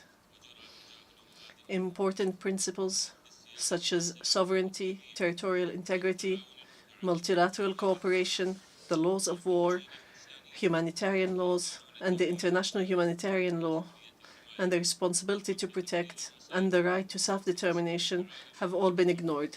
The world is being pushed towards full-scale confrontations and conflicts, while the UN Security Council is powerless and without a role.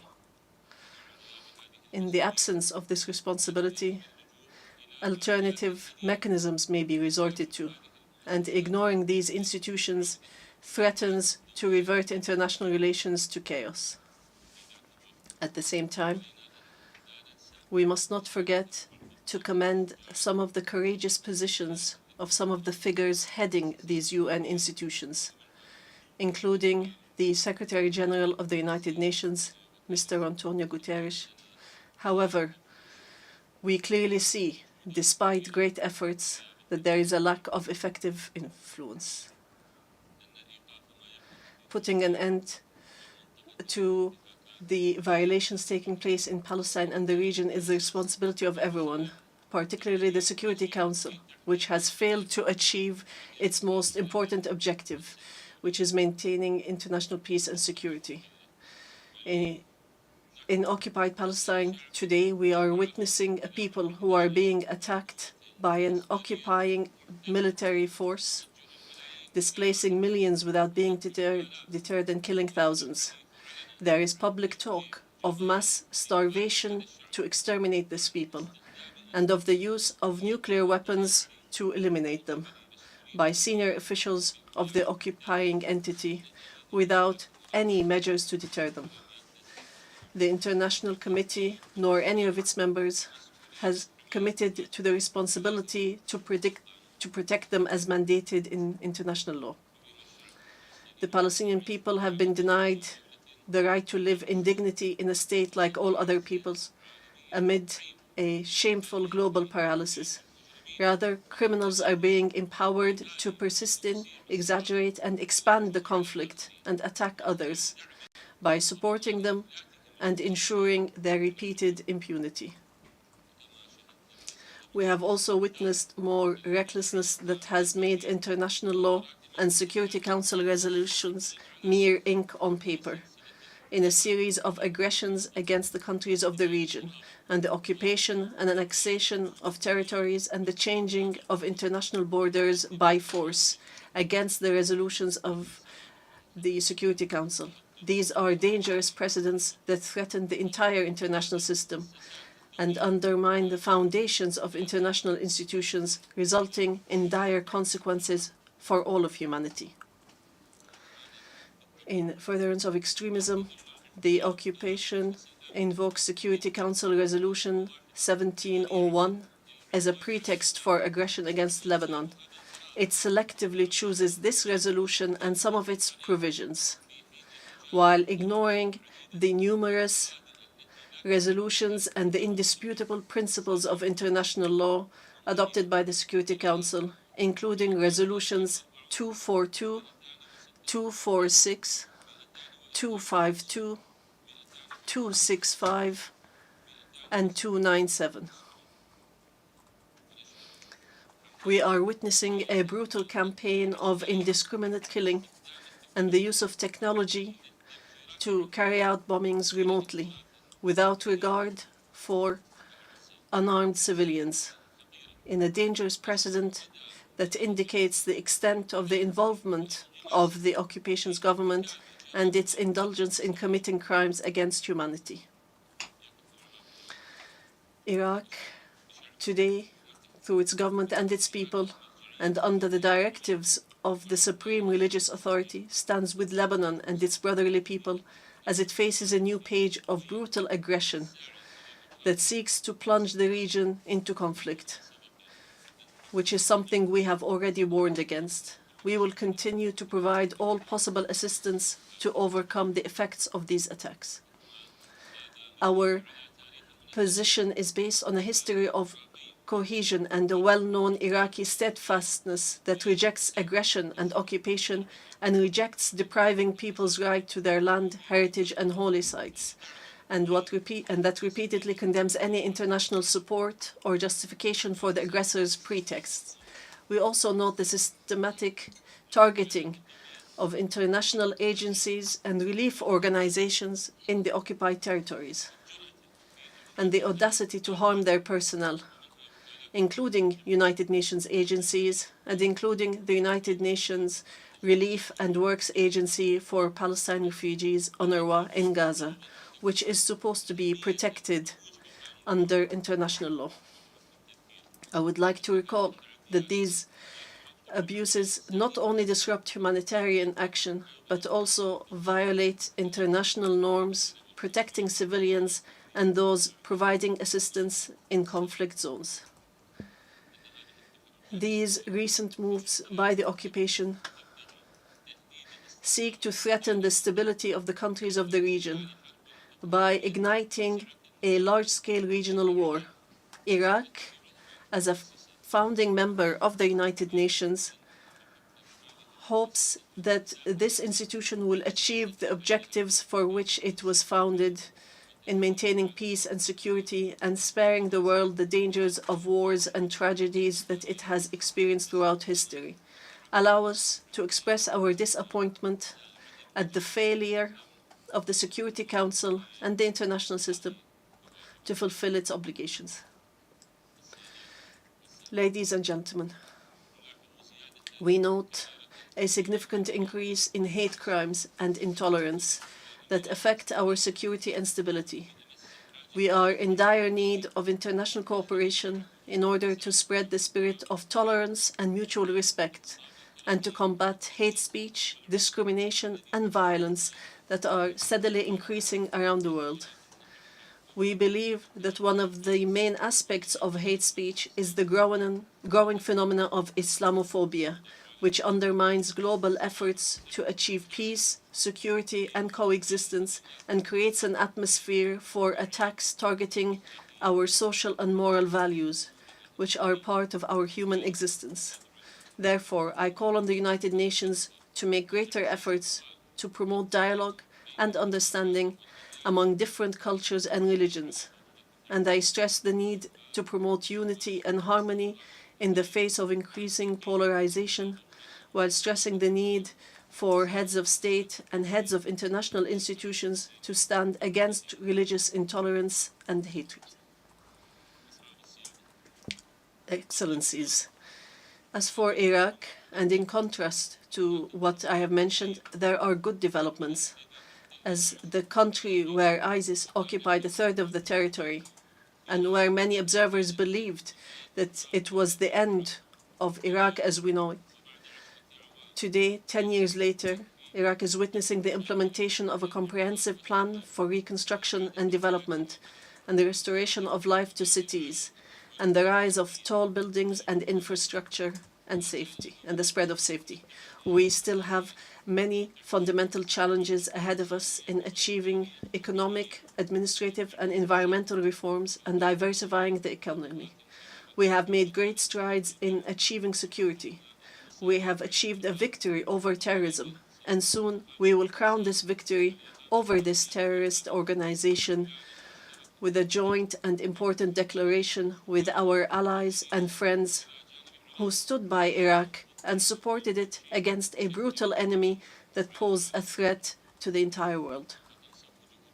Our efforts are focused on strengthening the democratic process in Iraq and working to consolidate the social contract and national cohesion as chosen by our people in their permanent constitution of 2005. We have organized provincial council elections, which had been suspended for 10 years, and after their organization was obstructed in Kirkuk since 2005. Now we are in the process of organization elections for the parliament of the Kurdistan region of Iraq. Our efforts are continuing to strengthen the relationship of the federal government with the regional governments and local governments in the governorates, in accordance with what the Constitution and the law have determined, and to protect the existence of minorities and sects and to secure their needs.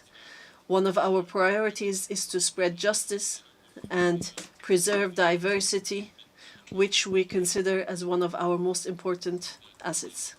Ladies and gentlemen, this government has 5 priorities: job creation, improving services, combating poverty, combating corruption, and implementing economic reforms. The Iraqi government seeks to rehabilitate the necessary human resources and has taken great strides towards building state institutions and enforcing the rule of law. It also seeks to activate the role of the private sector and to address administrative laxity and diversifying sources of income, reforming the banking and financial sector, and managing the energy transition and addressing the causes of social, economic, and therefore political unrest. This transformation is a complicated matter for Iraq due to the economic structural challenge represented by relying on the public sector to take in the workforce and to use oil revenues to pay the salaries of millions of employees. This dual challenge facing Iraq is the excessive dependence on oil revenues and limiting its ability to diversify economically. This has been as a result of decades of wars and economic blockade and the dictatorial regime's absurd economic policies and some aspects of miscalculation and mismanagement later on, and the waste in human and material resources that could have been developed. Governance, anti-corruption, digital transformation, and e-government are all among our top priorities, as they are the most important strategies to reduce corruption and achieve good governance. But we expect the international community to support our efforts to recover the looted assets that are Iraq's right, and to end the legal and legislative obstacles placed by some countries in order to provide a safe haven for corruption-related funds, such as banking secrecy and preventing the disclosure of beneficial owners to help evade accountability. Ladies and gentlemen, Iraq seeks to achieve security, regional security and stability by finding ways for constructive partnerships to face common challenges through cooperation between the participating parties and increasing mutual interdependence in a way that is in the interest of all. And we plan to launch initiatives that reflect economic integration and regional stability in the region, particularly the Development Road Project, which aims to transform Iraq into a major regional hub for trade and transportation, and to link the Middle East with Europe through Iraq, using a network of railways, highways, and industrial cities, and linking the large port of Fao in southern Iraq to Europe via the countries in the region. This project represents the most important steps to enhance regional cooperation and integration, and is in line with Iraq's broader goals of rebuilding the economy and improving services. Ladies and gentlemen, Iraq faces serious environmental challenges as a result of climate change and desertification, challenges that cannot be addressed without enhanced international cooperation, as desertification and the lack of vegetation cover leads to the displacement of millions in search of stability, thus exacerbating social and political crises. We call for international solidarity to face environmental challenges and to work to raise awareness of the importance of the management of sustainable water resources, which is a central issue for Iraq. This challenge requires a commitment to the principle of shared and just responsibilities among states, as we face existential challenges related to an acute shortage of water resources, which threatens agriculture and negatively affects the economy and threatens the lives of millions of Iraqis. Hence, the government attaches top priority to these files and issues and works in cooperation with neighboring countries to reach sustainable solutions and policies to deal with these influences. In conclusion, I would like to express my deep gratitude to the United Nations for the support it has provided to Iraq over the past 2 decades. We look forward to a new phase of cooperation with the United Nations in Iraq that will begin by the end of 2025. And we hope that this will mark the beginning of a new era full of stability and prosperity for our people and a new page of partnership with the United Nations. We are working hard to build a better future for our coming generations, and we look forward to continuing partnership with the international community to achieve this. Selecting Iraq to chair the Group of 77 and China for 2025 is a victory for Iraqi diplomacy, which seeks to achieve development goals and bridge the technological gap between the countries of the North and the countries of the South, and achieve integration and reform of the international economic system. While chairing the largest international group of 134 nations, we look forward to working towards a more stable and just world in which all peoples of the world interact and have development opportunities. In conclusion, our policy puts Iraq, its people, security, sovereignty, and prosperity first. We proceed with confidence to erase the traces of the past, including wars, dictatorships, and terrorism, just as we continue to rebuild Iraq and give it the regional and international status it well deserves. May the peace, mercy, and blessings of God be upon you. On behalf of the Assembly, I wish to thank the Prime Minister of the Republic of Iraq.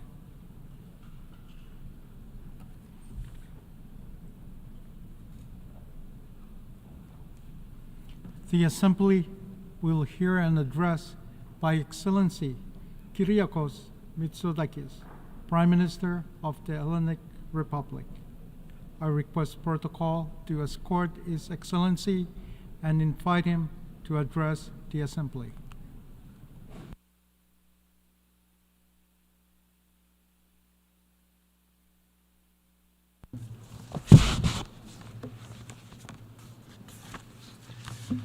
Thank you, Mr. President, ladies and gentlemen. This is the 6th occasion on which I have addressed the United Nations General Assembly as Greece's Prime Minister, but it is the first in which I stand before you as the leader of a country which is an incoming member of the United Nations Security Council. Greece is honored to accept that responsibility for the 3rd time, and I'm personally grateful for the trust the broader UN membership has placed in our candidacy for the 2025-2026 term. 3 words of Greek origin but of universal meaning will guide Greece's upcoming tenure on the Security Council: dialogue, diplomacy, and democracy. And 6 core priorities underpin these guiding principles: the peaceful settlement of disputes, respect for international law and the rules and principles of the UN Charter, women, peace and security, climate, peace and security, children in armed conflict, and of course, as a seafaring nation, maritime security. Ladies and gentlemen, addressing you today, 12 months on from last time round in September 2023, I don't think any of us can claim we are somehow better off now than we were back then. If anything, our world grows less secure by the day. Whether it be escalating conflicts, geopolitical division, the climate crisis, mass migration, rising inequality, even the unchecked rise of artificial intelligence, these challenges jeopardize our present and our future. And yet, within these threats lie unique opportunities to transform the way we live, govern, and cooperate on a global scale. We are indeed at an inflection point. What happens next depends to a high degree on international cooperation. It is here in this chamber where we represent the collective voice of the international community that we are called to act for the good of the entire humanity. And to do that effectively, we must reinvigorate and strengthen the multilateral system. Most of us, if not all, have agreed on the need to reform the UN, and especially the Security Council. And since it first sat in 1946, the UN Security Council has not undergone any significant institutional reform. In that sense, it is the relic of a world that no longer exists. Back then, it was fit to address the challenges and opportunities of the post-Second World War world. But today, it is clearly not fit to solve the complex problems of the present or the future.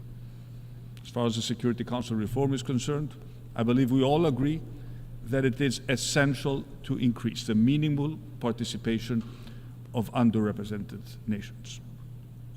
Nearly a third of UN member states have never sat on the Security Council. In addition, the enlargement of the Security Council must include both non-permanent and permanent members. New permanent members must include leading countries from all continents, and the composition of the Security Council should reflect the geopolitical and economic realities of the third decade of the 21st century, not the fifth decade of the 20th. Ladies and gentlemen, in the Security Council, Greece will do its utmost to act as a stabilizing actor. And that work begins immediately in our immediate neighborhood. After all, as a gateway to Europe, North Africa, and the Middle East, Greece sits 900 miles away from both Gaza and Ukraine. A year ago, we did not know that on October 7, a horrific terrorist attack would leave more than 1,200 innocent civilians, men, women, and children massacred. Around 250 people would be taken hostages, and that in the war that ensued, over 41,000 people would perish. The ongoing violence in the Middle East is grave, and civilians' horrendous suffering in Gaza is unfortunately continuing. Escalation threatens to trigger a full-scale war in the region. And Greece calls on all parties, including Iran and those it has influence over, to back away from perpetuating the current destructive cycle of violence, to lower tensions and engage constructively in the pursuit of meaningful de-escalation. A full-scale war in southern Lebanon must be avoided at all costs. People on both sides of the border have a right to leave peacefully without the threat of rockets or bombs shattering their lives. Greece fully supports the proposal for an immediate 21-day ceasefire. And in the wake of the October 7th attacks, Greece has always and will always support Israel's legitimate right to defend itself. But how it does so matters. We must see the immediate return of all remaining hostages. There must be an immediate ceasefire in Gaza. The humanitarian catastrophe there cannot go on. Safe access to food, water, shelter, clothing, and medicines throughout the territory must be ensured, and international humanitarian law must be respected. However remote, however impossible it may seem today, Israelis and Palestinians must be given the chance to live side by side in peace and security, and there is no other way than to make the two-state solution a reality. There's an absolute need to give the Palestinians hope for the future. This is a sine qua non for peace, stability, and security in the region, including, let me repeat, including the long-term security of Israel. And building a fully functioning and sovereign Palestinian state will take concerted efforts by all sides involved, the actors in the wider region, but of course, the international community as a whole. But there is no other option to bring about lasting peace in this turbulent part of the world. Ladies and gentlemen, a year ago, we were already in the second year of Russia's illegal war in Ukraine. And since February 2022, Russia has brought violence, misery, and destruction back to the European continent. Tens of thousands have been killed.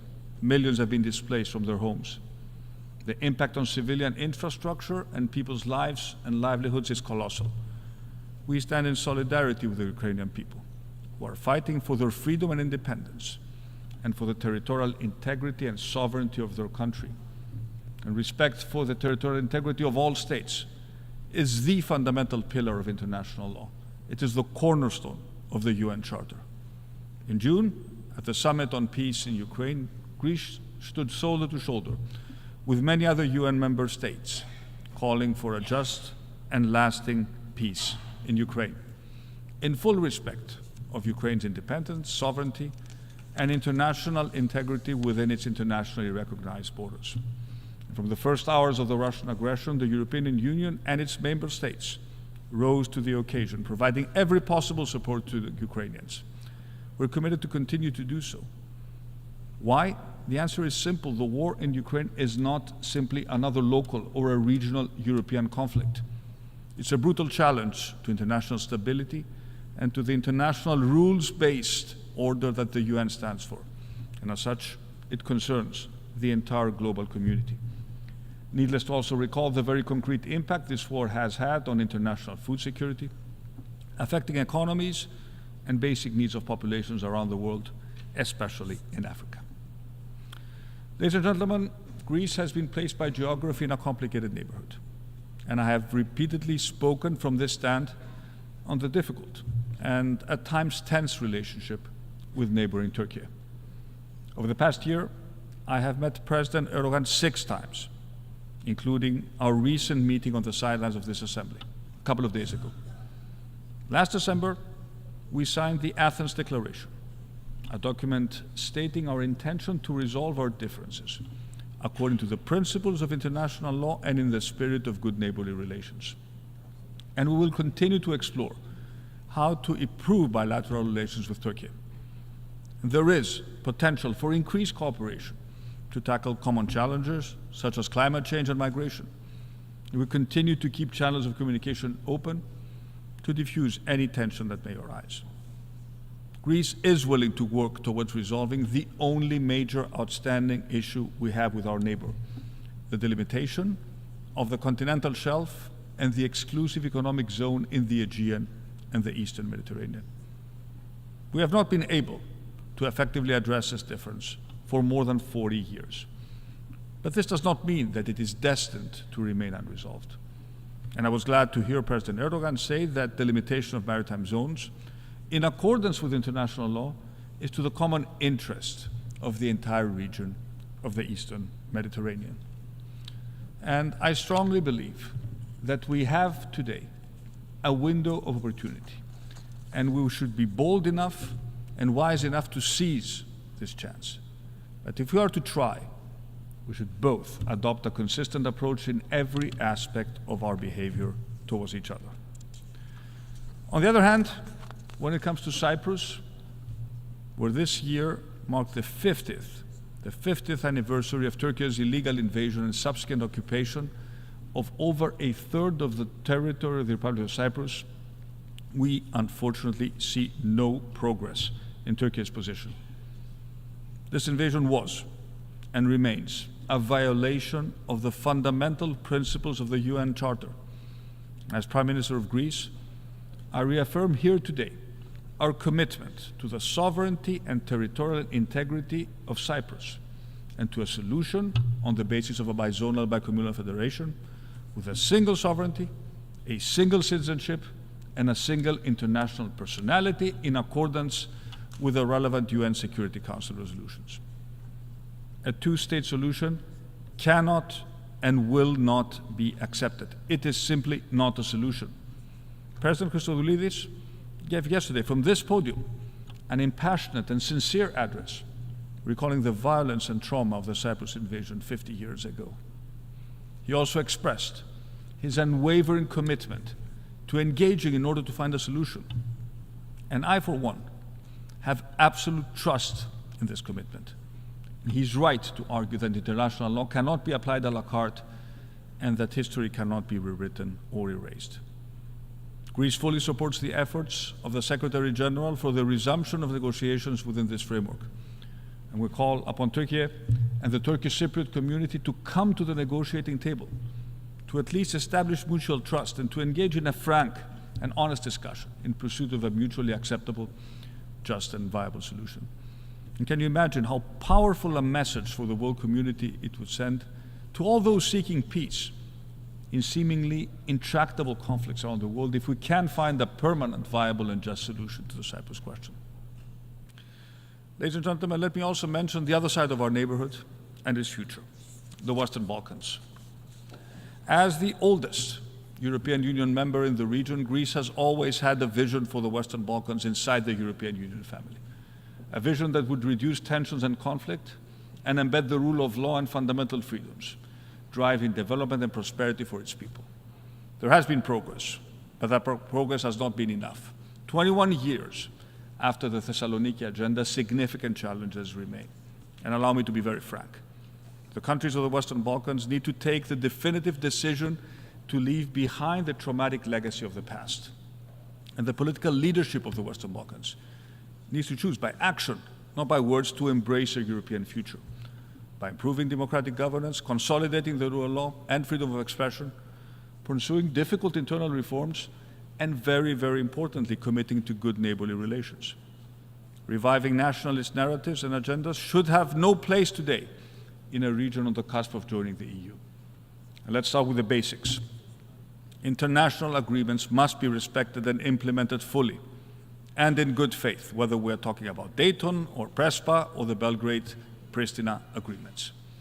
There are disruptors who would like nothing more than to cause new divisions in this sensitive corner of Europe. And it is time to relegate the famous phrase of Winston Churchill that the Balkans produce more history than they can consume once and for all to the history books.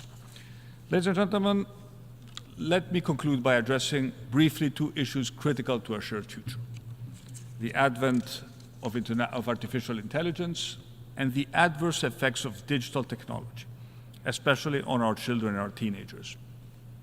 The power of AI seems limitless, a technology with the potential to change our world in a way that will probably surpass the advent of the personal computer, the launch of the mobile phone, or the birth of the World Wide Web. Like steam or electricity before it, AI, as a general technology, presents huge opportunity to transform for good the way we live, we collaborate, we progress as humankind.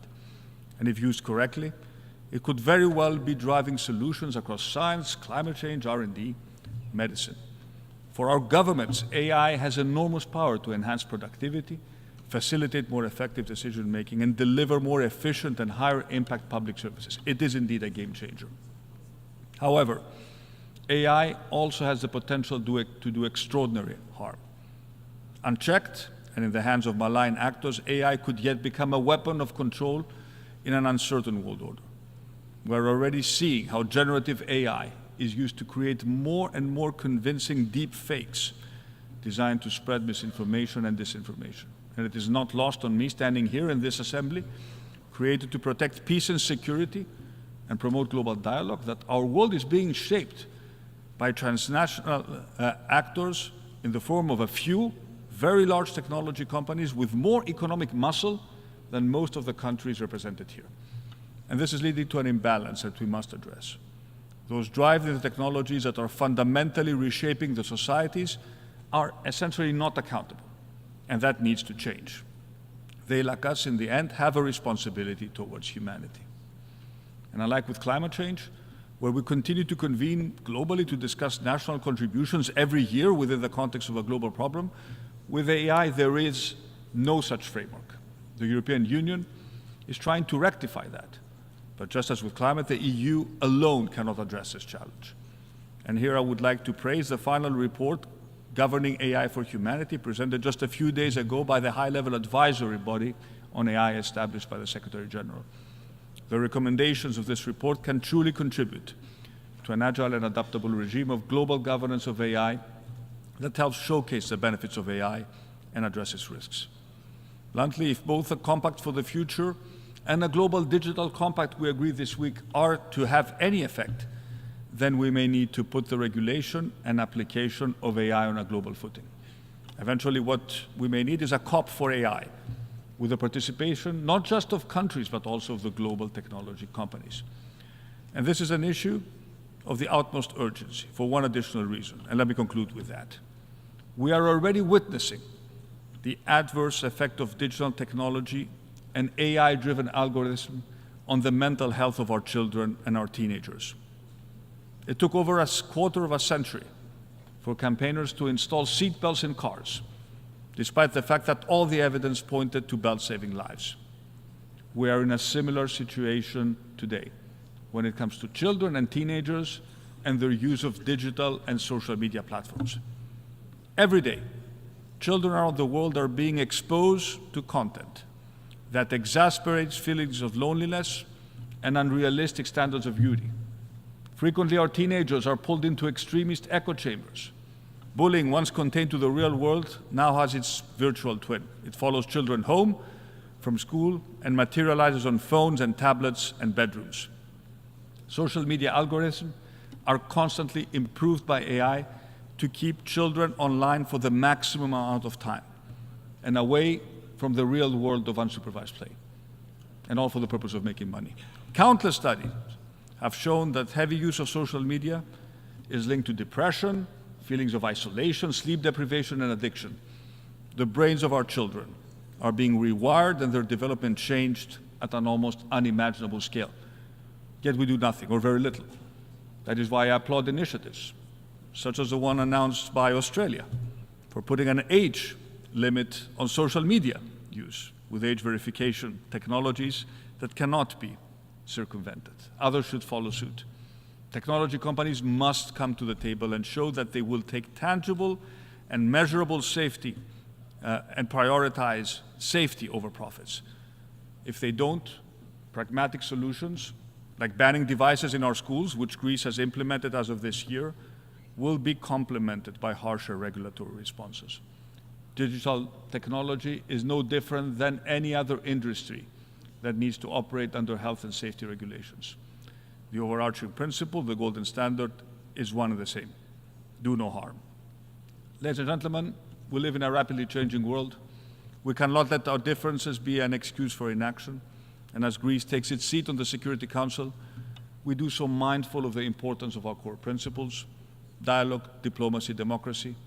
And this week's summit of the future demonstrates that it is truly possible when we work together to renew multilateral cooperation through these principles, and reiterating the commitment of all member states to the core values of the UN, we can still galvanize international resolve and forge innovative partnerships to address both the world's current and emerging challenges. And Greece stands ready to help the United Nations do its part in the 2 years ahead. Thank you very much.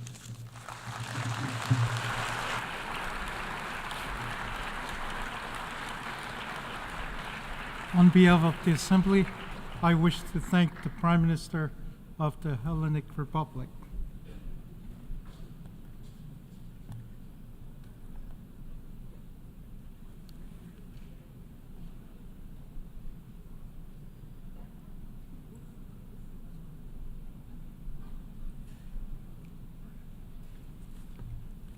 The Assembly will hear an address by His Excellency Keir Starmer, Prime Minister and First Lord of the Treasury of the United Kingdom of Great Britain and Northern Ireland.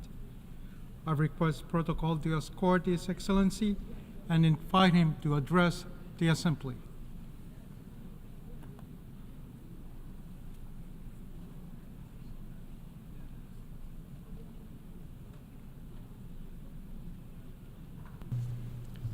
Mr. President, Your Excellencies, ladies and gentlemen, I address the General Assembly today as someone with a deep belief in the principles of this body and the value of international cooperation.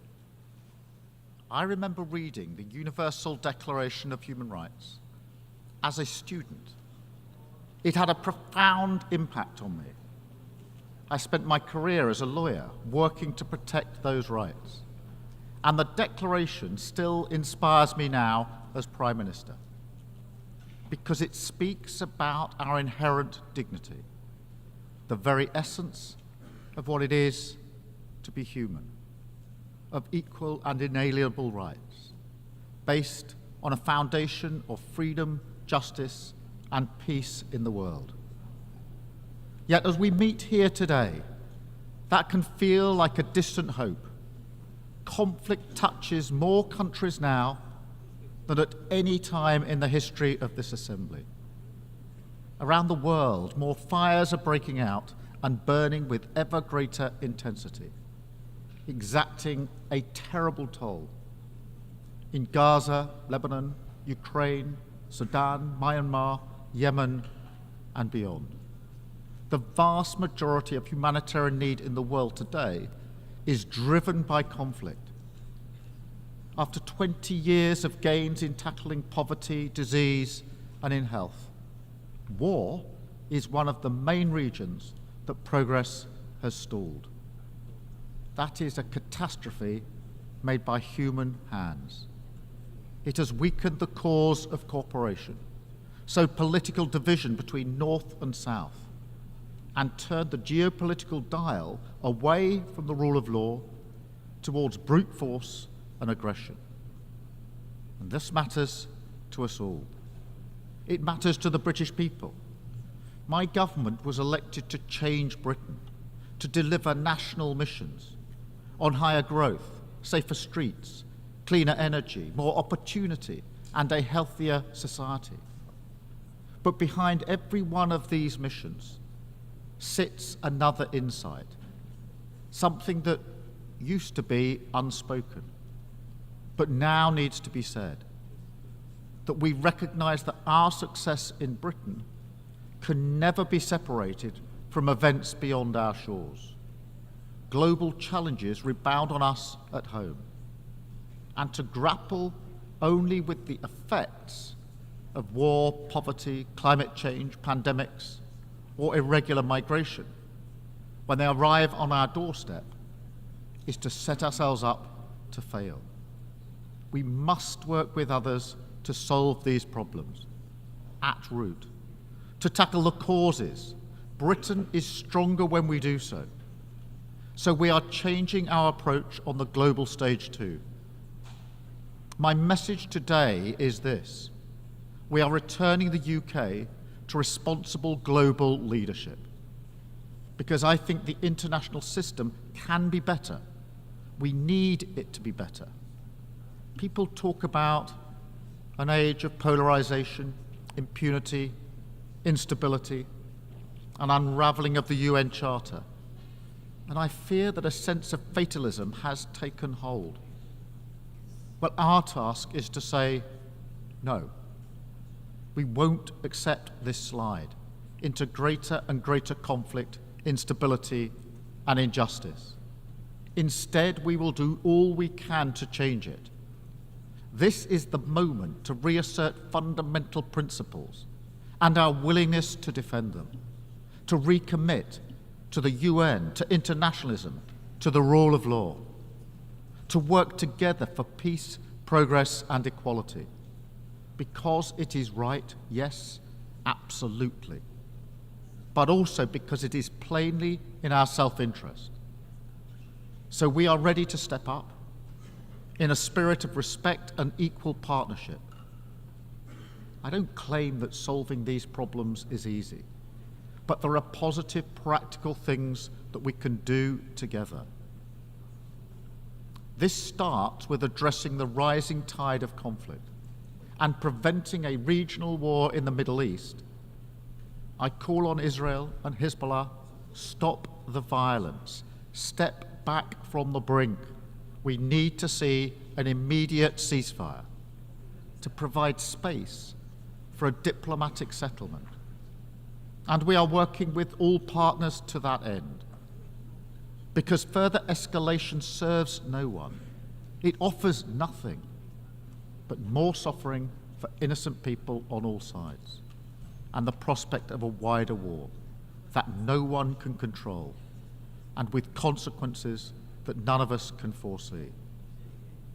This is intimately linked with the situation in Gaza, where again we need to see an immediate ceasefire. It shames us all that the suffering in Gaza continues to grow. The answer is diplomacy, the release of all the hostages, and the unfettered flow of aid to those in need.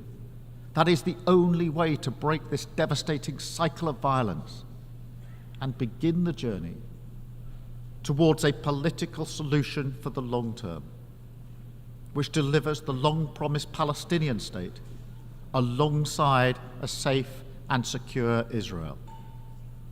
We must also work together for peace in Sudan and a proper response to the worst humanitarian crisis in the world today. We need to see greater action to deliver aid and to deliver peace. The world cannot look away, and we must stand up for international law. And that's why we are so resolute in our support for Ukraine.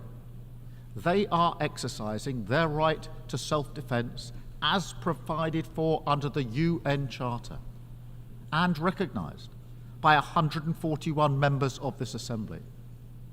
We will stand with Ukraine for as long as it takes, because the alternative would be to confirm the worst claims about this place, that international law is merely a paper tiger and that aggressors can do what they will. We will never let that happen, because it is our duty to respond to a more dangerous world with strength, to keep our people safe. But alone, that's not enough. That's not the limit of our responsibility. We must also work together to make the world less dangerous. And so we have to face some hard truths. The institutions of peace are struggling, underfunded, under pressure, and over-politicized. The entire framework of arms control and counter-proliferation, painstakingly constructed after decades, has begun to fall away. Iran continues to expand its nuclear activity in violation of its international commitments. Incredible new technologies like AI are being deployed for military use without agreed rules. These are difficult challenges to grip and too urgent to ignore. That's why the new Pact for the Future is so important. We must put new energy and creativity into conflict resolution and conflict prevention, reverse the trend towards ever greater violence, make the institutions of peace fit for purpose, and hold members to their commitments under the UN Charter. But again, reducing conflict is not the limit of our responsibility. Other global challenges impact us too. So we must work to get the SDGs back on track. So, Mr. President, under my leadership, the UK will lead again, tackling climate change at home and internationally, and restoring our commitment to international development. Like many of you, in a few weeks' time, I will be travelling to Samoa for the Commonwealth Heads of Government meeting, where a generation of children are having to contemplate fleeing their island of their birth for good. The threat of climate change is existential, and it's happening in the here and now. So we have to reset Britain's approach. We have lifted the de facto ban on onshore wind in England, ended new oil and gas licenses, and created Great British Energy as we become the first major economy to transition to clean power by 2030. And I'm pleased to tell you that, yes, we will meet our net zero target, backed up with an ambitious NDC at COP29, consistent with limiting warming to 1.5 degrees. And we'll support others to do the same. I know that finance is at the heart of this, so the UK will continue to be a leading contributor to international climate finance that includes supporting nature and forests, because this is vital for biodiversity and reducing emissions. And it includes funding for climate adaptation, because those who did not cause this crisis should not be left to cope with the consequences. And the UK will also continue to be a leading contributor to development, committed to returning to 0.7% when fiscal circumstances allow. But let's be frank, public finance will never fully meet the needs, so we must use it as a multiplier to unlock much greater levels of private investment, and we have already started this work. I can announce today that we're creating a new facility, the British International Investment, which will work with the City of London to mobilise billions in pension and insurance funds to invest in boosting development and fighting climate change. This is a great British innovation, and if we're going to deliver in each of the areas I've talked about today, with all the benefits that we'll bring, then this is the kind of approach that we need to take, innovating, thinking differently, moving faster, and being ready to change how we do things in three key areas. First, we must change the international financial system to deliver a fairer deal for developing countries. We will use our seat on the boards of the IMF and the World Bank to argue for a bolder approach to tackle unsustainable debt, which is compounding poverty and inequality, depriving the sick of healthcare and children of education. We must tackle the barriers to investment, which choke off the flow of private finance, and we must put a price on the true cost of emissions through a new levy on global shipping, with the proceeds going to tackle climate change and cut emissions even further. Crucially, we need to accelerate reform of the multilateral development banks so that they shoulder more risk, unlocking hundreds of billions more to help the poorest and build a low-carbon global economy. A critical milestone in the fight against poverty is approaching, with the replenishment of the International Development Association. This is the chance for everyone to show greater ambition so the IDA can be a bigger and better, helping more people, especially those in fragile states and conflict zones. On that basis, we will be ambitious too. We will increase our pledge and play our part in seizing the potential of this moment. Second, if we want the system to deliver for the poorest and most vulnerable, then their voices must be heard. We need to make the system more representative and more responsive to those who need it most. So we will make the case, not just for fairer outcomes, but fairer representation in how we reach them.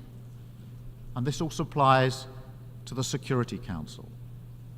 It has to change to become a more representative body, willing to act, not paralysed by politics. We want to see permanent African representation on the Council. Brazil, India, Japan and Germany as permanent members, and more seats for elected members as well. Finally, to support this, we will also change how the UK does things, moving from the paternalism of the past towards partnership for the future. Listening a lot more, speaking a bit less, offering game-changing British expertise, and working together in the spirit of equal respect. Joining the Paris Pact for People and Planet, pursuing a new global clean power allowance, standing for the new term on the Human Rights Council, and joining forces to tackle the toughest challenges, like antimicrobial resistance, preparedness for the next pandemic, and outbreaks of deadly diseases like Mpox. We are ready to work with all UN members because the scale of the challenges we face demands it, and our prosperity and security depends on it. I say it again, all this matters to Britain. Mr. President, by tackling conflict, making progress in the fight against climate change and poverty, and reforming the international system so that it's fit for the 21st century, we can realise the hope and the promise that shine through the founding documents of this organisation. Together, in all our interests, we can change direction from the dangerous, destructive path we find ourselves on and turn instead towards the rule of law, towards cooperation, responsibility and progress, towards peace. Thank you. Thank you.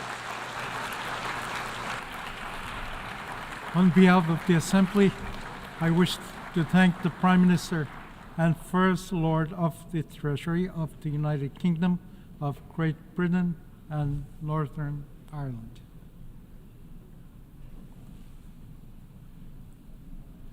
The Assembly will hear an address by His Excellency K.P. Sharma Oli, Prime Minister of Nepal. I request protocol to escort His Excellency and invite him to address the Assembly.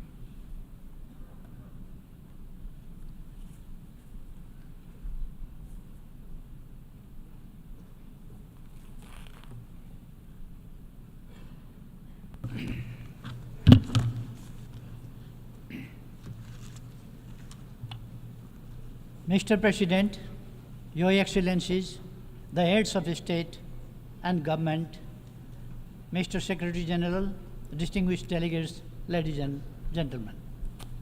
I stand here as a humble representative of 30 million proud Nepali people.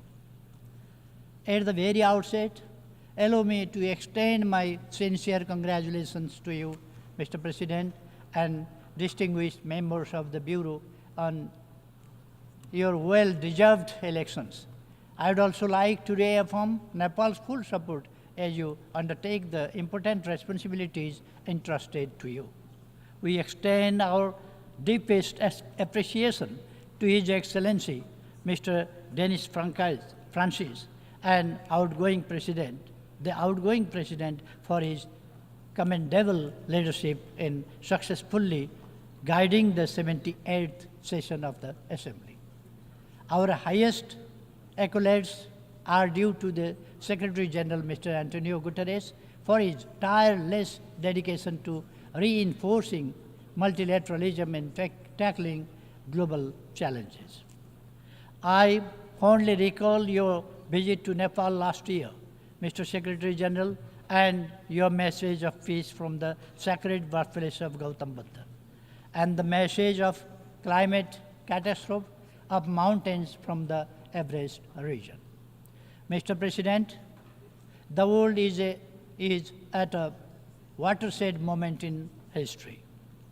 The contrast between rich and poor, harmony and hatred, and economic development and environmental destruction have never been as stark as they are today. Both people and planet stand on the brink of climate catastrophe. Geographical rivalries are resurging. Military expenditures are skyrocketing along with an unabated arms race. The specter of nuclear conflict looms larger than ever, even before. On the one hand, our economy remains frail, still grappling with the lingering effects of the COVID-19 pandemic. On the other, nationalism and protectionism have re-emerged. Even before we have reaped the benefits that liberalism and globalization were meant to deliver.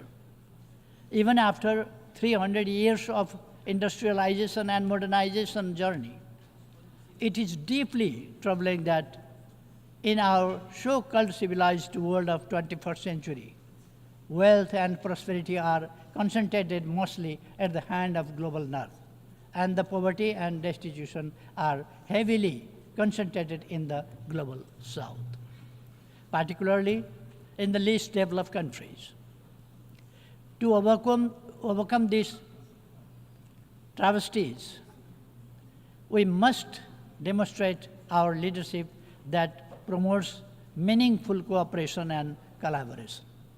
It is only through collective will and unified action that we can turn the tide and usher in an era of enduring peace and shared prosperity for all. In this context, the theme of this session, Leaving No One Behind, Acting Together for the Advancement of Peace, Sustainable Development and Human Dignity for Present and Future Generations, could not be more timely or relevant.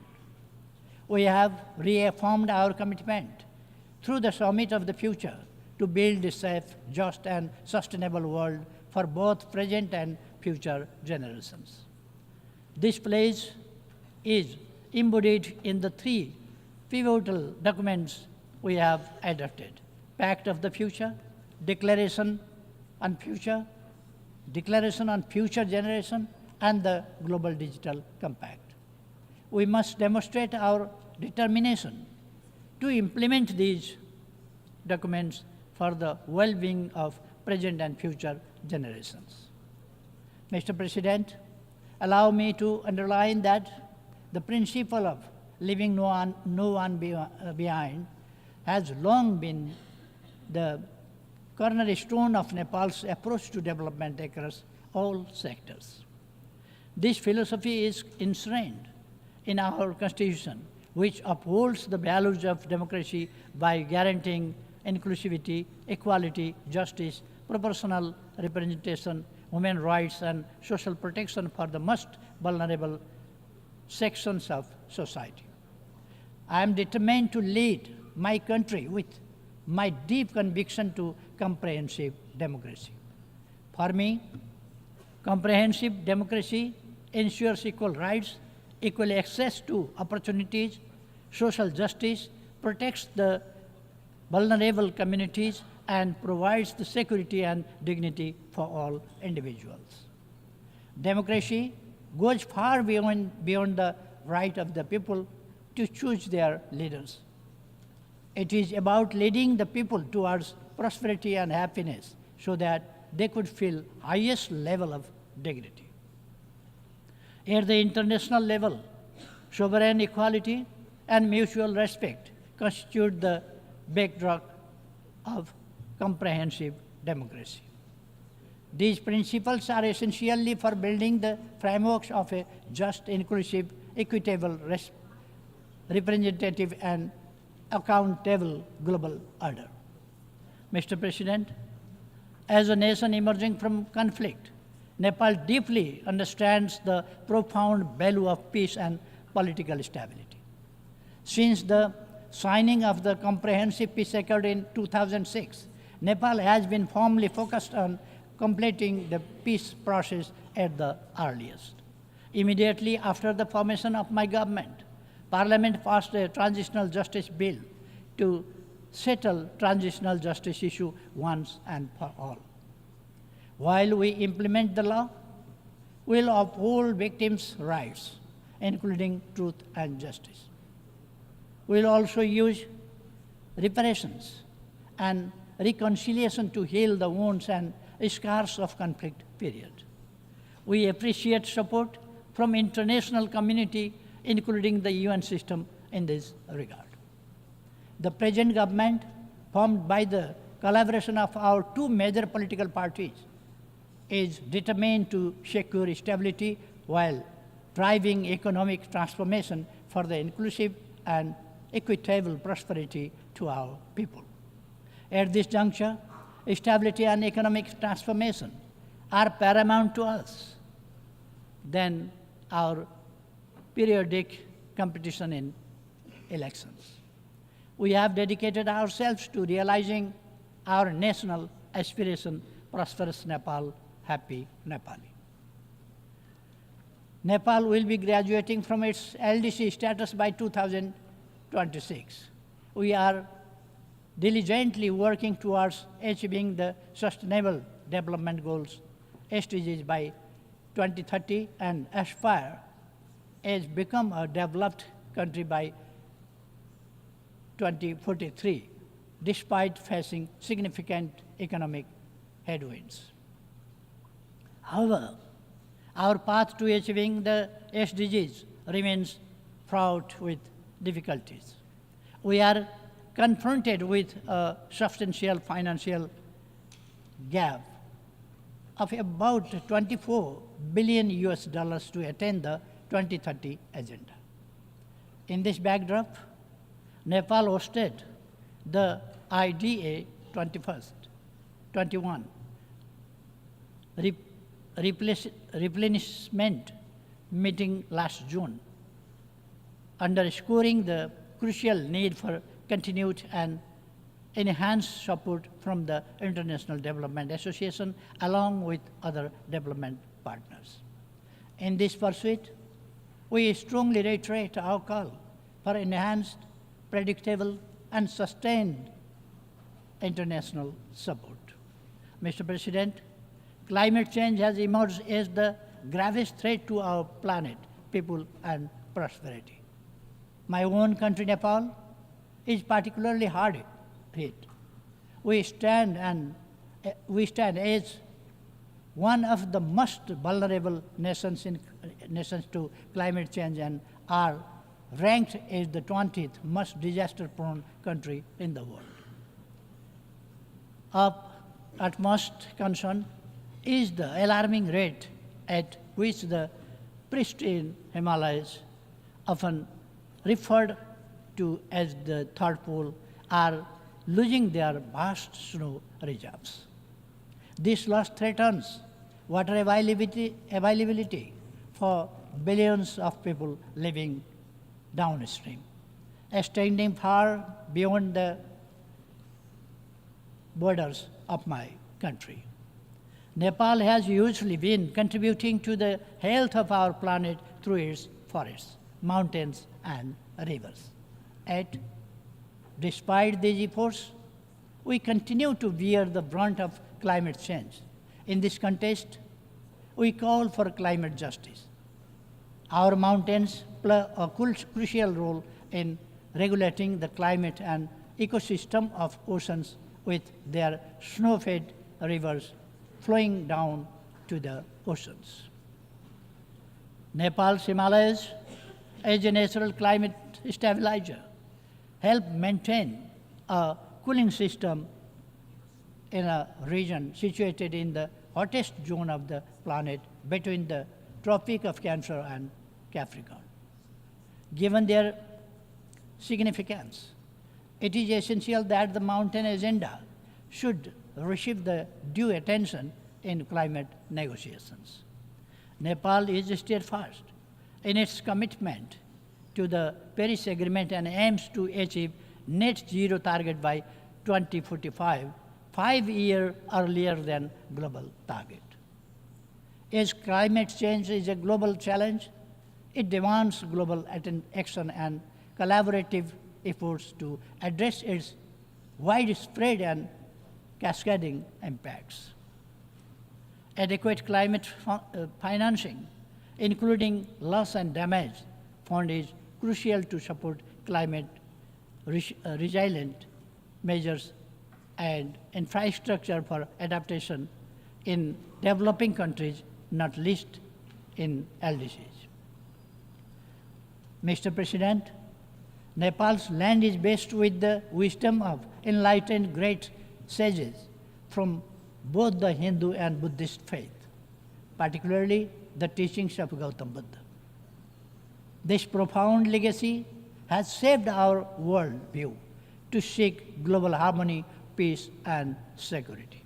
The values of love, harmony, tolerance, and empathy, as espoused by Gautam Buddha, hold even greater relevance today than they did over 2,500 years ago.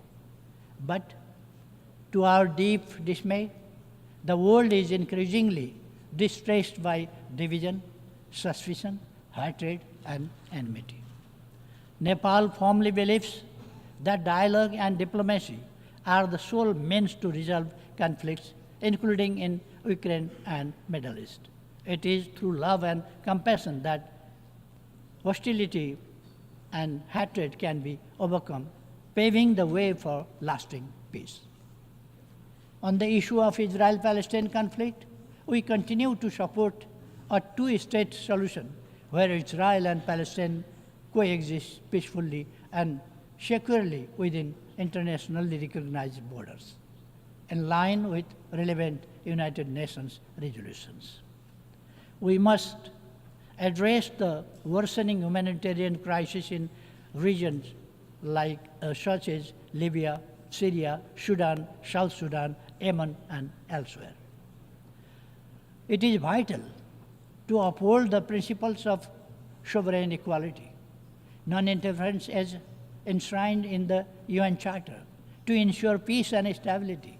Consequently, we sternly oppose any form of unilateral intervention or sanctions. Mr. President, disarmament and non-proliferation issues must be prioritized. Nepal strongly advocates for the general and complete disarmament of all weapons of mass destruction. As the host country to the UN Regional Center for Peace and Disarmament in Asia and the Pacific, Nepal firmly believes that regional efforts, including the Kathmandu process, serve to strengthen the global disarmament regime. Technology presents a double-edged sword, especially for the least developed countries. If we harness it, we can make remarkable progress. If we fail, it will leave us further behind. We call for technology transfer to enable us to catch up. Mr. President, Nepal has always adhered to a peaceful, independent, balanced, and non-aligned foreign policy based on the principles of Panchashil, the UN Charter, international law, and norms of world peace. We conduct our foreign policy with profound belief in amity with all, enmity with none. Nepal remains committed to further strengthening its close, cordial, and constructive relations with its immediate neighbors and beyond, rooted in the principles of mutual respect, sovereign equality, territorial integrity, non-interference in each other's internal affairs, and peaceful coexistence.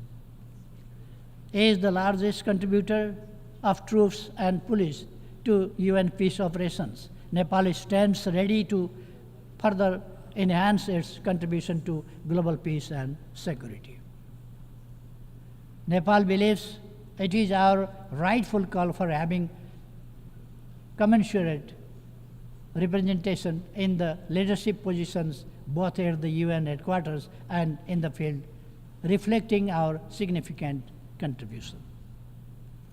Mr. President, Nepal firmly advocates for the reform of the UN system to make it more effective, democratic, transparent, and accountable. We firmly believe that stronger multilateralism with the United Nations at its core is the only path forward to tackle the numerous global crises we face. We echo a call for substantial reform of the global financial system as aptly described it by Secretary General Mr. Antonio Guterres as morally bankrupt. The voice and representation of countries in special situations, including the LDCs, landlocked developing countries, LLDCs, and small island developing states, must be ensured. Mr. President, Nepal firmly upholds the belief that all human rights are universal, unalienable, indivisible, interdependent, and interrelated. It is with this conviction that we have become a party to 24 international human rights related conventions and protocols, including 7 of the 9 core instruments. We are fully committed to promoting gender equality and ensuring equal rights for women.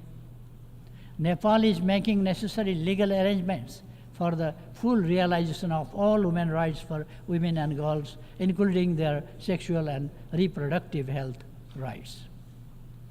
Protection of the rights of migrant workers, including their safety, security, dignity, and well-being, has always remained our priority. We strongly advocate, so far orderly and regularly, migration to ensure that the benefits of migration are shared by all. Finally, Mr. President, the world we inhabit is far from being perfect. Yet, it is not all doom and gloom. We firmly believe that humankind is still capable enough to march ahead without compromising the prosperity and happiness of future generations. None of the global challenges we are facing today have been imposed by alliance. These are our own makings, our own creations. Therefore, it is self-evident that by fostering global understanding, trust, and cooperation, we can overcome these problems and challenges. A just, inclusive, and equitable world order, as well as sustained prosperity and attainable when we collaborate effectively. Let me resonate the wisdom of our ancient text, the Maha Upanishad, from around the 6th century BC, Vasudhaiva Kutumbakam, meaning the whole world is one family. We not only hold this philosophy dearly, but we also act it on our everyday life. With this constant conviction, Nepal is committed to playing its role to secure our shared aspiration of enduring peace, progress, and prosperity while leaving no one behind. Thank you.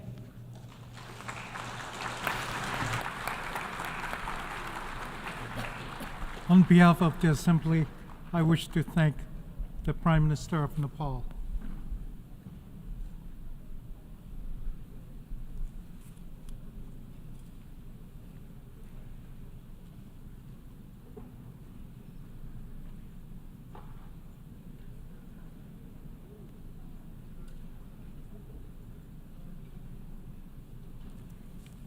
I now give the floor to His Excellency Winston Peters, Deputy Prime Minister, Minister for Foreign Affairs, and Minister for Racing of New Zealand.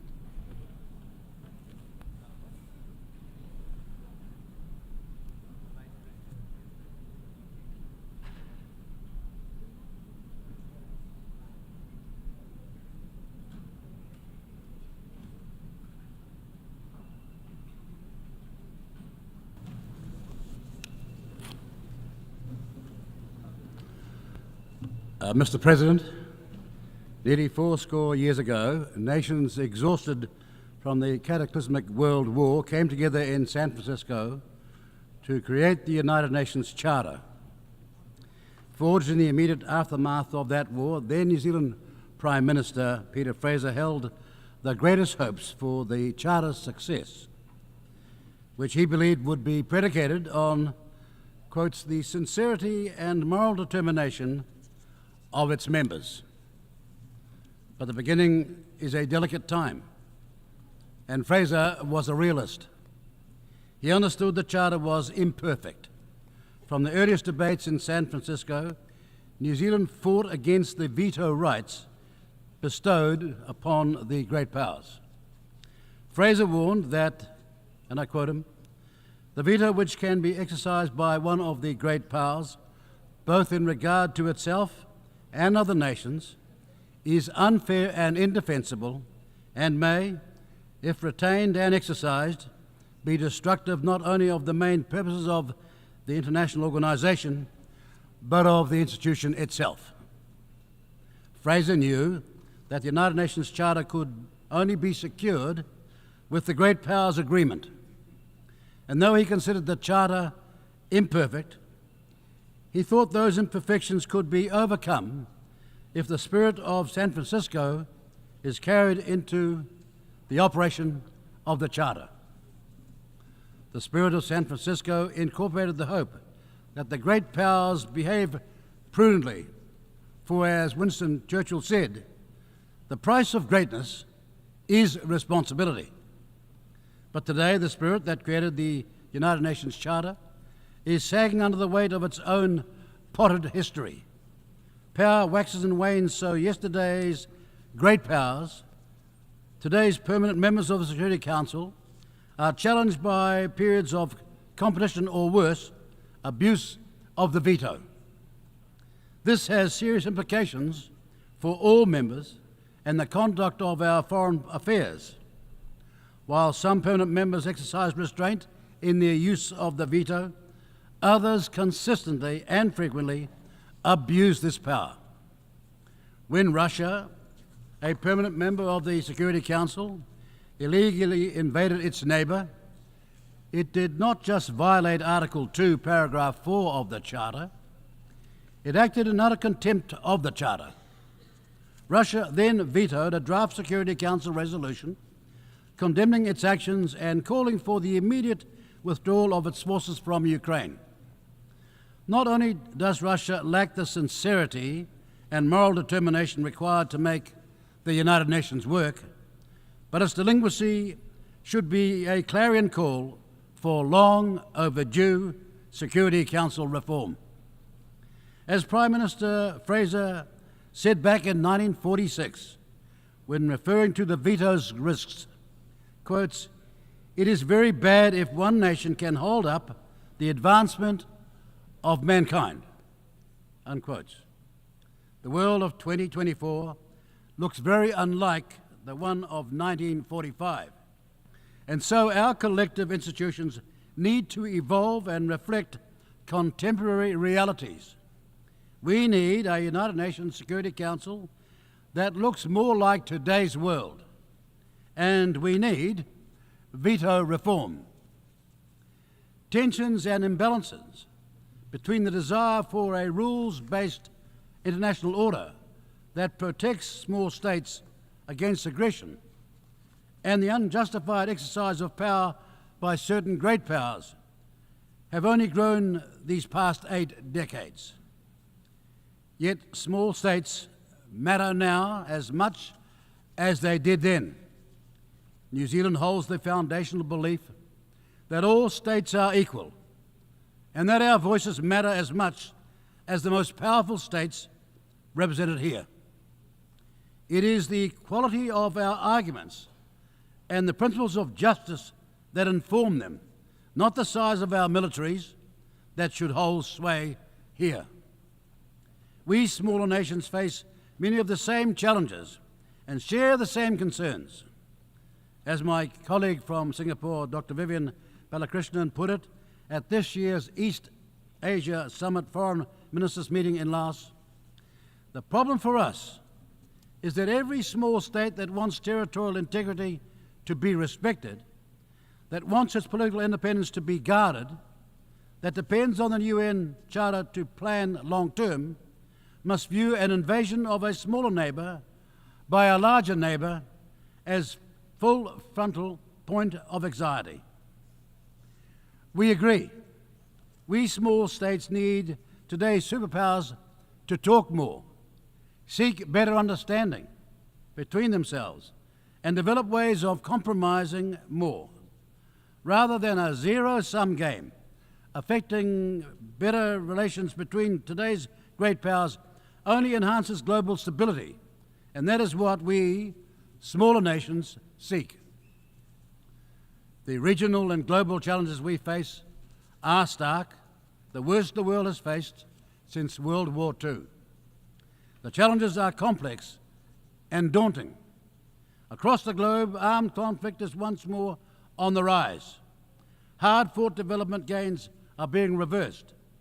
Human rights challenges and eroded, and geostrategic tensions are threatening global security and stability. Growing distrust and division is making international cooperation more difficult, placing the United Nations under strain and hindering the organization's ability to find effective solutions. The world is facing a myriad of regional and global crises.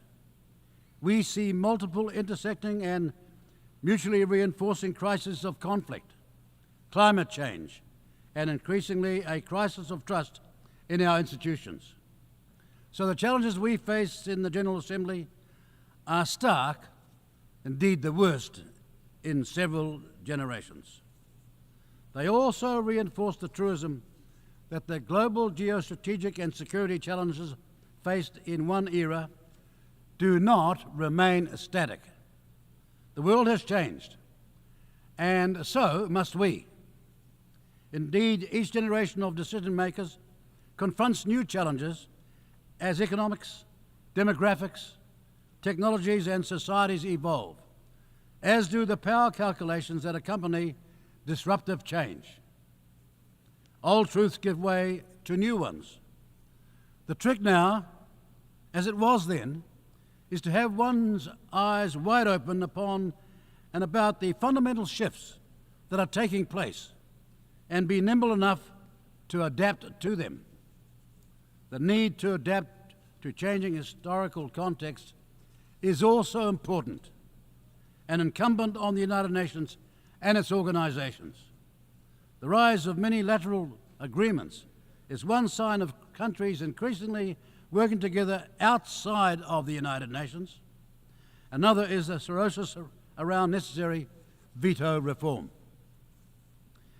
In the 10 months since returning for a third time as New Zealand's Foreign Minister, we have spoken widely with colleagues right across the globe. Summing up these discussions in a recent speech in Tokyo, we said that never has it been more apparent just how much diplomacy and the tools of statecraft matter in our troubled world. And since war and instability is everyone's calamity, diplomacy is the business of us all. We observed that at this moment in time, the ability to talk with rather than at each other has never been more needed. Those who share our values and those who do not gain from the understanding each other's position. And when we cannot agree, from understanding comes opportunity, and from diplomacy comes compromise, the building block of better relations between nations. We need more diplomacy, more engagement, and more compromise. As Churchill also said in his later years, quotes, meeting jaw to jaw is better than war, unquotes. Never has it been more apparent just how much political leadership is required to respond to the international challenges we face. Leadership is needed to restore trust in our domestic and international institutions, forge unity, and fill the gaps when the international community, through the United Nations, proves unable to.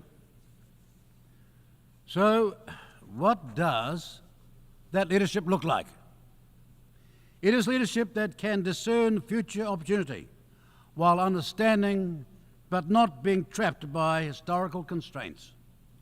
It is leadership that is underpinned by a leader's strength of character, their courage, their purpose, and a commitment to educate, not dominate their citizens.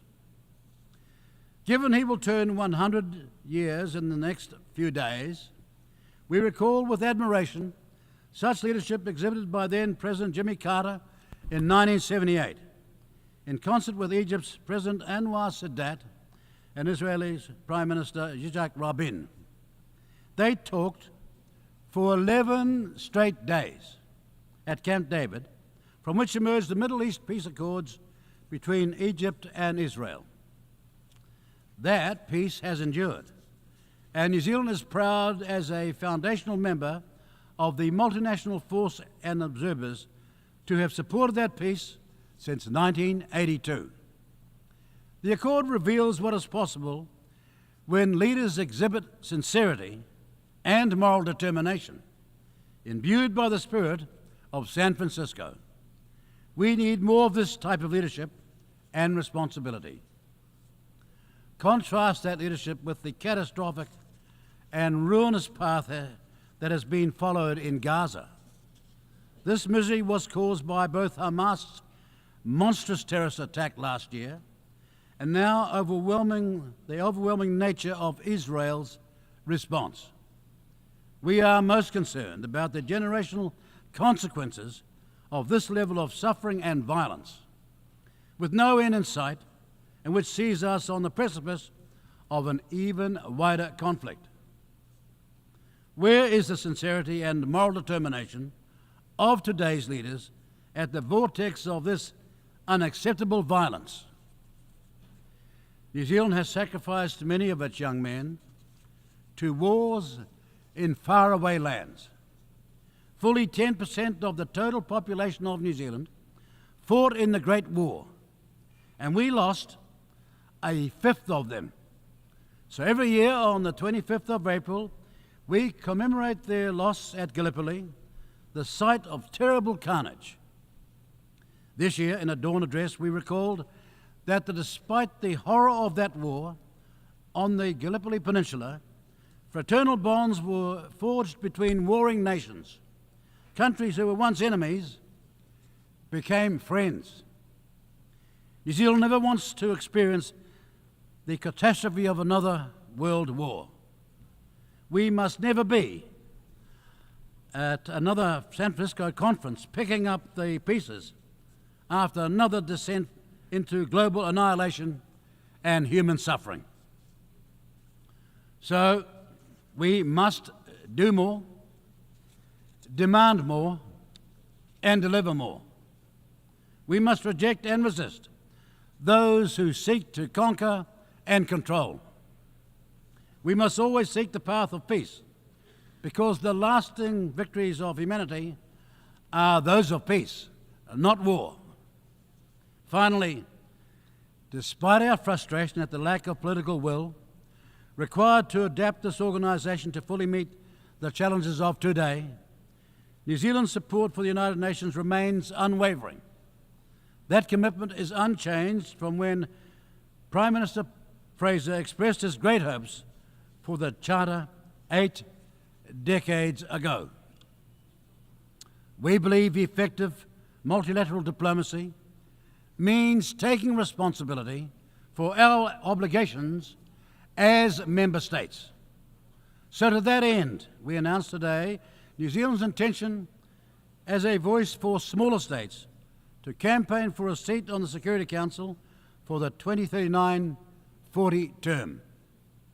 That intention is supported by our enduring hope that the spirit of San Francisco can be reclaimed through the sincerity and moral determination of our diplomatic efforts, and that we can all do better, and that it reinforces our enduring support for the United Nations and the cause of peace. Thank you.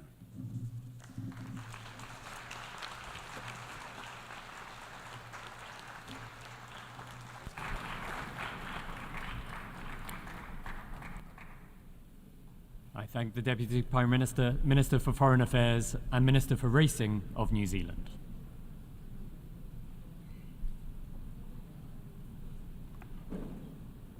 I now give the floor to His Excellency Mbaye Mohammed, Minister for Foreign Affairs and International Cooperation, responsible for the Arab world, diaspora, the Francophonie, and African integration of the Comoros.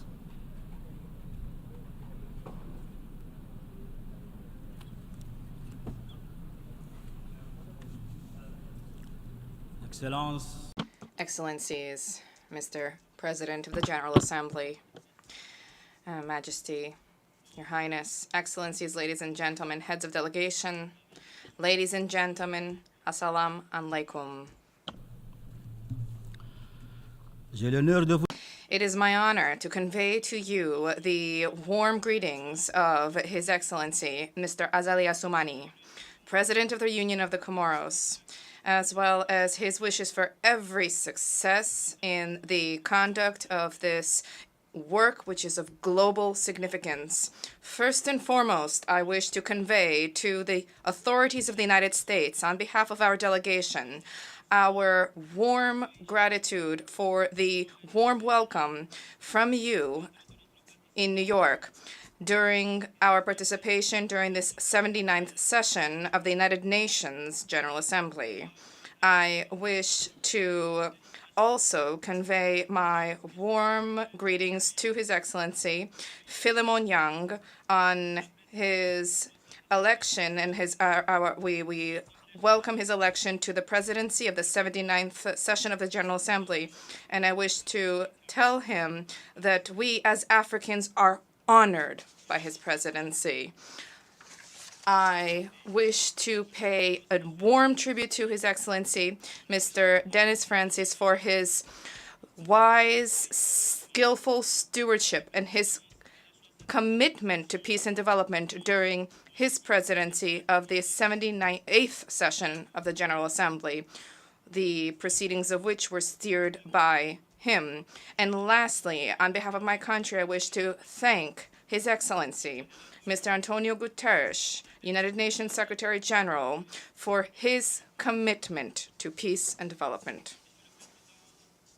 Mr. President, this session of the United Nations General Assembly is opening once again at a delicate time in the life of the international community. Since the 22nd of February 2022, the war in Ukraine has continued to ravage two great European countries, imperiling the well-being and the balance and disrupting the balance of the world. On behalf of our country, I urge the Russian and Ukrainian leaders to embrace the path of dialogue and negotiations.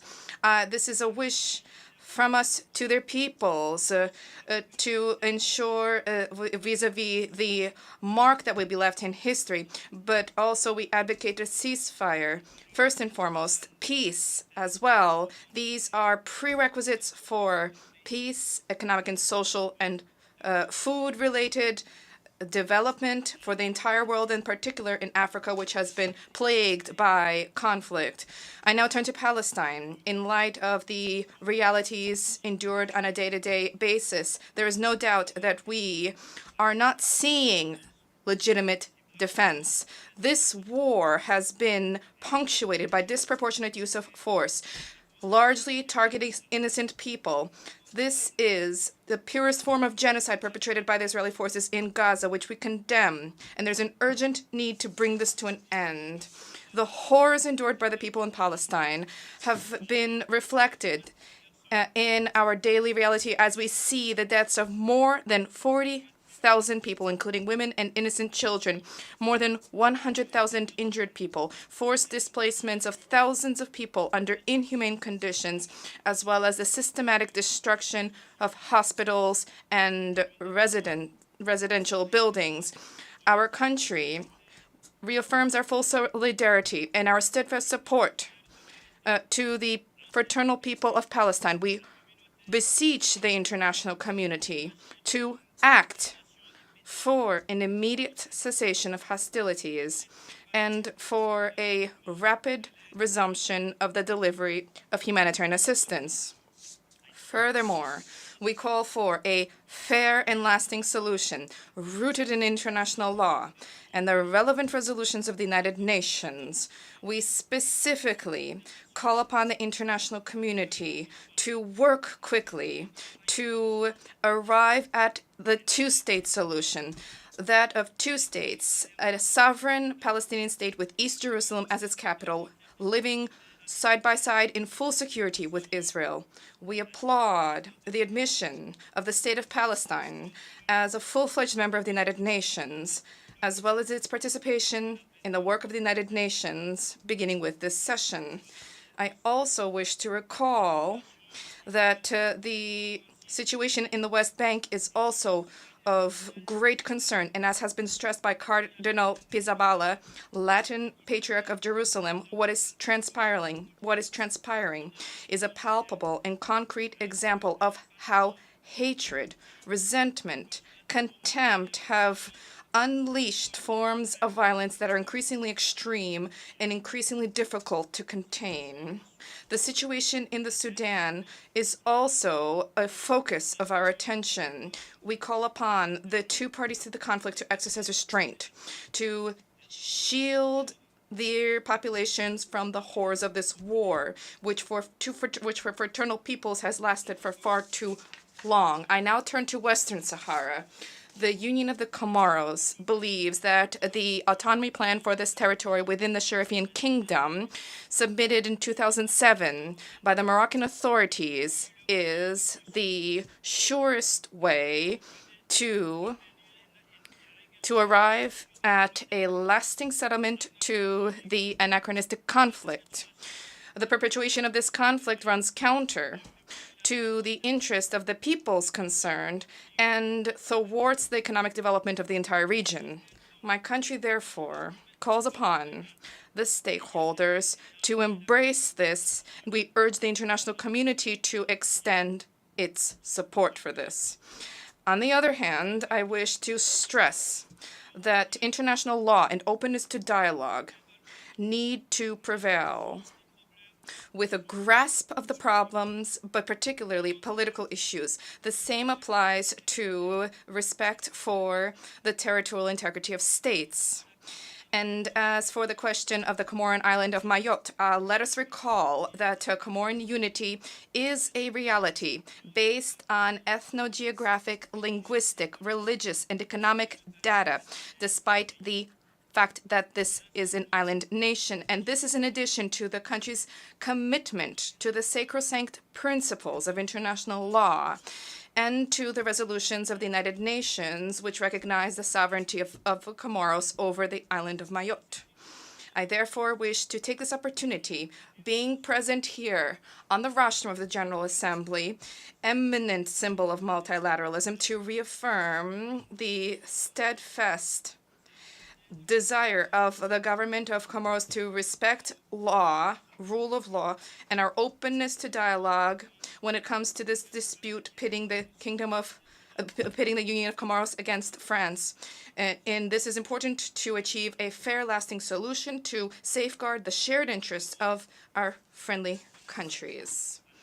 The Union of Comoros reiterates our commitment to the declaration adopted at the Summit for the Future, which was held on 22 September on the sidelines of the General Assembly.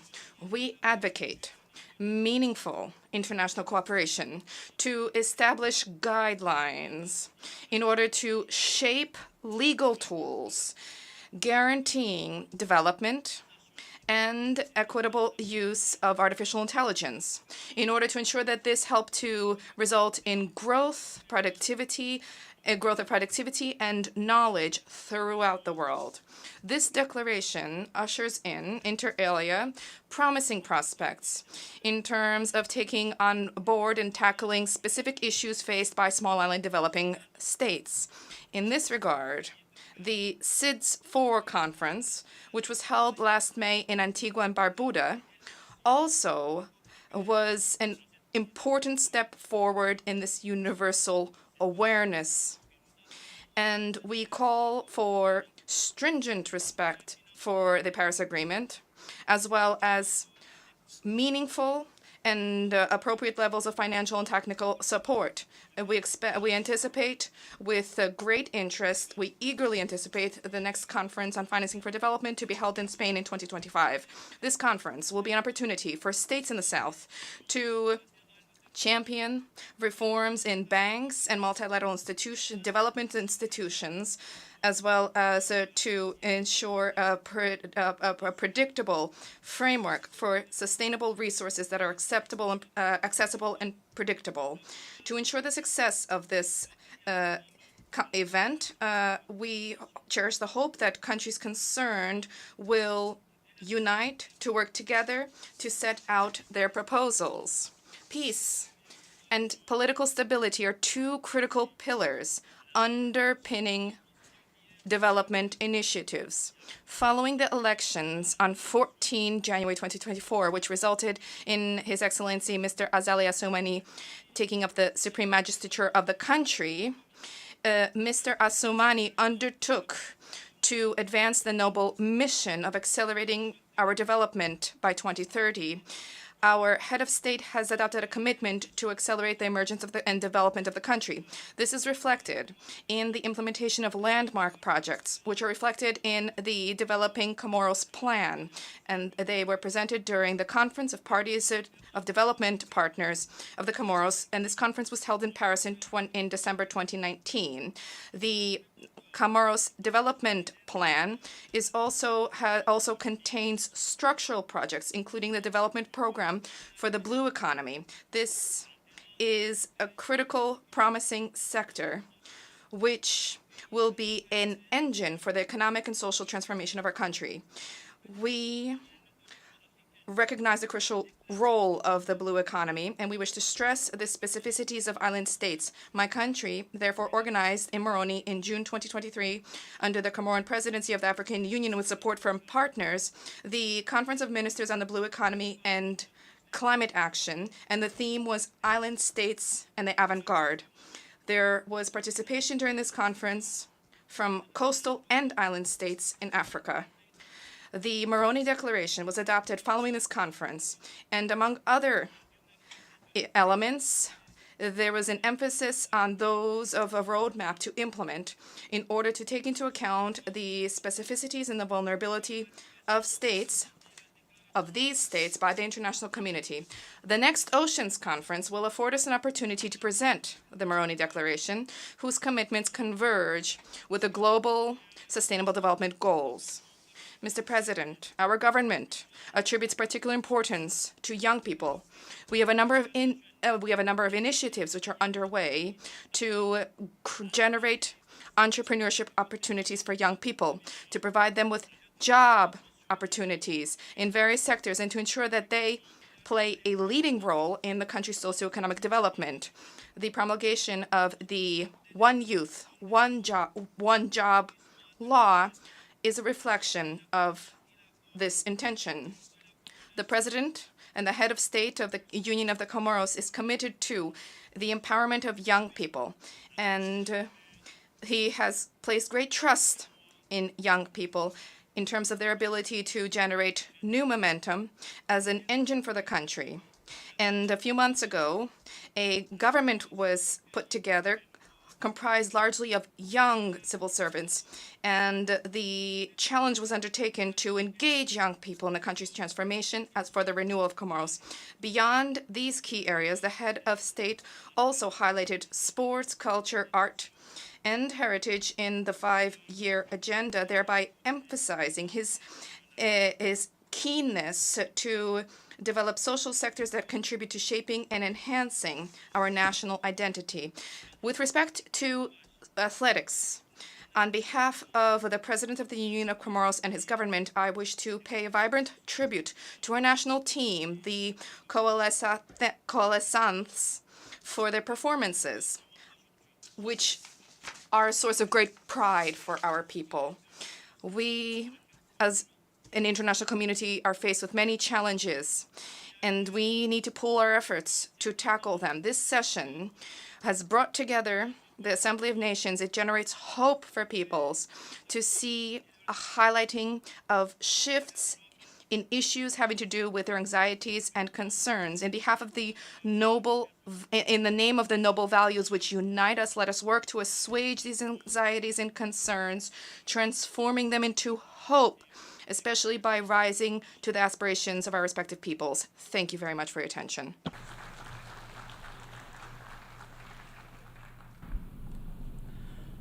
I thank the Minister for Foreign Affairs and International Cooperation, responsible for the Arab world, diaspora, the Francophonie, and African integration of the Comoros.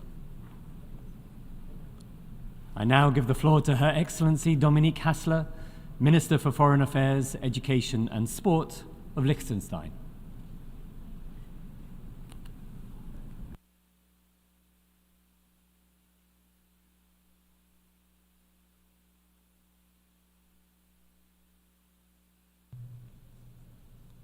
Mr. President, the UN is a special meeting place for all countries.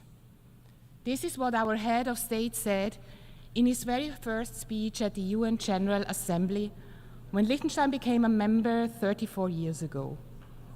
It is a singular forum where not only countries come together, but peoples. I was very young then, just about to enter high school, but I remember vividly the sense of significance that prevailed among us back in 1990. The wish to safeguard our sovereignty was a key incentive for us, a theme that resonates so strongly among many, many small states today. We have never seen membership as just an end in itself. The United Nations has been a key foreign policy platform for Liechtenstein. We have made a significant political investment, developed our own profile, been an independent voice, and put forward our own initiatives, most recently the Veto Initiative. For us, the people and the government of Liechtenstein, the main purpose of the United Nations remains peace and security, to save succeeding generations from the scourge of war, in the immortal words of the UN Charter. It saddens me to say that this purpose has lost none of its relevance today. The aggression against Ukraine, planned and perpetrated by those who wield power in the Russian Federation, has not only destroyed the European security architecture, it has undermined the international legal order as such. And it has created a real risk and genuine fear of future illegal war-making, not just in our part of the world. After enjoying long decades of peace, which is much more than the absence of war, our people have been able to live in prosperity and with full respect for human rights. As a small state, without armed forces, the guarantor of our sovereignty is respect for international law, which the UN embodies like no other organization. Our unequivocal stance in support of Ukraine is thereof a commitment to the international order and ultimately to our own security. More than 2 years of brutal war of aggression have brought immeasurable human suffering, economic devastation of immense proportions, and environmental damage for decades to come. Many of these outcomes are, sadly, irreversible. But together, we have the opportunity and the responsibility to bring about a just peace. And indeed, there will be no peace without justice. Peace must therefore be based on the terms we have already set together in this hall. And it must ensure individual criminal accountability for those who have, willfully and unprovoked, initiated this war of aggression. This alone will ensure that there is a prospect for sustainable peace for Ukraine, but also for the region as a whole. This alone will give small states everywhere the confidence and belief that their sovereignty and territorial integrity will be protected and safeguarded here at the United Nations, while demonstrating that we are committed and able to fulfill the purpose that has brought us together in this organization.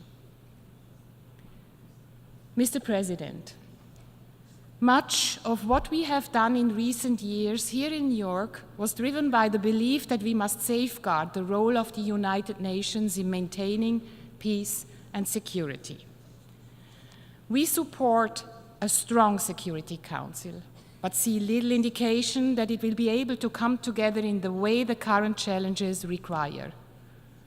Rather than criticizing and lamenting what is a political reality, we have to think about alternative avenues, avenues that do indeed exist.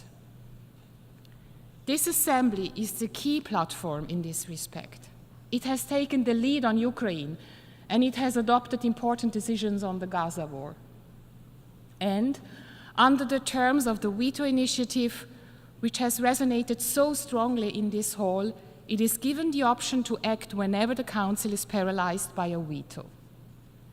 The Pact of the Future has given us the necessary basis to continue what we have begun and to chart a new path for peace and security. Only in working together we will be able to deliver on this promise. Mr. President, for almost a year now, the situation in the Middle East has absorbed much of our attention. We have witnessed with horror the terrorist attack on the civilian population of Israel on the 7th of October. And we are shocked and appalled by the suffering of the civilian population of Gaza, the many thousands of innocent victims, a very large number of children among them, which is simply unacceptable. The protection of civilians is a key priority on the agenda of the United Nations. However, it seems to be a mere afterthought for those making the decisions on both sides of the conflict, whose actions cause human suffering and threaten stability in the region. We are deeply concerned about the next level of escalation between Israel and Hezbollah and join the call for a 21-day ceasefire in order to prevent a further conflagration in the region. Liechtenstein is a strong supporter of the two-state solution. As such, we prioritize the protection of all civilians affected in our response and in our decision-making. We have contributed humanitarian assistance to the civilian population. We have called for the full respect for international humanitarian law by all, and with that I call, again, for the immediate and unconditional release of all hostages. We support the efforts by the International Criminal Court to investigate according to its mandate. The two-state solution, which enjoys an overwhelming support among all of us in this hall, was decided by this very assembly many decades ago. There is no other conflict where the United Nations has a clearer and longer-lasting responsibility. The end of the war in Gaza will only be one step in the long and difficult path to a two-state solution that allows Israel and Palestine to live together in peace and security in line with the right of self-determination of all peoples. Knowing that this will take time, it is even more important that all actors stop escalating the conflict further and that the human suffering ends today. The UN and each single member state need to live up to the goal we have set ourselves many years ago and bring this conflict to an end. Mr. President, the sovereign equality of all countries and respect for international law are key for all UN members to thrive, but for smaller ones, even more so. It is no surprise then that in this building, my country is known in particular for our clear and consistent stance in support of the rule of law. We are proud of the work we have done on international law. And it is a commitment we are determined to continue, especially as there is no doubt that international law is under attack from more sides and in more ways than ever before. Today, I call on you. I call on all of us to face this challenge as an opportunity, to come together and unite in a way that brings together all who need international law upheld for their survival and prosperity. All of whose best and sometimes only defense is that the rules governing the contact between states since 1945 are actually enforced. All of us who are willing to stand up for each other, driven by both solidarity and enlightened self-interest. Today, it is a moment for us to realize that we must not take the existence of the United Nations for granted, that this organization's foundation is rooted in international law, but also that it is us in this room that have the power and means necessary if we work together. Doom and gloom are not the hallmark of leadership. We are encouraged by the fact that small states in particular are increasingly standing up for the rule of law and against the rule of might. We are gratified to see that the International Court of Justice and its decisions is looked at for guidance in our decision-making in challenges ranging from the two-state solution to the applicability of the Genocide Convention to climate change. This is a good and, more importantly, a necessary time to be the change that we want to see in the world. Mr. President, we politicians have the privilege, the agency, and a voice that we have to use. This, in my view, comes also with the obligation to speak up for those who do not have a voice. In a shockingly literal sense, the women of Afghanistan do not have a voice at all anymore.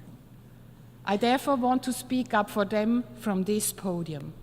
The denial of even their most basic human rights must be completely unacceptable for this organization and its representatives.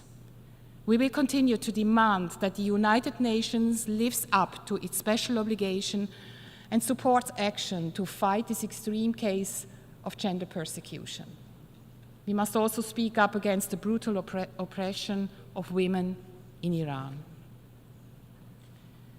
Women across the world have been speaking up as agents of change for many years. We must ensure those voices are amplified at the highest level. As experience has shown, we will get better results for everyone if we entrust leadership positions much more often to women. As many others, I believe that it is a credibility challenge for the United Nations that a woman has yet to lead this organization. After decades of talking about gender equality, the United Nations should shine as an example. Mr. President, we simply need to do what we have promised. On peace, the central mission of this organization, on gender equality, on human rights, on deterring aggression, and on ensuring accountability. The collective action so urgently needed today requires strong leadership, which is often lacking today. Leadership, whether by woman or man, comes with responsibility, accountability, and with the ability and willingness to listen to and work in the interest of those we represent. All of us that have had the privilege to speak from this podium have an obligation to present and future generations to deliver on the great hopes placed in our United Nations. Only then is this organization the singular place that serves the people of the world in their desire for world peace. Thank you.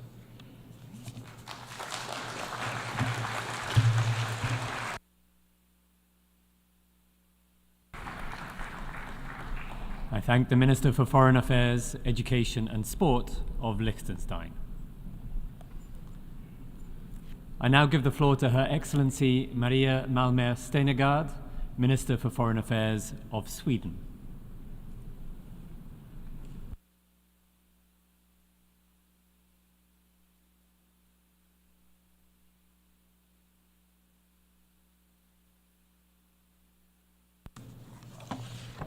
Mr. President, Excellencies, we are gathered in this assembly while the world and this organization are facing major and existential challenges. We are gathered while we are witnessing an unprecedented number of armed conflicts, from Ukraine to Sudan, the Eastern Democratic Republic of Congo, and Gaza.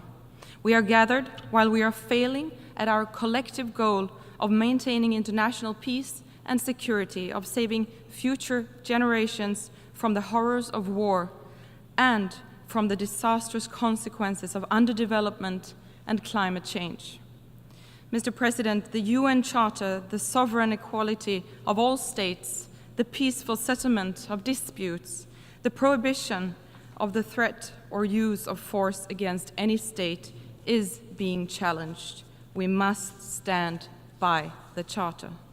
Sweden's strong defense of international law, including the UN Charter, is based on the understanding that both our own security and that of other countries depends on it.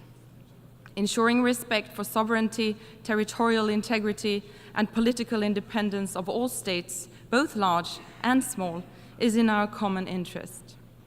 At its core lies the need for a global system that is open, predictable, and applies equally to all. In too many places around the world, including in Sweden's immediate neighborhood, we are witnessing the consequences of violations of the rules and principles we have all agreed to. Since the start of Russia's aggression against Ukraine in 2014, and with a full-scale invasion of Ukraine in 2022, Russia has brutally invaded the territory of another UN member state. This assembly has strongly and repeatedly condemned Russia's aggression against Ukraine as a blatant violation of international law, including the UN Charter. If a member of the Security Council is allowed to reap the fruits of aggression, the harmful impact will not stop with Ukraine. Russia's leadership will continue its attempts to impose its rule on neighboring countries. The territorial integrity and sovereignty of all states must serve as a basis for a comprehensive, just, and lasting peace in Ukraine. This was confirmed at the Peace Summit in Switzerland in June, which gathered some 100 delegations from all continents. Ukraine has made clear from the start that it wants a peaceful settlement based on the UN Charter. As President Zelensky rightfully said in his speech before this assembly yesterday, there can be no just peace without Ukraine. Sweden's steadfast support for Ukraine's efforts to restore its sovereignty and territorial integrity will continue for as long as it takes. As a direct response to Russia's full-scale invasion, Sweden and Finland chose to join NATO. For Sweden's part, this represents a truly historic change, ending 200 years of military non-alignment. This was our decision to make because it is the right of each state to choose its own security policy path. Sweden's NATO membership gives us a new, crucial platform to defend the fundamental values of our foreign and security policy. We will apply the same principled approach in NATO as we do in the UN, the EU, the OSCE, and the Council of Europe. In other words, we will continue to defend international law, democracy, individual freedoms, human rights, and gender equality. Mr. President, Sweden has always defended the universal principles of sovereignty and the right to self-determination. In fact, Sweden has consistently supported countries struggling for liberty, independence, and democracy, not least in Africa. And we continue to be an engaged partner of African countries. To take just one example, I am deeply concerned about the situation in Sudan. More than 10 million people have been displaced, which roughly corresponds to the entire population of my own country. Safe, rapid, and unhindered humanitarian access, an immediate ceasefire, and negotiations ensuring a return to civilian rule are urgently required. Therefore, Sudan is among the countries receiving the most humanitarian support from Sweden this year. Sweden remains a key partner and donor of UN humanitarian assistance, as well as of peacekeeping and peace-building efforts. Similarly, Sweden supports the ongoing peace efforts by the United Nations in Yemen, where we will continue to work with our partners for a principled and inclusive humanitarian response. The people of Yemen are looking to the international community for hope, for a way out of humanitarian despair. We must answer that call. Mr. President, we are also faced with the threat of a regional war, the consequences of which no one can predict. My country's long-standing commitment to peace efforts in the Middle East dates back to 1948 and the efforts of UN mediator Folke Bernadotte. Today, Sweden is one of the largest core donors to UN agencies and other organizations working to mitigate the immense suffering of the civilian population of Gaza. At the same time, Sweden stands up for Israel's right to defend itself in accordance with international law and we demand that the hostages be released. Israel is being threatened by Iran and its allies simultaneously on several fronts. Hezbollah's repeated attacks since October 8th have led to a dangerous military escalation. Sweden fully supports the efforts by the United States, France, and others to reach a diplomatic solution. A ceasefire would provide space for reaching a diplomatic settlement consistent with UN Security Council Resolution 1701, as well as the implementation of UN Security Council Resolution 2735 on a ceasefire in Gaza. In the longer term, Sweden, like the EU and the United States, believe in the idea of a two-state solution in which Israelis and Palestinians can live side by side in peace, freedom, and democracy. Mr. President, in order to address global challenges, we need to ensure that our aid helps to mobilize additional resources, not least private capital. Development assistance alone is not enough to build long-term wealth and welfare. It must go hand in hand with democracy, the rule of law, market development, trade, investments, and technology transfer. We see that clearly in the countries now leaving poverty behind. We must also redouble our efforts to achieve the 2030 Agenda. Sweden is one of the world's most generous donors of development assistance. Through our development assistance, we are accelerating the implementation of the Sustainable Development Goals. To achieve this, strong national ownership in partner countries and a broader approach to development cooperation among donors is needed. We must also step up the fight against corruption so that economic growth benefits the whole of society, not just a few. Mr. President, I can only note that women have been underrepresented as speakers this week at the general debate. Women make up 50% of the world's population, yet only 10% of speakers this week are women. There is, one could say, a lot of room for improvement in this regard. And I agree with the Secretary General that global opposition to gender equality is on the rise. That is why gender equality is a core value in Sweden's foreign policy. So let me say this, countries that stand up for women's and girls' rights are not only champions of freedom and human rights, they also benefit from broad labor market participation and economic growth. Respect for human rights, providing sexual and reproductive health and rights services, and empowering young women and girls are tangible contributions to advancing gender equality. This is what I want for the future of my daughter, Kaisa, and for the daughters of others too.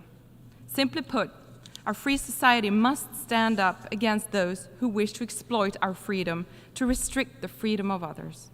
Everyone must be able to live safely and freely, regardless of religious beliefs or personal convictions, regardless of skin color, and regardless of whom they love. To my government, this is of such importance that we have begun work on an action plan for equal rights and opportunities for LGBTQI people. Mr. President, the green and digital transition offers vast opportunities in terms of new jobs, increased growth, and improved livelihoods.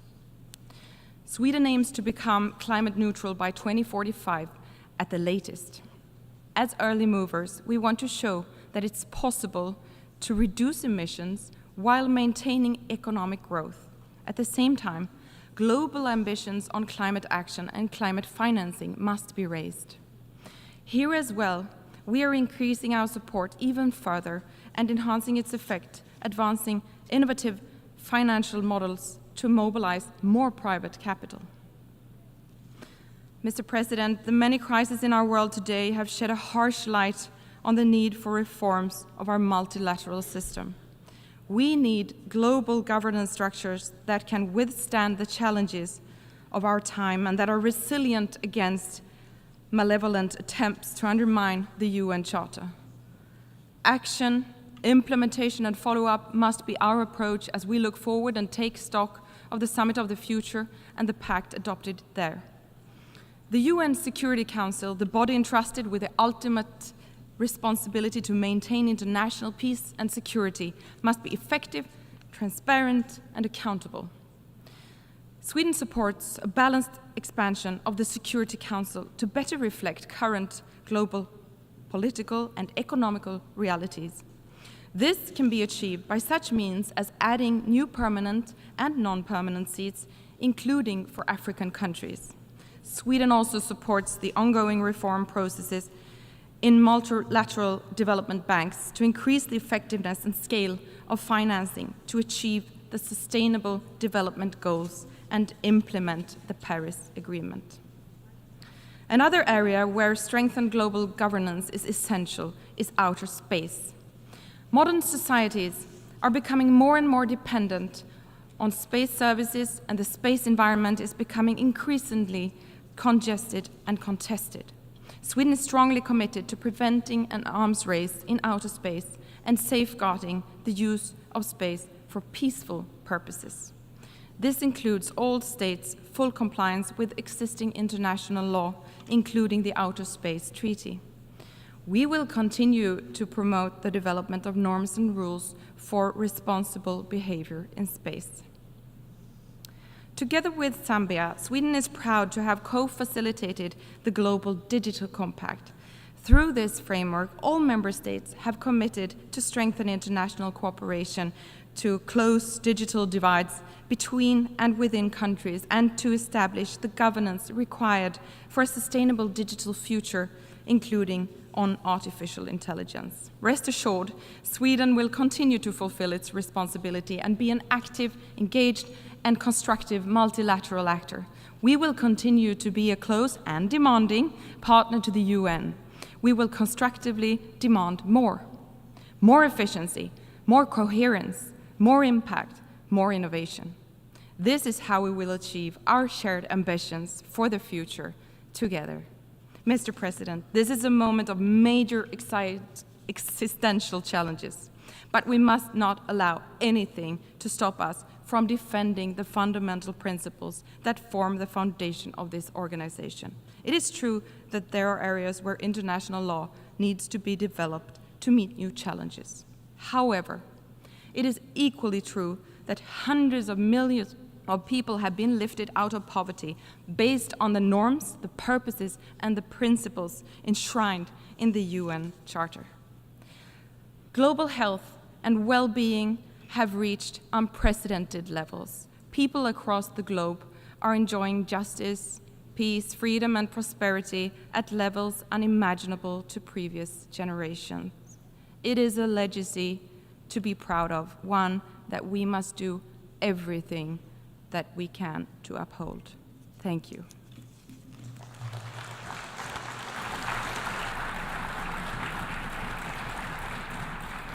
I thank Her Excellency Maria Malmer Sterngård, Minister for Foreign Affairs of Sweden. It is now my honor and pleasure to give the floor to His Excellency Alexander Schallenberg, Federal Minister for European and International Affairs of Austria.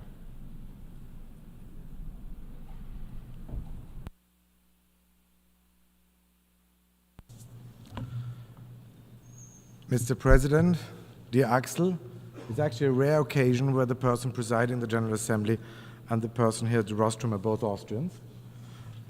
Excellencies, ladies and gentlemen, when we met in this hall last year, many, including myself, referred to the challenging times we were facing. A world riddled by uncertainty, growing divisions, and rising insecurity. A backsliding in hard-earned development gains. A backlash against the universality of human rights. Looking back on the past 12 months, we must admit that the sense of being in a permanent state of emergency has actually not decreased. On the contrary, it has even deepened. Russia relentlessly pursues its full-scale war of aggression against Ukraine, a violation of the UN Charter, the most basic rules that we all in this room agreed upon, that still is shocking today. Yes, my country, Austria, is a militarily neutral country. But neutrality doesn't mean and never meant indifference. We know very well that a world in which Russia succeeds in shifting borders with tanks and rockets is a world a lot more dangerous to all of us. After 946 days, I can only repeat that, 946 days of unspeakable human suffering and destruction, it is high time to return to diplomacy. Nobody wants, nobody deserves peace more than the people in Ukraine, but a negotiated peace, not a dictate from Moscow. And my friends, actually I'm encouraged.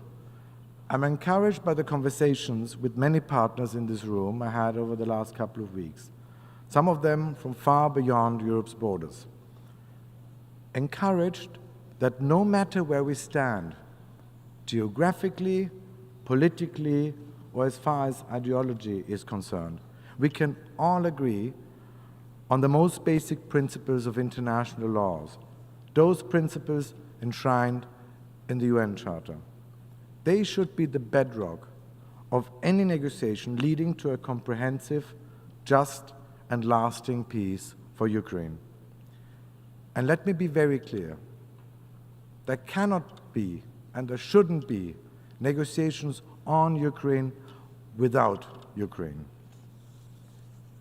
Ladies and gentlemen, in the Middle East, the barbaric terror attack of Hamas against Israel has brought a new dimension of devastation to a region not lacking in violence.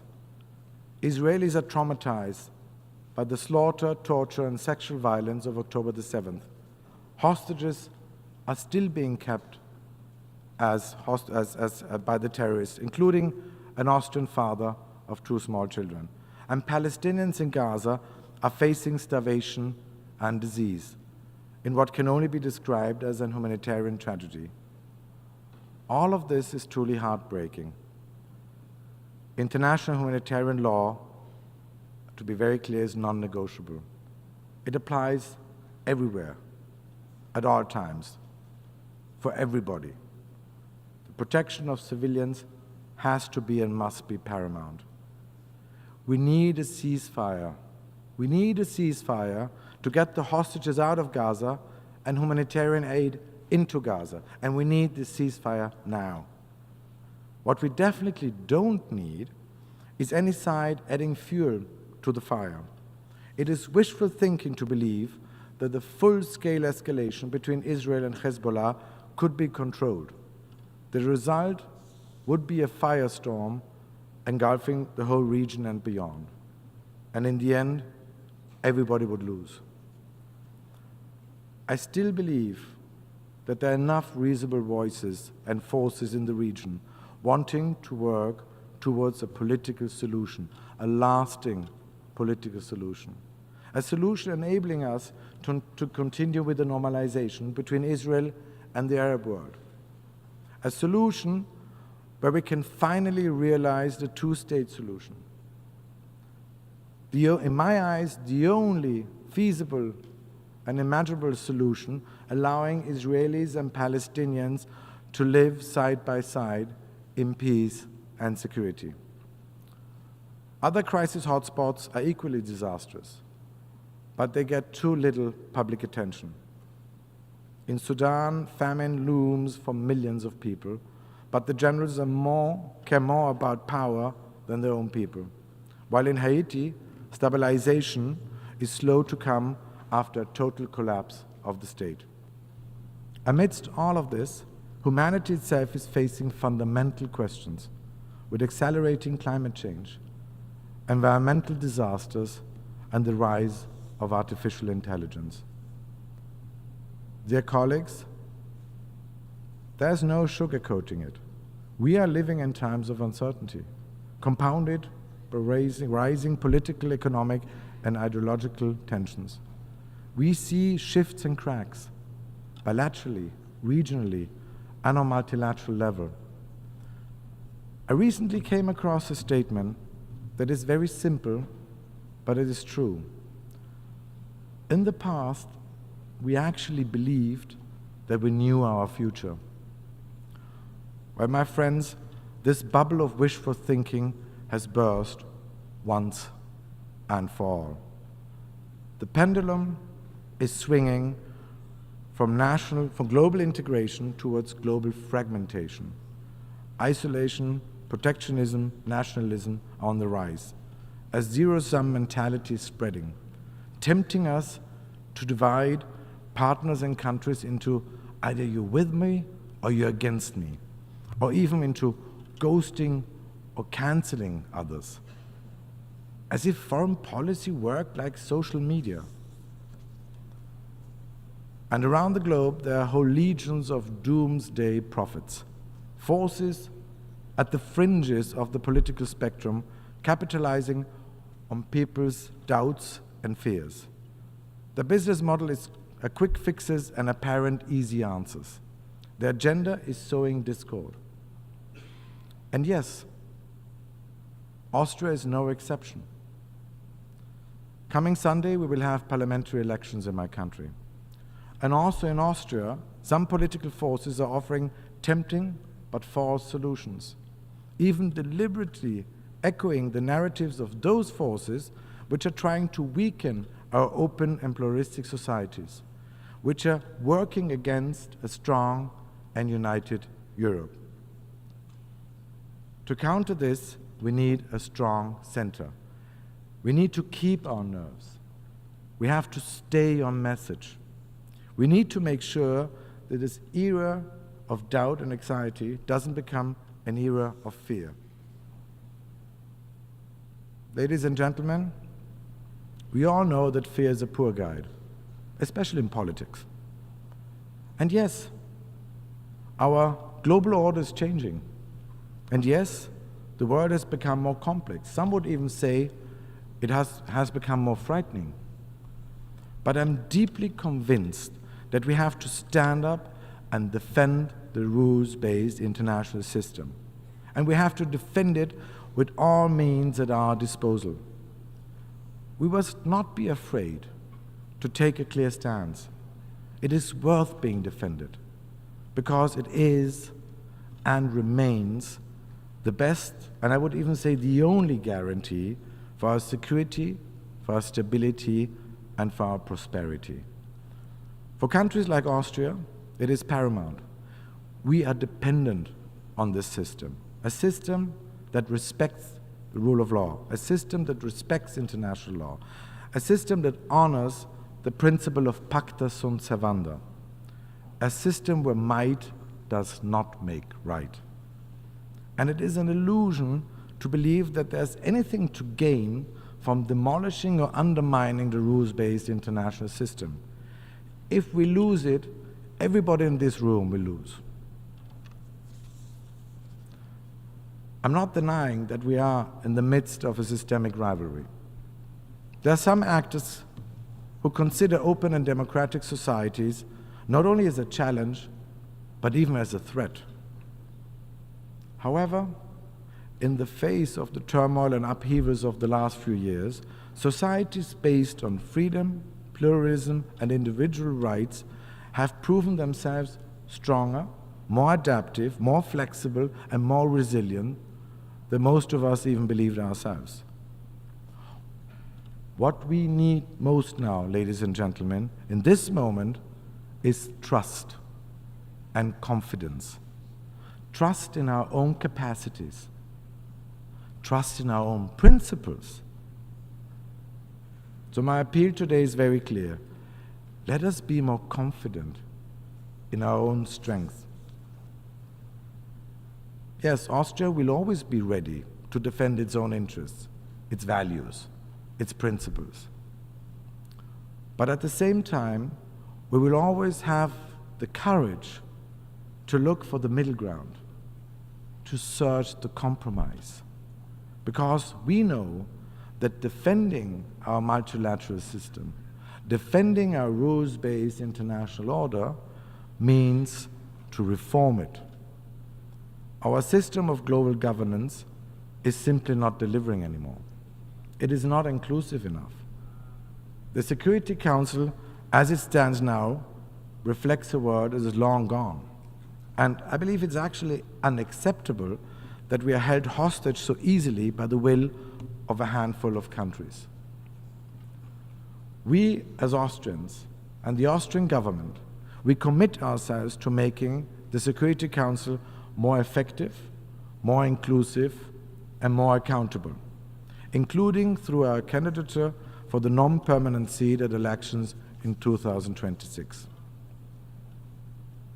Austria will continue to champion a sensible and a pragmatic multilateralism based on our genuine will for compromise, for dialogue. Despite the current fragmentations of the global order, our world will simply remain interdependent. We will not be able to raise the drawbridges, to decouple, to cancel, to ghost, as some make us to believe. This is a magical thinking. We need to face the challenges and complexities of our times head-on and together, with a healthy dose of realism and more confidence in our own capacities, principles, and strength. Thank you very much.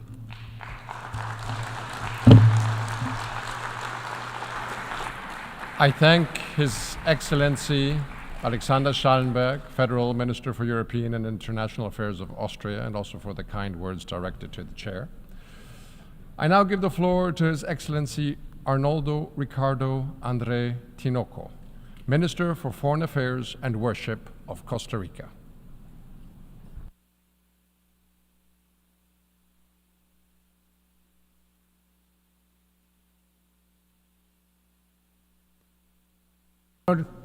Presidente.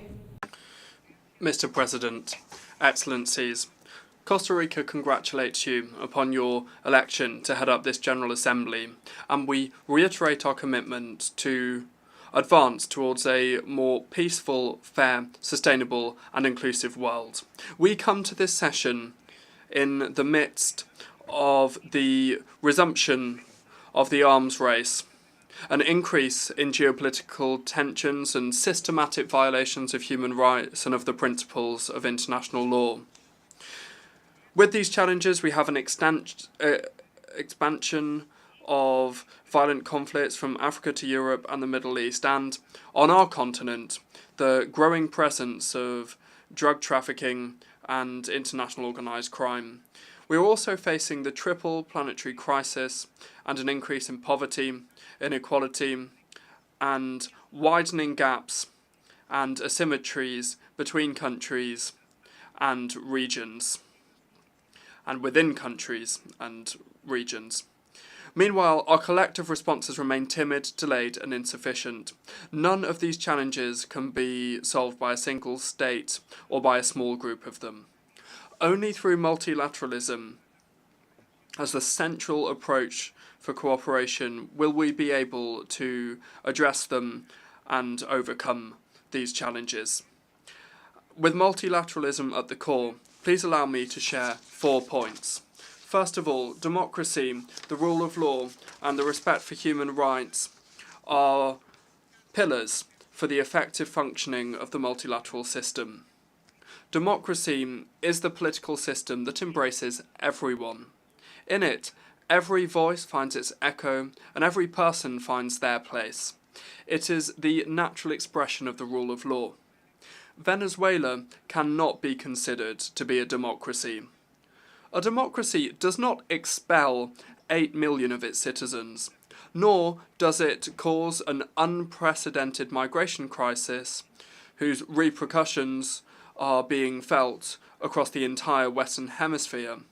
Neither does it persecute or intimidate, nor does it imprison or torture people for political reasons. A democracy does not deny opposition representatives access to vote counting, nor does it declare itself, without any proof or evidence, the winner of the elections. Costa Rica, just like the vast majority of countries in the region, condemns the manipulation of the results and will continue to demand an impartial, transparent, and independent verification. This is a verification that the Venezuelan regime has refused to carry out. There is no doubt that Nicolás Maduro did not win the elections, just as there is no doubt that he intends to cling on to power at all costs. Let us not allow repression and dictatorship in Venezuela to become the norm once again. This is not the only violation of democratic principles in my region. Thousands of people cross our northern border on a daily basis, fleeing the repression of a dictatorship that has lasted nearly 3 decades in Nicaragua. This is a dictatorship that has deprived them of their freedom, of their human rights, of their dreams, and even of their citizenship, making them stateless. Since Costa Rica is the first country in Latin America to grant nationality to stateless persons, we urge the international community to ramp up efforts to eradicate this condition of vulnerability. We also cannot continue to be indifferent to the situation in Haiti. The humanitarian crisis in this country has been met with minimal and immorally low responses from the international community. The $674 million required for the Humanitarian Needs and Response Plan represents only 0.03% of global military spending, which in 2023 reached $2.44 trillion. That's according to the Stockholm International Peace Research Institute. Allow me just to repeat that. 0.03% of global military spending. A tiny drop of hope in an ocean of militarization. Mr. President, violence and crime have grown at an alarming rate in the world, and in Latin America and the Caribbean, we are no exception. Criminal networks have consolidated into a complex phenomenon that knows no national borders. These organizations engage in illicit activities such as drug trafficking, the trafficking of people, smuggling of weapons and ammunition, and have found fertile ground for growth in the region, whether due to corruption, lack of opportunities for youth, or limited police capacity to counter them. The interconnection of these networks not only affects the security and well-being of local communities, but it also has global repercussions as their operations tend to extend across transit countries and into international markets. Faced with this reality, it's essential for the international community to adopt a coordinated and multilateral approach, promoting cooperation, information sharing, and strong legal measures to combat them. Only through joint effort will the structure of these organizations be able to be dismantled, and ultimately for peace and security to be reinstated in the region. And this brings me on to my second thought, my second point. At the heart of multilateralism lies peace, and there is no peace without justice. However, its heartbeat weakens with the escalation of conflicts in Gaza, in Lebanon, Ukraine, the Red Sea, Sudan, the Sahel, Yemen, Myanmar, and in Syria. These crises expose the fragility of our collective security system and demand that all parties to the conflict assume their obligations under international law, in particular international humanitarian law. Norms and principles must be respected without exception, in particular the protection of civilians and the principles of proportionality, limitation, distinction and humanity. For each and every one of these conflicts, Costa Rica reiterates its appeal to all of those involved for an immediate and unconditional ceasefire, to guarantee safe, uninterrupted and unrestricted access to humanitarian assistance, and to free hostages and detainees, to withdraw troops from affected areas, and for a de-escalation of tensions. It's also urgent to comply in good faith with all decisions from international courts and from the Security Council, because without justice, there will be no lasting peace. While expressing our deep concern over the weakening of international humanitarian disarmament instruments, Costa Rica urges states to reverse this trend and to renew their efforts to ensure that civilians do not become victim to the use of weapons with indiscriminate effects. We also urge to avoid the use of explosive weapons in densely populated areas or their surroundings, and invite all states to participate in the upcoming international conference on the humanitarian consequences of the use of explosive weapons in populated areas. This is going to take place next July, next year in San Jose. However, we must go further. Costa Rica calls for a consensus on governance frameworks for artificial intelligence in both military and civilian spheres. These frameworks must regulate autonomous systems with transformative capabilities that operate without human intervention. The Global Digital Compact that we've just adopted puts the multilateral system in motion to deal with artificial intelligence and is key for research and development, not just for its applications. Thirdly, Costa Rica believes that the international financial architecture is at imminent risk of becoming obsolete in addressing current and future challenges. Therefore, we make the most vigorous call for an international financial system that is transparent, inclusive, and sustainable. We require a financial architecture that meets the needs, does not perpetuate global inequalities, and addresses the pressing need for access to finance. This financing must be sufficient and concessional with effective debt relief mechanisms for developing countries. Costa Rica recognises the efforts of some international financial institutions to align their processes with transformation commitments, and we urge the states that make up the boards of the major international financial institutions to prioritise this urgent reform. We advocate for urgent capitalisation of multilateral development banks, and we call for an increase in the use of new and innovative financing mechanisms, such as green and blue bonds, as well as the debt for ecosystem services swaps.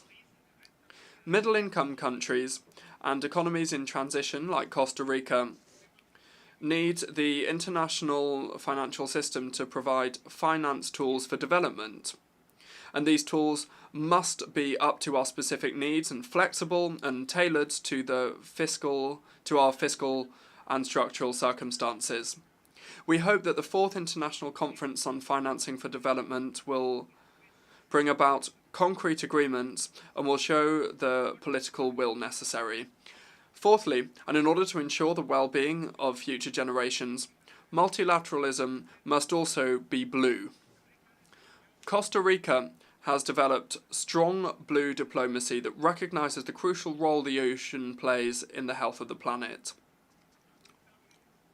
In order to have a habitable planet, we need a healthy ocean.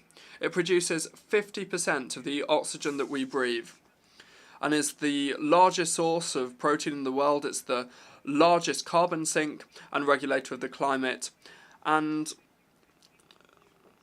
3 billion people worldwide depend on its biodiversity for their livelihoods. Therefore, it is urgent that the new High Seas Treaty, the BBNJ, comes into force, and that we deliver an ambitious treaty on plastics, so that we ensure that no mining on the seabed begins until there are guarantees that it will not have damaging effects on the marine environment. For the health of the planet and to respond to the multiple challenges that the ocean faces, I invite you all to participate in the 3rd United Nations Oceans Conference, which will take place in June 2025 in Nice, hosted by Costa Rica and France jointly. Mr. President, the multilateral system is being tested, as we all know. Its renewal will depend on courageous leadership, innovative proposals, and our collective ability to honour the principles and norms of international law without double standards. Its renewal will be achieved when we manage to shift resources from the coffins of war to the foundations of peace. The time is now. This is a unique opportunity, and the call is urgent. Thank you very much.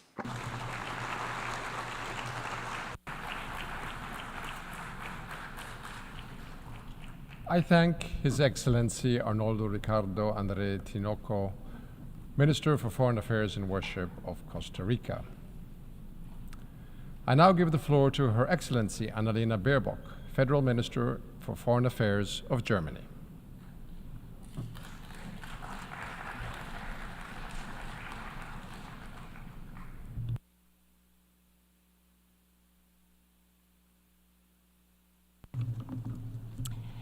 Excellencies, ladies and gentlemen, we live in a world of quick headlines and even quicker slogans. Take back control. My country first. Us against them. Slogans that paint the world in black and white. Slogans that want to make us believe things are very simple. That there's only one side that matters. Us against them. I come from a country where this logic, us against them, was taken to the worst extremes that humankind has ever seen. A murderous world war that killed millions. And the worst imaginable crime against humanity, the Shoah, the genocide of 6 million Jews. Dehumanized, murdered, just for being Jews. Murdered because of a Nazi ideology that would only accept the humanity of those they defined as Germans. After World War II, this institution here in New York was founded on the understanding that us against them leads to disasters. That the world needs a counter model, our UN Charter. A counter model to a world in which we only accept the humanity of ourselves, but not of others. A counter model that instead grants every country in the world the right to determine its own destiny. That casts a positive vision of our shared future. A vision of an international order that is based on rules, on the equality of every state and every human being. Of cooperation instead of divisive nationalism. Of a humanity that is indivisible. And these are not simple slogans. These are the principles we try to live up every day. Yet, living up to them is anything but simple. It demands hard work, maybe more than ever before. It needs empathy and solidarity, the opposite of my country first. It demands the will to put ourselves in the shoes of the other. It demands, especially in times of crises, the strength to recognize the other's pain, even if our own pain seems unbearable, and to find common ground despite all the things that divide us. It also means that we have to face the dilemma that the values of the Charter can at times appear to contradict each other, such as the inherent right to self-defense and the responsibility to protect civilians when the civilians are misused as human shields. Resolving this is harder than simply exclaiming either or, us against them.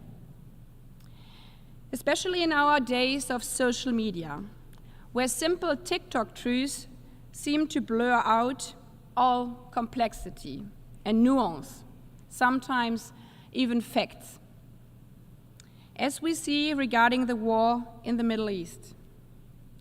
In its ruthless attack of October 7th last year, Hamas maimed and killed some 1,200 men, women, and children. To this day, the terrorists are holding more than 100 people, men, women, children, hostage, including German citizens, including children.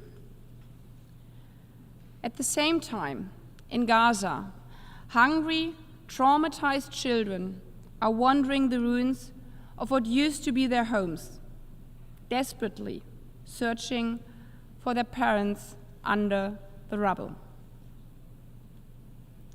Seeing all this with burning hearts, I guess it might be human that sometimes we are all tempted to fall emotionally for simple slogans, to only see one side when our hearts are burning.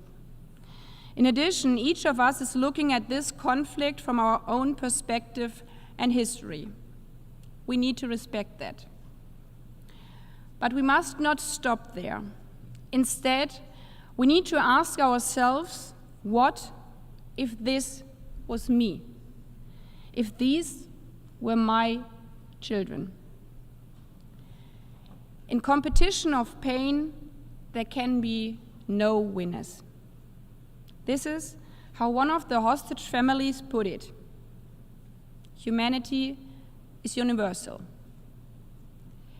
If in the darkest hour of her life, the mother of a murdered hostage finds the strength to see both sides, then we, as leaders of the countries around the world, who have the privilege to speak in this hall, should be capable of doing the same.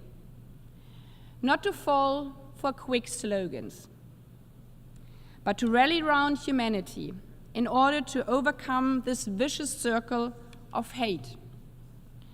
Universal humanity means the rights of Israelis and Palestinians do not cancel each other out. And this is why my country stands by its commitment to the security of the State of Israel, and why at the same time we are working every day to end the hell for the children of Gaza. Because lasting security for Israelis will only be possible if there's lasting security for Palestinians. And the opposite is also true. Lasting security for Palestinians will only be possible if there's lasting security for Israelis. This is why we are not resting until the hostages are home.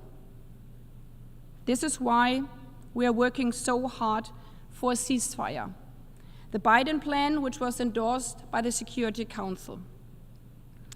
Why at the same time, together with our partners, we are working hard to get more humanitarian aid into Gaza. This is why I've been in the region 11 times since October. Germany alone has provided more than 360 million euro for humanitarian aid for Gaza, for the Palestinian families in Gaza since last October. And this is also why yesterday we came together with a group of countries to call for an immediately 21-day ceasefire along the blue line. Because a broader regional escalation would not bring anyone long-lasting security. And as frankly speaking, sometimes frustrating the lack of progress is and hurting, we are not giving up on seeking a political vision for Israelis and Palestinians to be able to live peacefully side by side in two states. For me, resignation is simply not an option, because that would mean that the playbook of terrorism and extremism carries the day. We need to recognize each other's pain, each other's interests, and yes, also listen openly to each other's complaints if we want to move forward. And if we do so, we might sometimes hear things we don't want to hear, our own shortcomings. Frankly, I remember how I called 2.5 years ago so many colleagues here in the room and around the world to ask for your support in standing up against Russia's imperial war in Ukraine. And how one of my colleagues said, "But where were you when we needed you, when we were attacked by the Houthis?" And others said, "You didn't stand with us in our anti-colonial struggle." And yes, that gave me a pause, because they had a point. And I firmly believe critical self-reflection of what we, or generations before us in our countries, have done wrong is actually to our benefit. Because the ability to learn from past mistakes makes societies stronger. And it is the only way to build a better future. That is why my country, Germany, has started to address our colonial past more thoroughly. The restitution of artifacts is a crucial element here. That is also why we are in the midst of an important reconciliation process with Namibia. Because we can't undo mistakes of the past. But we can unite for a better future. And we can choose that every day by our own action. Facing our colonial history, to me, means doing the right thing today. But it also means that we have to stand up to the imperialist atrocities we are witnessing in our days today. Russia does not have a better future in mind for Ukraine. Ukraine is an independent state that gave up its nuclear arsenal in the 1990s because it believed in the principles and guarantees of this charter. And in its bodies, like the Security Council. 3 decades later, it is attacked by a P5 country. One of the countries that bears, as the charter says, the primary responsibility for the maintenance of international peace and security. Russia's war against Ukraine has destroying Ukrainian cities, schools, and hospitals for almost 1,000 days now. And it's ravaging the security order of my continent, Europe. Its ripple effects have been felt for so many here around the world. Many of you are feeling in your own countries the consequences in food prices and other things. And that is why I understand that some of you are asking, like in the Security Council 2 days ago, wouldn't the war be over if you Europeans just stop providing Ukraine with weapons? There's nothing wrong with asking that, because we all wish for peace. But the idea that if there were no defensive weapons, there would be no fighting and no dying in Ukraine is as simple as it is wrong. We have seen that, and we have seen what happened in June, when Ukraine invited Russia to an international peace summit. Instead of stopping his attack and coming to the negotiation table, Putin sent his response by bombing a children's hospital. As long as Putin is not willing to come to the negotiation table, stopping our support for self-defense would simply mean leaving Ukraine's children's hospitals defenseless. It would mean more war crimes, not less. Possibly in other countries too. Time and again within the last months, Putin's Russia has been toying with the invulnerability of the borders of the Baltic states and Poland. 2 weeks ago, it fired a missile against a civilian grain ship in Romanian territorial waters. This is why today I'm also asking your support. Your support in calling out on Putin to cease his attacks and to come to the negotiation table. Not only for our European security, but I think also in your own interest. If a permanent member of the Security Council is allowed to conquer and destroy its smaller neighbor, the very essence of this charter is under attack. If Russia stops attacking, the war is over. If Ukraine stops defending itself, Ukraine is over. And our charter. Sovereign equality, Article 2, Paragraph 1. Peaceful settlement of disputes, Article 2, Paragraph 3. The prohibition of the use of force, Article 2, Paragraph 4. And this is why we will continue to stand firmly with Ukraine and our charter. To achieve a peace that is just and lasting, with security guarantees. A peace that secures Ukraine's existence as a free and independent country. A peace that ensures Ukraine's and Europe's security.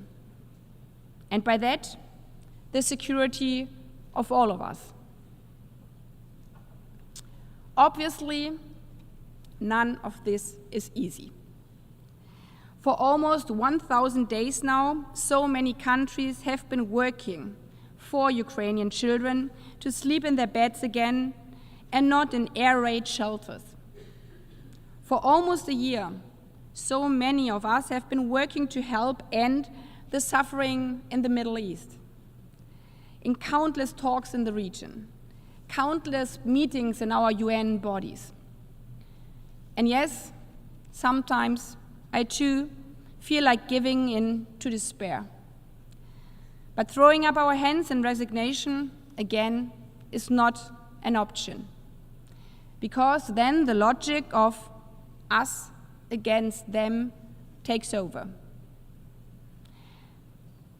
And also, and this is important to me, we tend to forget one thing in these times of crisis. There is a lot we can and have already achieved as an international community every day, if we stand together, if we take each other's perspectives. To name only two striking latest examples, think about what we have achieved at the COP in Dubai only a year ago, when we saw what is possible when we overcome the us versus them. The industrial states against G77, the South versus the North.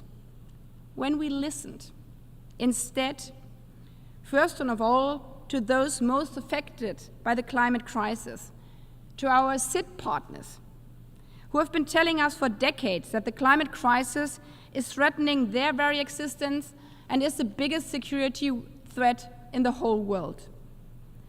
When with more than 190 states, we finally agreed to signal the end of the fossil era at COP28. And we set up a loss and damage fund for the most vulnerable because it's just and fair. And we saw again what we can achieve just earlier this week when we passed here the Pact of the Future, of our future. It took tough negotiations, hundreds of hours of text works in conference rooms, overnight sessions, last-minute compromises for over 2 years. And many helped and didn't resign. Many helped along with us and partners, and from Namibia and so many others. But in the end, the vast majority of us found the strength to rally around what unites us. Rules instead of brute nationalism. Cooperation instead of division. A humanity that is universal. And it is in this spirit that Germany is running for a non-permanent seat on the Security Council for 27-28. We are running as defenders of the Charter, of our shared principles. And that means that we also need to take a critical look at the status quo of multilateral institutions. Because in many ways, our multilateral system still reflects a time when hardly any of us here in the room had been born. When the striking number of 142 states represented in this hall today were not sitting at the table. That needs to change. And that's why we are working for a reform of the Security Council so that it better reflects the world we actually live in, that has a better representation of African countries. And yes, it is also totally unjust that at the two most important international financial institutions, there are only Europeans and Americans at the top. We need our institutions to be accepted by all of us. And for that, they need to represent all of us. And all of us, that is, not just men of the world. The one thing we definitely all have in common is this. Women make up at least 50% of every single country. But in 80 years of this organization, there has never been a female Secretary General.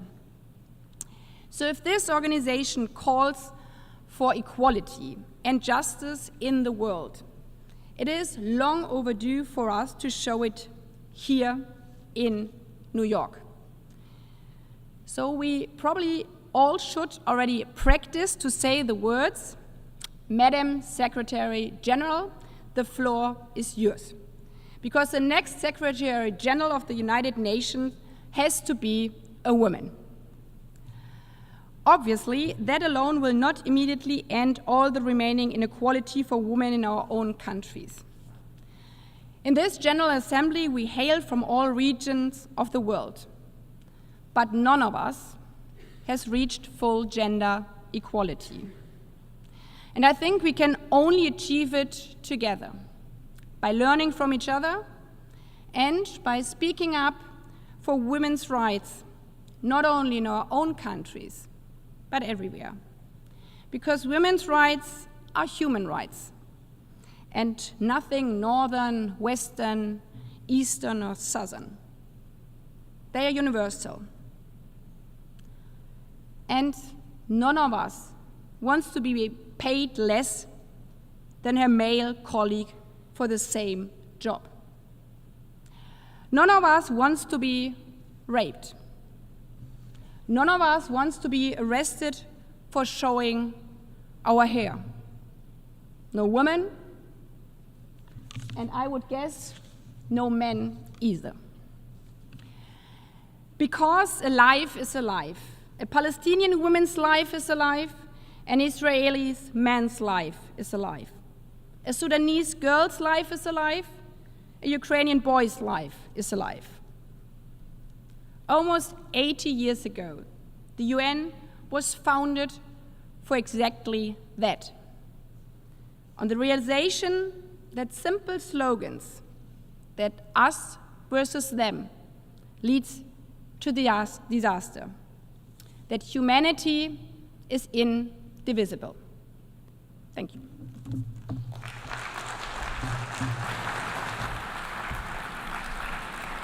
I thank Her Excellency Annalena Baerbock, Federal Minister for Foreign Affairs of Germany. I now give the floor to His Excellency Abdallah Bouhabib, Minister for Foreign Affairs and Immigrants of Lebanon.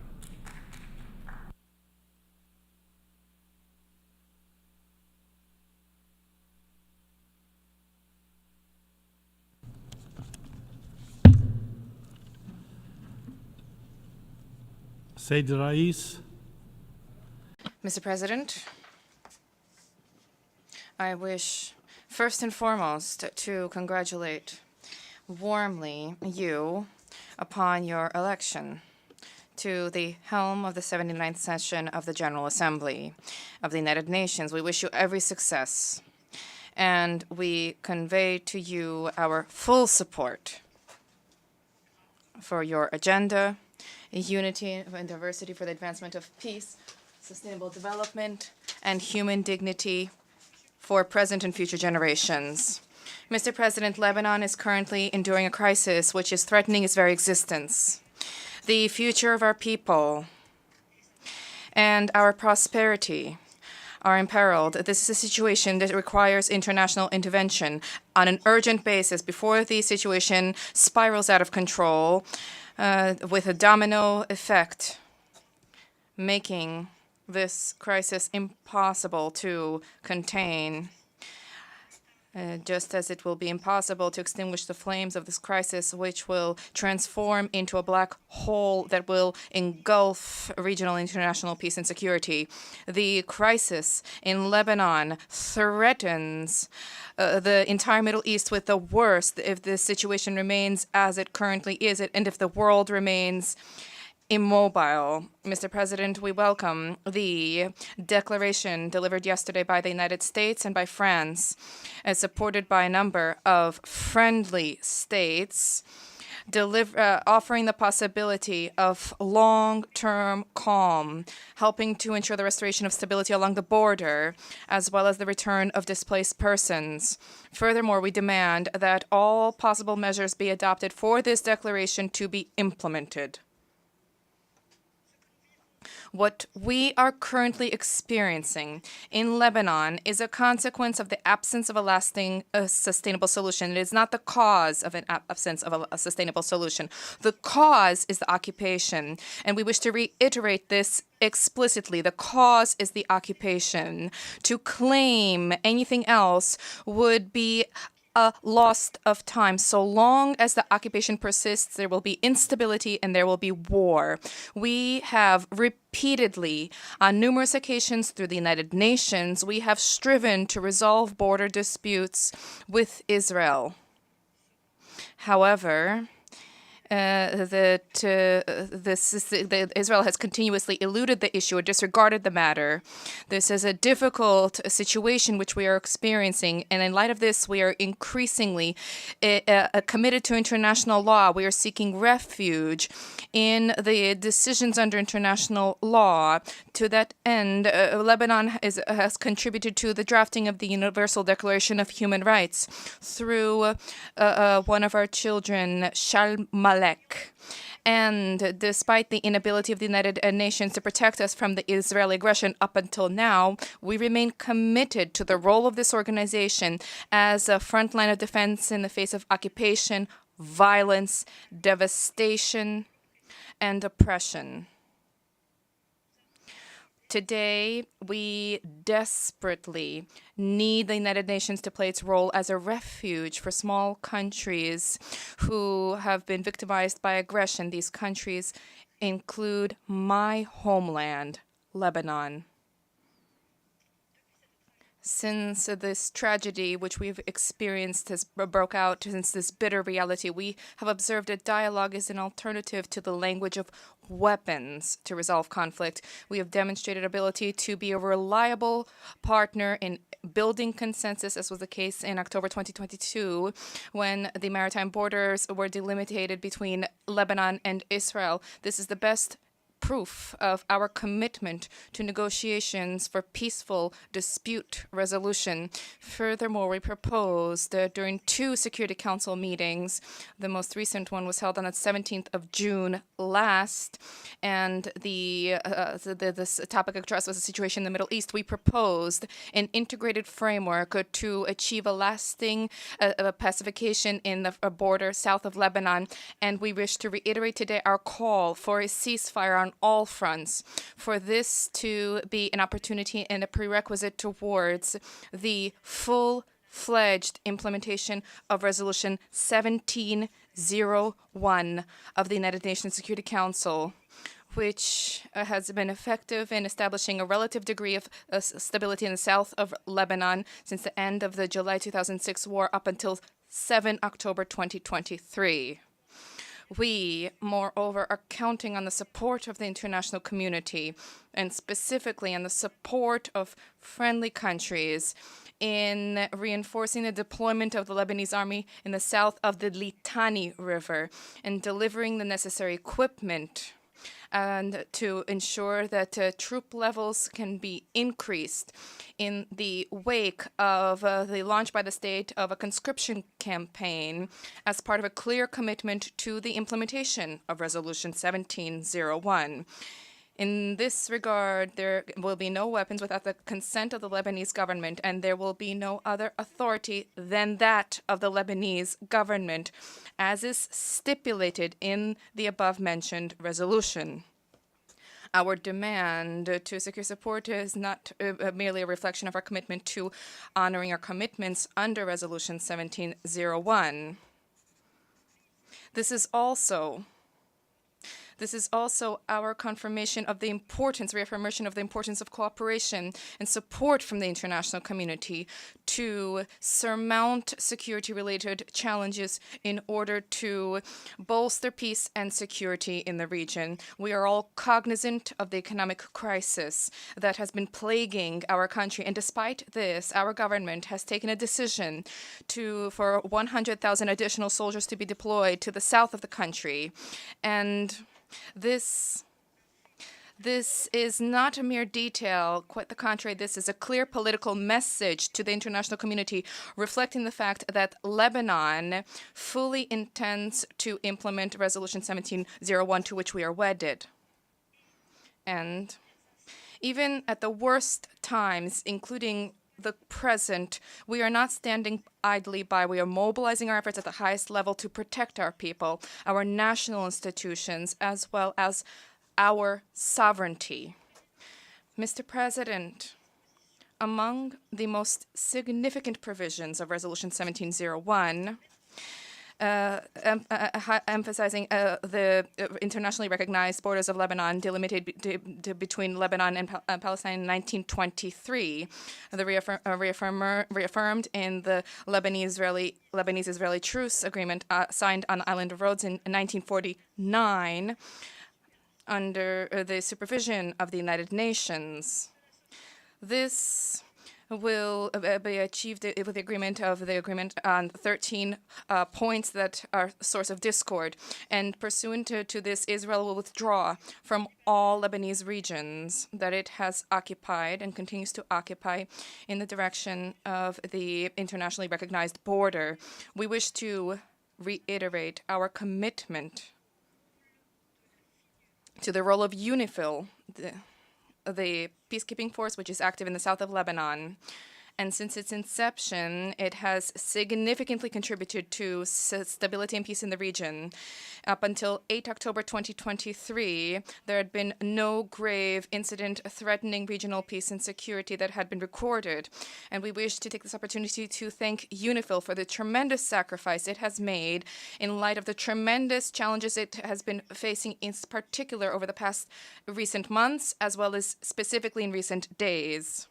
Mr. President, the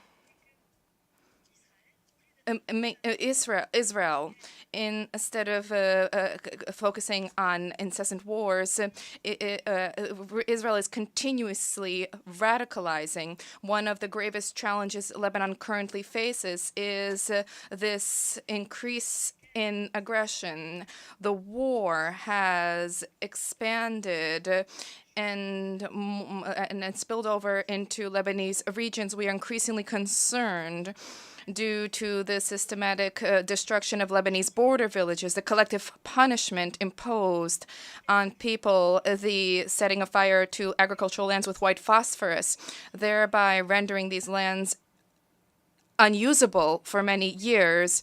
We, in recent days, have borne witness to a detestable, repugnant example of the transformation of telecommunications devices. Civilian devices were transformed into ticking time bombs that were deliberately and simultaneously blown up, thereby claiming the lives of dozens, including children, including women, resulting in thousands of people being wounded, hundreds of whom are in critical condition, in addition to hundreds who were disfigured, maimed, who lost limbs, who lost their vision. From this rostrum, we reiterate our warning against this aggression, which is continuously intensifying, this attempt to play with fire, to plunge the entire Middle East into a conflagration. We reiterate our rejection of war, our legitimate right to defend ourselves pursuant to the Charter of the United Nations and international law. This goes hand in hand with our tireless efforts through our contacts and meetings to avoid falling into the trap of the Israeli occupying power, which is attempting to extend and prolong the war. Mr. President, the return of Israeli displaced persons to their cities and their settlements cannot be achieved through war, cannot be achieved through bombardment, fighting, hostilities, or the displacement of Lebanese people. The shortest path for their return is a comprehensive, immediate ceasefire, as stipulated in the U.S.-French declaration, which was from yesterday, supported by friendly states. A full implementation of Resolution 1701 as part of a comprehensive framework accompanied by clear international guaranteed, transparent, and an end, a definitive end to land, sea, and air incursions and breaches of Lebanese sovereignty and our borders, our internationally recognized borders. This is necessary. These violations have exceeded, there have been more than 35,000 such violations since 2006. Mr. President, has Israel not had enough of the endless war since 1948? When will it be time for Israel to give a real opportunity for peace? Will Israel not embrace the path of peace? When will this happen? Instead of using the language of fire and steel, Lebanon and Arab countries have clearly, without any ambiguity, categorically embraced peace through their Arab Peace Initiative, which was the fruit of the Beirut Arab Summit in 2002. With the adoption by Arab states of the two-state solution, through the demand of Arab states for the implementation of United Nations resolutions, which unfortunately have remained dead letter. It is now incumbent upon Israel, both the government and the people, Israel as a whole, if they really want peace, to embrace peace, to choose peace, to want peace instead of war, and to go beyond their obsessions and security-related anxiety, breaking the cycle of violence in the region, ending escalation, stopping escalation, and the risk of complete conflagration in the Middle East also requires collective efforts as part of a clear, defined timeline, together with clear guarantees and recognition of legitimate rights, including the right to self-determination pursuant to international law. There can be no peace without the two-state solution, regardless of how much time this takes. Mr. President, by way of conclusion, we reiterate our call for a lasting solution, for the full, balanced implementation of Resolution 1701. the recognition of our land borders recognized at the international level to ensure that Lebanon and the region can avoid further warfare and destruction. We are at a very difficult time, marred by a tragic escalation of violence in Lebanon. From the heart of the conflict, the resolution 1701 of the Security Council is the primary line of defense for Lebanon. This resolution is not merely a document, not merely a framework for international action. No, this is a commitment on the part of the international community to safeguard regional peace and security.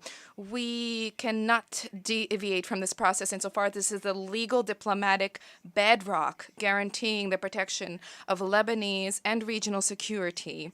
Respecting this resolution is absolutely necessary, not just for Lebanon, but for Israel too, and for the region as a whole. This is the best tool at the disposal of the international community to break this cycle of violence, to ensure that diplomacy prevails despite difficulties and despite the fact that the path ahead is difficult. The cost of a diplomatic failure will be very high. For this reason, we must bear in mind that with each new wave of violence, there is unimaginable suffering endured particularly by civilians. Any civilian killed is a tragedy that is unacceptable, and there's no justification for this. When civilian areas are targeted systematically, as is currently the case in Lebanon, we are talking here about acts that are tantamount to war crimes. There can be no justification for the mass murder of civilians. However, as we talk about death and destruction, devastation, we also need to endeavor to find solutions. Time is of the essence. There's a need to embrace a political process to end this crisis, which is escalating. There's a need to move forward to reach a political solution. We together need to give thought to a political solution to this crisis instead of bogging ourselves increasingly down in the militarization of this conflict, the escalation of the conflict, and the expansion of the conflict. Diplomacy is not always easy, but diplomacy is the only way to save innocent lives and homelands. Lebanon, for our part, we are determined to tread upon this path. Lebanon views the U.S.-French initiative, which was French-U.S. initiative, which was supported by other friendly countries, as an opportunity to generate momentum, to take steps towards ending this crisis. And diplomacy needs to succeed. There is no other choice. Thank you.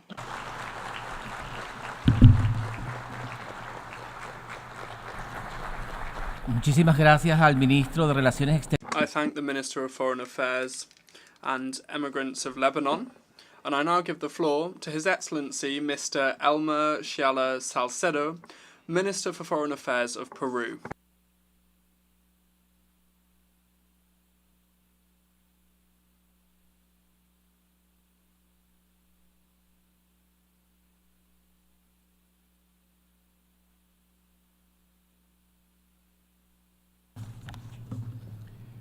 Señor Presidente.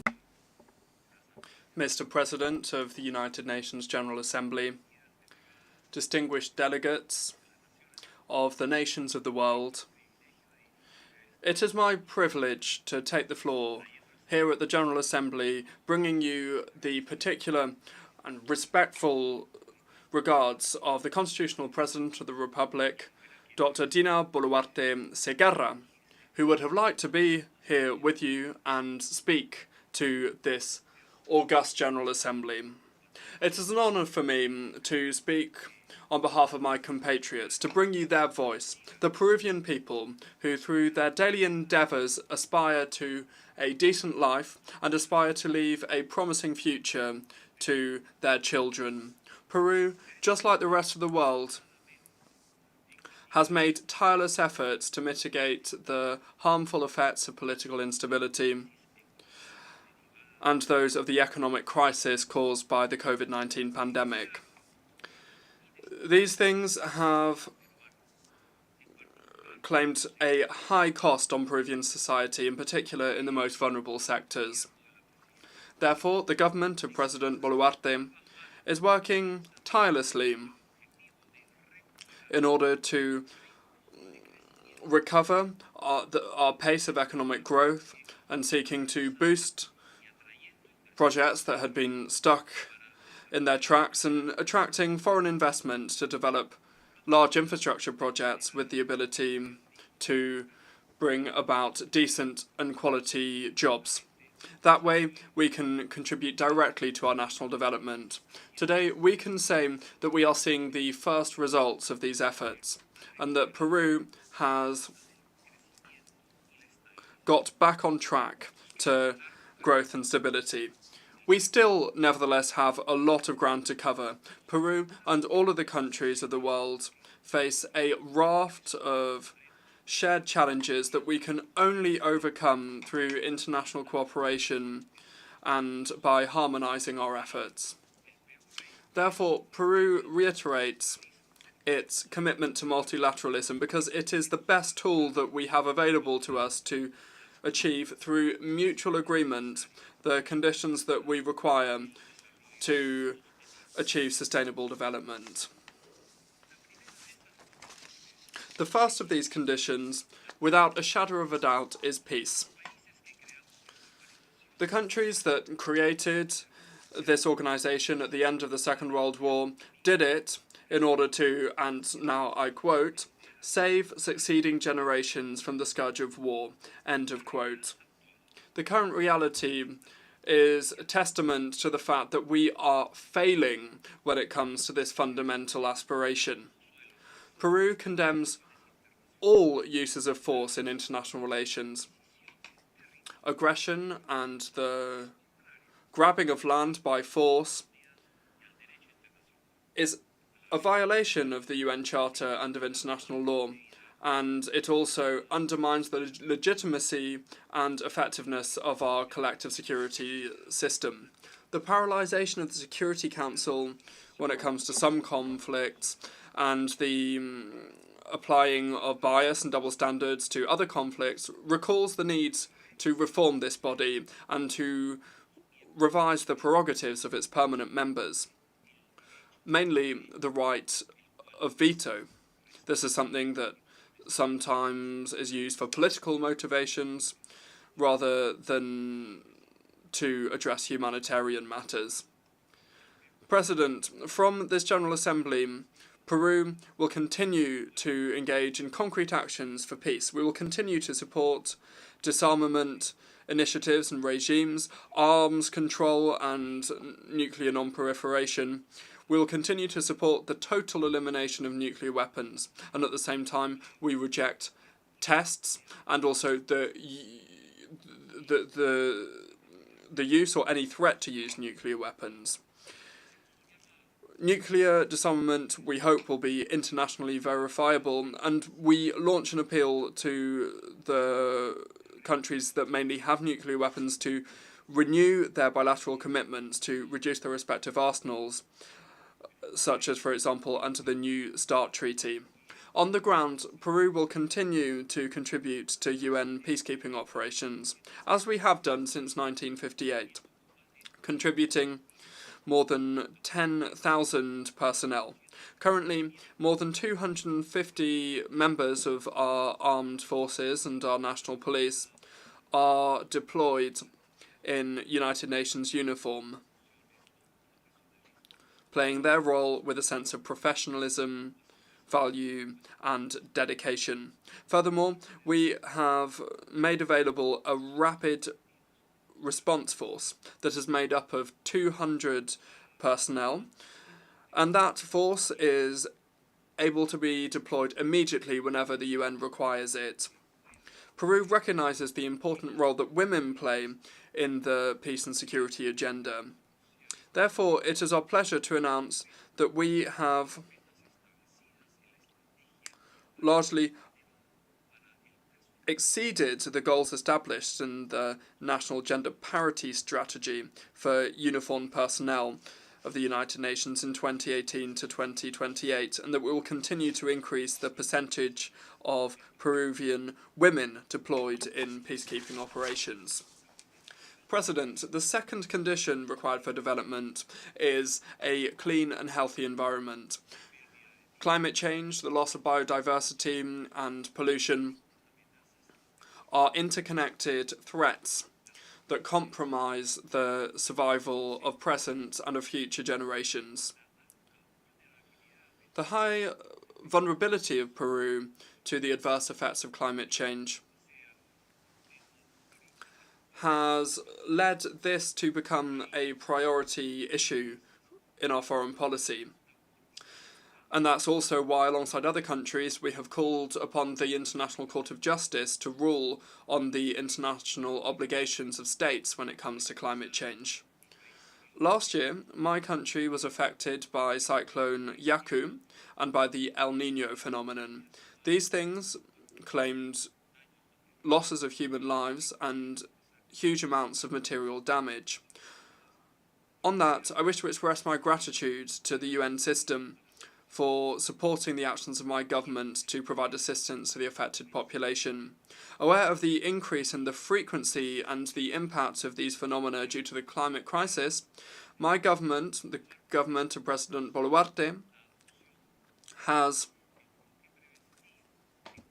pushed forward the adoption of a preventive approach when it comes to managing the risk of disasters, in line with the Early Warning for All initiative of the Secretary-General and in line with the Sendai framework. Furthermore, aware of the need to develop a low-carbon economy and to promote a change in our energy mix that prioritises clean and renewable energy, the government of Peru has been updating our national strategy for climate change in order to achieve carbon neutrality by 2050. However, these domestic efforts are not enough. It's essential to increase international cooperation, always adhering to the principle of shared but differentiated responsibilities when it comes to climate action. Developed countries must adopt more ambitious goals to reduce their emissions and to honour their commitments when it comes to climate finance, which includes mobilising as a minimum $100 billion per year for developing countries, and to implement the loss and damage fund that was agreed on at COP27 of the UNFCCC. Furthermore, it is urgent to ensure that the Green Fund for the Climate is funded. This is something that has allowed us to make progress in our adaptation and mitigation work. President, our main challenge is to ensure development for our peoples, and with the 2030 Agenda and the SDGs, we can use these to guide our work. Unfortunately, the most recent report of the Secretary-General on progress in achieving the SDGs shows that we are not on the right track. Peru is committed to the 2030 Agenda, and that's why we have increased by more than 10% the resources allocated to compliance with the SDGs. On that, I wish to underscore the actions that we have been engaging in 3 priority areas for Peru, which are health, education, and social protection. On health, to start with, in the face of the largest dengue epidemic that Latin America has faced, Peru adopted swift actions that enabled us to reduce its lethality by half compared to the previous epidemic, and currently we are updating our prevention and control strategies for dengue in line with guidance from the World Health Organization. Next, education. In the quest to provide quality education, we have focused on teacher training, and we are strengthening technical training in secondary and higher education. The goal of that is to ensure that our young people are able to access the labour market. Furthermore, we have set forth an ambitious investment programme to close education infrastructure gaps. Moving on now to social protection. The third priority area is social protection for development. Aware of the need to bolster our food security and to reduce the effect of the calorie deficit, we have increased the budget of the food complementation program that supports the most vulnerable through soup kitchens, canteens and shelters by coordinating with local governments and the private sector as well as civil society. When it comes to productive supply, we have engaged in actions to increase agricultural productivity and sustainability, mainly focusing on family farming. We also have a raft of social programs to fight against poverty and social exclusion. We have different public policies to empower women and girls. And the goal of this is to protect them from sexist violence, including through economic empowerment programs.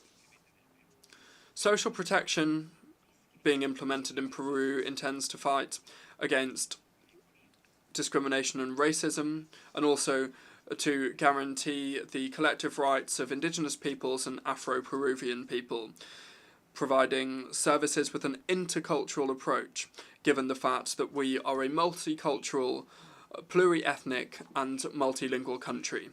However, as I have already stated, domestic efforts are not enough alone. It is necessary for developed countries to keep their promises to provide assistance and finance in order to reduce the budget gap to deal with the many different needs. We must move forward and urgently reform the international financial architecture to ensure that we have a system that is more inclusive and equitable.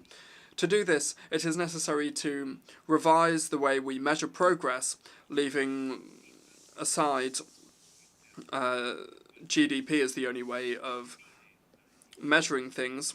As we know, it doesn't measure inequality, well-being, or the environmental sustainability of countries.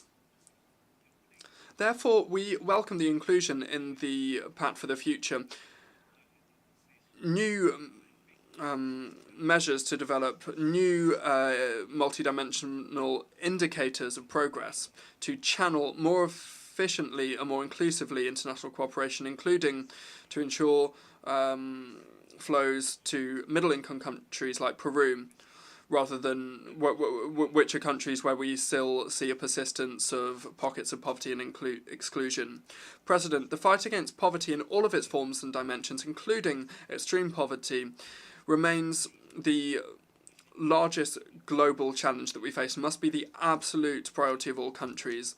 In my country, like I've said, we've been engaging in different programs, and these include Juntos, Pension 65 and the Contigo program, the With You program, and the goal is to reduce monetary poverty and extreme poverty caused by the COVID-19 pandemic, and also to provide basic services to achieve social inclusion for the most disadvantaged populations.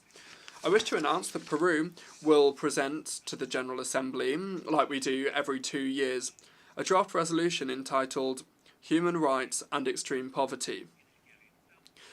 In this resolution, we encourage member states to adopt social protection policies that are more ambitious, to consider that extreme poverty and exclusion undermine human dignity. President, we also face new challenges that stem from the rise in new technology, whose technologies and benefits are also coupled by a lot of dangers, as well as by unprecedented ethical and moral challenges. Social networks are things that have allowed us to be more connected to each other, but they have also been used to spread misinformation and hate speech, or to engage in violence or bullying, especially against women. Tech companies store the personal information of millions of people, And that leads us to debate the right of privity and risks of mass surveillance by governments. Artificial intelligence is portrayed as something positive for our daily lives, but it has also facilitated the spread of dis- and misinformation campaigns that seek to manipulate public opinion, in particular during election campaigns, destabilising thus our democracies. We have a collective responsibility to ensure that new technologies are developed and are used while fully respecting the dignity, freedom and rights of all people. It is therefore necessary to define principles and regulatory frameworks in a clear way for digital governance.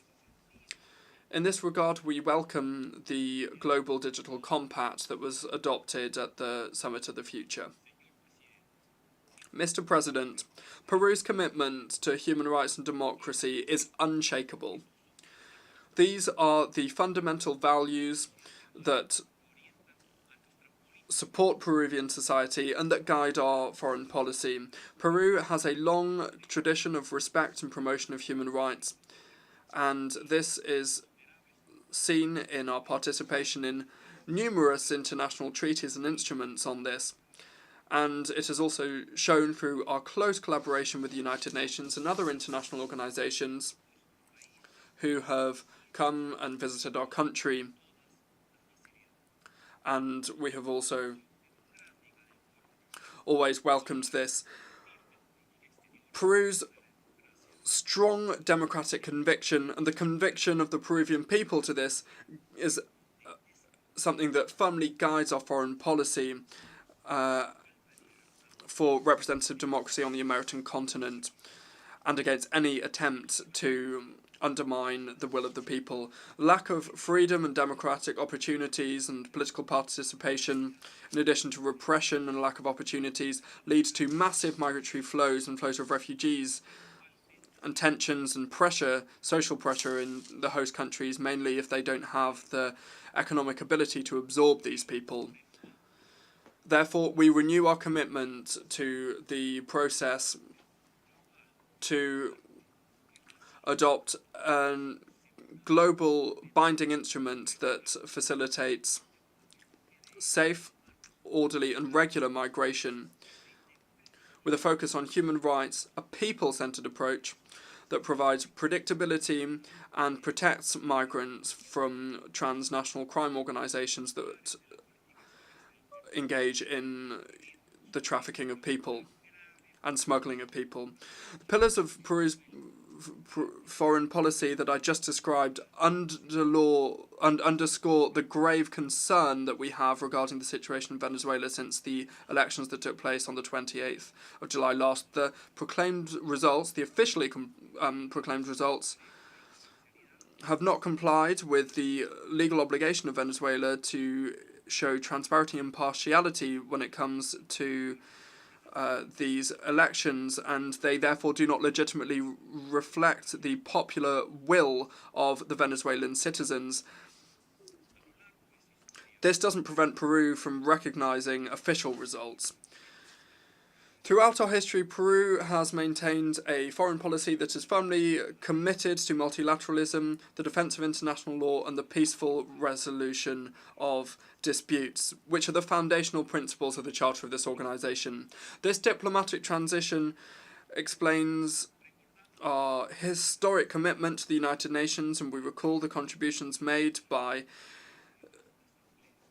significant individuals like Victor Andrés Beloande, who headed up this assembly, José Luis Bustamante and Ribero, president of the International Court of Justice between 1967 and 1970, and of course Javier Pérez Cuellar, the fifth Secretary General of this organisation, who was an inspiration for members of our foreign policy corps. At this time marked by this time that is critical for multilateralism, this legacy compels us to be active in the promotion of multilateralism to enable us to improve our response to the huge challenges that we face. and that require collective action in areas such as guaranteeing peace and international security, protecting the environment and mitigating climate change, and ensuring the means required to achieve sustainable development, and also to provide regulation for new technologies. Mr. President, you can certainly count on the decisive support of Peru to achieve the consensus required so that we can progress with this global endeavour. Thank you very much. Muchísimas gracias al ministro. I thank the Minister of Foreign Affairs of Peru. We have heard the last speaker on the list of speakers of this evening's general debate. The general debate will continue tomorrow from 9 a.m. in this hall. The meeting is adjourned.